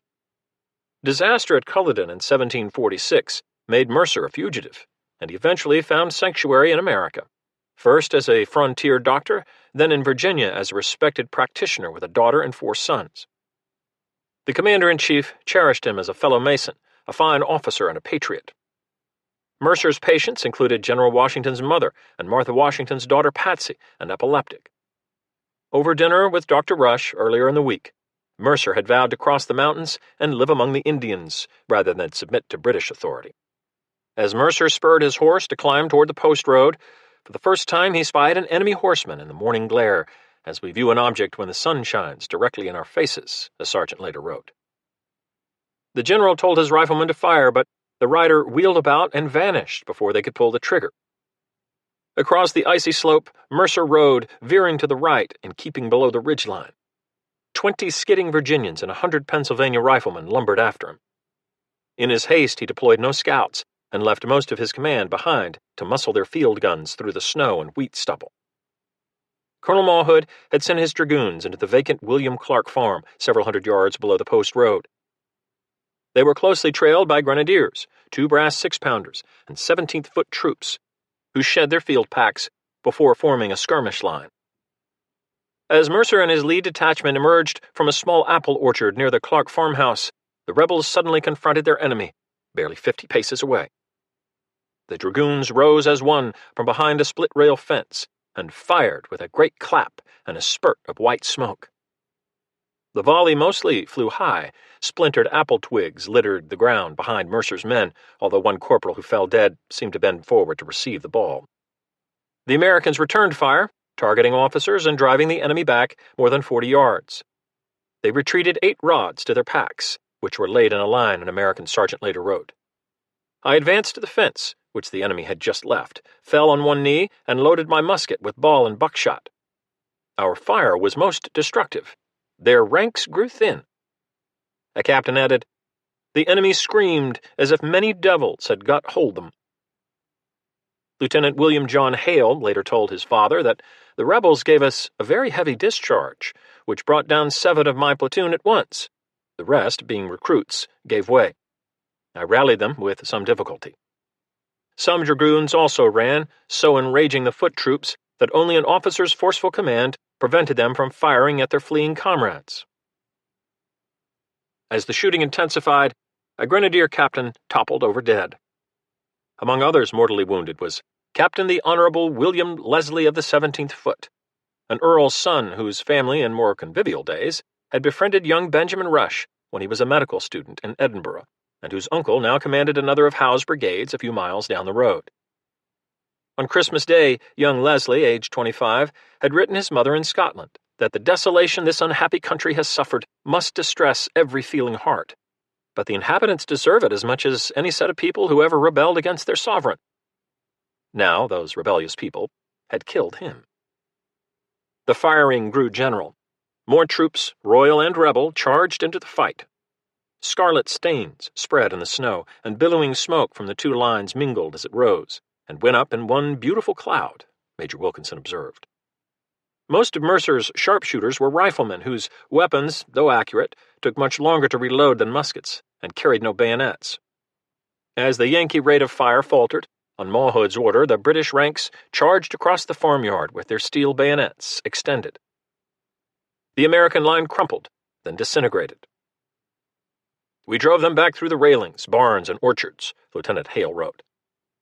Captain John Fleming and Lieutenant Bartholomew Yates, both of the 1st Virginia, were clubbed and stabbed repeatedly, despite pleas for quarter. Captain Daniel Neal, a New Jersey artilleryman, died at his gun. A bullet struck Mercer's gray horse in the foreleg, spilling him to the ground. The general flailed away with his sword until a regular brained him with a musket butt. Others plunged their bayonets into his chest, convinced because of his handsome uniform and fine surtout that they were killing Washington. I saw him lying on the ground and saw him attempt to rise, but fall backward, a militiaman later wrote. Colonel Hazlitt pressed forward on foot to take command. Since his dunking in the Delaware during the crossing on Christmas night, he had recently written a friend, "I've had the piles and swelled legs, but no matter if we drive them to New York. If I return, it will be to salute you. If not, we shall meet in heaven." Heaven it would be. Hazlitt pitched to the ground with a bullet through the head. With so many officers bloodied, the troops raced back down the icy slope, wheezing in terror. Colonel Cadwallader's brigade of 1,100 men had trailed Mercer by 200 yards, and as the battle uproar intensified ahead, the Philadelphia militia prepared to advance on Greene's order. Then Mercer's men came tearing across the fields, kicking up snow and glancing back over their shoulders as they ran. A menacing crimson formation of regulars appeared behind them with light infantry skirmishers out front, all bayonets aglint. Royal artillerymen fired grape and canister from their own 6-pounders as well as from a captured rebel gun. The balls, wrote Charles Peale, whistled their 1,000 notes around our heads. Ensign Anthony Morris, Jr., a brewer and fighting Quaker from Philadelphia, fell with grape wounds to the knee and chin, as well as a fatal shot to his right temple. Cadwallader's men edged back 40 yards in confusion, briefly reformed after much noisy shoving from their officers, then broke again and bolted for the woods. But the superior rebel numbers soon told. From a knoll on the American left flank, a pair of French-made 4-pounders, commanded by Captain Joseph Mulder, matched the British guns, salvo for salvo, and kept the redcoats from mounting another headlong assault. When skirmishers threatened to flank Mulder's guns, Captain Thomas Rodney and 15 Delaware troops sprinted through gunfire, thick as hail, to provide security behind several nearby haystacks. Bullets nicked the elbow of Rodney's green coat, sliced the sole from his shoe, and clipped his hat, but the British came no closer. The symphonic gunfire brought Washington galloping on his white charger from the top of Sullivan's column, just south of Princeton. Ordering Hitchcock's New England Brigade and Colonel Hand's riflemen to counterattack, he pranced among Cadwallader's militia companies, waving his hat and whooping encouragement. "Parade with us, my brave fellows," a sergeant quoted him as urging. "There is but a handful of the enemy, and we will have them directly." Exposed to fire from both sides, he rode to within 30 yards of British bayonets, by one account, imploring his men to close with the enemy. I saw him brave all the dangers of the field, and his important life hanging as it were by a single hair, with 1,000 deaths flying around him, a Philadelphia officer later wrote. As the militia rallied beyond my expectation, Cadwallader admitted, Continental counterattackers surged forward, firing on the march by platoon. "I never saw men looked so furious as they did when running by us," one soldier later wrote. Mawhood's stronghold near William Clark's orchard was now threatened on 3 sides, as Mifflin's Pennsylvanians attacked the British right and Hand's rifles fired into the enemy left wing. Additional American gun batteries wheeled up within range to fling more shot and shell at both Mawhood and the 55th Foot, closer to Princeton. Lieutenant Colonel Scott told his Virginians, "Boys, there are 250 redcoats on yonder hill, and about 250 of us. We can beat them." With a mighty shout, they hurled forward. But upon reaching the crest, the only redcoats to be seen were prone in the snow or scampering toward the post road. "We looked down the hill," an ensign wrote, "and saw them running in confusion."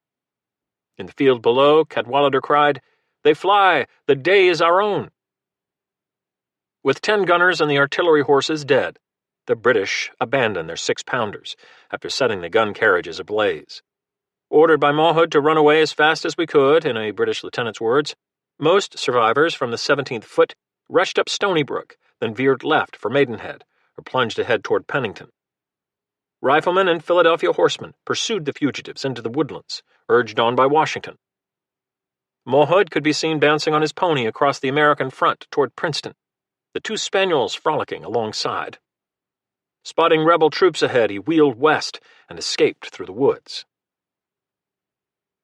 The battle shifted into Princeton, a village with 60 houses scattered down a single street, and a large stone college building, Nassau Hall, formerly revered as a seat of learning and politeness, but now a seat of gunplay.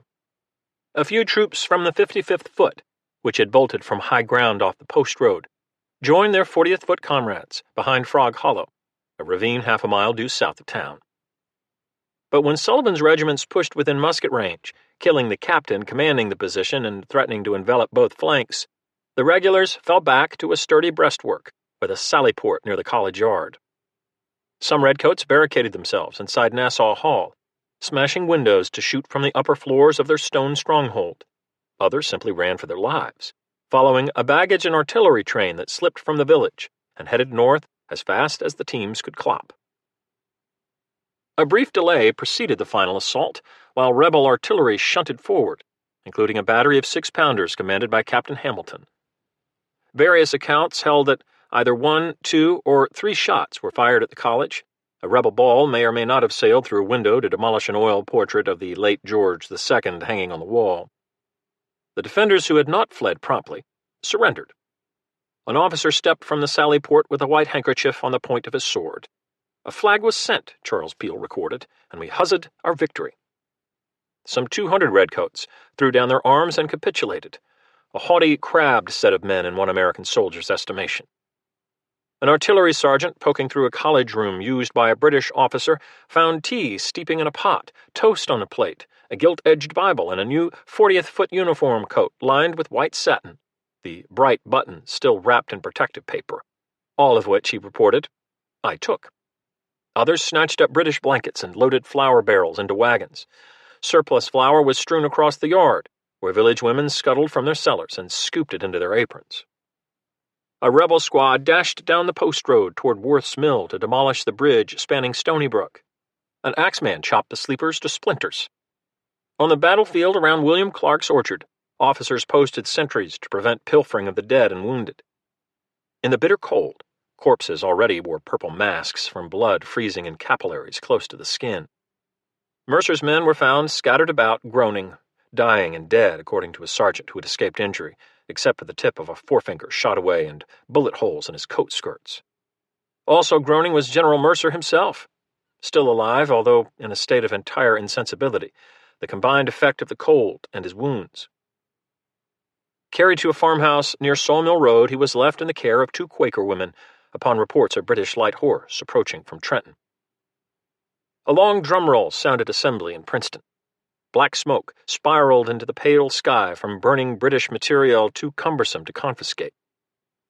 At 11 a.m., just an hour after the village had fallen, Washington gave the command, and his army surged northeast, four abreast in a column on the post road. Outriders scouted for trouble, and more than 200 prisoners shuffled with heads bowed, guarded by riflemen. 100 lowing cows taken from the British commissary trailed the procession.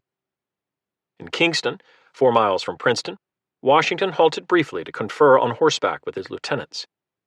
New Brunswick lay a dozen miles ahead, with supply magazines to plunder and a weak enemy garrison to rout. But his men were near the end of their tether, exhausted, cold, and hungry. Some still lacked shoes. Officers found it difficult to keep them in ranks and to herd stragglers. The exclamation was general, Wilkinson later wrote. Oh, that we had 500 fresh men to beat up their quarters at Brunswick. But Washington knew the difference between a calculated risk and a fool's gamble. The harassed state of our own troops, many of them having had no rest for 2 nights and a day, and the danger of losing the advantage we had gained by aiming it too much, induced me by the advice of my officers to relinquish the attempt, he subsequently wrote Hancock. Instead, the column pivoted northwest, following the east bank of the Millstone River, then crossing to the west bank at Griggstown. Wrecking crews demolished each bridge once the ranks passed. The sun had set when the army reached Somerset Courthouse, having covered 15 miles in an afternoon. 1,000 stragglers drifted in through the evening. Prisoners were locked up, and the troops crowded lofts and coops, or simply collapsed under wagons and in the open air. Captain Peel's men ignored the risk of vermin, flopping into tavern straw said to have been used by Hessians. They were glad to lie down, Peel wrote, and were asleep in a few moments, so that I could not get a single man to go with me in search of provisions. Sentries posted the approach roads, peering into the night in every direction, and wondering what had become of their enemy. General Cornwallis's disagreeable Friday began with the discovery at dawn that Washington's army had vanished overnight from Trenton. A suspicion that the Americans had fled south to Bordentown was dispelled by a heavy cannonade in our rear, which surprised everyone, Captain Ewald wrote. Dragoons and light infantry hurried up the road toward Princeton in a most infernal sweat, as Henry Knox later wrote, running, puffing, and blowing, and swearing at being so outwitted. Cornwallis arrived at Stony Brook to find the demolished bridge sitting in the creek, and a pesky pair of rebel stay-behind guns shooting at him from the far side of the gulch. While British 6-pounders drove off the enemy cannons, guardsmen waded waist-deep across a ford 80 yards north of the ruined span. They soon came upon a battlefield littered with bodies frozen in awkward attitudes, like toppled statuary. The action had been warm, a lieutenant noted in his journal, but we could not find any of the enemy's parties, nor would they be found in Princeton. The first British patrol arrived an hour after Washington's departure to discover Nassau Hall empty, the King's magazines burning furiously, and in Ewald's description, the vicinity covered with corpses. Not until 4 p.m. did the rear of the column arrive from Trenton to finish looting the ruined village, which Cornwallis was now determined to abandon. You would think it had been desolated with the plague and an earthquake, a witness declared, as well as with the calamities of war. The British High Command initially acknowledged losses for the day of 276 men. As more reports filtered in, the tally eventually grew to 450, or a third of the Princeton garrison. About half had been killed or wounded. The other half were headed to jails in Connecticut or Pennsylvania. American casualties, although imprecisely recorded, likely numbered 60 to 70, about half of them killed. Several dozen dead, British and American, were subsequently buried in a stone quarry. Others were interred, an American major reported, by hauling them on sleds to great holes and heaping them in. Few went to their graves with the dignity of Colonel Hazlitt, laid in the yard of the old Presbyterian Meeting House in Philadelphia, with a 16-stanza elegy reciting his virtues. As always, the wounded suffered terribly. A regular shot below the ribs was carried into a house on the post road, beyond treatment but for a cataplasm cloth dipped in vinegar. He was in very great pain and bled much out of both sides, and often desired to be removed from one place to another, which was done accordingly, an elderly man who lived in the house wrote. He died about 3 o'clock in the afternoon. Among American physicians who arrived under a truce flag to care for men from both armies was Benjamin Rush, who rode in from Bordentown to find the battlefield red in many places with human blood. He was soon red himself, after amputating legs from 4 damaged regulars. He was surprised to find General Mercer still alive on a blood-soaked mattress. He is in good spirits, drinks plentifully, sleeps tolerably well, and talks cheerfully on all subjects, as usual, Rush wrote in a note to Richard Henry Lee. He pronounced the patient out of danger, but Mercer was too good a physician to be deceived. Gesturing to a small, suppurating bayonet puncture under his right arm, he said, "This is a fellow that will very soon do my business." That business was done soon enough. Mercer died in misery on January 12th. His corpse was carried across the Delaware for burial with military honors at Christ Church in Philadelphia, another martyr to the cause. His character was marked with all the traits of one of the heroes of antiquity, Rush wrote, to which Greene added, "He was a fine companion, a sincere friend, a true patriot, and a brave general. May heaven bless his spirit." At dusk on Friday, Cornwallis led his column onto the road north from Princeton. Fearing that Washington would pillage the New Brunswick cantonment before he could get there, he abandoned some of his sick and wounded, as well as much baggage. With provisions gone, the army battered, and enemies lurking in every glade, New Jersey no longer seemed secure, much less hospitable. The 15-mile journey would take 16 hours, slowed by disheartened men, knackered horses, and the wrecked bridge at Kingston. "I never experienced such a disagreeable night's march in my life," wrote Lieutenant Martin Hunter. The plodding journey gave officers ample time to ponder what had gone wrong. The Loyalist press would dismiss Princeton as a skirmish in which regulars again routed the craven rebels. The 17th Foot was soon lionized on recruiting posters in England as the heroes of Princetown. But those who fought in New Jersey knew better.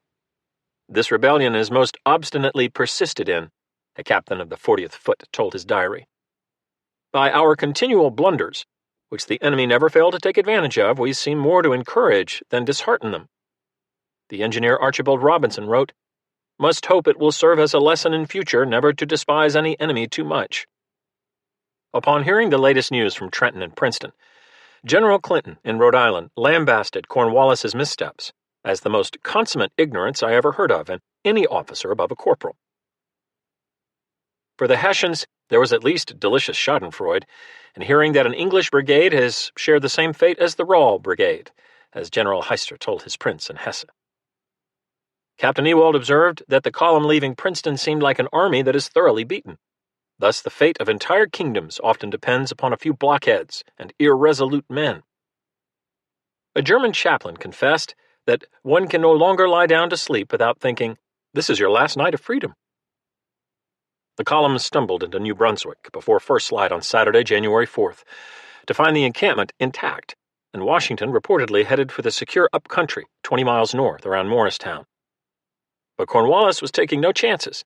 The entire garrison would be required to turn to on the perimeter long before daybreak each morning, to be ready for the scoundrels.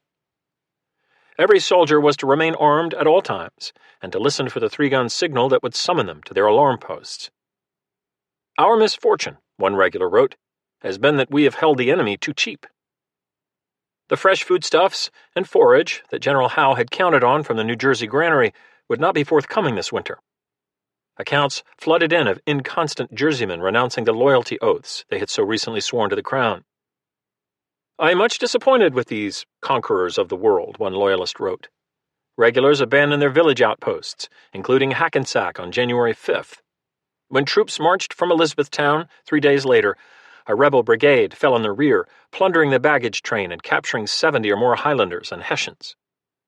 10,000 of the king's soldiers would spend the remainder of the season wedged into a narrow 10-mile strip along the Raritan from Perth Amboy to New Brunswick, protected by the Royal Navy and surviving on salt pork.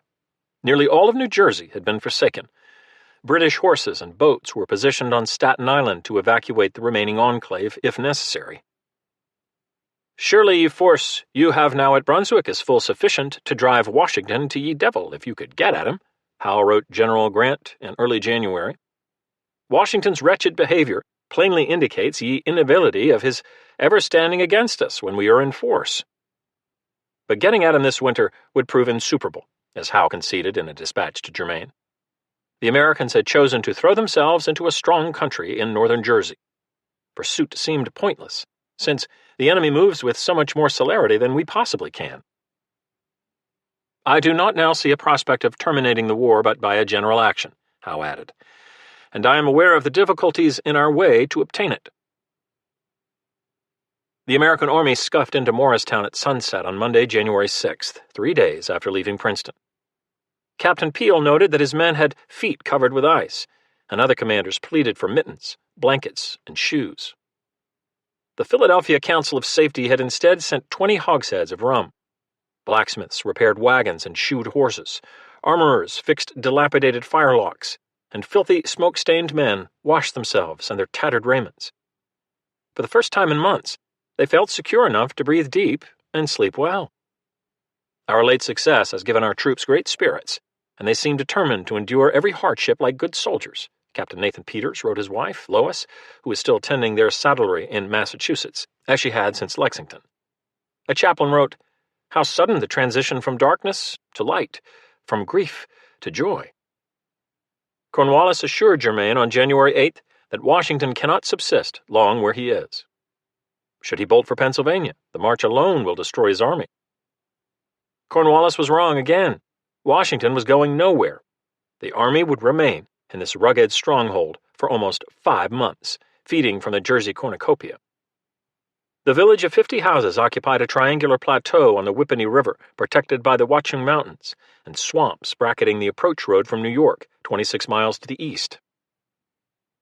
The Americans now had an imposing winter line that extended for 150 miles through the Hudson Highlands to Albany, from which they could chivvy enemy foragers straying out of New York and New Brunswick. Captain Lord Harris would write a friend in England on January 16th. Washington, to do him justice, has taken advantage of the moment. The whole country is full of their scouting parties, whose greatest ambition is to be behind a cover and kill our light dragoons. Washington moved into a 3-story tavern on the northwest face of the Morristown Public Square, hard by the courthouse and the Baptist church. The winter campaign was over, but he hardly intended to stop fighting. Within a day, he was plotting attacks on New York. "If there is a fair opening," he wrote General Heath in Westchester County, "I would have you make the attempt." His army might rest, but he would not, could not. The cares and calamities of the past 18 months seemed but a prelude to the worries pressing on him now, from resurgent smallpox in the ranks to the sad fact, as he wrote Hancock, that the Treasury has been for some time empty. To his stepson John Parke Custis, he indulged a rare moment of self-pity. "All our movements have been made with inferior numbers and with a mixed, motley crew who were here today, gone tomorrow. I do not think that any officer since the creation ever had such a variety of difficulties and perplexities to encounter as I have. Providence has heretofore saved us in a remarkable manner, and on this we must principally rely." No perplexity was more irksome than trying to keep his army intact. The American cause had profited from 2 lucky strokes at Trenton and Princeton, as Washington told General Schuyler, but the spring campaign would require more companies, more battalions, more brigades. From the 7,559 effective soldiers under his command in the attack on Princeton, the ranks dwindled every day from desertion, or as temporary enlistments expired and men went home. By mid-January, he warned Hancock his 5 Virginia regiments had been reduced to a handful of men. The outstanding regiments of Smallwood and Hand were also innervated. No more than 800 New England Continentals remained in camp. The fluctuating state of an army, composed chiefly of militia, bids fair to reduce us to the situation in which we were some little time ago, that is, of scarce having an army at all, he wrote. We are deceiving our enemies with false opinions of our numbers. Congress had resolved 4 months earlier to raise 88 regiments for the duration. Where were they? Congress and the country would have to decide very soon whether to fight on. Certainly Washington's 18 months in command had brought bitter lessons, that war was rarely linear, preferring a path of fits and starts, ups and downs, triumphs and cataclysms. that only battle could reveal those with the necessary dark heart for killing, years of killing, that only those with the requisite stamina, aptitude, and luck would be able to see it through. And finally, the hardest of war's hard truths, that for a new nation to live, young men must die, often alone, usually in pain, and sometimes to no obvious purpose. He more than anyone would be responsible for ordering those men to their deaths. For all that, he was determined to remain buoyant, to convey confidence and resolve. "Our affairs here are in a very prosperous train," he wrote Governor Nicholas Cook of Rhode Island on January 20th. "Within a month past, in several engagements with the enemy, we have killed, wounded, and taken prisoners between 2,000 and 3,000. If I am properly supported, I hope to close the campaign gloriously for America." His faith gave others faith. His strength made others strong. "The consequences must be great," Colonel Stephen Moylan wrote from Morristown. "America will, by God, it must be free. I know I never felt so much like one of Homer's deities before. We trod on air." Henry Knox preferred to paraphrase Shakespeare. "There is a tide in the affairs of men, such if taken at the flood leads on to victory," he wrote Lucy. "I look up to heaven and most devoutly thank the great Governor of the universe for producing this turn in our affairs of America," he added. "And this sentiment, I hope, will so prevail on the hearts of the people as to induce them to be a people chosen of heaven." Epilogue. England and America, 1777. A good hanging always drew a festive crowd in England, and by noon on Monday, March 10th, 1777, 20,000 spectators had gathered outside the Royal Dockyards in Portsmouth to witness justice meted out on the tallest gallows ever erected in the British Isles. From the Arethusa, a frigate recently returned to port after chasing American privateers, carpenters had unstepped the 64-foot mizzenmast, hauled it ashore, then raised the great stick above the street just beyond the yard's main gate. A length of rope dangled almost to the ground. At noon, the murmuring mob parted to make way for the sheriff and a creaking tumbrel upon which a condemned prisoner sat, lashed to a chair. The doomed man, with his ginger hair and toss-spot complexion, hardly looked like a threat to an empire on which the sun never set. Yet his crimes had transfixed Britain for weeks, and after a 7-hour trial he had been convicted of plotting with American connivance to incinerate the king's naval yards in hopes of fatally weakening the Royal Navy. That he might himself be a witness to the devastation he had caused, the tumbrel carried the defendant through the charred, noisome ruins of his greatest success as a firebrand, the 1,000-foot great double rope house, where strands of hemp had once been woven into the cordage essential for every man of war and merchantman in the fleet. He looked, and then looked away, and now the cart turned toward the scaffold. He had been born in Edinburgh 25 years earlier as James Aitken, a blacksmith's son, but he often called himself John the Painter after his chosen trade. He was a stammerer, decently educated. Arresting constables found a copy of Ovid's Metamorphoses in his kit, and he had worked as a journeyman house painter. But crime paid better, and Aitken took up highway robbery, theft, and burglary before emigrating to America in 1773. After 2 years in the colonies, he returned to Britain, no richer for the experience, but an ardent enthusiast for the American insurrection. He joined the British Army in Liverpool to collect the enlistment bonus, then promptly deserted, a ploy he repeated at least twice with different regiments and under various noms de guerre. During a visit to Portsmouth in 1776, Aitken had conceived his plot, making sketches and taking notes in the vast dock complex, which he found to be indifferently guarded. He hoped to destroy 5 yards in all. Plymouth, Chatham, Woolwich, and Deptford also made his list, on the fair assumption that without naval stores, repair basins, mast sheds, sail lofts, and seasoned timber, Britain would find it impossible to make war in America. This past fall he had traveled to Paris, shortly before Franklin's arrival, and met twice with the American envoy Silas Deane, who had been intrigued by Aitken's detailed intelligence on British naval facilities, even if he found the Scotsman's eyes sparkling and wild. By Aitken's account, Deane gave him 72 livres, about £4, and a code name, the number 0, and sent him on his way to burn and destroy the dockyards and shipping belonging to the government. In Canterbury, he paid an artisan to fashion a firebomb of his own design, using a 10-inch canister, a candle, matches, saltpeter, and turpentine. On the afternoon of December 7th, Aitken strolled into the Portsmouth rope house, set 3 fires, and fled. An alarm bell at 4:35 p.m. brought sailors from the anchorage to help workers fight the blaze. They lost the brick building. Damage was placed at £20,000, but saved the yard. Aitken traveled to Plymouth, found the naval base on high alert, and instead made his way to Bristol, where he set more fires in mid-January, burning several warehouses in Kay Lane. The government, now thoroughly annoyed, offered rewards totaling almost £3,000 for capture of the culprit.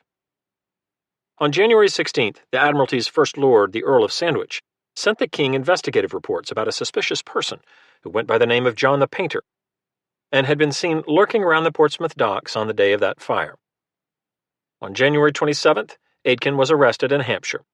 His tool bag contained tinder, turpentine, and a powder horn.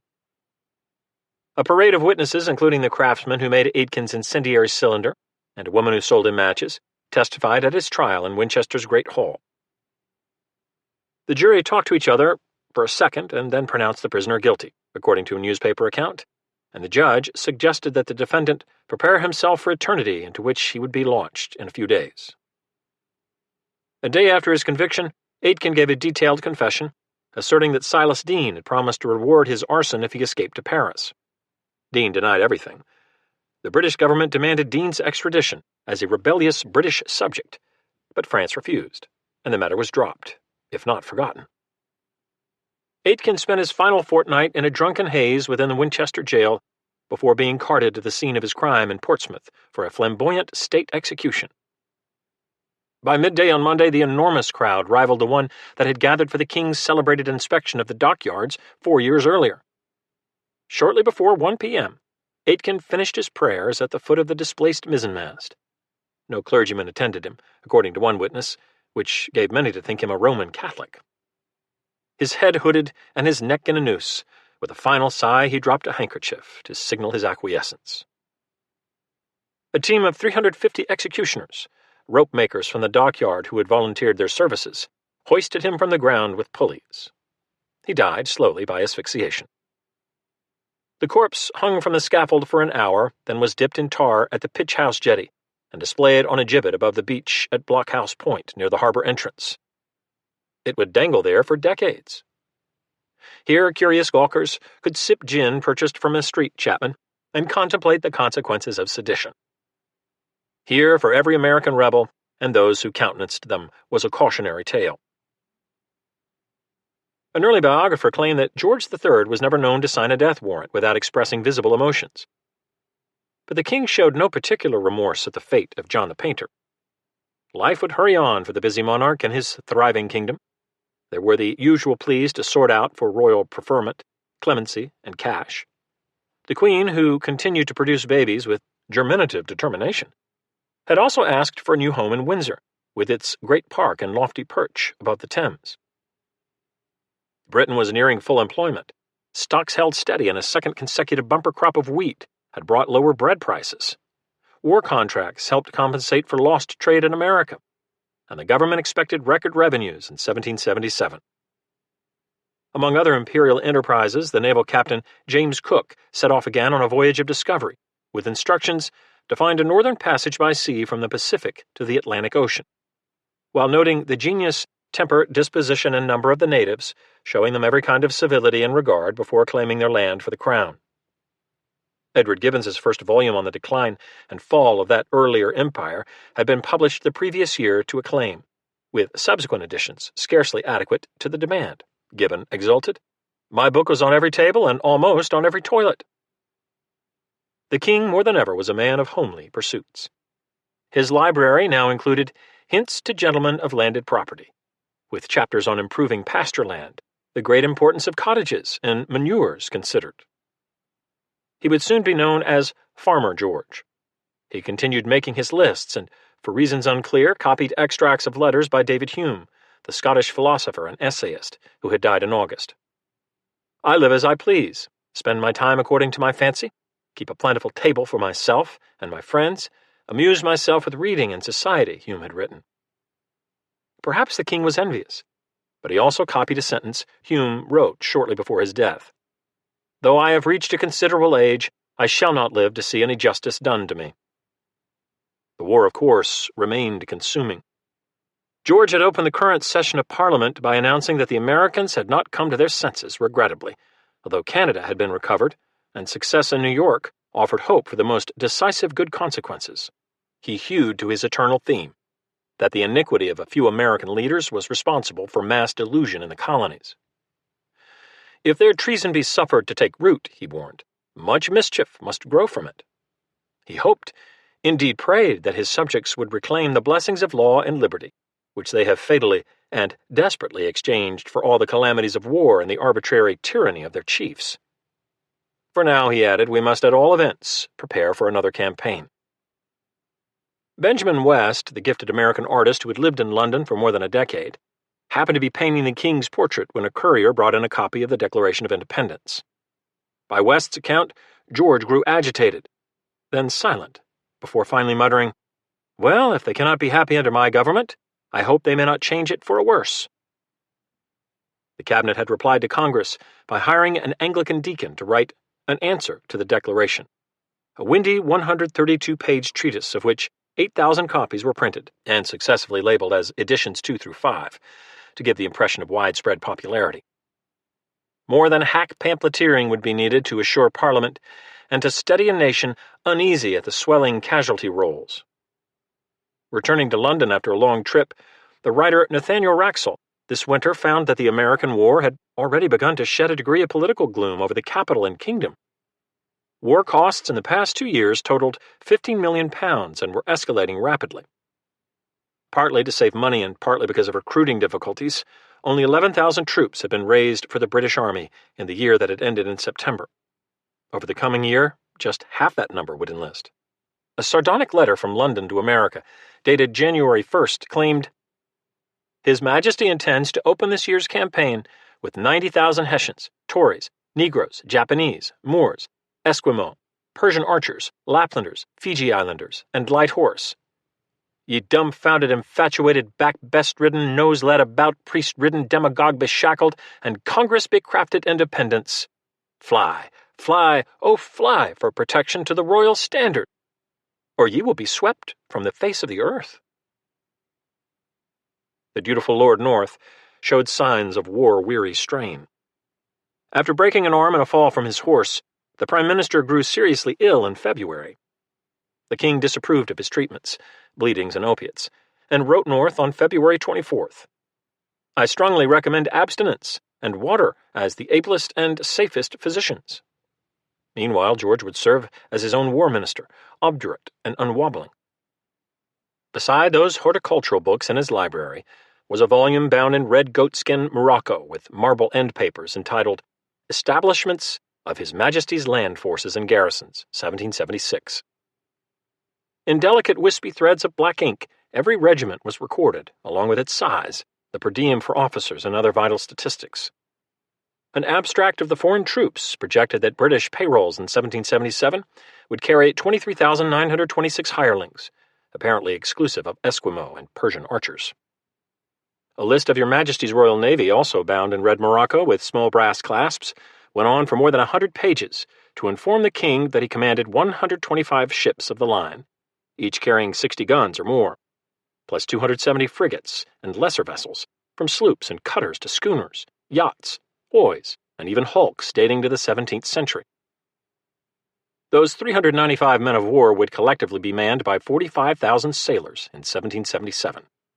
Ships with dimensions written in red ink are building or are under orders to be built. Who could doubt the ultimate invincibility of such forces? Through the previous fall and into the new year, the tidings from America had been thrilling. Dispatches had reached London in late December, with news of victories won, or at least claimed, at Frog's Neck, Pell's Point, White Plains, Fort Washington, and Fort Lee. George had written Sandwich at 30 minutes past 1 p.m. on December 30th, that such accounts are the most agreeable as they exceed the most sanguine expectations. The enemy army seemed to be all but atomized. The poet laureate William Whitehead commemorated the new year with an ode asking Americans wayward children and parricides, to seek the blessings of peace. The poem was set to music, and as January passed, the king awaited a herald who would surely announce the capture of Philadelphia, if not the rebel surrender. Instead, in late February, the Bristol brought what Lord Germain called the extremely mortifying news of Trenton and Princeton. Hardly less disturbing was a request from General Howe for another 15,000 troops and 8 more ships of the line for the spring campaign. Half of the British Army's 70 infantry regiments had already been sent to America. Even if more soldiers were dispatched, it was by no means certain that the fitful, creaky British supply system could sustain them. Feeding the force with provisions obtained in America now appeared to be a fantasy. Howe had also fallen out with 2 of his most experienced generals, Henry Clinton and Hugh Earl Percy. After Howe peevishly criticized his military judgment in the Rhode Island campaign, Percy wrote, "I am so hurt that nothing on earth shall make me stay here to subject myself to such another indignity." Clinton said simply of Howe, "I cannot bear to serve under him." Both men sailed home in vexation. "You doubtless must have expected ere this that our arms had brought America to obedience," Major Charles Stuart wrote his father, the former Prime Minister. "I am sorry to inform you that as yet we have effected nothing. Great Britain seems to have been altogether misled with respect to the revolt of this country. Others were coming to the same dour conclusion. Poor devils as the rebel generals are, they have outgeneraled us more than once," Colonel Allen McLean, a hero of Quebec, wrote a friend in mid-February. "Washington this whole winter never had more than 7,000 men in the Jerseys, where we had 16,000, and yet we have been tossed and kicked about most amazingly." In a midwinter epiphany, Admiral Howe told his secretary, Ambrose Searle, that almost all the people of parts and spirit were in the rebellion. Searle confessed, "I almost wished that the colonies had never existed." Certain shortcomings in Britain's conduct of the war were clear enough, even from London, including the ponderous Jersey campaign and the dispersal of forces from Montreal to South Carolina. General Carleton had liberated Canada and cleared Lake Champlain, yet he had failed to expel the Americans from Ticonderoga, or to close the gap with British legions farther south. Howe had lost no battle other than the scraps in Trenton and Princeton, yet somehow he occupied only a small cantonment around New York and another in Rhode Island. The rebels controlled every other acre from Albany to Savannah, and virtually all of New England. No regular could safely stray more than a furlong from the sea. It is to be hoped, Germain wrote after learning of the Princeton debacle, that the dangerous practice of underestimating the enemy may make a lasting impression on the rest of the army. The Royal Navy's deficiencies also were evident. Despite sailing 148 warships, brandishing 3,298 carriage guns through American waters over a period of 18 months, the Navy had largely failed to deny sea lanes to rebel mariners or to blockade the Chesapeake and Delaware bays. With most vessels needed to support the Army, far too few were free to patrol the Atlantic seaboard. Worries that the Bourbon regimes were secretly preparing for another war further complicated naval deployments. Skeptical of purring assurances from Versailles, Lord Sandwich for months had detected signs of a French and Spanish maritime buildup. More shipyard workers in Brest, intensified fleet repairs at Cadiz, the stockpiling of stores, and a surge in bread baking in Toulon. "The accounts of the French armaments multiply so fast," Sandwich wrote, "that every hour is precious, as the French are certainly ahead in their preparations." At last, in late fall, the cabinet had agreed to act. The Navy was instructed to build more warships, including frigates, without waiting for seasoning of timber, hire more shipwrights and rope makers, release guard ships from reserve for active service, and, most dramatically, impose a general press in British waters to augment naval manpower. 20 armed boats seized 1,000 swabs along the Thames alone, minus the 8 merchant sailors who drowned trying to swim away. A naval arms race had begun. While fighting the rebellion, British strategists would now be required to look in 2 directions, toward North America and toward the continent. Other aspects of the American war remained opaque or unseen. British commanders and their political masters continued to misjudge the American temperament, both in the broad, visionary commitment to a Republican future and in the seething resentments that fueled the insurrection. "I trust," Germain wrote the Howes on March 3rd, "that the unexpected success of the rebels will not so far elate them as to prevent them from seeing the real horrors of their situation. Thomas Paine, who had a shrewd eye for military matters, was closer to the mark in a public letter to Admiral Howe, published in early 1777. In all the wars which you have formerly been concerned in, you had only armies to contend with, Paine observed. In this case, you have both an army and a country to combat. The Americans, the Scottish economist Adam Smith warned, feel in themselves at this moment a degree of importance which, perhaps, the greatest subjects in Europe scarce feel. They are employed in contriving a new form of government for an extensive empire, which they flatter themselves will become, and which indeed seems very likely to become one of the greatest and most formidable that ever was in the world. The king would soldier on. We must, at all events, prepare for another campaign, he had told Parliament. The quick, decisive war he desired would not be so quick. Howe would get his men and his warships, or at least some of them. Guns, powder, and 600 tons of tentage had already been shipped for the battles to come.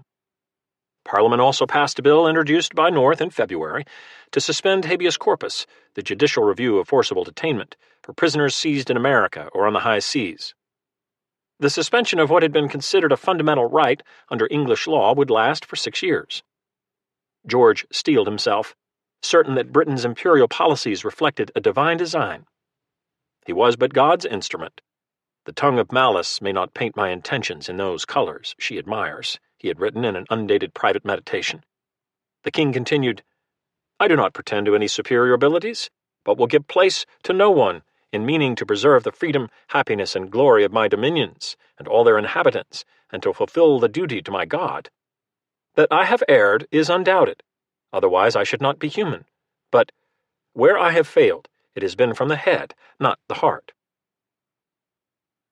In America, the long fighting season had finally ended, bringing to a close what John Adams would call the most critical and dangerous period of the whole Revolutionary War.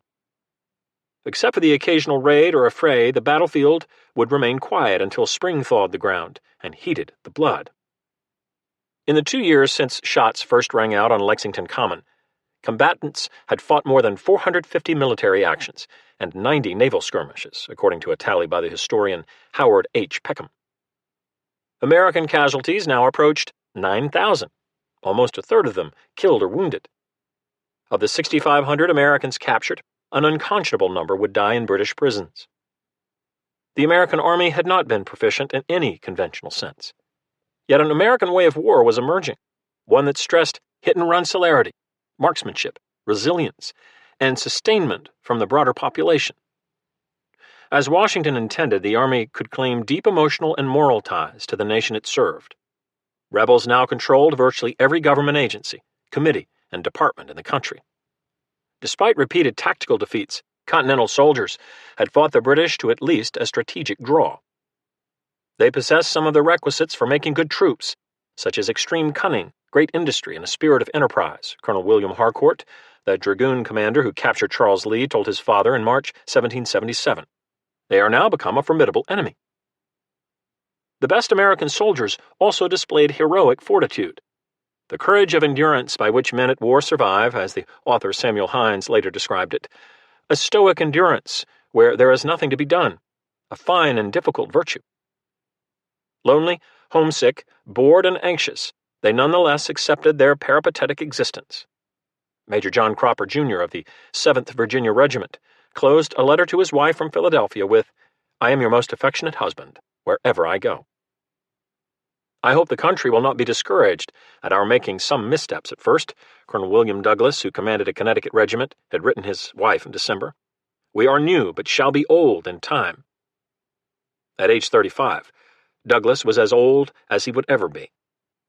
After 2 years of fighting in New England, Canada, and New York, he admitted that my constitution is unsound and broke. He returned home with a consumptive cough and died in May. Identifying and promoting new combat leaders to replace the likes of Douglas, as well as Montgomery, Thomas, Mercer, Hazlitt, and other dead commanders, would be a perpetual struggle for this new army as it grew older. So, too, would be the integration of state militias into a national, professional armed force. Despite Washington's incessant grumbling about militia indiscipline, the local alarm companies had proven an essential constabulary in suppressing loyalists, confronting enemy foragers, gathering intelligence, protecting civilians, and providing combat reserves at crucial moments. For sudden exertions, the militia certainly do well, Richard Henry Lee wrote Patrick Henry in January 1777. But they cannot bear the continued discipline of camps and campaigns.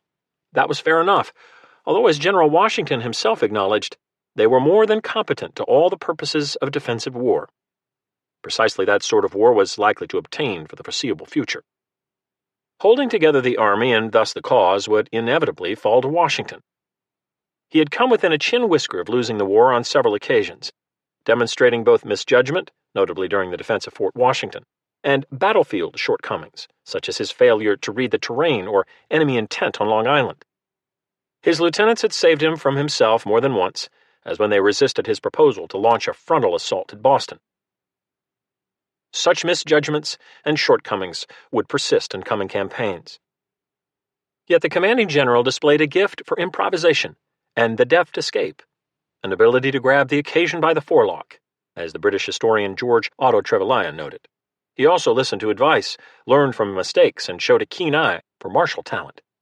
As a political general, he would have few equals, and no superior in American history. He had adroitly won over both the Congress and his countrymen, including wary New Englanders. Our late misfortunes have called out the hidden excellences of our commander-in-chief, wrote Abigail Adams, who then quoted a favorite line from an English poet. Affliction is the good man's shining time. Affliction revealed Washington's courage, durability, probity, and administrative skill. Since his appointment to lead the new army, he had developed a shrewd understanding of the refractory, independent peoples known collectively as Americans. A people unused to restraint must be led, he wrote in January 1777. They will not be drove. He was a leader. The cause was hardly won. Independence had been proclaimed, not secured. The bloodletting had just begun. It may be the will of heaven that Americans shall suffer calamities still more wasting and distresses yet more dreadful, John Adams had predicted the previous July. The distress of civil war unleashed by the rebellion would grow only more searing. Neighbor was against neighbor, father against son, and the son against the father, a Connecticut loyalist wrote in 1777.